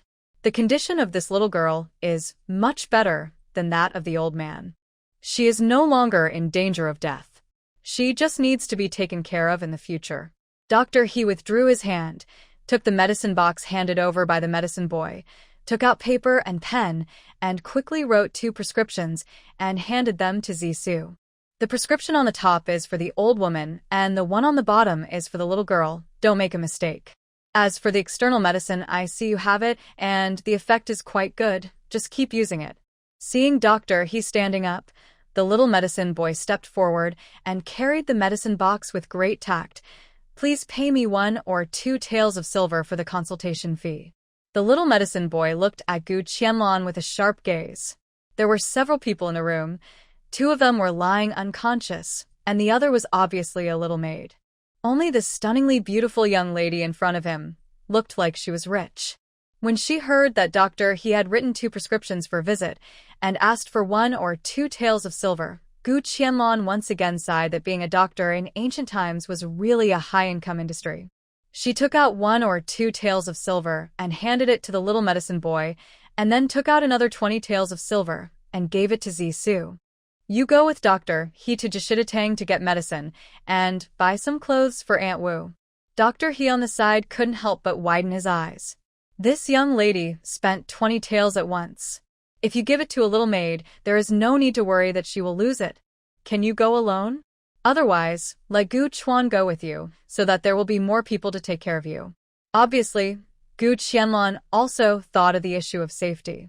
Although the management in the county town is stricter now, it is not the time for autumn harvest yet, and it is impossible to say that the lives of the people are not difficult.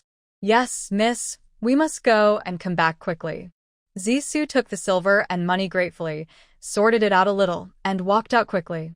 Looking at Nanny Wu lying on the couch with a weak breath, Gu Qianlan's heart was in endless entanglement. She walked to Nanny Wu's side and sat down gently, placing her fingers on her pulse, feeling the gradually growing stronger pulse beat. She breathed a sigh of relief. It seemed that Nanny Wu was no longer in danger of her life. After leaving some rice and flour for the few people and changing the bandages on Lingxiang's wound, Gu Qianlan planned to go to Tongdao Money House to exchange some silver bills and put them into the space. This time, she simply entered the space and disguised herself well. Soon, a young woman with pockmarks all over her face and dark complexion but well-dressed clothes appeared at the gate of Tongda Silver Shop. Is your shopkeeper Wang here? Gu Qianlan said to the clerk at the door with a haughty look and slightly raised her chin. The clerk was stunned for a moment when he saw the well-dressed young lady in front of him, but he did not dare to neglect her at all, and hurriedly said, Madam, please come in. I will go and inform our shopkeeper. Shopkeeper Wang walked out from the back hall slowly and looked up and down at the young lady in front of him calmly. Seeing that it was a completely unfamiliar face, he became a little curious. May I ask what this lady has come to your shop for? Deposit money or exchange silver bills? My family has a batch of silver, which needs to be exchanged for silver bills. Can you arrange to pick up the silver at home? Gu Qianlan kept thinking about how many silver bills to exchange. If the denominations are too large, will it be too eye-catching? Well, if the deposit is more than 1,000 taels of silver, our bank can arrange a carriage to go to your house to pick it up. Looking at the dress of this young lady, it seems unlikely that she can take out thousands of taels of silver at once. Shopkeeper Wang thought about it for a while and reported a number, confident that the young lady would back down after hearing it. This way, they would not offend the other party and also show the strength of their bank. In that case, let's arrange a few guys to go to my house. I'll exchange 10,000 taels of silver notes and keep them there. I'll buy something for emergency. Gu Qianlan said casually. How much? This. Madam, please don't lie to me. The little woman in front of him casually said that she would exchange 10,000 taels of silver notes, which shocked Manager Wang. When did such a mysterious wealthy family come to their county? Deposit 10,000 taels first. If it's not enough, come and exchange for silver notes. The current situation is unstable. If it is not for the convenience of purchasing a large number of materials, Gu Qianlan is not willing to exchange silver for silver notes.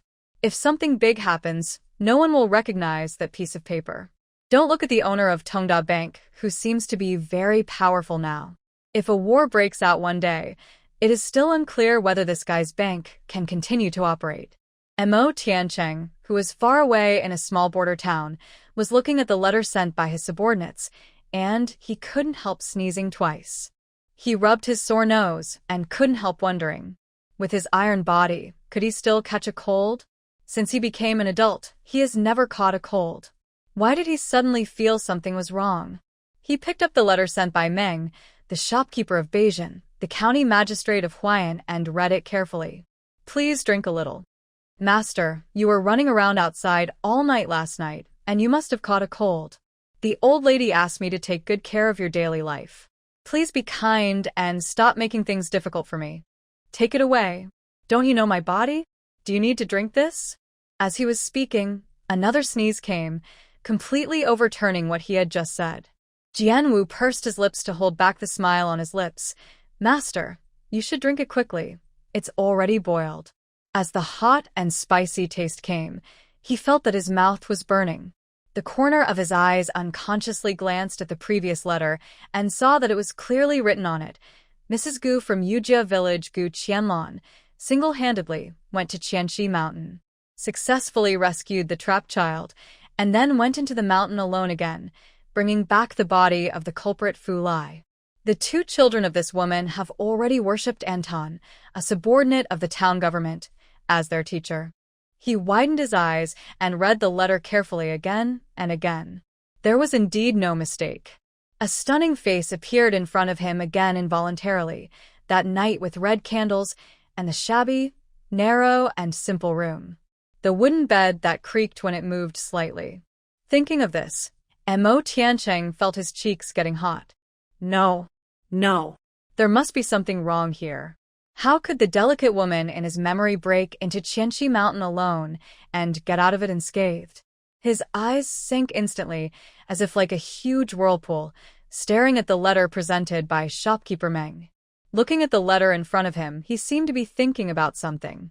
Jianwu shrank his neck and did not dare to disturb him. After a long while, he heard a shocking order from above his head. Pack up and leave for Huayan County early tomorrow morning. Jianwu raised his head in disbelief, but the master's silent eyes made him dare not ask a word. Yes, I'll do it right away. After Jianwu finished speaking, he picked up the empty bowl on the table and quickly retreated. Mo Tiancheng looked at the letter on the table, and with a complicated expression, he gently stroked the name Gu Qianlan with his fingertips. After a long time, he finally sighed.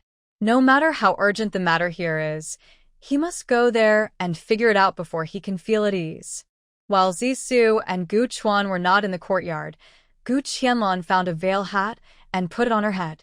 She went into the house and gave instructions to Su Nyang, and then she boldly set up the utility room.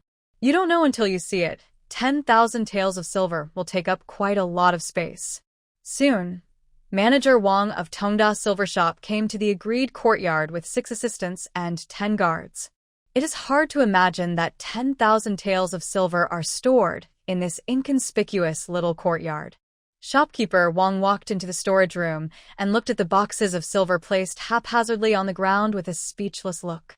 He really didn't know whether the young woman in front of him was too careless or too rich, and didn't take the 10,000 taels of silver seriously at all. There was not even a guard in the house. They really trusted Tongda Money House too much. Madam, may I ask what denomination of silver notes you want? We can arrange it for you, and it will be convenient for you to spend later. Shopkeeper Wang said humbly and respectfully. At this moment, he did not dare to neglect this little woman at all. A woman who could easily take out 10,000 taels of silver, even if she lived in such an inconspicuous small courtyard. She must have a very good background. Who knows which wealthy family she came from? It was just strange that there was not even a servant guard around her. Prepare all 500 taels each, so it will be more convenient to use. Thinking of the purchasing power of silver here, it would be inconvenient to use a large denomination. In the future, She planned to mainly stock up on food and necessities of life. When it really came to a critical moment, those real gold and silver were not as useful as materials. Manager Wang, start checking now. There are a full 10,000 taels of silver. You have to look carefully. Manager Wang naturally did not dare to be careless. He had to be careful with things like silver. If there was any mistake, he would be responsible for it. After collecting the full 10,000 taels of silver notes, Gu Qianlan finally took off her disguise again. When the 10,000 taels were almost spent, she would go to the Tongda Bank to exchange some. My dear miss, Ling Xiang has woken up. Do you want to see her? Sun Yang stood outside the door of the utility room, lowered her head, and reported softly. The little girl finally woke up? Go to the kitchen to prepare some porridge. I'll go in to see her. Gu Qianlan said, and walked towards the inner room. Donger woke up in a daze, and felt that the wound on his back was a little cool. Although it still hurt, it was no longer the kind of unbearable pain. She moved her body slightly, and felt the soft quilt beneath her, which had a natural and fresh smell after being exposed to the sun. She turned her neck and tried to see what was around her, but found that she had left the small house of the dental clinic. The house she lived in now was refreshing and elegant, simple and comfortable, much better than the house she lived in before in Sue's mansion. Where was she? The sound of footsteps gradually came, and she raised her head with a little difficulty and looked at the woman who walked in front of her. A stunning and familiar face came into her eyes. Madame Gu. Donger uttered these 3 words with difficulty. But at this moment, Madame Gu was no longer the same as when she first met her. She was wearing a half-fitting mask, which just covered the place with a blue-gray mark. How dare you? This is your current master. You should call her Mississippi. Sun Yang was standing at the door with porridge, and just heard Ling Xiang's disrespectful address to Miss just now. It's okay. She just woke up and doesn't know anything. Gu Qianlan said indifferently. Donger, who had been in a coma for several days, only felt her throat dry, and there were too many doubts filling her mind. What about Xiaochun? How is she now? Why was she bought back by Madame Gu now? And what is Xiaochun's situation now? She had too many things she wanted to know, but she could only reach out her hand eagerly and grab Gu Qianlan's clothes. Drink some water first, eat some porridge, and we'll talk about it in detail when you recover. Gu Qianlan gently patted Ling Xiang's hand and asked Sun Yang to come and take care of her to eat something. Don't worry, Sister Ling Xiang. Drink some porridge to nourish your stomach first. Now you and Sister Xiaochun have been bought back by the eldest lady, and Sister Xiaochun has changed her name to Zisu.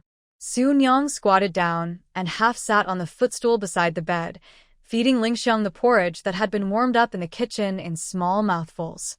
Our family is also with you too. We are servants bought by the eldest lady.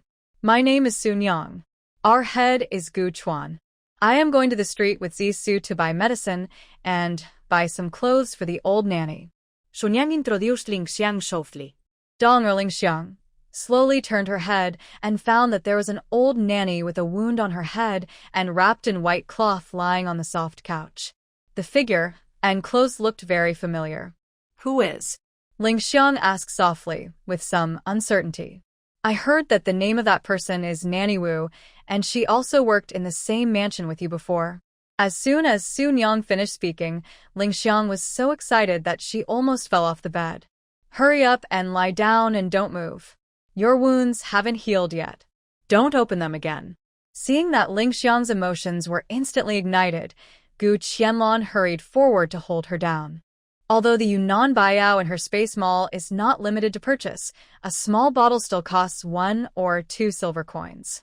For Ling Xiang's large wound, she had to spend 2 taels of medicine last time. In just 2 days, this girl spent 4 taels of medicine alone. This does not include other medicine costs.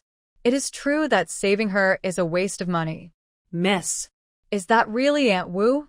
Ling Xiang eagerly pulled Gu Qianlan's sleeve, and her nervous expression was just like Zisu before. Yes, that is Aunt Wu beside Madame Su. Don't worry, she is still unconscious at the moment, and her life should not be in danger for the time being. Gu Qianlan stabilized Ling Xiang while signaling Sun Yang with her eyes to go outside to work first. Ling Xiang, Thank you for saving my life, miss. Dahmer accepted her current name very quickly. Thinking of her previous situation in the dental clinic, she knew very well that she could wake up again, all thanks to the care of the master in front of her. When Zisu comes back, you must thank her. It was because she insisted on not giving up on you that I could wait until the day I went to the dental clinic. It was all fate, and it was also a series of causes and effects after she emptied the warehouse of the Su mansion. How did you end up in the dental clinic in the county? What happened to the Su mansion later? Although Gu Qianlan did not have a good impression of Su Haoze, she never asked about the Su mansion again. But now she had to find out what happened after she left that day. Oh. Mr. Su is a lunatic. Lingxiang's eyes seemed to drift back to the time when she worked at the Su mansion. After the Su mansion was robbed, what did Mr. Su do? Thinking of how the old man Su decisively tore up the divorce agreement after discovering that the warehouse had been emptied, she couldn't help but admire the old man's resilience. Miss, we servants in the Su mansion have such a hard life. Thinking back to what happened at that time, Lingxiang couldn't help but burst into tears. Gu Qianlan patted Lingxiang's back gently without rushing her, just waiting for her emotions to calm down a little before speaking. After all, Lingxiang was just a little girl of 13 years old. After crying for a while, the grievance in her heart finally eased a little. Then he quietly recounted the past events. That day, after Master Su sent the county magistrate away and returned to the backyard, he found that the concubines had packed their things and were ready to flee. He immediately flew into a rage, and not only did he take away all the concubines' belongings, he also handed them over to Mainyang in Wichuan Tower overnight. As soon as she heard the word Wachanlu, Gu Qianlan instinctively felt that it was not a good place. Wachanlu? She asked subconsciously. Yes, Mississippi. The Wachanlu in the town is also the property of Mr. Su. It is. A place for men to enjoy themselves. Lingxiang's face flushed as she spoke. Although she had heard the old people in the mansion talk about that kind of thing, and she often waited outside the master's house, she knew about the things between men and women. But after all, she was just a little girl under 14 years old and had never experienced anything. Gu Qianlan nodded in understanding. Go on. She could understand why those concubines fled in all directions at that time. If it were her, she might be angry. But it was indeed too much for Su Yuanwei to do so without any mercy. When the madam saw that those concubines were sent away, she didn't say anything, and she was even a little happy. Lingxiang once again fell into the memories of the past. But early the next morning, the master said that the backyard couldn't be too empty, and he wanted to select some more maids from the mansion to live in the houses where the concubines lived before. Lingxiang bit her lip as she spoke, with pain and hatred intertwined in her eyes. Gu Qianlan gently grabbed her skinny little hand and patted it. Don't be afraid. It will all pass. What happened later? Lingxiang slowed down and continued. That day, Sister Xiaoqun, that is, Sister Zissa, happened to have diarrhea. I was able to get out of bed and walk, so I went to work for her. But the master actually wanted to take me into the backyard without any explanation. I was afraid. I didn't want to. The master ordered the servants to beat me with 20 more boards and handed me and a group of servants who were packing up to escape that day to the pawnbroker in the county. Gu Qianlan sighed softly. No wonder the Su mansion looked so empty that day. So this is what happened. Sister Zissou saw that I was beaten for working for her and was going to be sent to the pawn shop. So she went to ask the madam to send her away with me. I don't know the details of what happened, but I heard that the master was very angry about it and quarreled with the madam. Then I woke up, and I was already here. Seeing Lingxiang look at Madame Wu eagerly after she finished talking about the past, Gu Qianlan had to tell her about the current situation in the Su mansion again. When she heard the news that Madame Su had passed away, Lingxiang was not as emotional as Zissou. Perhaps because she was not a family-born child, but a little maid who was bought into the mansion later. The relationship between her and Madame Su was not as deep as Zissou's. But the look in her eyes when she looked at Madame Wu also revealed concern and worry. Don't worry, Zissou has gone to get the medicine. I just checked Madame Wu's pulse, and she is not in danger of dying. You guys stay in this house first and heal your wounds. Don't worry about anything else. At an age when they should be as bright and carefree as flowers, they have to endure so much suffering that should not belong to them. Gu Qianlan's previous dissatisfaction with Ling Xiang has all disappeared. When Zisu and Gu Chuan came back from outside and saw Ling Xiang, who had woken up, the two little girls who survived the disaster hugged each other and cried with joy. Miss, of the 20 taels of silver you gave me, 5 taels and 3 qian were used to get medicine, and 3 qian of silver was used to buy clothes for Madame Wu. Now there are 14 taels and 4 qian of silver left. Zisu took out the remaining 14 taels of silver from her purse and handed it to Gu Qianlan with both hands. Seeing that the little maid explained the whereabouts of the silver and money in a clear and orderly manner, Gu Qianlan asked curiously, "Have you ever learned to read?" As far as she knew, most women in ancient times could not read a single word, and maids who could read a few words could usually get good jobs in wealthy families. "My dear young lady, I learned some words and could keep some accounts with Madame Wu before," Zisu replied in a low voice. It was a pleasant surprise to Gu Qianlan to hear that Zisu could not only read but also do some arithmetic. "The rest of the money will be left with you as a means of covering all your expenses in the county. I don't have time to come here every day. Here are 4 bottles of medicine for Madame Wu and Ling Xiang, which will be enough for the 2 of them for 4 days." After instructing Zisu and Sunyang on how to change the medicine for the 2, Gu Qianlan finally breathed a sigh of relief. Looking at the sky, it was time to go back again. She took out the headlamp with ease, and only remembered halfway through the journey something went wrong. Now, a family of 6 from Dazhuang and Erzwang already lived in the small courtyard at the west end of her village, and when she went back before, she also restored the mechanism at the exit of the kitchen. It was obviously unrealistic to go back again. She had used too much space movement function in Chongbei town today, and now she only had more than 200 meters of space movement distance left. After thinking about it, she still walked towards the direction of Yujia village. If it really didn't work, she would stay in the space for a while and wait until after midnight to use the movement function to go back. As long as she came out of her room early tomorrow morning, she would be able to fool people. Thinking of this, she quickly walked towards the exit of the tunnel. When she came to the bottom of the kitchen in the small courtyard in the west of the village, Gu Qianlan flashed into the space directly. Seeing her come in, the little wolf happily crawled to her feet, as intimate as a furry child who had been fed for many years. After checking the injury of the little guy, seeing that he had recovered well, Gu Qianlan was relieved. This little thing is so well behaved now that she feels reluctant to let it go. If she really wants to release it back to the forest in the future, she will definitely be reluctant to let it go. "Little guy, how about I give you a name?" After the man and the wolf had a sumptuous dinner, Gu Qianlan sat on the ground board, gently stroking the cute and adorable little wolf cub. After taking a look at the gender of this little thing, she couldn't help but think for a moment, "How about I call you Xueji from now on?" After hearing this, the little wolf tilted its head and let out a soft growl, as if it was very satisfied with its new name. Such a smart little guy, Gu Qianlan just wanted to hold it tightly in her arms. But she knew very well that one day, she would have to make this little creature choose between herself and the forest. The boundless night gradually stretched out, covering the entire earth. Xiao Xueji, who had played with Gu Qianlan for a long time, finally fell into a sweet dream with the gentle company of his owner. Seeing that the time was finally almost up, Gu Qianlan stood up and took advantage of the night to return to the small courtyard where she was staying temporarily. In the quiet night, the village, set off by the moonlight, seems to be covered with a layer of silvery gauze, which is exceptionally beautiful. It was quiet all around, and everyone had fallen into sweet dreams.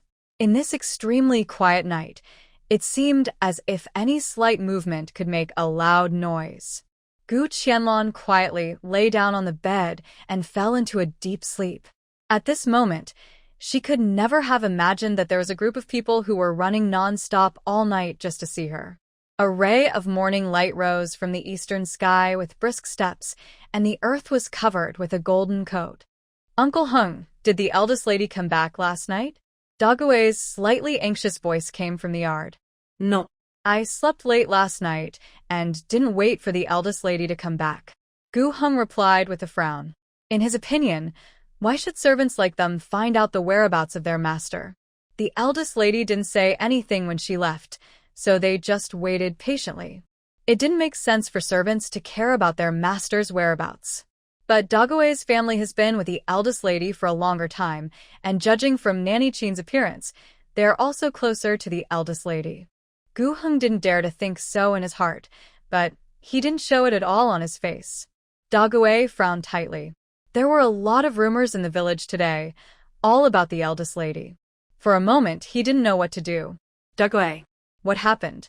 Gu Qianlan simply packed up and walked out of the house. Miss. You are in the house. It's. The village is in chaos today. When Dague saw Gu Qianlan, he felt like he had seen his backbone. He immediately took a few steps forward and said hesitantly, "What happened in the village again?" Thinking of the farce that happened at the entrance of the village when he left the village yesterday, Gu Qianlan rubbed his brows with a headache. If it wasn't for the convenience of collecting materials in the space, she really didn't want to stay in this small village any longer. Miss, after you left yesterday, the village was almost going crazy. What?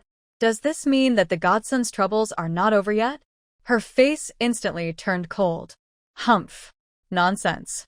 Do you think I'm too easy to talk to on weekdays? Gu Qianlan said unhappily with hidden anger. Miss, don't be angry first. My mother has just gone to talk to village chief you about this matter and asked the village chief to come forward to take care of it. If it doesn't work, I'm afraid we have to ask the young master and the young lady's master to come forward to scare them. Seeing that the young lady was furious, Dague said hurriedly. When she thought of village chief you, Gu Qianlan didn't know how to evaluate him for a while. His heart was not bad, but his ability was hard to say. Since Aunt Qin has come forward, I won't care about this matter for now.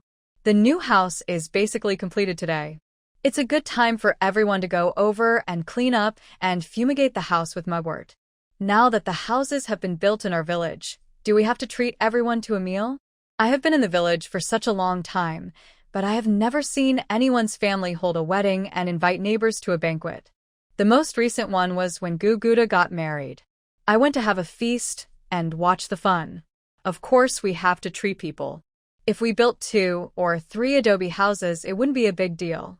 But since the young lady has built so many stone houses and covers such a large area, it is natural that she is to invite neighbors to warm up the house. Dague said with a smile. When he thought of what his mother had told him before, that the eldest lady was going to choose a wife for him from the people she bought back, the fire in his heart seemed to be ignited. Things that he had never dared to think about before were now about to be realized one by one. In a few days, they would move into the big house with the eldest lady's family, and then they would have a wife in their arms, and their life would be as beautiful as they could be. But he noticed that there were no marriageable women coming with the eldest lady this time. But how could he, a grown man and a servant, ask about such things? Okay, tell your mother that there is still the silver left last time, and let her be responsible for arranging it. I'll get some prey back tomorrow morning, and our feast will be more sumptuous. There were a lot of small prey in the space, but if she took them out casually, it would seem that she was treating others as fools. Miss, do you need our 2 brothers to go to Dongxia Mountain and hunt some wild animals? After hearing what Gu Qianlan said to Dague, Dazhuang and Erzwang beside her couldn't help but ask eagerly. Before, when they were working in the pawn shop in the county, the 2 brothers had endless work to do as soon as they opened their eyes every day. Now that they are here with the eldest lady, they are idle instead, and they can't help but feel a little guilty suddenly. The 2 of them are not afraid of anything else, but they don't want to be considered useless by their master. That's fine. Tomorrow morning, you 2 brothers will go hunting with me to Dongxia Mountain. After listening to the suggestions of Dazhuang and Erzwang, Gu Qianlan readily agreed. She also wanted to find out, by the way, how good the 2 brothers are. Don't worry, miss. We will make 2 sets of bows and arrows now, and we will definitely hunt some good things tomorrow. Dazhuang and Erzwang did what they said, and ran quickly towards the west end of the village. Looking at the 2 men running away like the wind, Gu Qianlan chuckled, and her bad mood just now was swept away. Let them do something or go into the mountains to gain some experience. But when I go into the mountains tomorrow, I'm afraid I won't be able to do whatever I want as before. Whatever, if the two brothers don't get much tomorrow, I can just secretly hunt some more. Why haven't I seen Rui'er and Rui'er come here yet? What are they busy with? She has been busy lately, and she has paid less attention to the two children. My dear, the young master and the young lady have been getting up early to practice martial arts at my house recently, and after breakfast, they practiced writing. My mother is teaching them calligraphy. Dague said with a smile, showing a mouthful of white teeth. Is that so? It's time to learn. Don't worry, miss. My mother also taught us to read. Ergue and I have been able to read since we were young, but we lack the talent to be accountants. Dague said and lowered his head in shame. Just by knowing a few words, he and his brother are much better than many of their peers in the village, but they are still single now. Gu Qianlan nodded in understanding, and she said that Aunt Qin looked like she was well educated. How could she be a maidservant beside the original owner's mother without some skills? Madame Gu. Madame Gu. As they were chatting, a few familiar shouts came from outside the courtyard gate. After a while, Wang Guixiang's figure appeared in front of the courtyard. Madame Gu, you should go to the entrance of the village quickly. Someone from the county government has come again to ask where your new house is. Wang Guixiang said while running out of breath. Although she and several other families wanted to send their sons to Madame Gu, they were rejected by de Guinyang. But this did not prevent her from going to Madame Gu to show her courtesy whenever she had something to do. Maybe Madame Gu would change her mind one day? Someone from the county government. Gu Qianlan had a vague guess in her heart. Could it be that the runners who are delivering the official documents of the soldiers who died in the border have arrived? Yes. There are 4 people and they brought a cart of things. It seems that the runner came to our village last time.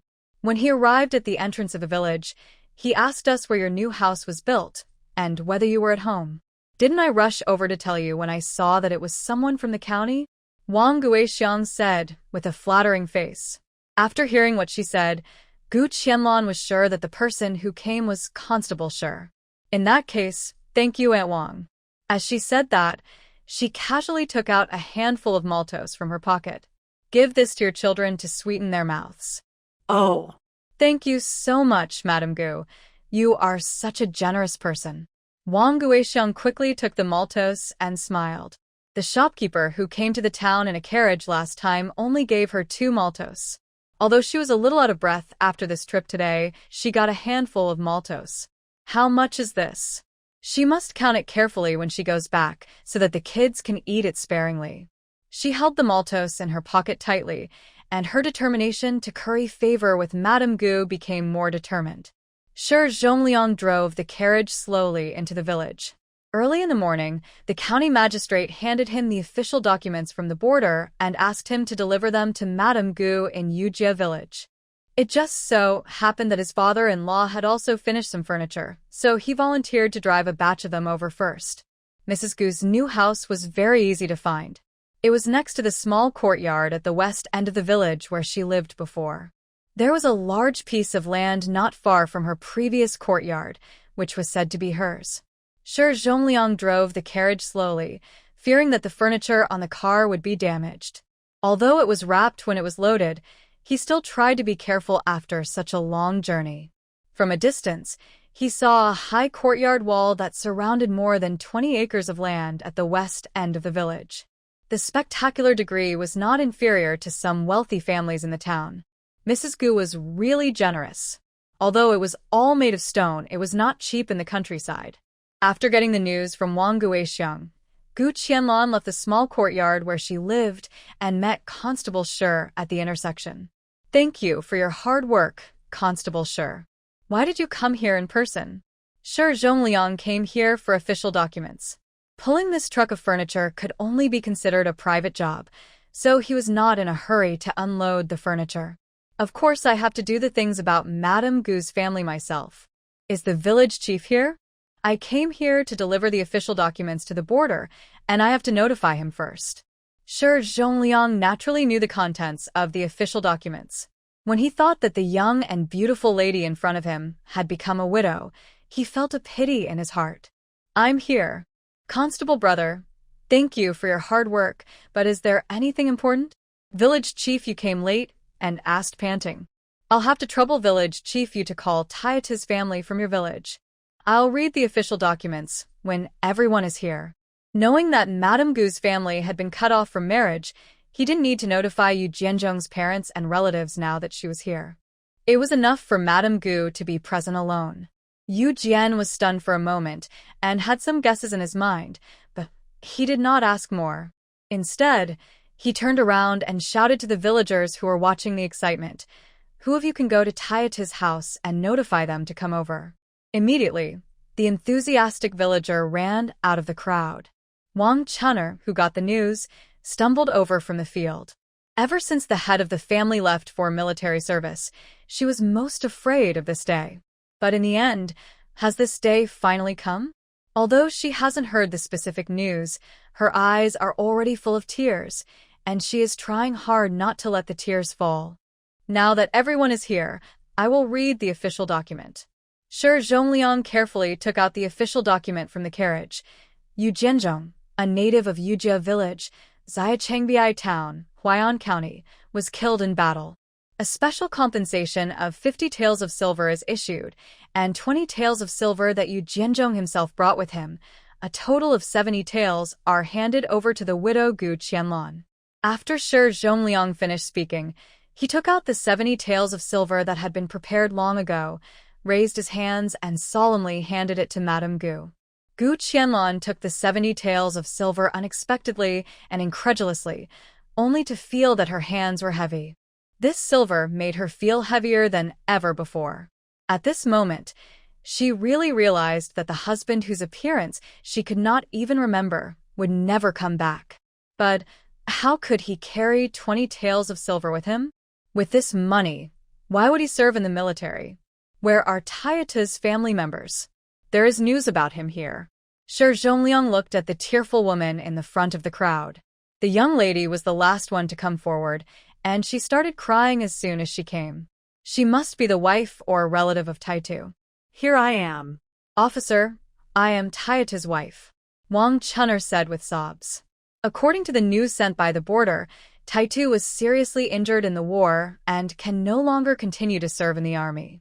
After he recovers from his injury, he will return to the village. Just stay at home and wait for your husband to come back. Shi Er knew clearly that those who were sent back home early were mostly those who were missing limbs and could no longer stay in the barracks. The pension money brought back by then may not be enough to cover future medical expenses. Life in the future would probably be even more difficult. Hey. Thank you, officer. Thank you, officer. Wang Chun'er couldn't help crying with joy when she heard that the head of the family was still alive, only injured, and would be able to return home soon. Village chief, you couldn't help but feel a little relieved. Taitu was the first person in their village who had served in the military in all these years and came back alive. Feng Xiao watched all this from afar in the crowd. She really didn't expect that the news of the third brother's death would be passed back so quickly. He has only been gone for a few months? He is too naive, even worse than Taitu. When he thought about what he had just heard, and that the third brother still had 20 taels of silver in his arms, his mind became active. She knew in her heart that since the third brother's family had been cut off from the relationship, she could forget about the 50 taels of silver in compensation. But the other 20 taels were different. They must have been the private savings that the third brother had taken away from home. I really didn't realize that. The third brother secretly hid so much silver and would rather take it away to serve in the army than give it to the family. She quietly withdrew from the crowd and ran quickly towards her home. She had to tell her parents-in-law the news as soon as possible. Shi Er felt relaxed after finishing his official business, but seeing that his wife looked a little dazed, the words he wanted to propose a sparring match with her were stuck on his lips. Would it be inappropriate to propose a fight with someone at this time? Ever since he heard Anton and Songtu talk about Madame Gu's deeds, he has been extremely curious about her skills. But this time he was afraid that his wish would be dashed again. Mrs. Gu, please accept my condolences. Shi Er stepped forward and said comforting words.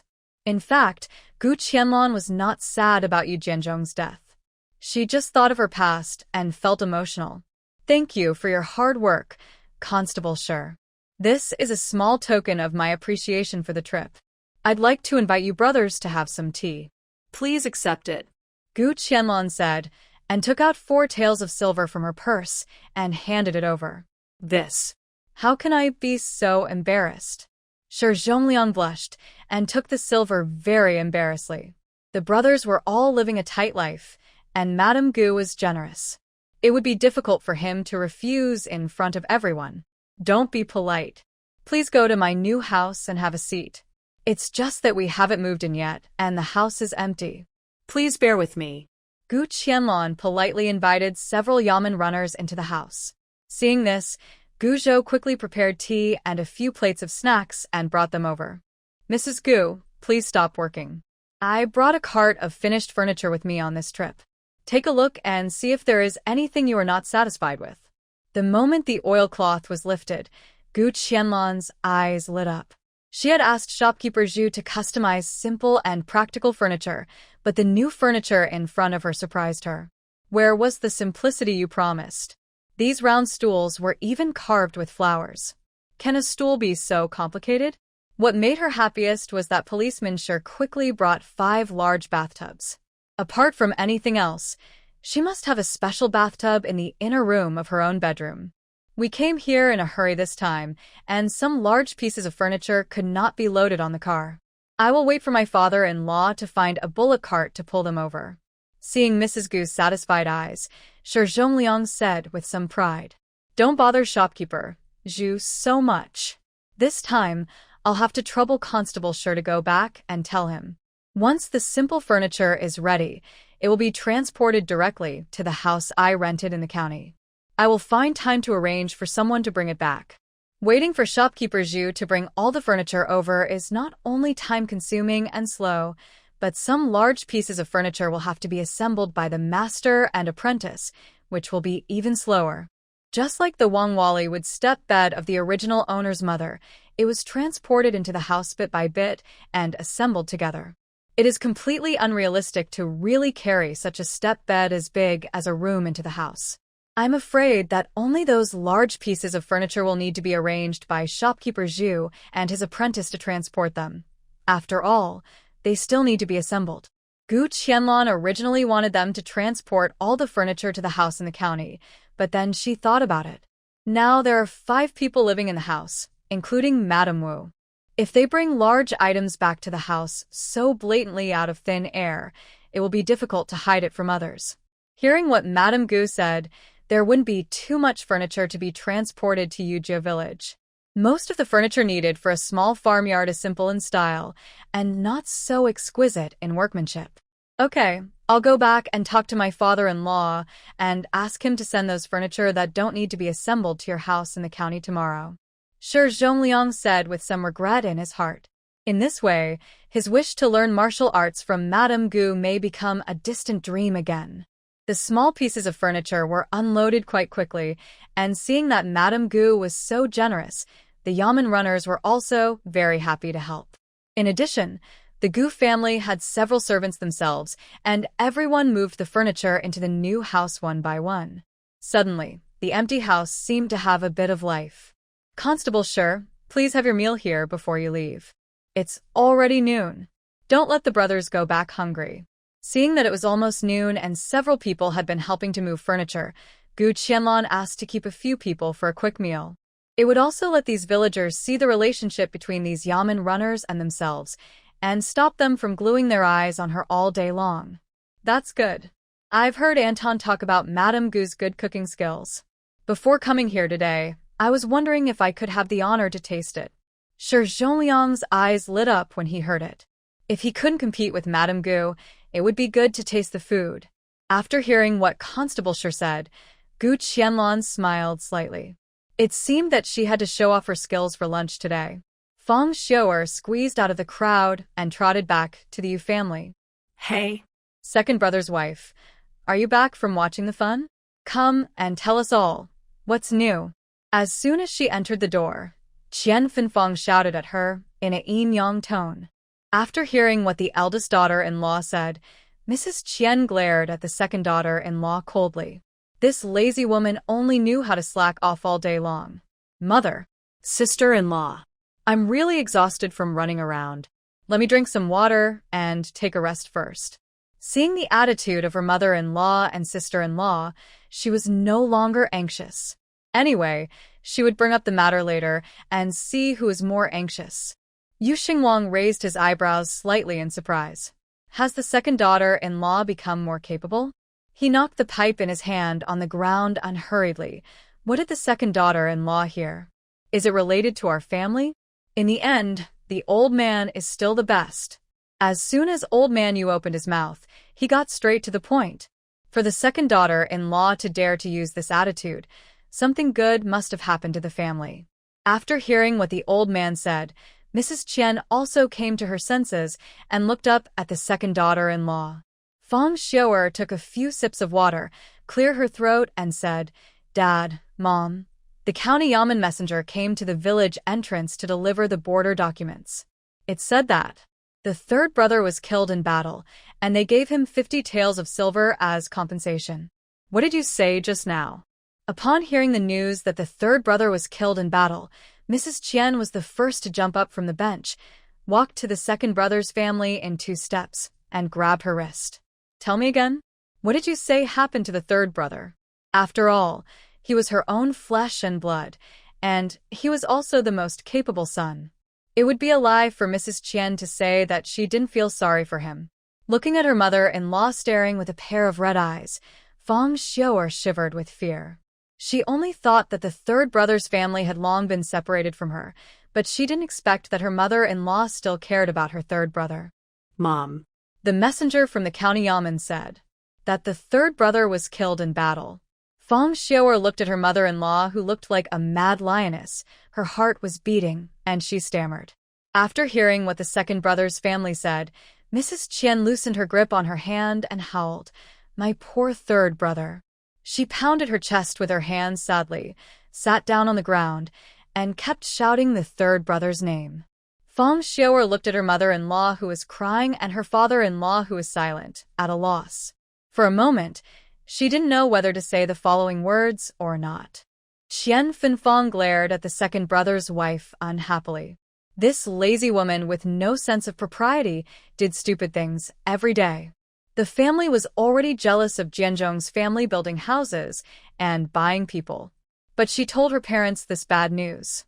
Once the third brother died, they would have nothing to do with this family in the future. Yu Xingwang took a puff of his pipe dully, and for a moment, he didn't know what he was thinking. Dad. I haven't finished what I said. Those yamen runners also brought back another 20 taels of silver, saying that it was the private money that the third brother brought with him when he died in battle. I saw it with my own eyes, and they gave 70 taels of silver to Jianzhong's family. Feng Er hurriedly said to the silent father-in-law. Was the focus of her words about the death of the third brother? It was silver. 70 taels of silver. You know, even the 50 taels of pension silver, they couldn't get it. But the other 20 taels must have been secretly taken away from home by the third brother. Impossible. The third brother is not that kind of person.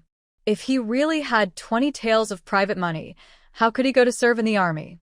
How could he lose his life now? When Mrs. Qian heard what the second brother said, she jumped up from the ground and refuted.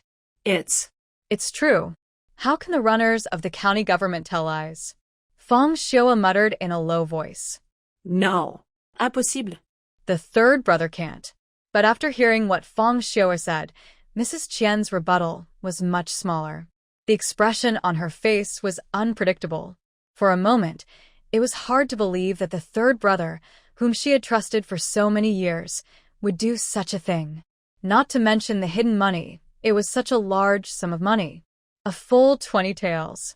When he married the daughter of a scholar as his wife, he only paid 3 taels. Did you really see the county magistrate's official with your own eyes? And he said in person that the third brother still had 20 taels of deposited silver with him?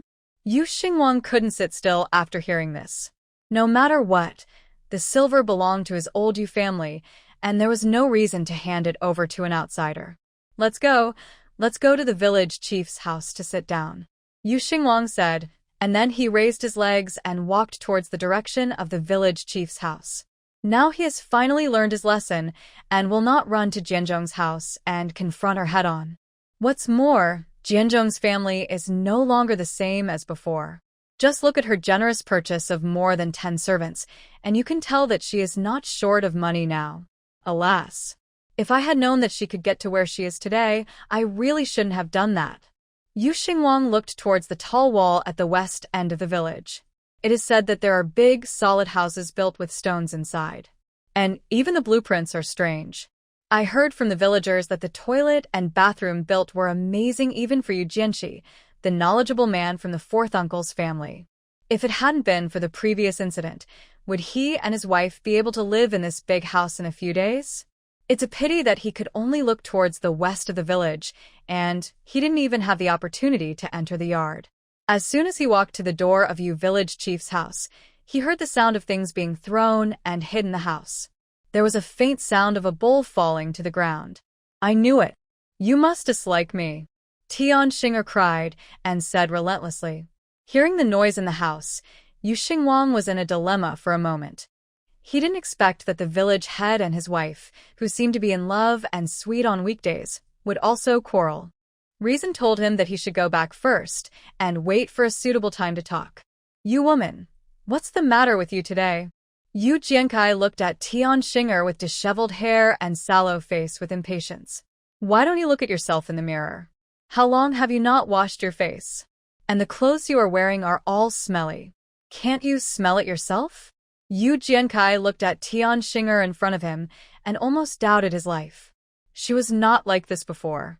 Why has she become more and more outrageous since Fatty left? You dislike me. Tell me. Do you have someone else in your heart? When Tian Xing'er heard the head of the family say this, she immediately became dissatisfied. Who hasn't been young and beautiful before?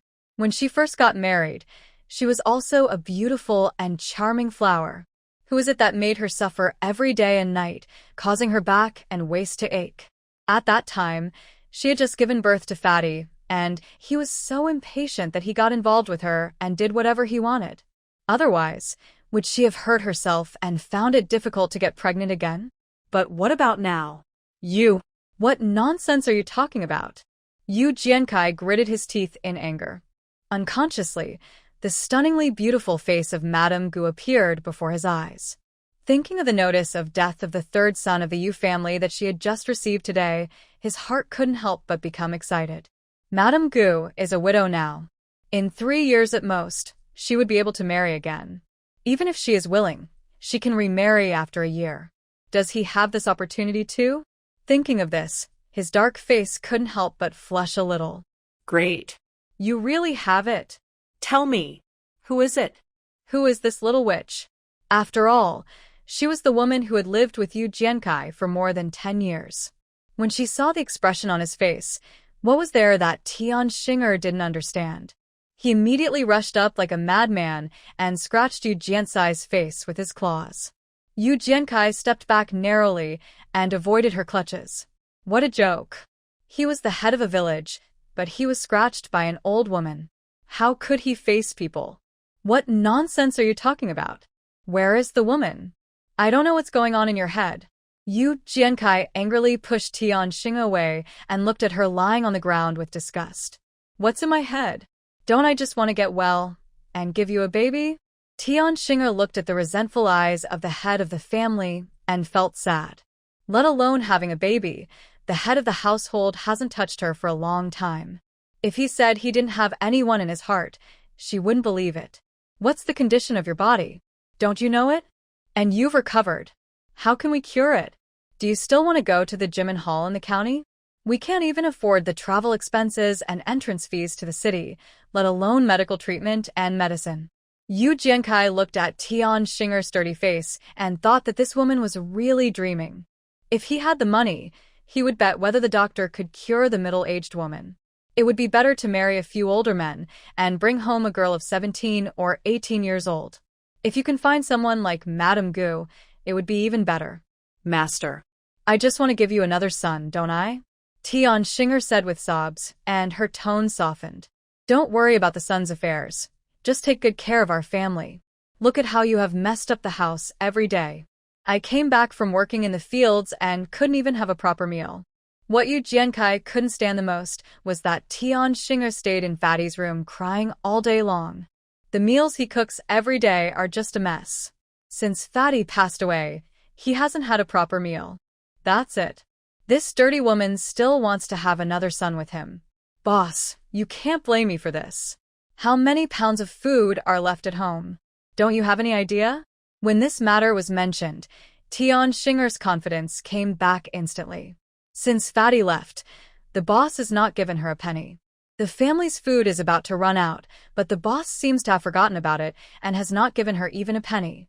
Even if she wants to do something good, she must have money in her hands and food at home. We don't have much food at home? Yu Jiankai recalled carefully how many copper coins did he give to his eldest son when he went to the town to visit him. After counting carefully, since the eldest son passed the examination for a tongsheng, the money he spent on the child every year was almost more than the expenses of several people in their small family combined.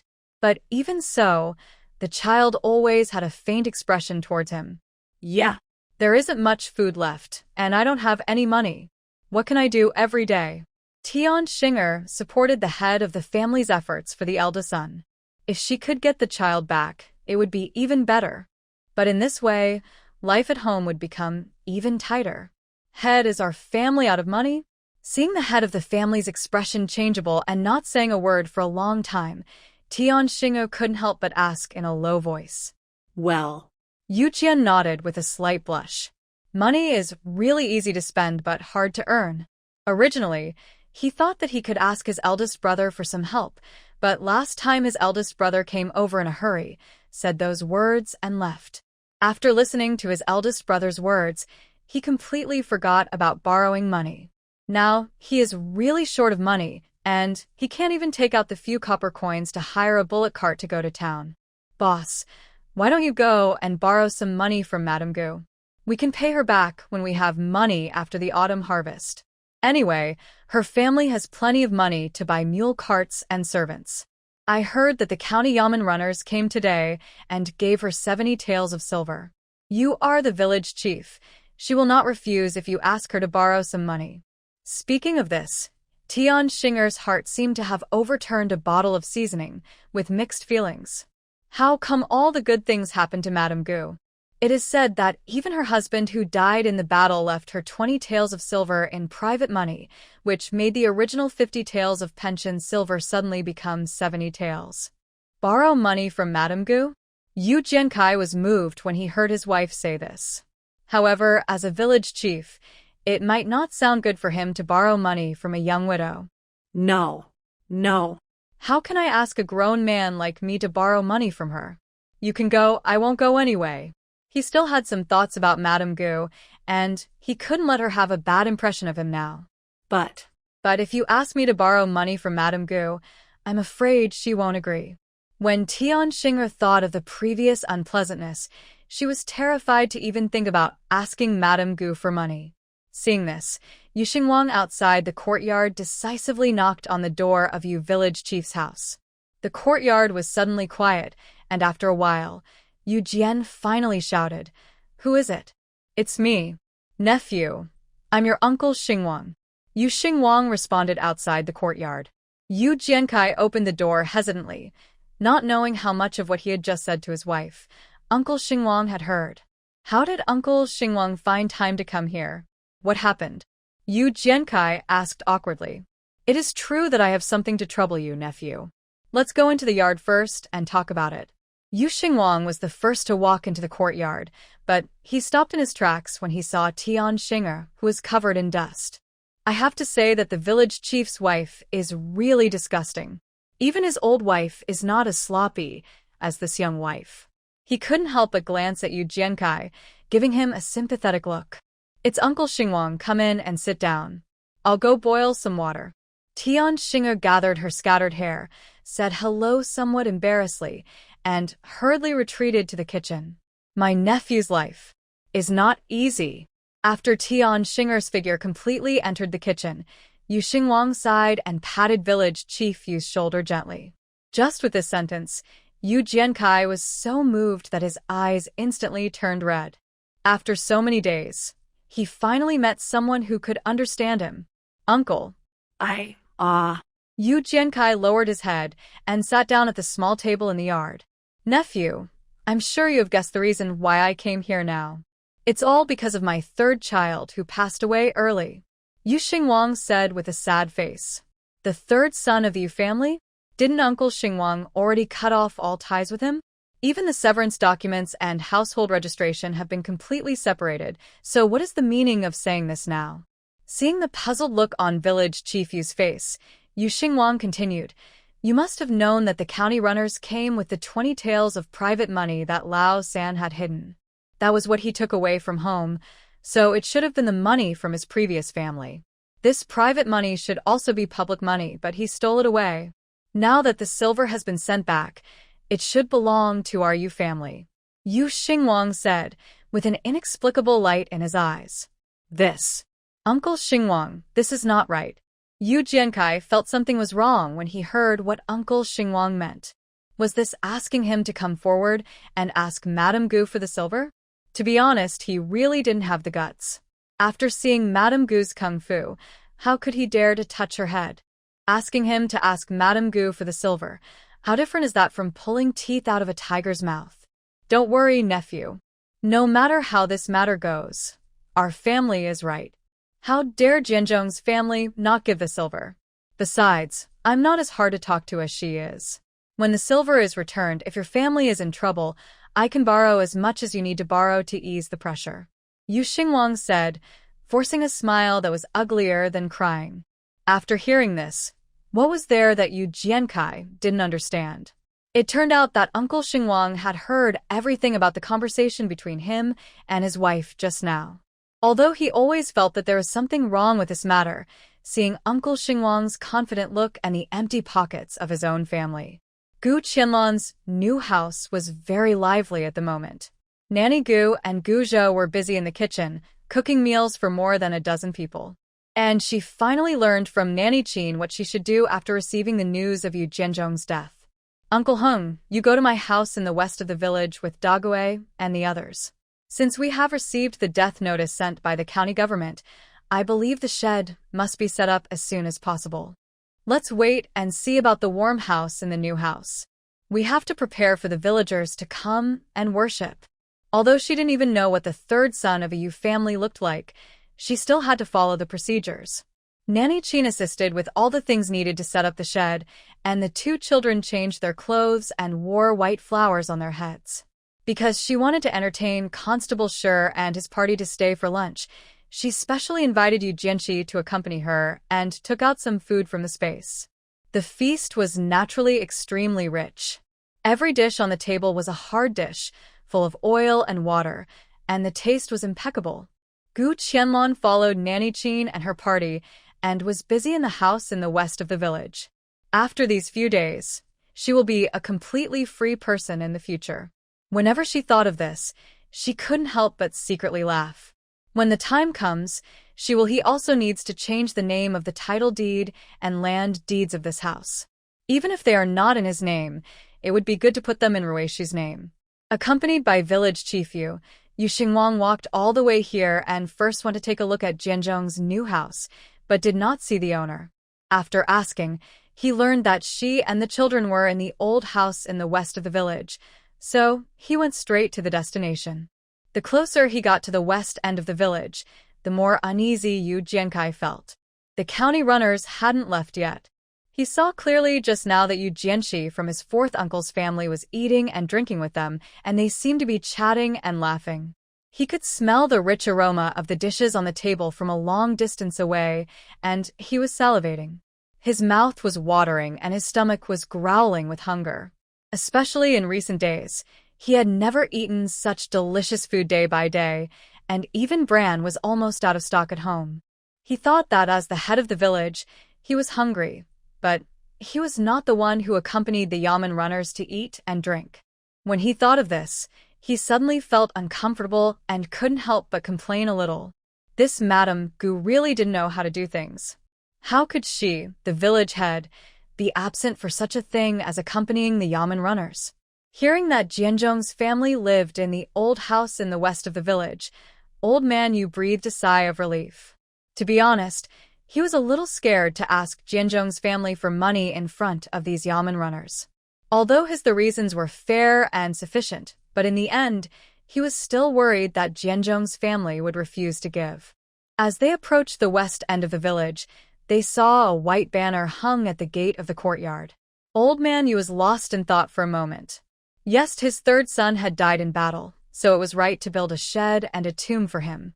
His steps slowed down involuntarily, and a sad look flashed across his face. Thinking of the new house of Jianzhong's family just now, the spacious house and the brand new furniture he saw inside, the regret in his heart was stronger than ever. The door of the courtyard was open at this moment, and the shed had been built in the yard. The servants working in the yard were all covered with linen. Nanny Chin arranged everything in an orderly and methodical manner. "Miss, I'm afraid some villagers will come over later. I've asked Erguwei to notify the villagers. It's just that we need to decide whether to arrange a buffet or treat everyone to a meal. When wealthy families hold such events, they naturally arrange a buffet. But now this is just a small village after all. Even if the young lady doesn't need that little money, there is no need to spend money recklessly. Whatever the rules are for other families in the village to do this kind of thing, we should just follow them. There is no need to make any special arrangements." Gu Qianlan didn't plan to make a big fuss. She was able to do this much because of the face of the two children.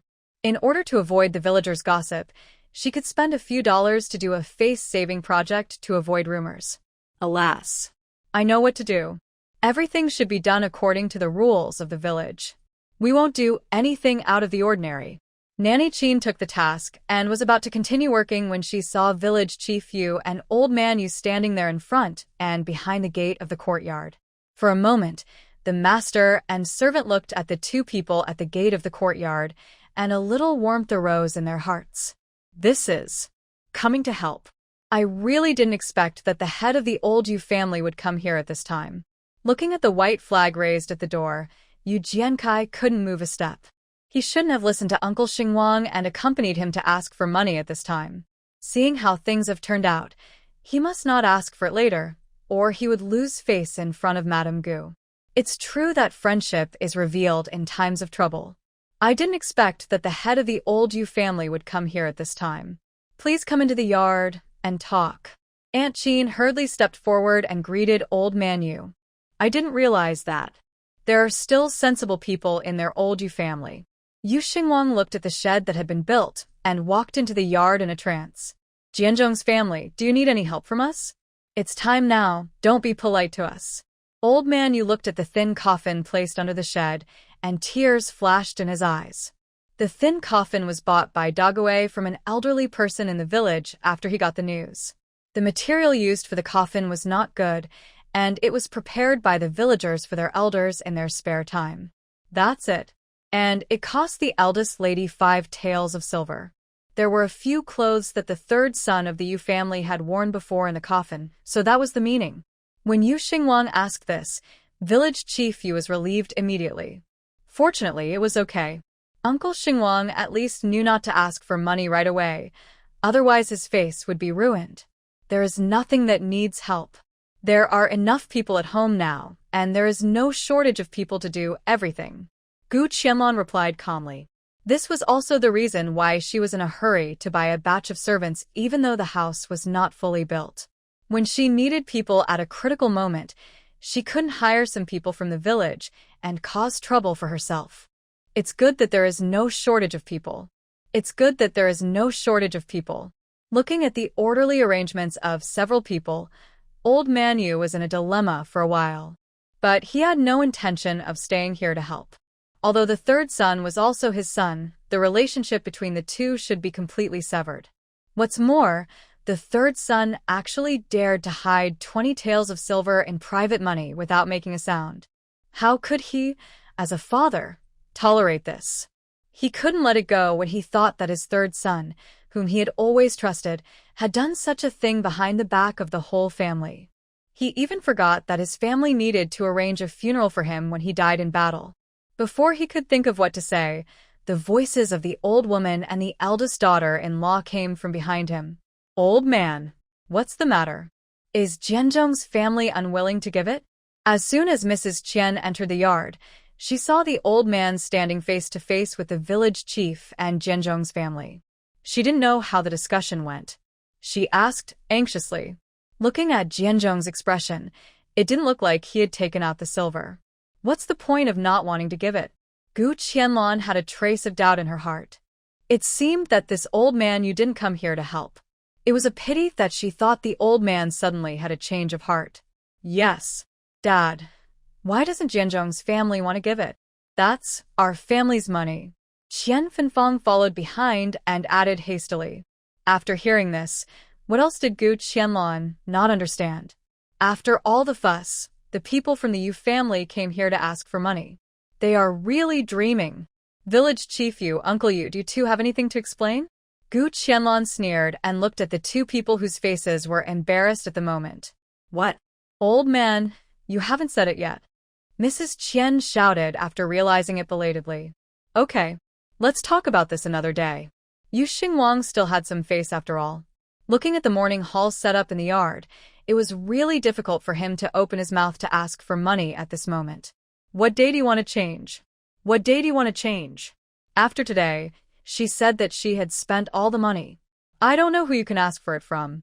Mrs. Qian didn't care about that. For her, money only counts when it is in her pocket. The longer you delay, the more trouble you will have. Village Chief Yu, do you mean the same thing? Do you support the old Yu family to come to me for the money? Gu Qianlan didn't care how the old Yu family made a fuss. She was more curious about the role played by Village Chief Yu in this matter.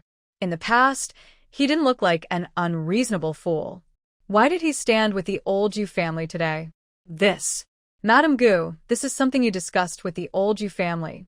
As the village chief, I am just a witness. Nothing else. Really nothing else. Yu Wencai hurriedly distanced himself from the relationship and took a 2 or 3 step distance from old man Yu. Yu Xingwang looked at village chief Yu unexpectedly. Didn't the eldest nephew say it before? Why is he afraid to do so now that he sees Jianzhong's family? Gu Qianlan nodded in understanding. It would be fine if he didn't get involved. Originally, this money had nothing to do with the old Yu family. So the uncle of the Yu family didn't come to help, but to ask for money. Is that what you mean? Gu Qianlan put away her previous good expression with a stunning and stern face, revealing a deep chill. Yes, he is here to ask for money. Old man, you are really something. What can't you say? Mrs. Qian said righteously. Looking at Mrs. Qian like that, Gu Qianlan almost laughed out of anger. I've seen people who are shameless for money, but I've never seen people like the Yu family who are so greedy for money. Why? Our two families have severed our relationship a long time ago, and even the household registration documents have been separated. Why should we share the silver that the Yamen runners brought with us with you? She is indeed rich now, and she doesn't care about a mere 70 taels. But why should she give it to this group of shameless people? We are the Jianzhong family, and we are not unreasonable. Since the relationship is severed, we will naturally ask for the pension for the third brother. Seeing that the conversation had come to this point, Yu Xingwang had to sort out his thoughts and said to Gu Qianlan solemnly, "Aren't you asking for compensation money? Then why are you still asking for money? Not for the 50 taels of silver? Could it be the 20 taels of private money of the third son of the Yu family?" Speaking of which, she was also extremely curious about how Yu Jianzhong managed to save those 20 taels of silver in such an environment of the Yu family. He would even rather serve in the battlefield than take out the silver. Is this the legendary choice of money over life? What we want is the 20 taels of private money that the third child secretly brought with him. That must have been saved by him at home. That money should have belonged to our Yu family and should have been handed over to the public treasury for safekeeping by our parents. Qian Finfang gritted her teeth when she thought of the third child hiding 20 taels of silver. What a good trick. She kept all the people in their family in the dark. That 20 taels of silver. Why do you think that the money was secretly saved by the third child when he was at home and not handed over to the public treasury? If he really saved the money at home, Why would he go to serve in the army? He wouldn't have lost his life at the border now. Want to get the silver back from her? The people in the Yu family are probably daydreaming. If they had been a little better to themselves and the children before, everyone wouldn't have gotten to this point. The 20 taels of silver from the third son of the Yu family was a little hard to explain. It was not completely unreasonable to say that some of it should be given to the old Yu family. Yes, Uncle Xingwang, and are you mistaken? If Brother Jianzhong had 20 taels of silver at home, why would he go to the military? It's better to have a wife and children at home than to lose your life at the border, isn't it? Seeing that the situation was not good, Wencai hurriedly stepped forward to make peace. Even if it was the silver he earned outside. At that time, the relationship must not have been severed, and the silver should still be handed over to the public. Seeing that the 20 taels of silver had little wings and was about to fly, Mrs. Qian was really anxious. What exactly does this village chief you mean? Didn't the old man ask him to do justice? Is this how he did it? It is true that the engagement was not severed that early, but you two must have forgotten, right? On the day after my marriage, I was separated from your family and moved to the house at the west end of the village with my 2 children. From the day of the separation, the money our family earned belonged to us, and it was clearly written in the separation document at that time. When Jianzhong's family mentioned the separation document at that time, Yu Xingwang felt a little dazed. Thinking back to the time when they separated the 3 of them completely in order to save some food for the family, they only said that if the third son disagreed with this division when he came back in the future, they would discuss it separately. But at that time, all of them were planning that the third son would never come back. Looking at the white flags flying in the wind at the gate of the courtyard, didn't his third son never come back? Since I was separated from you the day after I got married, I guess I, the head of the family, didn't get the 20 taels of silver at that time. Otherwise, he wouldn't have gone to the border and lost his life because of it. Now it's totally unreasonable for the old Yu family to want to share the 20 taels of silver. Gu Qianlan spoke confidently, refusing to give in at all. For a moment, Qian Finfang looked at her mother-in-law, then at her father-in-law, and involuntarily took a few steps back to the gate of the courtyard. She had figured out that the people in Jianzhong's family could persuade a dead person to come back alive. It would be difficult to get back the 20 taels of silver. Not to mention 20 taels of silver. Even a few taels would probably not be easy. Mrs. Qian wanted to argue a few more words, but after hesitating for a long time, she couldn't think of a word. She nudged the dazed old man with her hand, hoping that he would come up with a rule. Wencai secretly glanced at the dazed old man Yu. Uncle Xingwang was being bullied by Madame Gu. You must have been asked. He sighed softly. It seemed that he could not count on borrowing money. Yu Xingwang looked at Jianzhong's wife in front of him. It seemed that this was the first time he looked at her so seriously since she got married. The woman in front of him had bright eyes and white teeth, skin whiter than snow, and lips without any makeup. Although there was a bluish-gray mark on half of her face, she looked even more beautiful and charming after putting on half of the mask. Even if she was wearing a coarse linen dress at this moment, her whole demeanor was beyond the reach of everyone around her.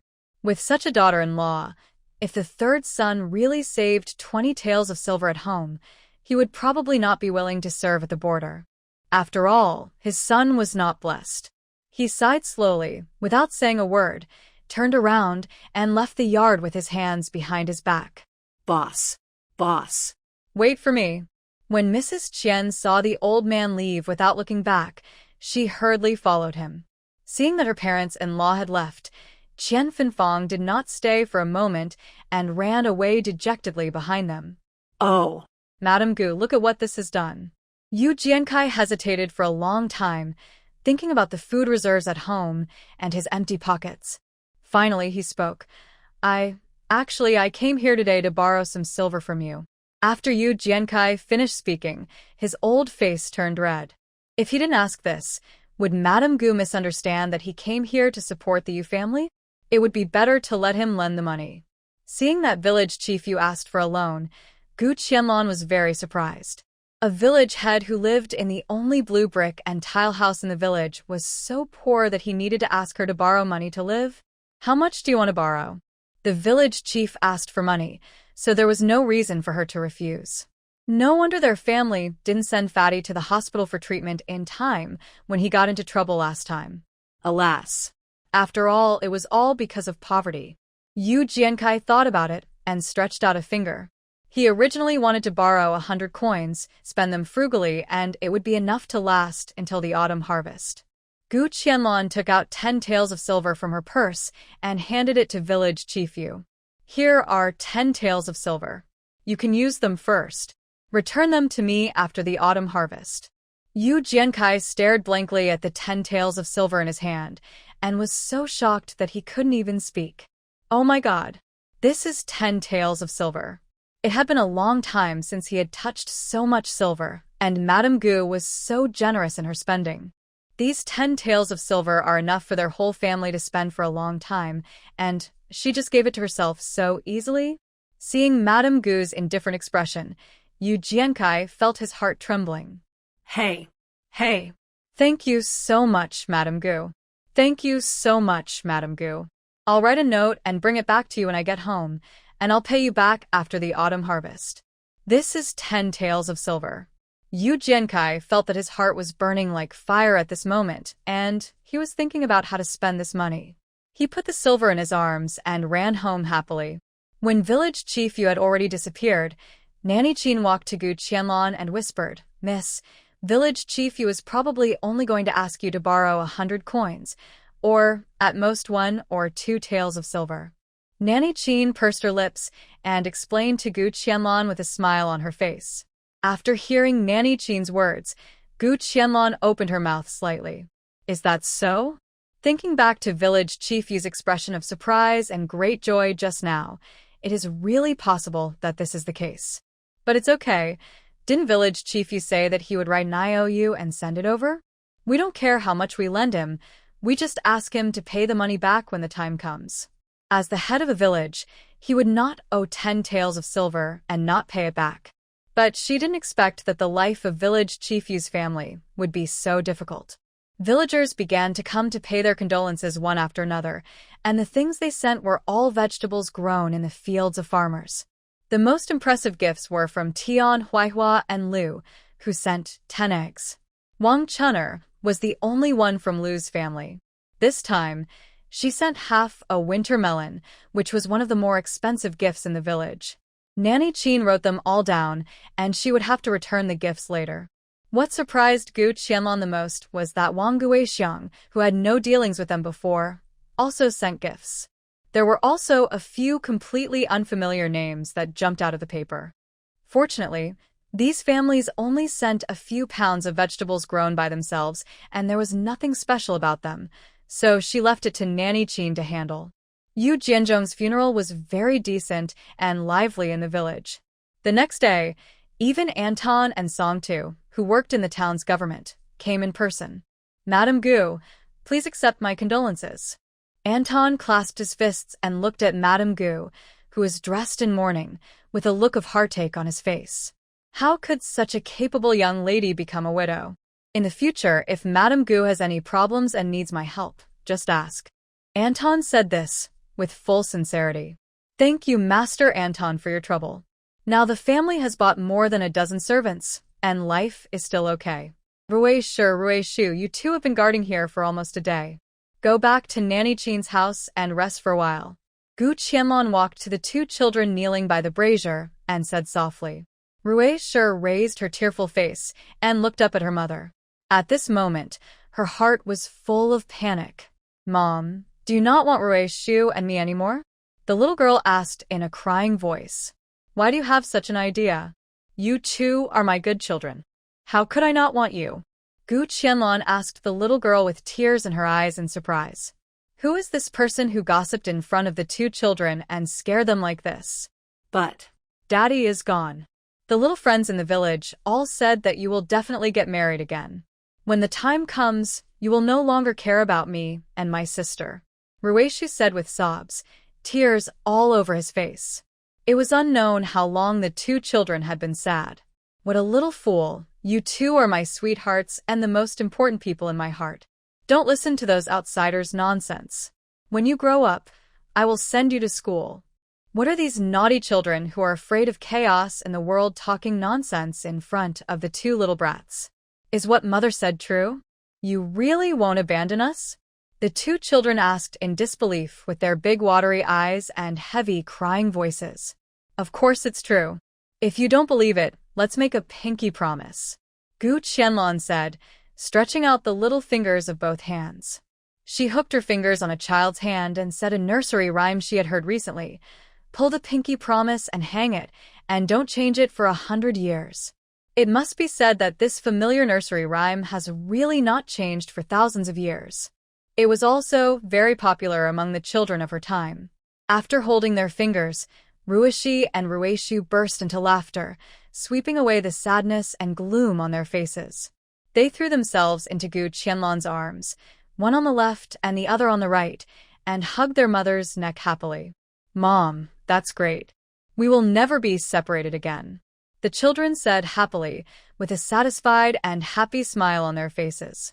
Gu Qianlan, who was hugging the two children, couldn't help but flash a trace of doubt in her heart. The two of them seemed to be only sad because they might leave her. They didn't seem to feel sad because of losing their father. She suppressed the doubts in her heart and didn't ask the two children about their past life in the old house of the Yu family. Go wash your face and go back to Aunt Jean's house.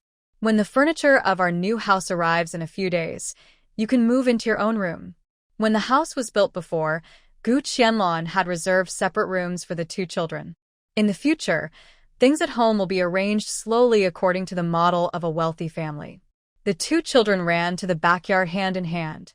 It was really hard for two such young children to stay in front of the coffin for so long. Auntie Jean, did anyone say anything in front of the children these 2 days?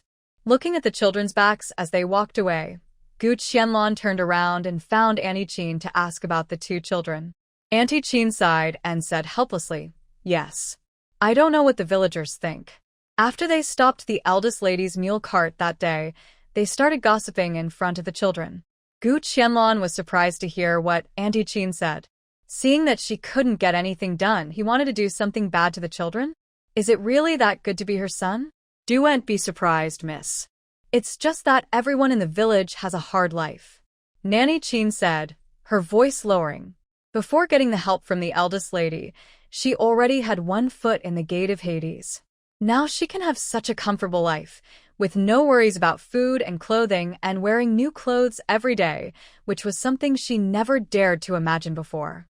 Thinking that even the village chief's family came to her to borrow money to make ends meet, Gu Qianlan fell silent for a moment. Madam Jean, I wonder how long it will take to build this shed? Are there any requirements? Gu Qianlan picked up the gift list written down by Nanny Jean and looked at the various vegetables piled on the ground in the yard. She felt overwhelmed. As if she had guessed Gu Qianlan's thoughts, Nanny Jean smiled slightly. This cenotaph is just a token of my appreciation. The person has been dead for such a long time. We can go up the mountain tomorrow morning. But has the eldest lady discussed the burial location with the Yu family? Although Yu Jianzhong's family was not expelled from the clan, they were still separated from the family and expelled from the clan. If he wants to be buried in the ancestral tomb of the old Yu family, he will probably need their consent. Do we need to discuss this with them? Dongxia Mountain covers such a large area. Can't we just find an empty lot to bury him? Such a big thing naturally needs their consent.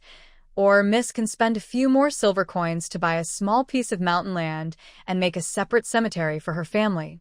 Seeing the young lady's reluctance, Nanny Jean hurriedly suggested, okay, I'll go talk to the village chief and ask him to fence off another piece of mountain land.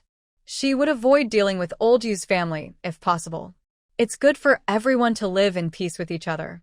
It's already this time. I guess no one will come to pay their respects, so come with me to the village chief's house and ask him for the IOU. Seeing that it was getting late, village chief Yu had not returned since he left yesterday and never sent the IOU. Even on the list of condolences, their name was not on it, which made them feel strange. Mississippi. I'm afraid it's inconvenient for you to go to the village chief's house, so I'll go with Dagway. Don't worry, we will definitely get the IOU back for you. And by the way, tell the village chief what you mean and ask him to enclose a suitable piece of mountain land. Although the eldest lady had only been married to the third son of the Yu family for one day, it was still not appropriate for her to go to someone else's house in such a mourning period. Besides, the eldest lady now had many servants under her, so she didn't need to come in person to handle such a small matter. Well, I didn't think it through. Then I'll trouble Nanny Chin to go there. Gu Qianlan looked down at her linen clothes and her plain white dress. It was indeed not right to visit someone else's house at this time. It's what I should do. After the mountain land is fenced, I just need to take some time to go to the town's government to handle the formalities. It won't delay anything. Nanny Chin was very clear about this matter. Is village chief Yu at home? Nanny Chin and Dague went to the front door of village chief Yu's house together. The small courtyard was quiet, without any sound, and the courtyard door was ajar and not locked. Nanny Chin shouted again, seeing that it was getting dark, and it was the time for every household to start cooking. But village chief Yu's house was cold at the moment, and it was unusually quiet, which made her feel puzzled. She looked at her son and gently pushed open the courtyard door.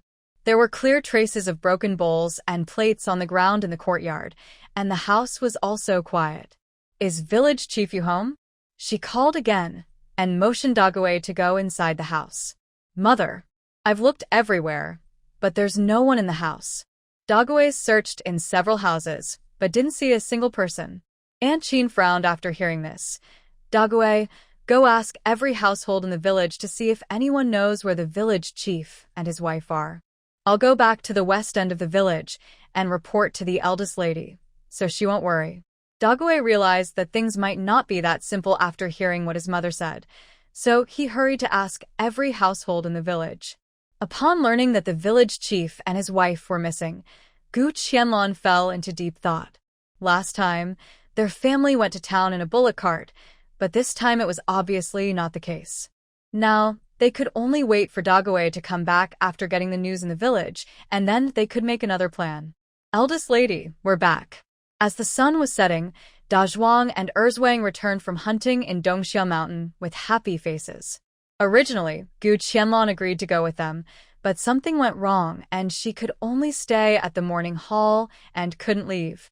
Fortunately, the two brothers are really capable and are good at hunting.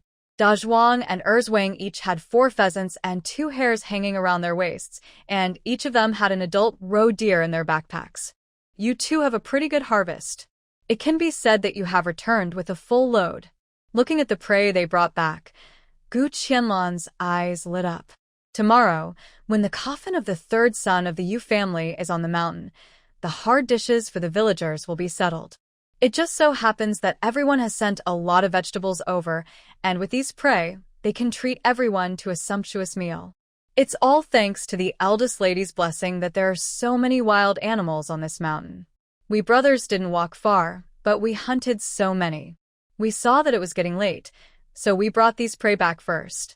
Dazhuang rarely spoke more, and a long-lost smile appeared on his face. It's still very hot now. You should take these prey to the backyard, clean them up, and put them in the well to cool down. Let Madame Gu and the others cook them tomorrow morning. The dishes for tomorrow's banquet for the villagers have been prepared, but the staple food has not been found yet. It is naturally unrealistic to invite everyone to eat refined rice and white flour. Fortunately, Manager Chi gave her 100 kilograms of corn grits last time, which came in handy this time.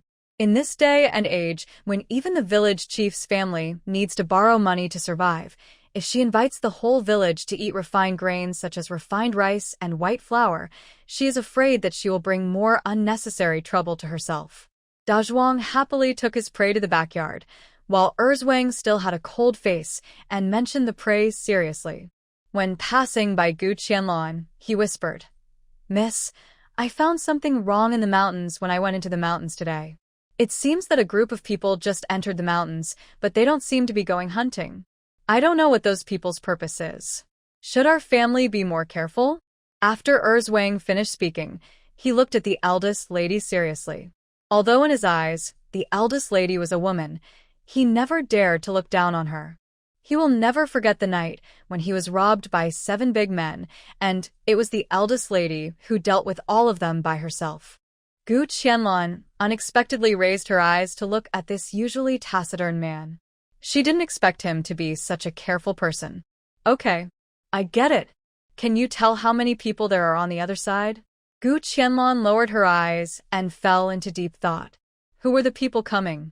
Could it be that she came here for her so-called tribute rice fields? Come to think of it, the autumn harvest is coming. If they can't find the whereabouts of the rice field, they can only trade with me again. Moreover, it is believed that the news of the death of the third son of the Yu family has already spread, so if they want to find the so-called rice field, they can only rely on themselves. Wang bowed his head and thought for a moment before replying, Miss, there are no less than 5 people in their group, and no more than 10 people at most. After listening to Wang's analysis, Gu Qianlan nodded. I know what's going on. You can go down and get busy first. It must be said that Wang's carefulness brought her an unexpected surprise. It seems that after tomorrow's work, she will have to go to Dongxiao Mountain alone again to meet these people who went into the mountain to find things. Mississippi, something happened. Something happened to the village chief's family. While planning what to do in the next 2 days, Dague's voice came from outside the courtyard gate. After a while, he ran into the yard panting. What happened to the village chief's family? No way. Didn't I just lend them 10 taels of silver? Is the money not even warm yet, and an accident happened? She didn't care whether the 10 taels of silver would go down the drain. She was more concerned about whether the village chief and his wife would have any accidents because of this. Although this village is a little poor, the folk customs are still simple. Could it be that someone would do something so daring for the 10 taels of silver?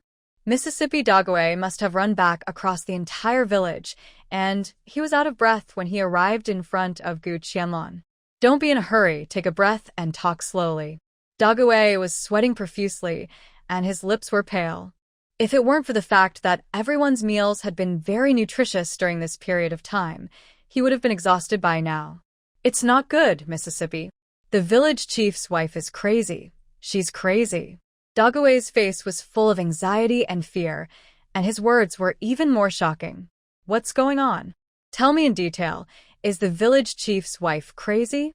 Where is she now? is crazy. That petty, narrow-minded, and not very smart little woman, although she doesn't like her. But it has to be said that she is still a good mother who loves her son. How can she be crazy? Even if it was because she was reluctant to see Fatty's death, it had been a while since that happened.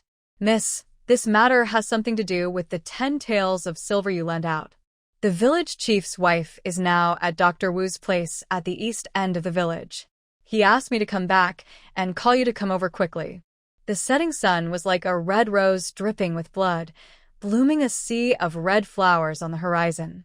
But at this moment, Gu Qianlan had no intention of appreciating this beautiful picture. Dr. Wu's house at the east end of the village was not unfamiliar to Gu Qianlan. Before she got there, she saw many villagers who were watching the excitement, gathering outside Dr. Wu's house from a distance, looking into the yard. The gate of the small courtyard was tightly closed, and occasionally noises could be heard from the yard. It sounded like a woman's crying, and there seemed to be a faint voice of someone comforting her. But this comforting voice was not enough to calm the woman's hysterical crying.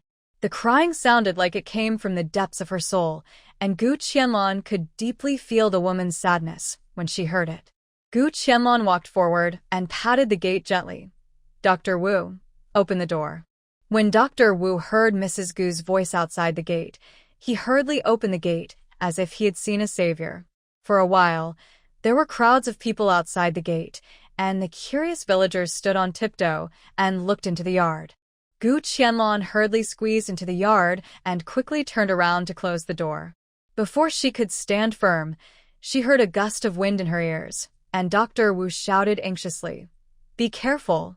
Gu Qianlan hurriedly stepped back a few steps to the side, narrowly avoiding a bench swung by a dirty and dusty woman. Crazy. Is this really crazy? And a martial arts madman. Who the Hades is this? Gu Qianlan wanted to curse in her heart. If she hadn't reacted quickly enough, this bench would have hit her head. She was afraid that she would have to experience time travel again. Even if she was lucky enough not to die, she would still be in pain for a long time. But no matter how crazy she was, the other party only had the advantage for a moment. After Gu Qianlan came to her senses, she grabbed the crazy woman who was so dirty that she couldn't bear to look at it and clamped her hands tightly with one hand, making her completely unable to move. Dr. Wu patted his frightened heart.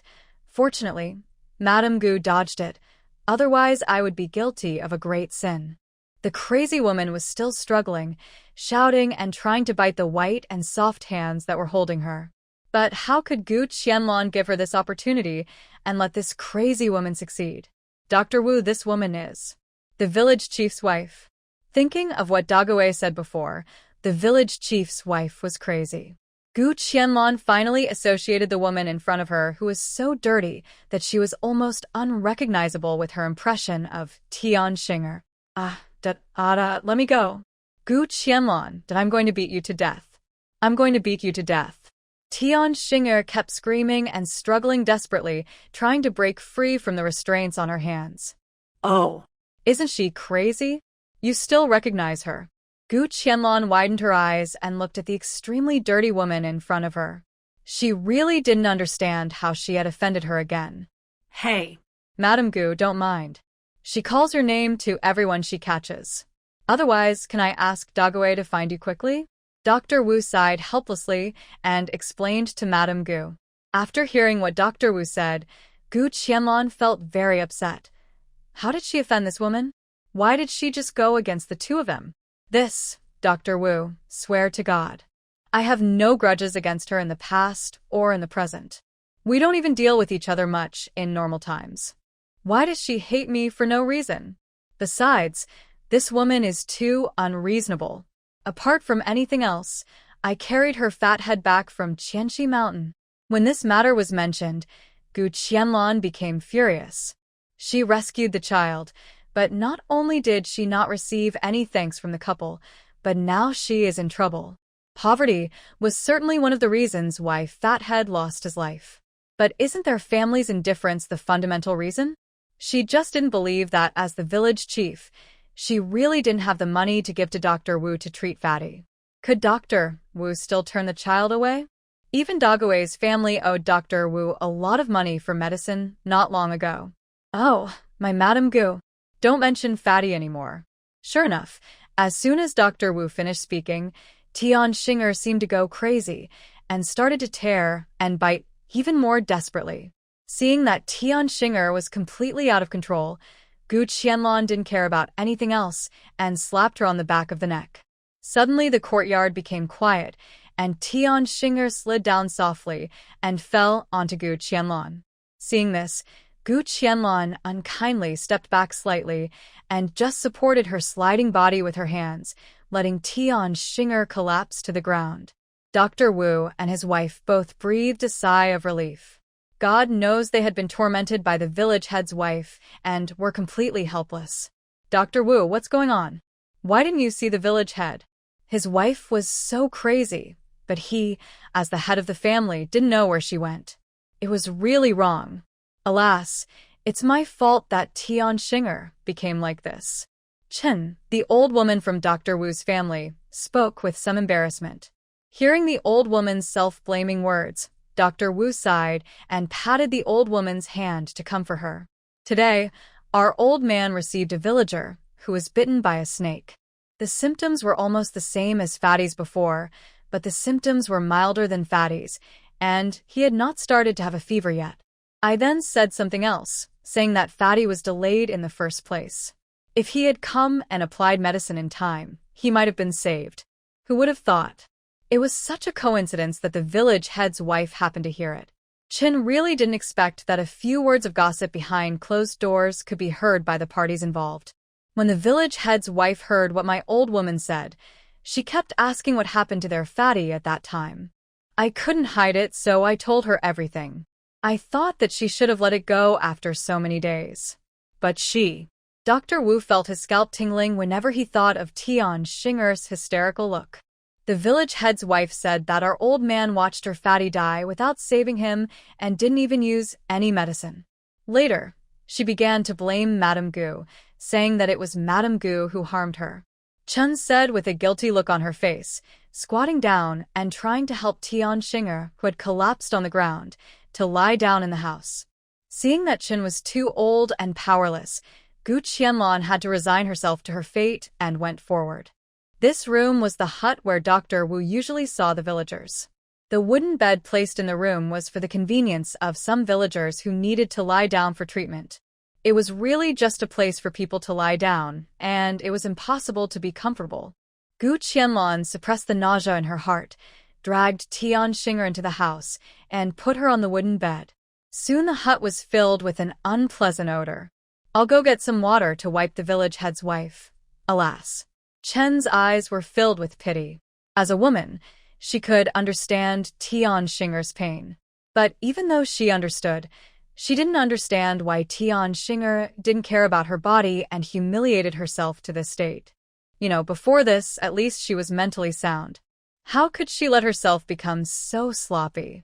Soon, Chen brought a basin of warm water and took out a set of her own clothes, ready to help Tian Xing'er wipe it clean and put it on. Look.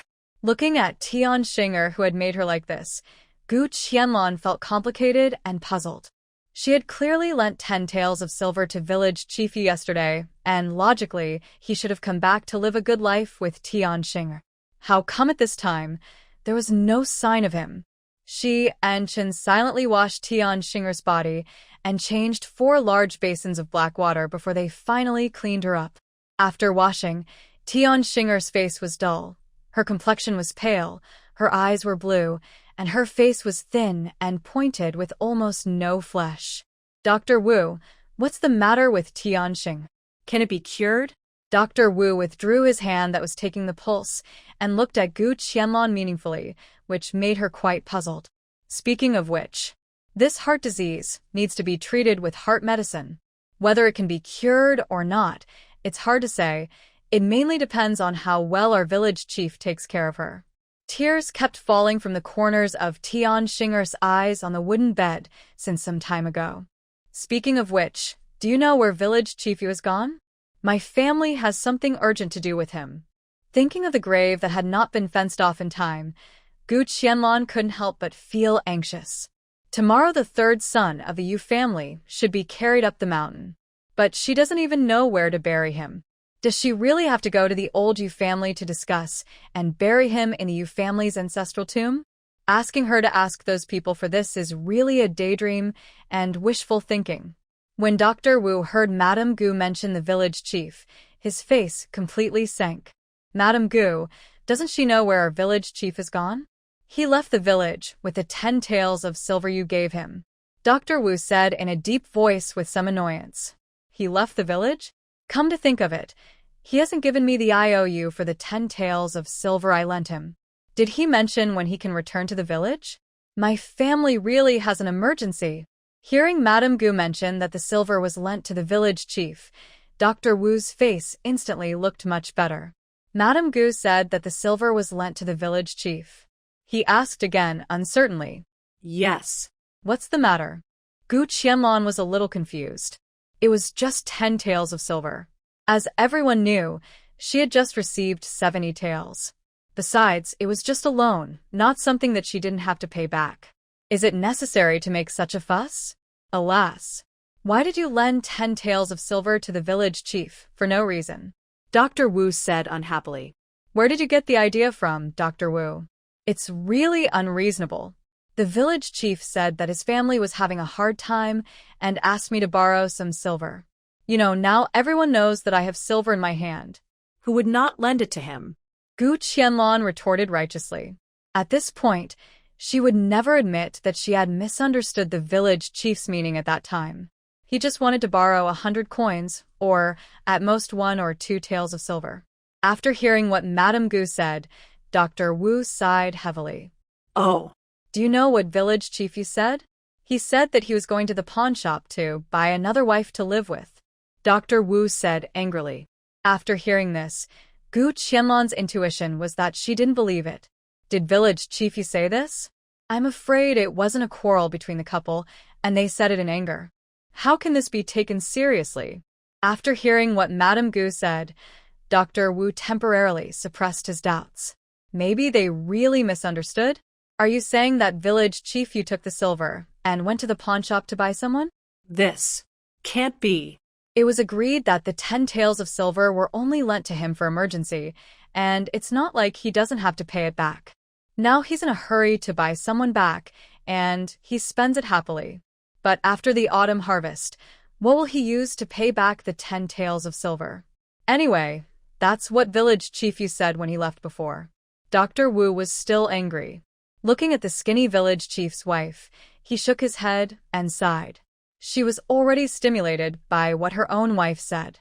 As a result, the village chief saw that she was crazy and directly said to her to go out and buy a wife. Wouldn't this man become even crazier? When did village chief you leave? Yesterday or today? If he left yesterday, it would be understandable that he didn't send the IOU to his family in time. If he left today, the nature of the matter would be a bit different. Of course he left today, and I saw Tian Xing'er go crazy and leave the village angrily. Chun said helplessly. Originally, the life of the village chief's family was the best and most comfortable. But Fatty's accident happened, and a good family became what it is now. Tian Xing'er on the wooden bed slowly opened her eyes, and her emotions seemed to stabilize. The tears in the corners of her eyes continued to slide, which made people feel a kind of fragmented desolation. At this point, Gu Qianlan didn't know what to say. She really suffered an unexpected disaster. She borrowed some money and lent it out, but it caused a big problem. Don't worry, I'll let Gu Hunzi go to the Elan liquor store in the town to find someone. Maybe the village chief just said it in anger, and it will be fine after he calms down. As for buying someone back, it's not such an easy thing for farmers. The cheapest girl of the right age costs 8 taels of silver. Can village chief you really afford it? Madam Gu. Thank you very much. You must find my head of the family back. Tian Xing'er on the bed finally regained some of her sanity, although the tears in her eyes still flowed uncontrollably. But at least she was not like before, when she would tear and bite anyone she saw. Gu Qianlan briefly instructed Gu Hunzi, gave him a few taels of silver, and asked him to harness 2 mules and drive to the town. She told him to come back quickly if he couldn't find village chief Yu at the Elan liquor store. As for the matter of carrying the coffin of the 3rd son of the Yu family up the mountain early tomorrow morning, she would go back and discuss it with Nanny Qin to see if there were any other ways. Tian Xing'er lay on the wooden bed with lifeless and empty eyes. At this moment, she didn't know what she was thinking. Seeing that she finally calmed down, Dr. Wu sighed softly and left the room. He could only prescribe some tranquilizers for Tian Xing'er to drink and let her have a good rest. I hope that village chief Yu is really like what Madame Gu said, and that he was just angry when the couple quarreled. After leaving Dr. Wu's courtyard, Gu Qianlan turned around and went to Nanny Qin's house. Seeing that it was getting dark, but the matter of enclosing the mountain land had not been settled yet, she couldn't help but feel a little anxious. Why did the eldest lady come here at this time? After Nanny Qin came to explain things to me in the afternoon, she came back to accompany the 2 children to rest. She had been busy these 2 days, and her physical condition was almost at the limit. As soon as she got home, she fell asleep with the children and never went out. She was unaware of the hustle and bustle outside. The young master and the young lady are still asleep. I thought I would cook for them later. Nanny Qin's face was full of fatigue. Although she slept for a while, she still couldn't recover completely. Don't worry, Nanny Qin. I came here just to ask. If the mountain can't be settled for a while, is there any way to get the 3rd son of the Yu family to the mountain on time tomorrow morning? Gu Qianlan subconsciously didn't regard Yu Jianzhong as her relative, and even the name she used was like treating an outsider. Nanny Qin didn't correct her after hearing what the eldest lady said, but fell into deep thought. It's not that there is no other way. If it really doesn't work, the young lady can ask the 4th uncle to come forward. He has the highest seniority in the family, and his words carry the most weight. As long as he agrees to let the son-in-law go up the mountain, the old Yu family can't complain. Although she directly skipped the head of the old Yu family and went to the 4th uncle to make the final decision, there was really no other way. Okay, Please go to the fourth uncle's house and talk to him about this.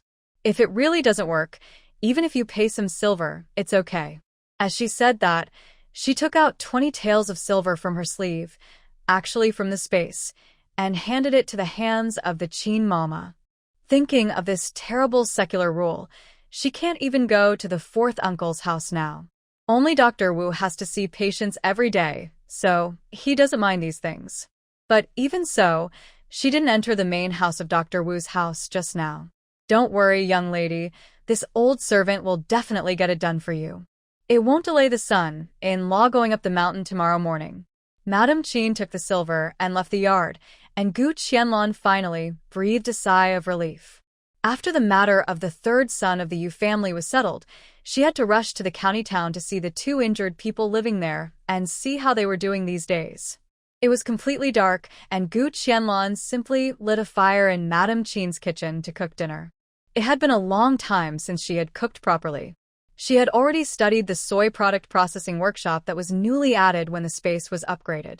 Among them, the tofu made from soybeans grown on the land in the space was simply the best. Although only 3 pounds of each soy product can be processed at a time, and it takes an hour to wait. But during this period, whenever she has time, she will arrange the production in the workshop. There is now enough space for a variety of soy products to last for several weeks. She took out a piece of old tofu and prepared to make some fried tofu for the children to taste. She first cut the tofu, blanched it in water to remove the fishy smell, poured the right amount of oil into the pan, and then slowly fried it over low heat. After the tofu was put into the pot, she sprinkled seasoning on it so that it could absorb the flavor early. Soon, an alluring aroma floated out of the kitchen. "Mother, it smells so good. It must be that Mother is cooking for us in the kitchen." The voice of the little foodie Rui'er came from the yard. This child must be born in the year of the dog, with such a sharp nose. Just by smelling the smell in the air, he guessed that the person in the kitchen must be his mother. "Mother, what delicious food are you making?" In just a moment, Rui'er's small figure appeared at the door of the kitchen. He opened his big, slightly hazy eyes and looked curiously at the golden food in the pot. It looks so delicious. Mother made something delicious that they had never seen or eaten before. "Are you hungry? Mother is making fried tofu for you. You can eat soon." Since she cooked personally, she naturally steamed a large pot of white rice, and the rice she used was the rice produced in her space. The 2 children were not idle either. They sat down by the stove and helped watch the fire in the stove. "While Mom is cooking today, what else do you want to eat? I will satisfy all your requests." Seeing Rui'er and Rui'er staring at the pot like greedy cats, Gu Qianlan couldn't help laughing. Upon hearing this, Rui'er's eyes lit up. "Really anything? I want to eat scrambled eggs with tomatoes." Rui'er quickly reported the name of the dish he had missed for a long time, fearing that he would miss it if he said it a step slower. "No problem. What about Rui'er? Is there any dish you want to eat?" Looking at the little girl's tangled face, Gu Qianlan asked with a smile. "What should I do? Mom's dishes are all delicious. I have so many dishes I want to eat, but it's so late.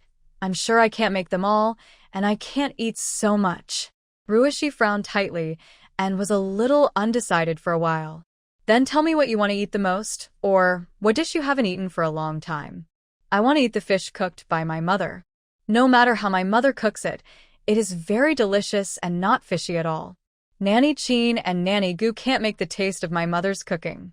Rui'er thought for a while and said seriously, "It must be said that the little girl's taste buds are picky and real. Gu Qianlan is very willing to use oil and various seasonings in her dishes. It's not like other people who add a little oil when cooking and you can barely see a little oil in the pot. It's strange that the dishes made in this way can be delicious." It was only later that Gu Qianlan gave them a good lesson and changed some of them. But using various seasonings, oil, and salt is not like Gu Qianlan. "Nanny Qin's fish is also delicious, but I still prefer my mother's." The little girl complimented generously. "It's not easy for our Rui'er baby to eat fish. Mother will make you a boiled fish fillet, okay?" In order to satisfy the children's little wishes, Gu Qianlan showed her cooking skills in the kitchen and made the dishes they wanted to eat. When several delicious dishes came out of the pot one after another, the rice on the small stove was also steamed, emitting waves of tempting aroma. Although they had tasted their mother's cooking many times, the two children still showed a look of yearning and amazement. Wow. The dishes made by Mother are especially fragrant. I can eat several bowls of rice just by smelling them, Rui'er said with a little exaggeration. You little greedy cat, you talk as if Mother has never treated you badly. Seeing the child's cute greedy look, Gu Qianlan pursed her lips and said with a smile. The little guy came to the table, took a deep breath, and showed a satisfied expression. Are you hungry? Let's wait a while. We can eat when Nanny Qin comes back. Thinking that the little ones were probably hungry, Gu Qianlan pretended to take out a small plate of French fries from the kitchen cabinet, actually from the space. Come on. Go wash your hands. Let's eat some French fries first to fill our stomachs. The mother and her two children shared a small plate of French fries. Each of them only ate a few, and then they heard Nanny Qin opening the door and coming back. Nanny is back. Great, we can finally eat. The children clapped their hands happily, jumped off the stool, and ran quickly towards Nanny Qin, who was entering the house. Nanny Qin, Mother personally cooked for us today and made us delicious dishes. Come in quickly. We'll wait for you to come back and eat. Rui'er and Rui'er surrounded Nanny Qin on the left and right and entered the house. After this period of time together, the relationship between the two little ones and Nanny Qin has become very harmonious, just like a real grandparent. How can you let the young lady cook for you? You should wait until I come back. Looking at the sumptuous dishes on the table, Nanny Qin tugged at the hem of her clothes a little uncomfortably. Nanny Qin, you don't have to be so reserved. Gu Qianlan didn't think it was a big deal. It was just a few dishes she cooked herself.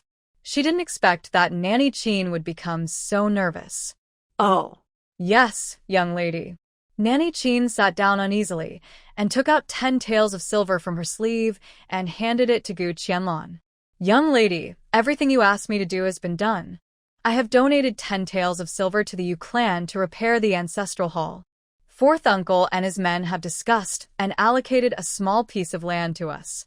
Tomorrow morning, the coffin of my brother-in-law can be smoothly buried in the ancestral tomb of the Yu clan. Nanny Qin's tone was a little proud when she mentioned what she had just done. With the 20 taels of silver given by the young lady, there is nothing that can't be done. You only need to take out 10 taels of silver to buy 5 acres of wasteland. If you buy mountain land, it will be even cheaper. If it wasn't for the sudden incident and the young lady's lack of preparation, why would she need to spend 10 taels of silver to donate to the Yu clan? Gu Qianlan had neglected this matter. She thought that Dongxia Mountain covered a vast area and was an ownerless mountain. If you want to bury someone, you just need to carry him into the mountain and find a random place to solve the problem. Hearing Nanny Qin say that the matter had been settled, Gu Qianlan couldn't help but breathe a sigh of relief. This is the deed given to you by your fourth uncle. It indicates the location and area. Please keep it, young lady. Unexpectedly, the fourth uncle was so strict in doing things. With this deed, she would no longer have to worry about other people from the Yu family coming to make trouble. Thank you for your hard work, Nanny Qin.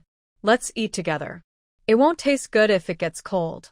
Gu Qianlan put away the remaining silver and the deed and asked everyone to start eating.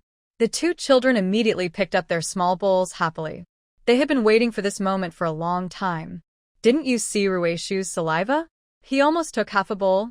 For a while, only the sound of everyone eating happily could be heard. Every dish was delicious, and the two children couldn't stop eating with chopsticks. As soon as the fried tofu entered her mouth, Nanny Qin's eyes lit up. She couldn't tell what this dish was made of and how it was cooked so deliciously. She carefully picked up another chopstick, fearing that the dish she was eating was too expensive and would cause the eldest lady to dislike it. As if she had sensed Aunt Qin's discomfort and her love for the fried tofu, Gu Qianlan personally picked up a few more pieces for her. Soy products are rich in nutritional value, and tofu is especially suitable for people like Aunt Qin who have just recovered from a long illness. If Aunt Qin likes it, eat more. This dish is a new one I came up with, and I'm afraid it's not available outside." Unknowingly, the few of them swept away all the dishes on the table and staged a complete plate operation. Wow. "I really ate so much tonight." Rui'er touched his round belly and sighed with satisfaction. "You two have eaten so much tonight. Accompany Anqin later and walk in the yard to digest the food.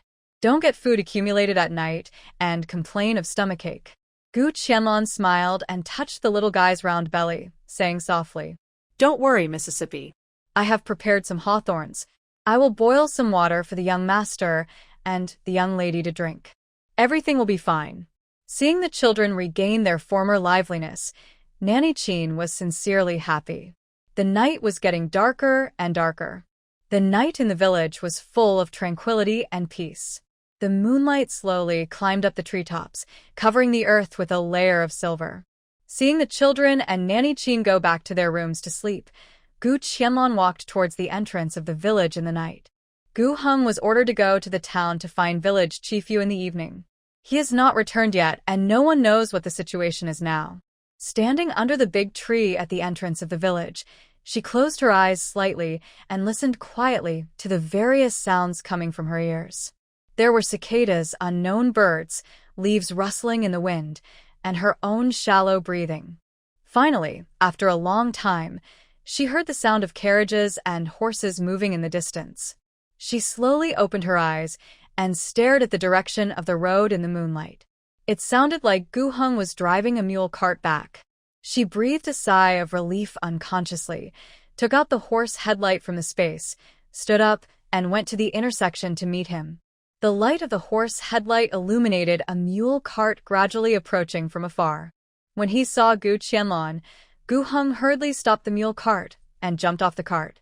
"The eldest lady is here, and I'm sorry to have kept you waiting for a long time. It's so late. How can I let you come to the village entrance to pick her up in person? Uncle Heng, you have worked hard.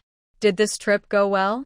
Gu Heng's face was clearly tired, and Gu Qianlan asked with concern. To answer the eldest lady, it was quite smooth. "I found the Elan wine shop according to the place you said, and village chief Yu was there. He didn't go to the county town's dental shop to buy a wife, as he said." Gu Heng laughed as he spoke. Hearing Gu Heng say that he had met village chief Yu, Gu Qianlan finally put down a big stone in her heart.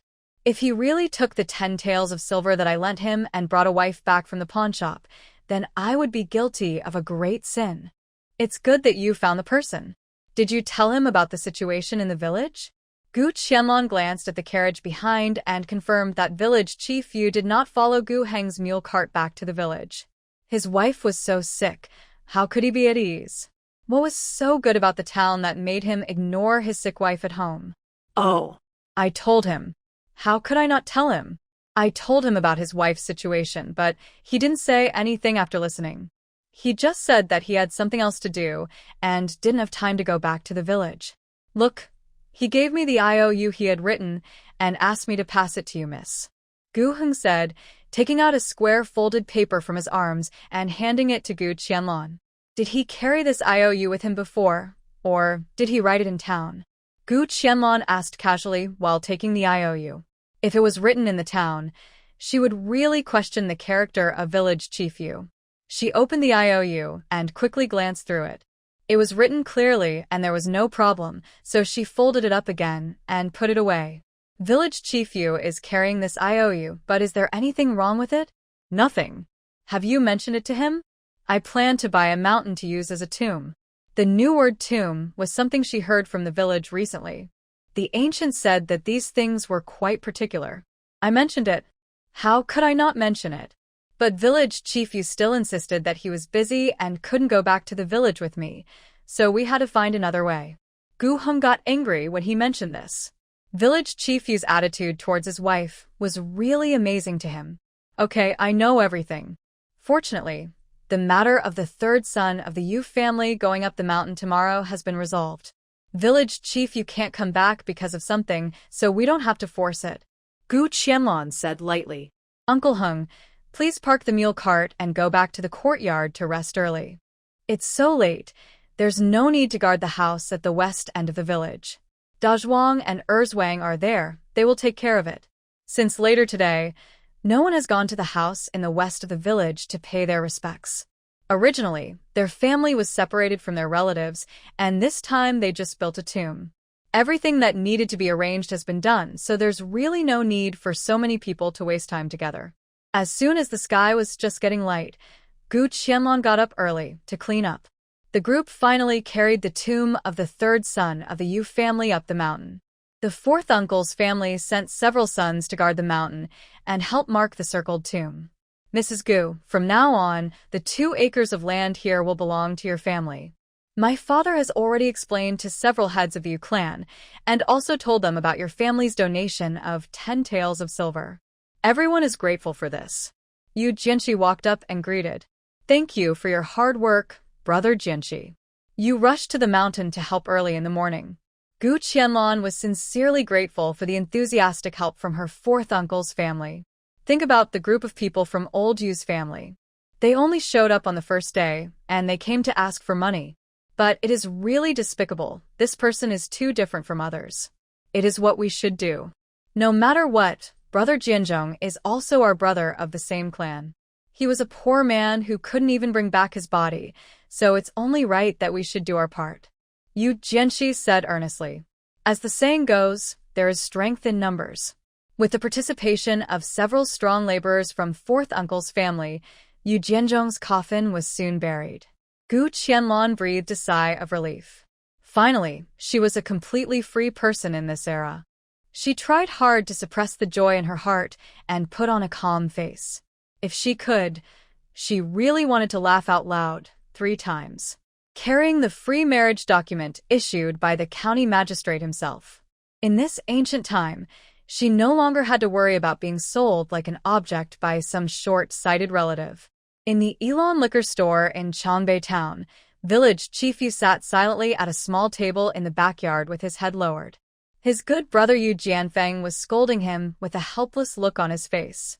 Finally, Yu Jianfeng thought that after such a long period of brainwashing, it should be enough.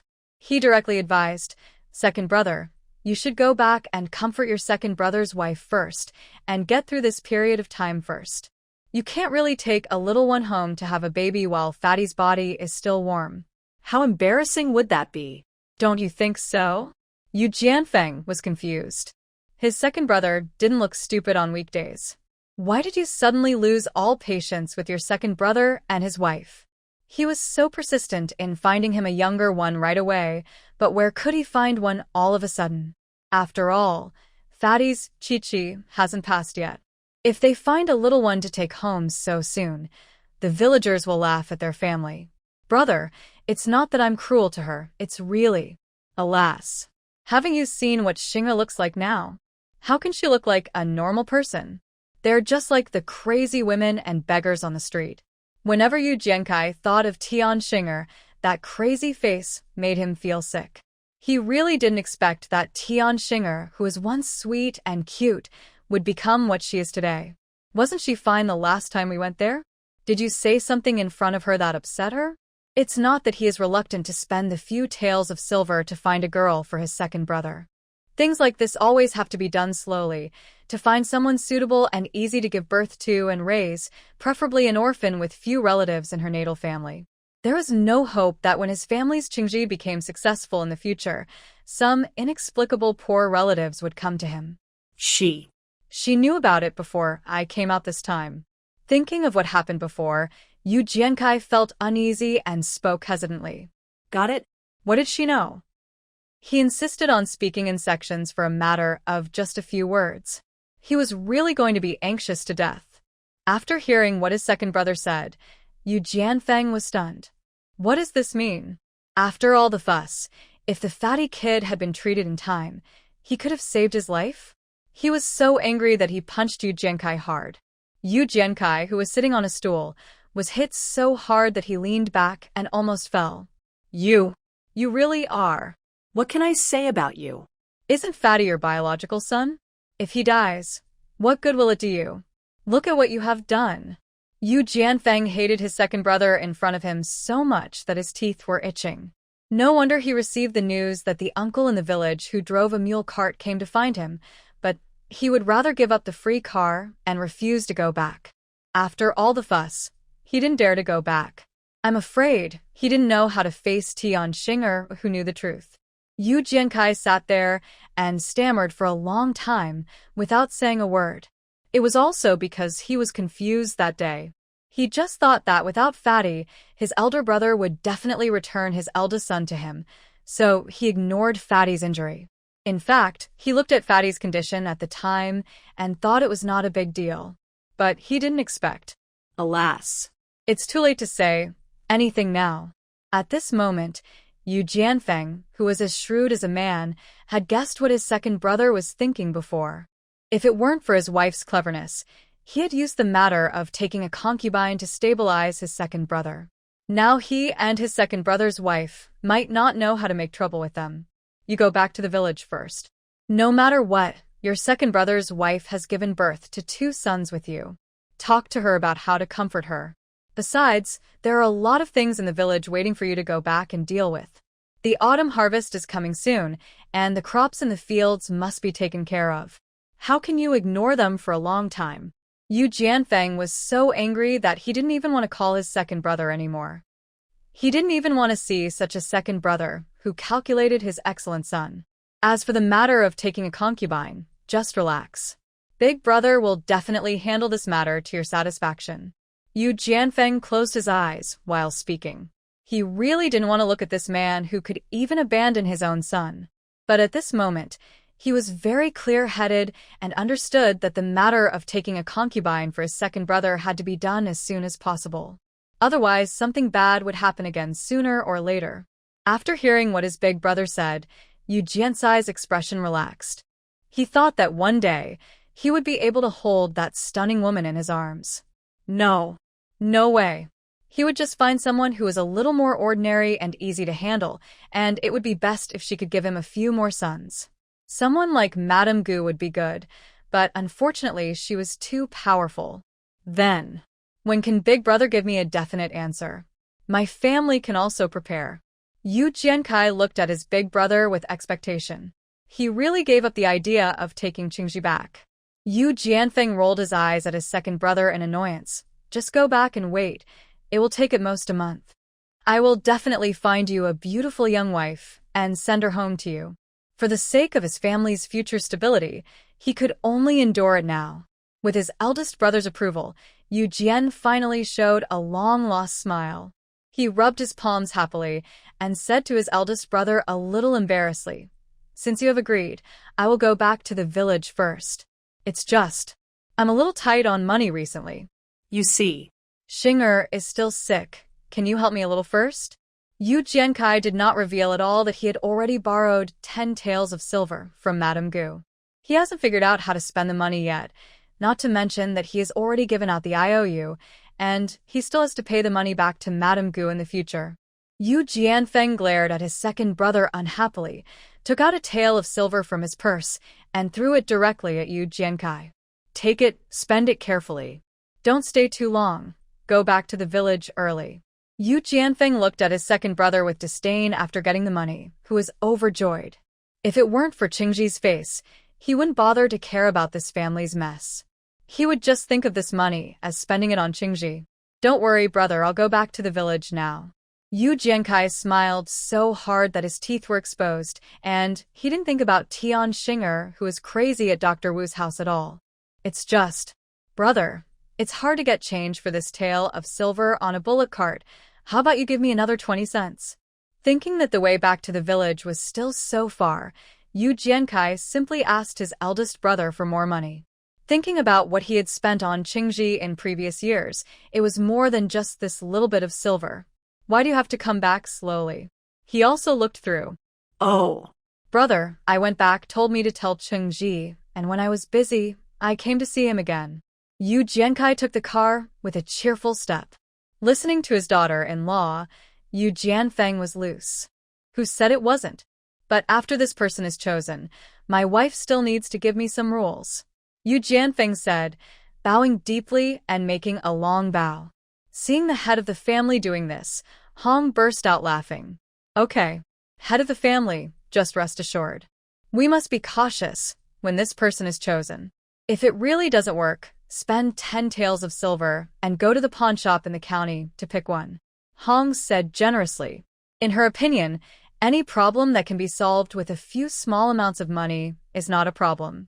Spend 10 taels of silver to buy a beautiful girl for the second brother, and their family will definitely get a son who can pass the exam to become a scholar, and they can earn more than 10 taels in the future.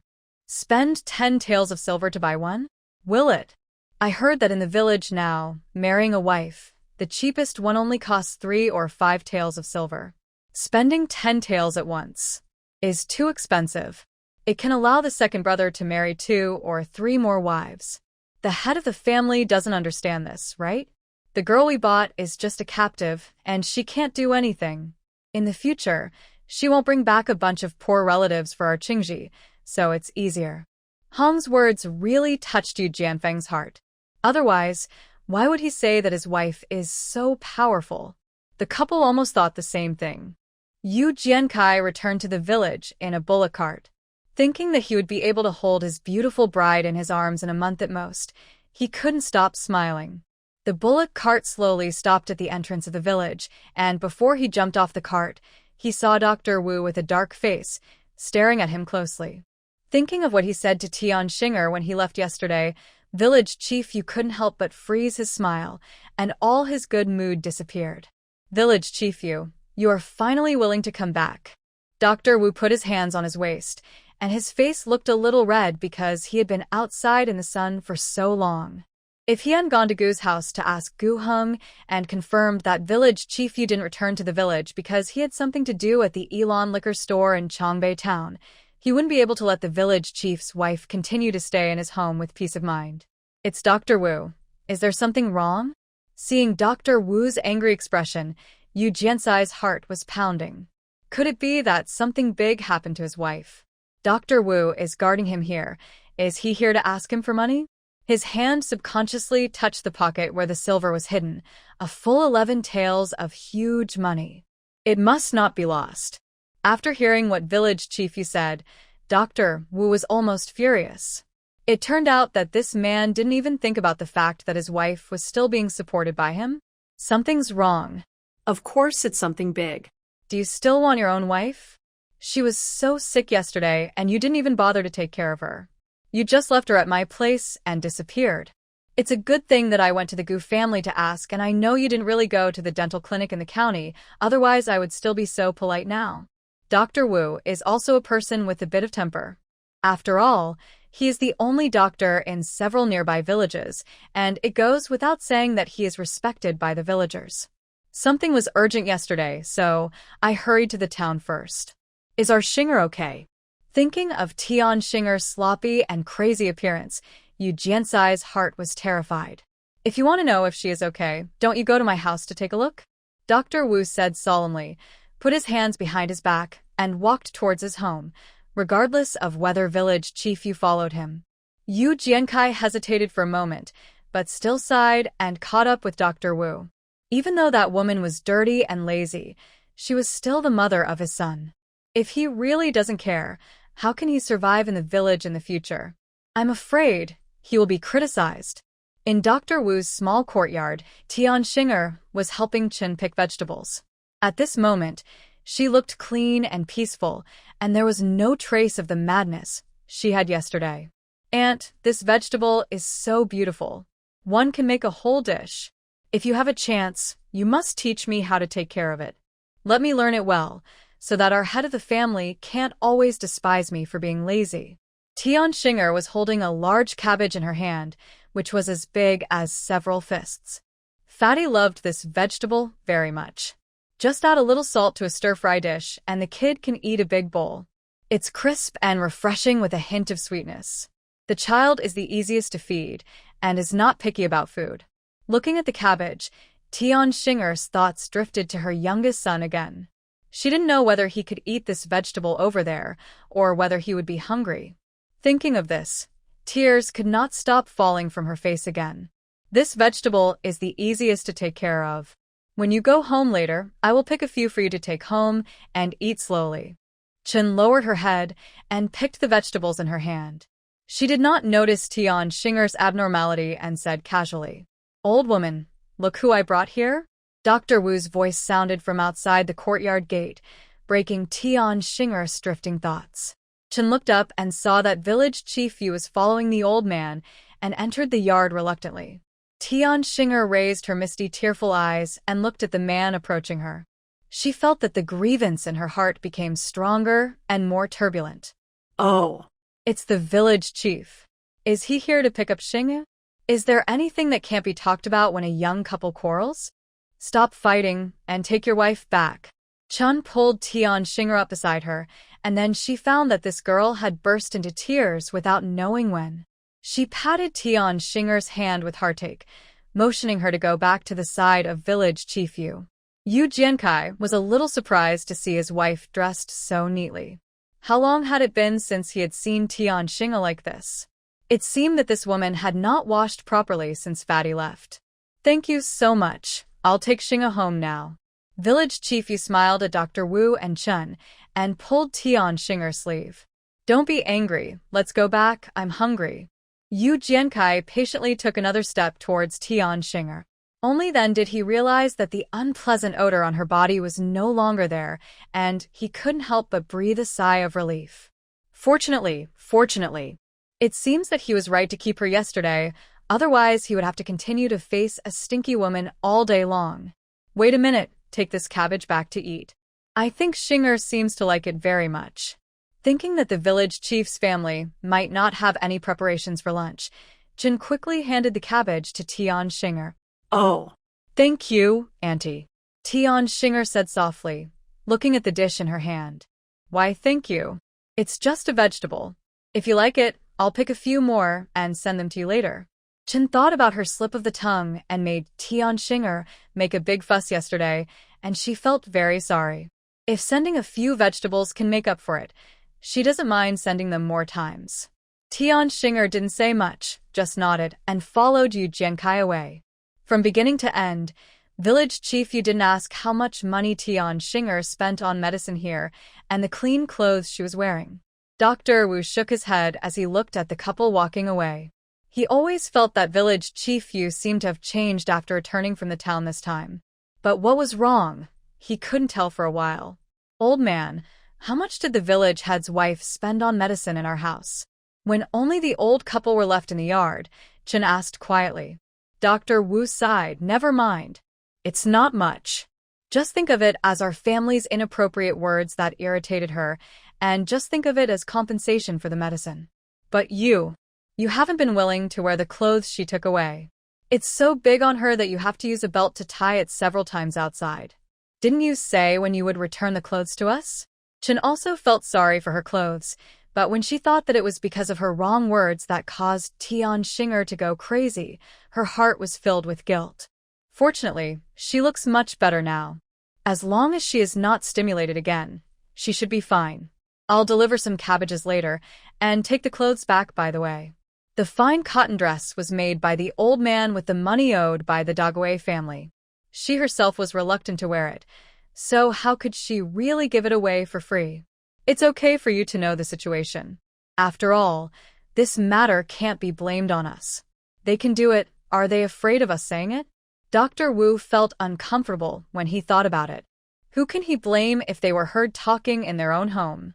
It's all just a coincidence. It's all fate. Tian Xinger took one step deep and one step shallow, holding the cabbage in her arms, and hurried back home behind Yu Jiancai. As soon as he entered the house, Yu Jiancai's face turned cold. Why don't you get some food quickly? Do you want to starve me to death? Tian Xinger raised her eyes and stared at the man in front of her. Tell me honestly, did you refuse to save Fatty on purpose? Was it true?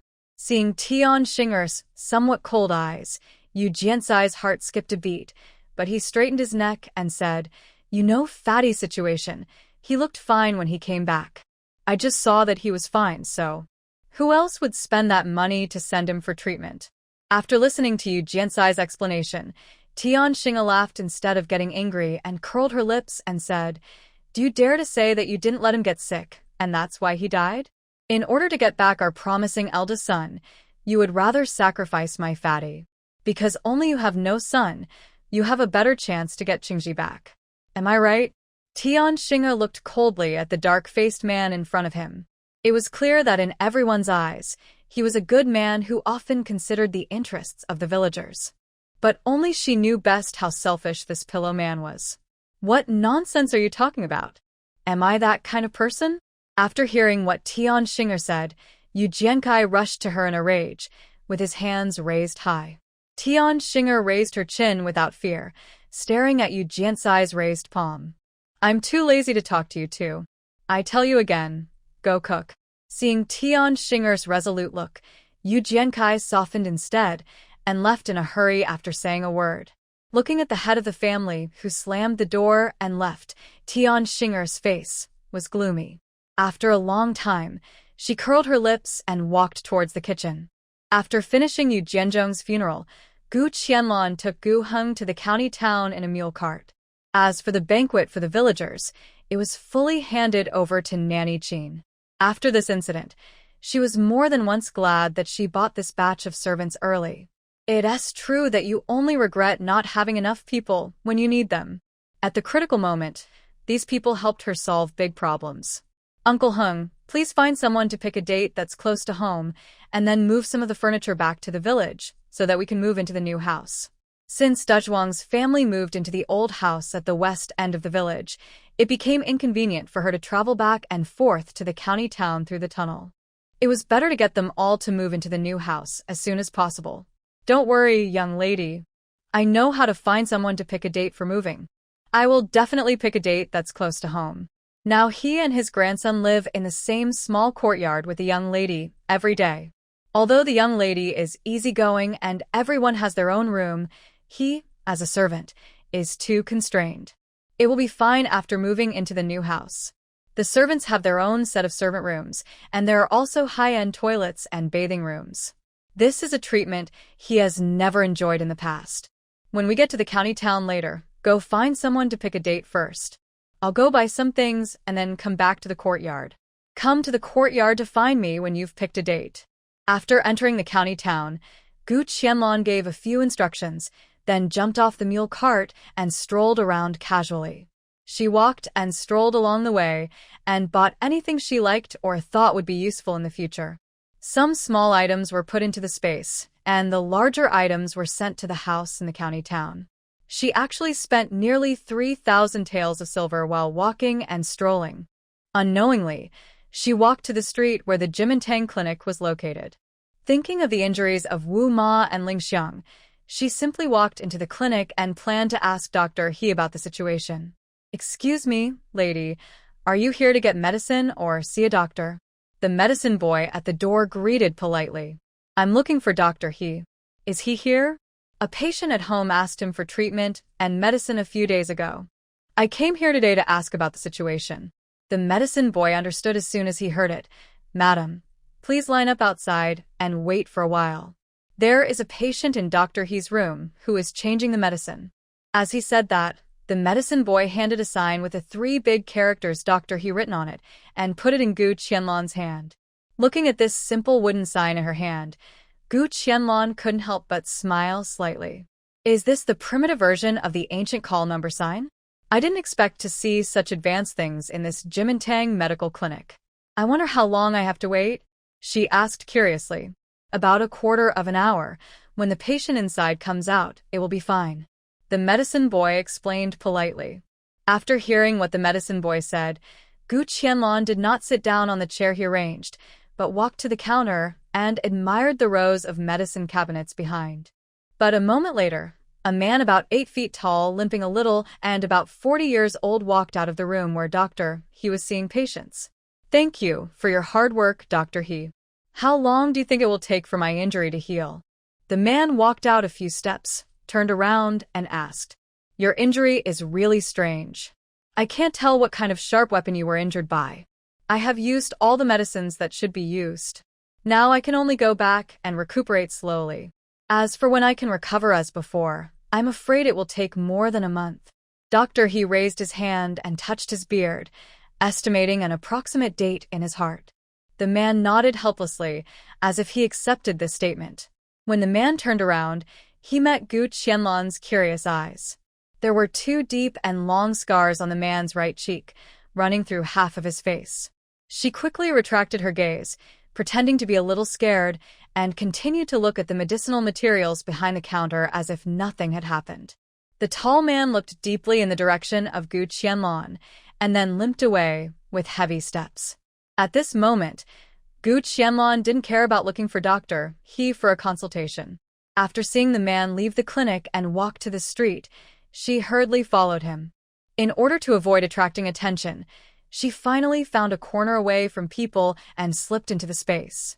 Then she followed the tall man openly, watching his every move. Not long after the injured man came out of the clinic, he realized that someone was following him, and he walked forward slowly. From time to time, he passed by a roadside stall, picked up something from the stall, and turned his head to look at the person following him. But strangely, the feeling of being followed disappeared strangely after a moment. He turned around and repeatedly confirmed the familiar yet unfamiliar figure. If he was not mistaken, the young lady in the clinic and the person who followed him were the young lady who bought the house at the west end of Yujia village. He looked at the pedestrians coming and going behind him strangely, but he never saw the young lady again. The strange feeling in his heart rose again.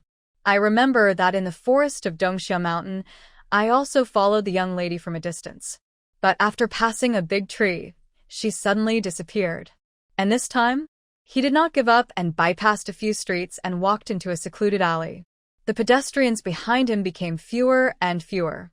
This time he was extremely sure that the young lady really did not follow him. Could it be that he made a wrong judgment at the beginning? Although he was still full of doubts, he finally put his mind at ease and walked towards the small courtyard where he lived in the county town. This area seemed to be inhabited by people living at the bottom of society. The courtyard where the injured man lived was at the end of the alley. The small courtyard was not big and relatively quiet. He was the only one living in the courtyard. After confirming the location of the injured man, Gu Qianlan quickly left the alley and walked towards the clinic. "Madam, where did you go just now? Dr. He is free now, please follow me." As soon as Gu Qianlan entered the clinic, the medicine boy recognized her immediately and walked up to her enthusiastically. "Excuse me, young man." As soon as he entered the room where Dr. He was sitting, the old man recognized her immediately. Gu Qianlan's face was really recognizable. Not only was she extremely beautiful, but she was also wearing a half mask. Even if she walked into a crowd of people, she would probably be the most prominent and conspicuous one. "Is this young lady here to see a doctor? Please take a seat first." When Dr. He saw this young lady, he remembered the medicines she used for the 2 injured people in her family, and she couldn't help but feel itchy in her heart. Thinking of the injured person who came before, if he could use the medicine from this young lady, he would not have been delayed for so long and his condition would not be so serious. "Dr. He, I just came to ask if the 2 injured people in my family need to change the prescription. If you have time, please move over and take a look." Gu Qianlan was thinking about the injured man before, and she didn't know what his name was and how to get more information about him from Dr. He. Dr. He was just thinking about the medicine in Gu Qianlan's hand. It would be great if he could go to her house to check on the 2 injured people and confirm the efficacy of the medicine. He immediately shouted as if he had fallen asleep and found a pillow. "Medicine boy, quickly carry the medicine box. I need to go out for a consultation." The speed of the recovery was so fast that Gu Qianlan couldn't help but wonder if the patient and her family had some emergency. The confused little pharmacist hurriedly carried the medicine box on his back and followed Dr. He. Only Gu Qianlan was left sitting on the stool, staring blankly there.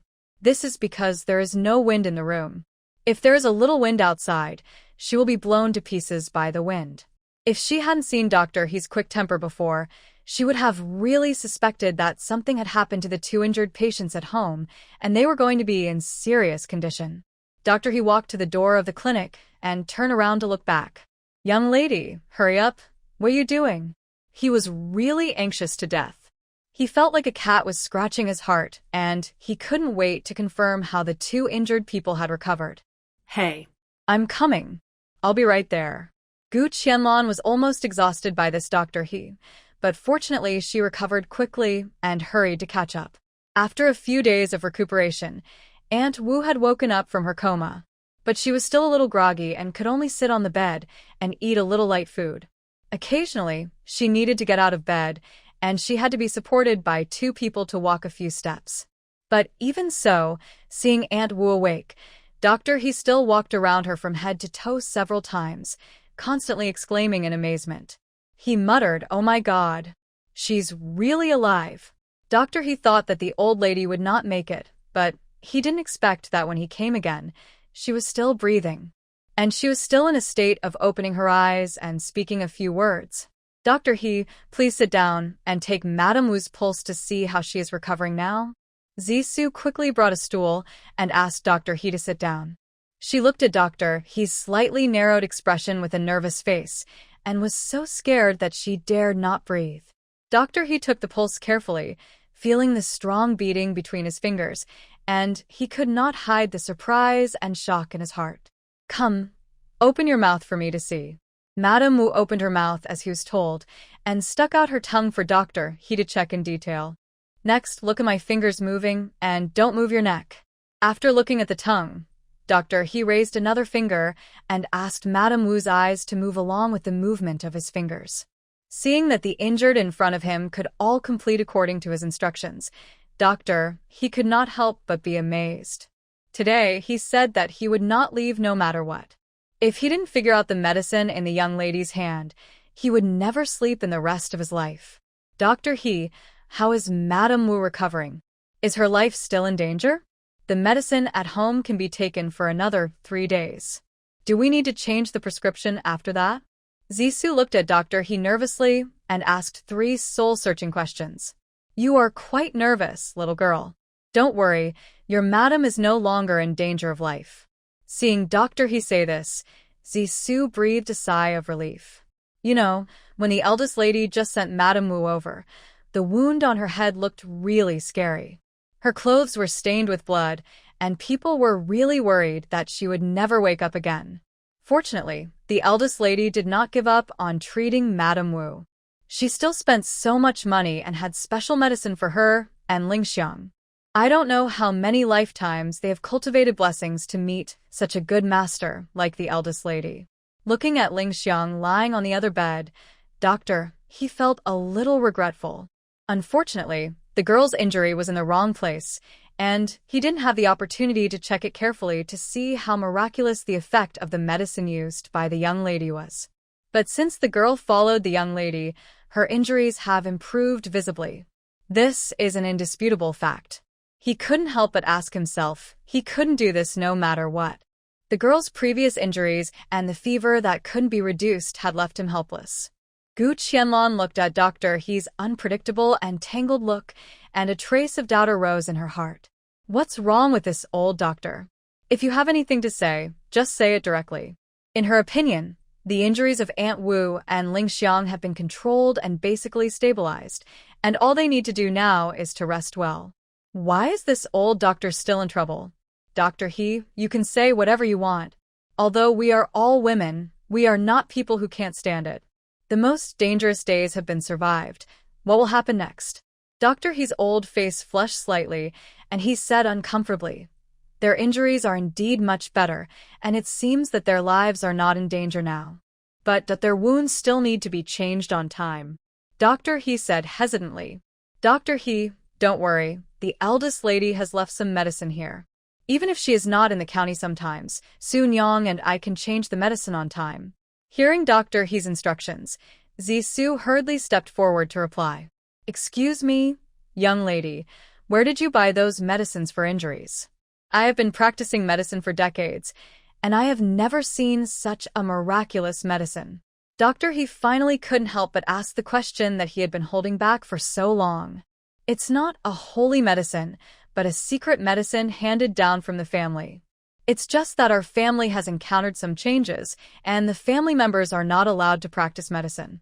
So this kind of medicine is only used when our family needs it, and people outside naturally don't know it. At this moment, Gu Qianlan was extremely grateful that the original owner's grandfather was actually a demoted imperial physician. All her medicines with unclear origins can now be directly attributed to that person. Anyway, these are things that have long been improved, so she can say whatever she wants. After hearing Gu Qianlan's explanation, he immediately understood. In this day and age, who doesn't have a little story? And this young lady's temperament is not a girl from an ordinary family.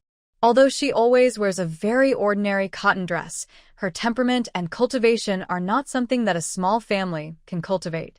Just say that he had such an indiscriminate outburst last time, and this young lady didn't care, which is obvious. Then, I wonder if you can sell me some of this medicine? Don't worry, young lady. I won't tell anyone. I got this medicine from you, and I won't cause you any trouble. He looked at Gu Qianlan expectantly. If the man who was injured by a strange arrow before used this medicine, he would have recovered almost immediately. Doctor, he wants this medicine. Do you know if there is a familiar injured person who needs it urgently? Or, Gu Qianlan intuitively thought of the tall man before. I don't know where he was injured, and he walked with a limp. To be honest, I have a patient here with a very strange injury. I have been practicing medicine for decades, but I can't tell what kind of sharp weapon he was injured by. It looks like an arrow wound, but I can't tell what kind of arrow it was. And when he was first injured, it was very dangerous. He almost died several times. It's just like that little girl Lingxiang. The high fever didn't subside for many days, and the wound was festering. If it weren't for the good physical foundation of the patient, I'm afraid he would have died long ago. he said, sighing. It was also because he didn't learn the skills well. If the patient had used the secret medicine used by Lingxiang, how could he still have such difficulty walking now? After listening to what he said, Gu Qianlan had some guesses in her heart. May I ask He, where did the patient get injured? Can you tell me? Knowing where the other person was injured, it would be possible to determine whether he was that person. He looked up at the young lady in front of him, her bright and clear eyes, and was unable to speak for a while. He said in a low voice, as if he was afraid that Gu Qianlan would hear it clearly. But for Gu Qianlan, whose 5 senses were extremely sharp, such a small sound was enough for her to hear clearly. Although the sound was subtle, it sounded like a pot of boiling water in Gu Qianlan's ears. It turned out that the man with 2 scars on his face was the same person who was shot by her arrow in the tunnel. Li don li zhuo. Really good. Gu Qianlan gently raised the corners of her lips. It seemed that the previous arrow had injured Li Tong a little bit. He actually survived the infection, suppuration, and high fever of the wound. I'll be honest with you. This medicine is very complicated to make, and it uses a lot of medicine. I'm afraid a small bottle is not cheap. I just don't know if your injured person can afford it financially. Since he was going to give this medicine to Li Tong, she would naturally not be polite. It would be fine to sell it to him. He would not be worried about his life now. It would just take a little longer for his injury to heal. But if she wanted to sell it at the cost price like she did with Huixiang Jingqi water before, forget it. He recalled the few times she had seen the injured person. Although he was dressed very simply, he was very generous and unsparing. He couldn't help but say, just name a price, young lady. I think the injured person should be able to afford it. Gu Qianlan smiled, didn't answer, just got up and walked into another room. When she came back, she was holding the same porcelain bottle that she gave to Zisu last time. Gu Qianlan said the price of the medicine with a smile, but to He and Zisu, it sounded like a thunderclap. Sunyang was so surprised that she dropped the clothes she was sewing. Oh my god! What kind of magical medicine powder is this? Such a small bottle costs 10 taels of silver. But after looking at the improvement of the old nanny and the little maid who was seriously injured and dying, He calmed down again.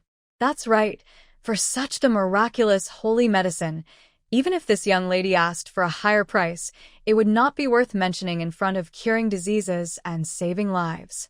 Maybe they are still talking about the real price, and they didn't make any money at all.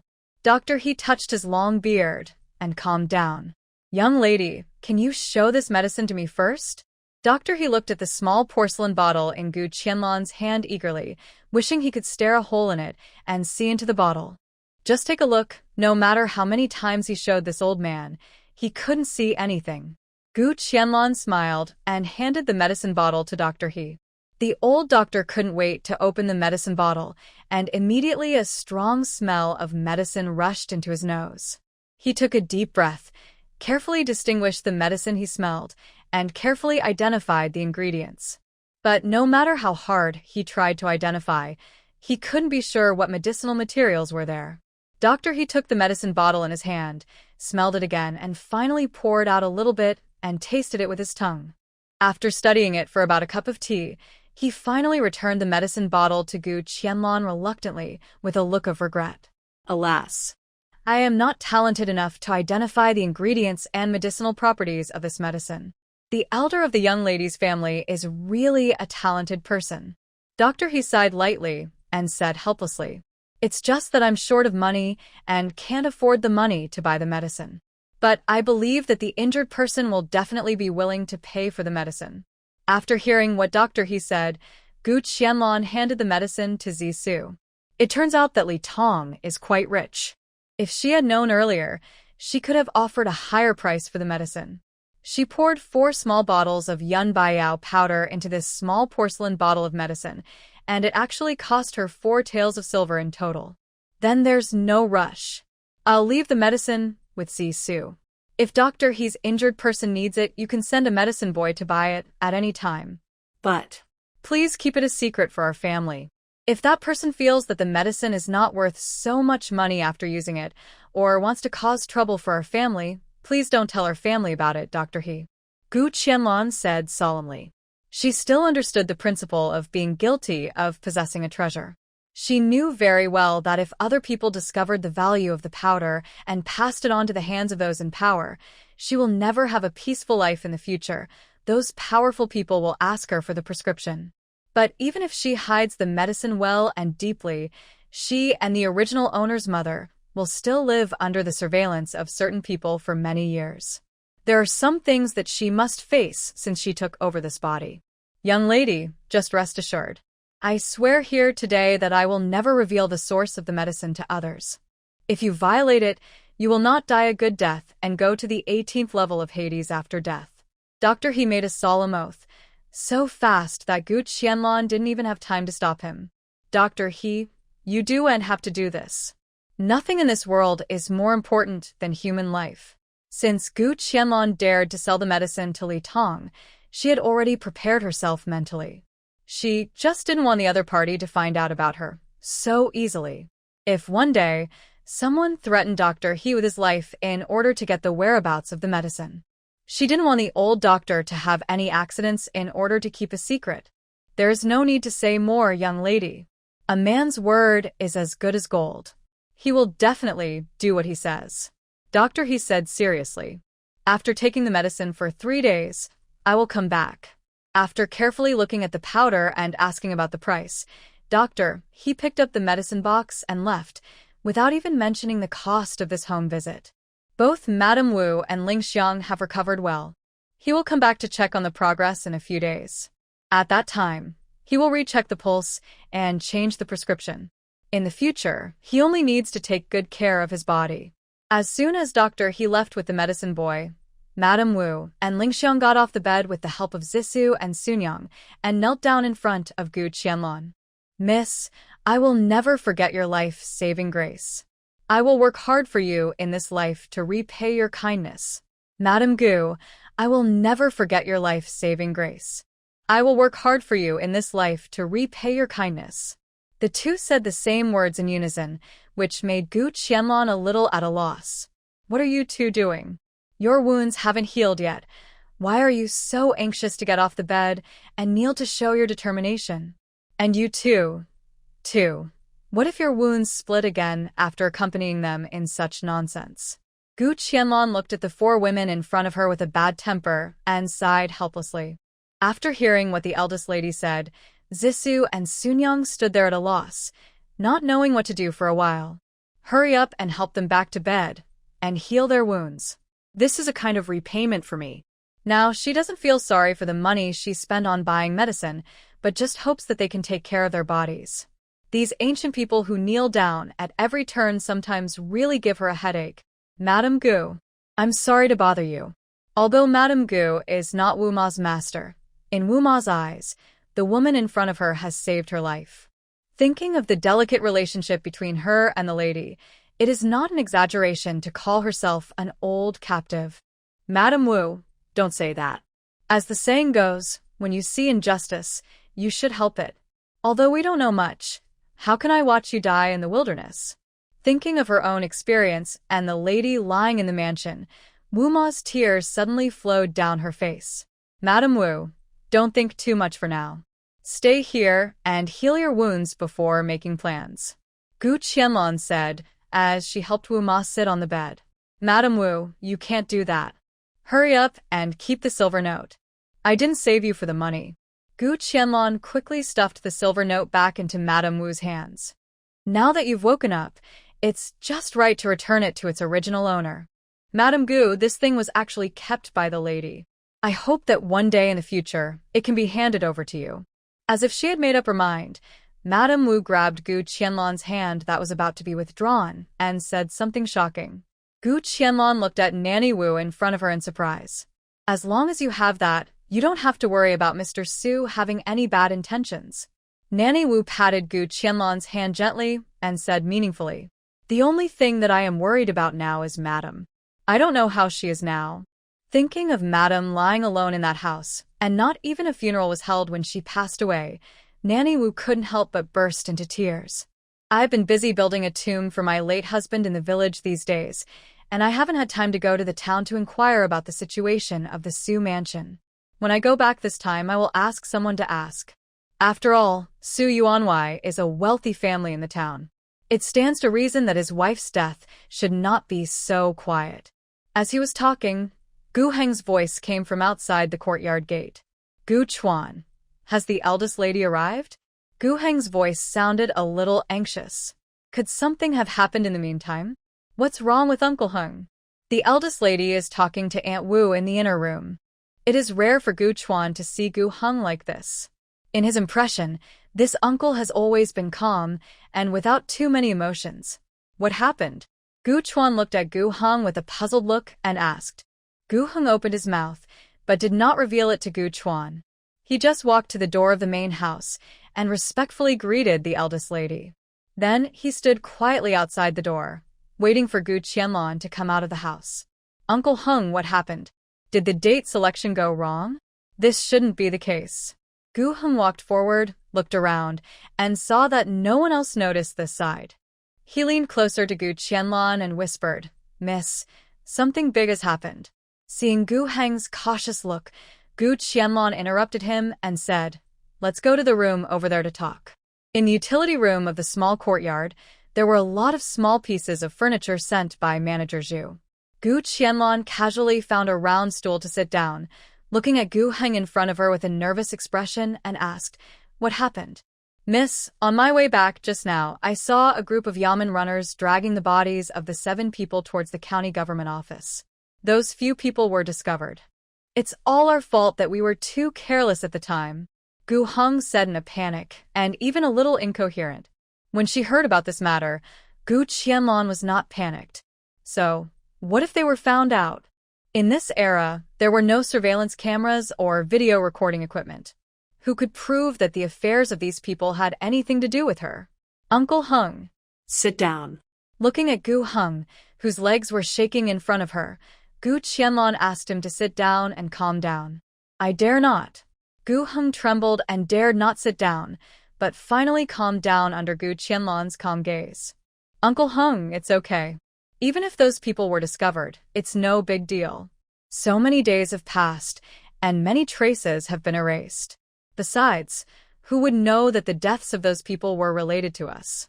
You just need to calm down and do your own thing. I will take care of the rest.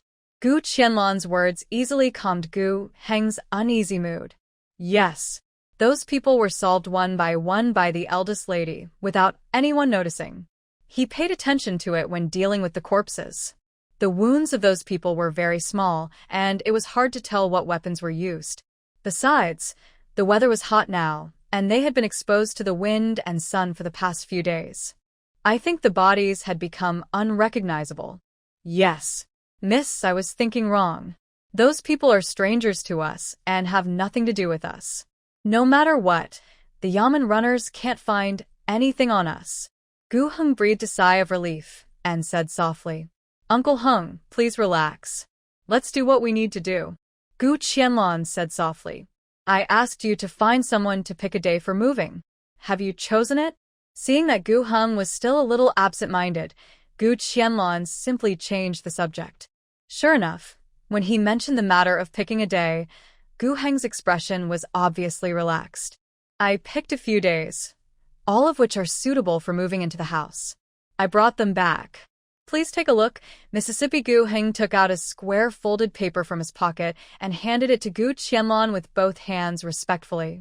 This is what I asked for in the Taoist temple outside the city. The nearest date is 7 days later. I don't know the specific arrangements of the eldest lady, so I asked the master to pick a few more dates. Gu Qianlan looked at it and found that the nearest date was indeed 1 week later, as Gu Heng said, and the next one was 14 days later, or even a month later. Then let's move into the new house together in 7 days, and then we'll have to invite the villagers to warm up the house. Calculating it this way, there are really a lot of things waiting to be dealt with and arranged. Take a rest first. After dinner, load the small furniture in this house onto the mule cart and transport it back to the new house. After that, you can stay in the village. You don't have to come to the county to pick me up. Gu Qianlan explained Gu Heng's subsequent tasks. It seems that the old man was scared when he met the Yamen runners when he came back this time. Hearing the eldest lady's order that he didn't need to come to the county again, Gu Heng was obviously relieved, and the whole person was completely relaxed. After walking out of the utility room, Gu Qianlan looked in the direction of the county government. Were the bodies of the 7 people actually found and transported to the county government? Thinking of the recent series of cases, from the theft in Sue's house to the disappearance of the original owner's mother's bed,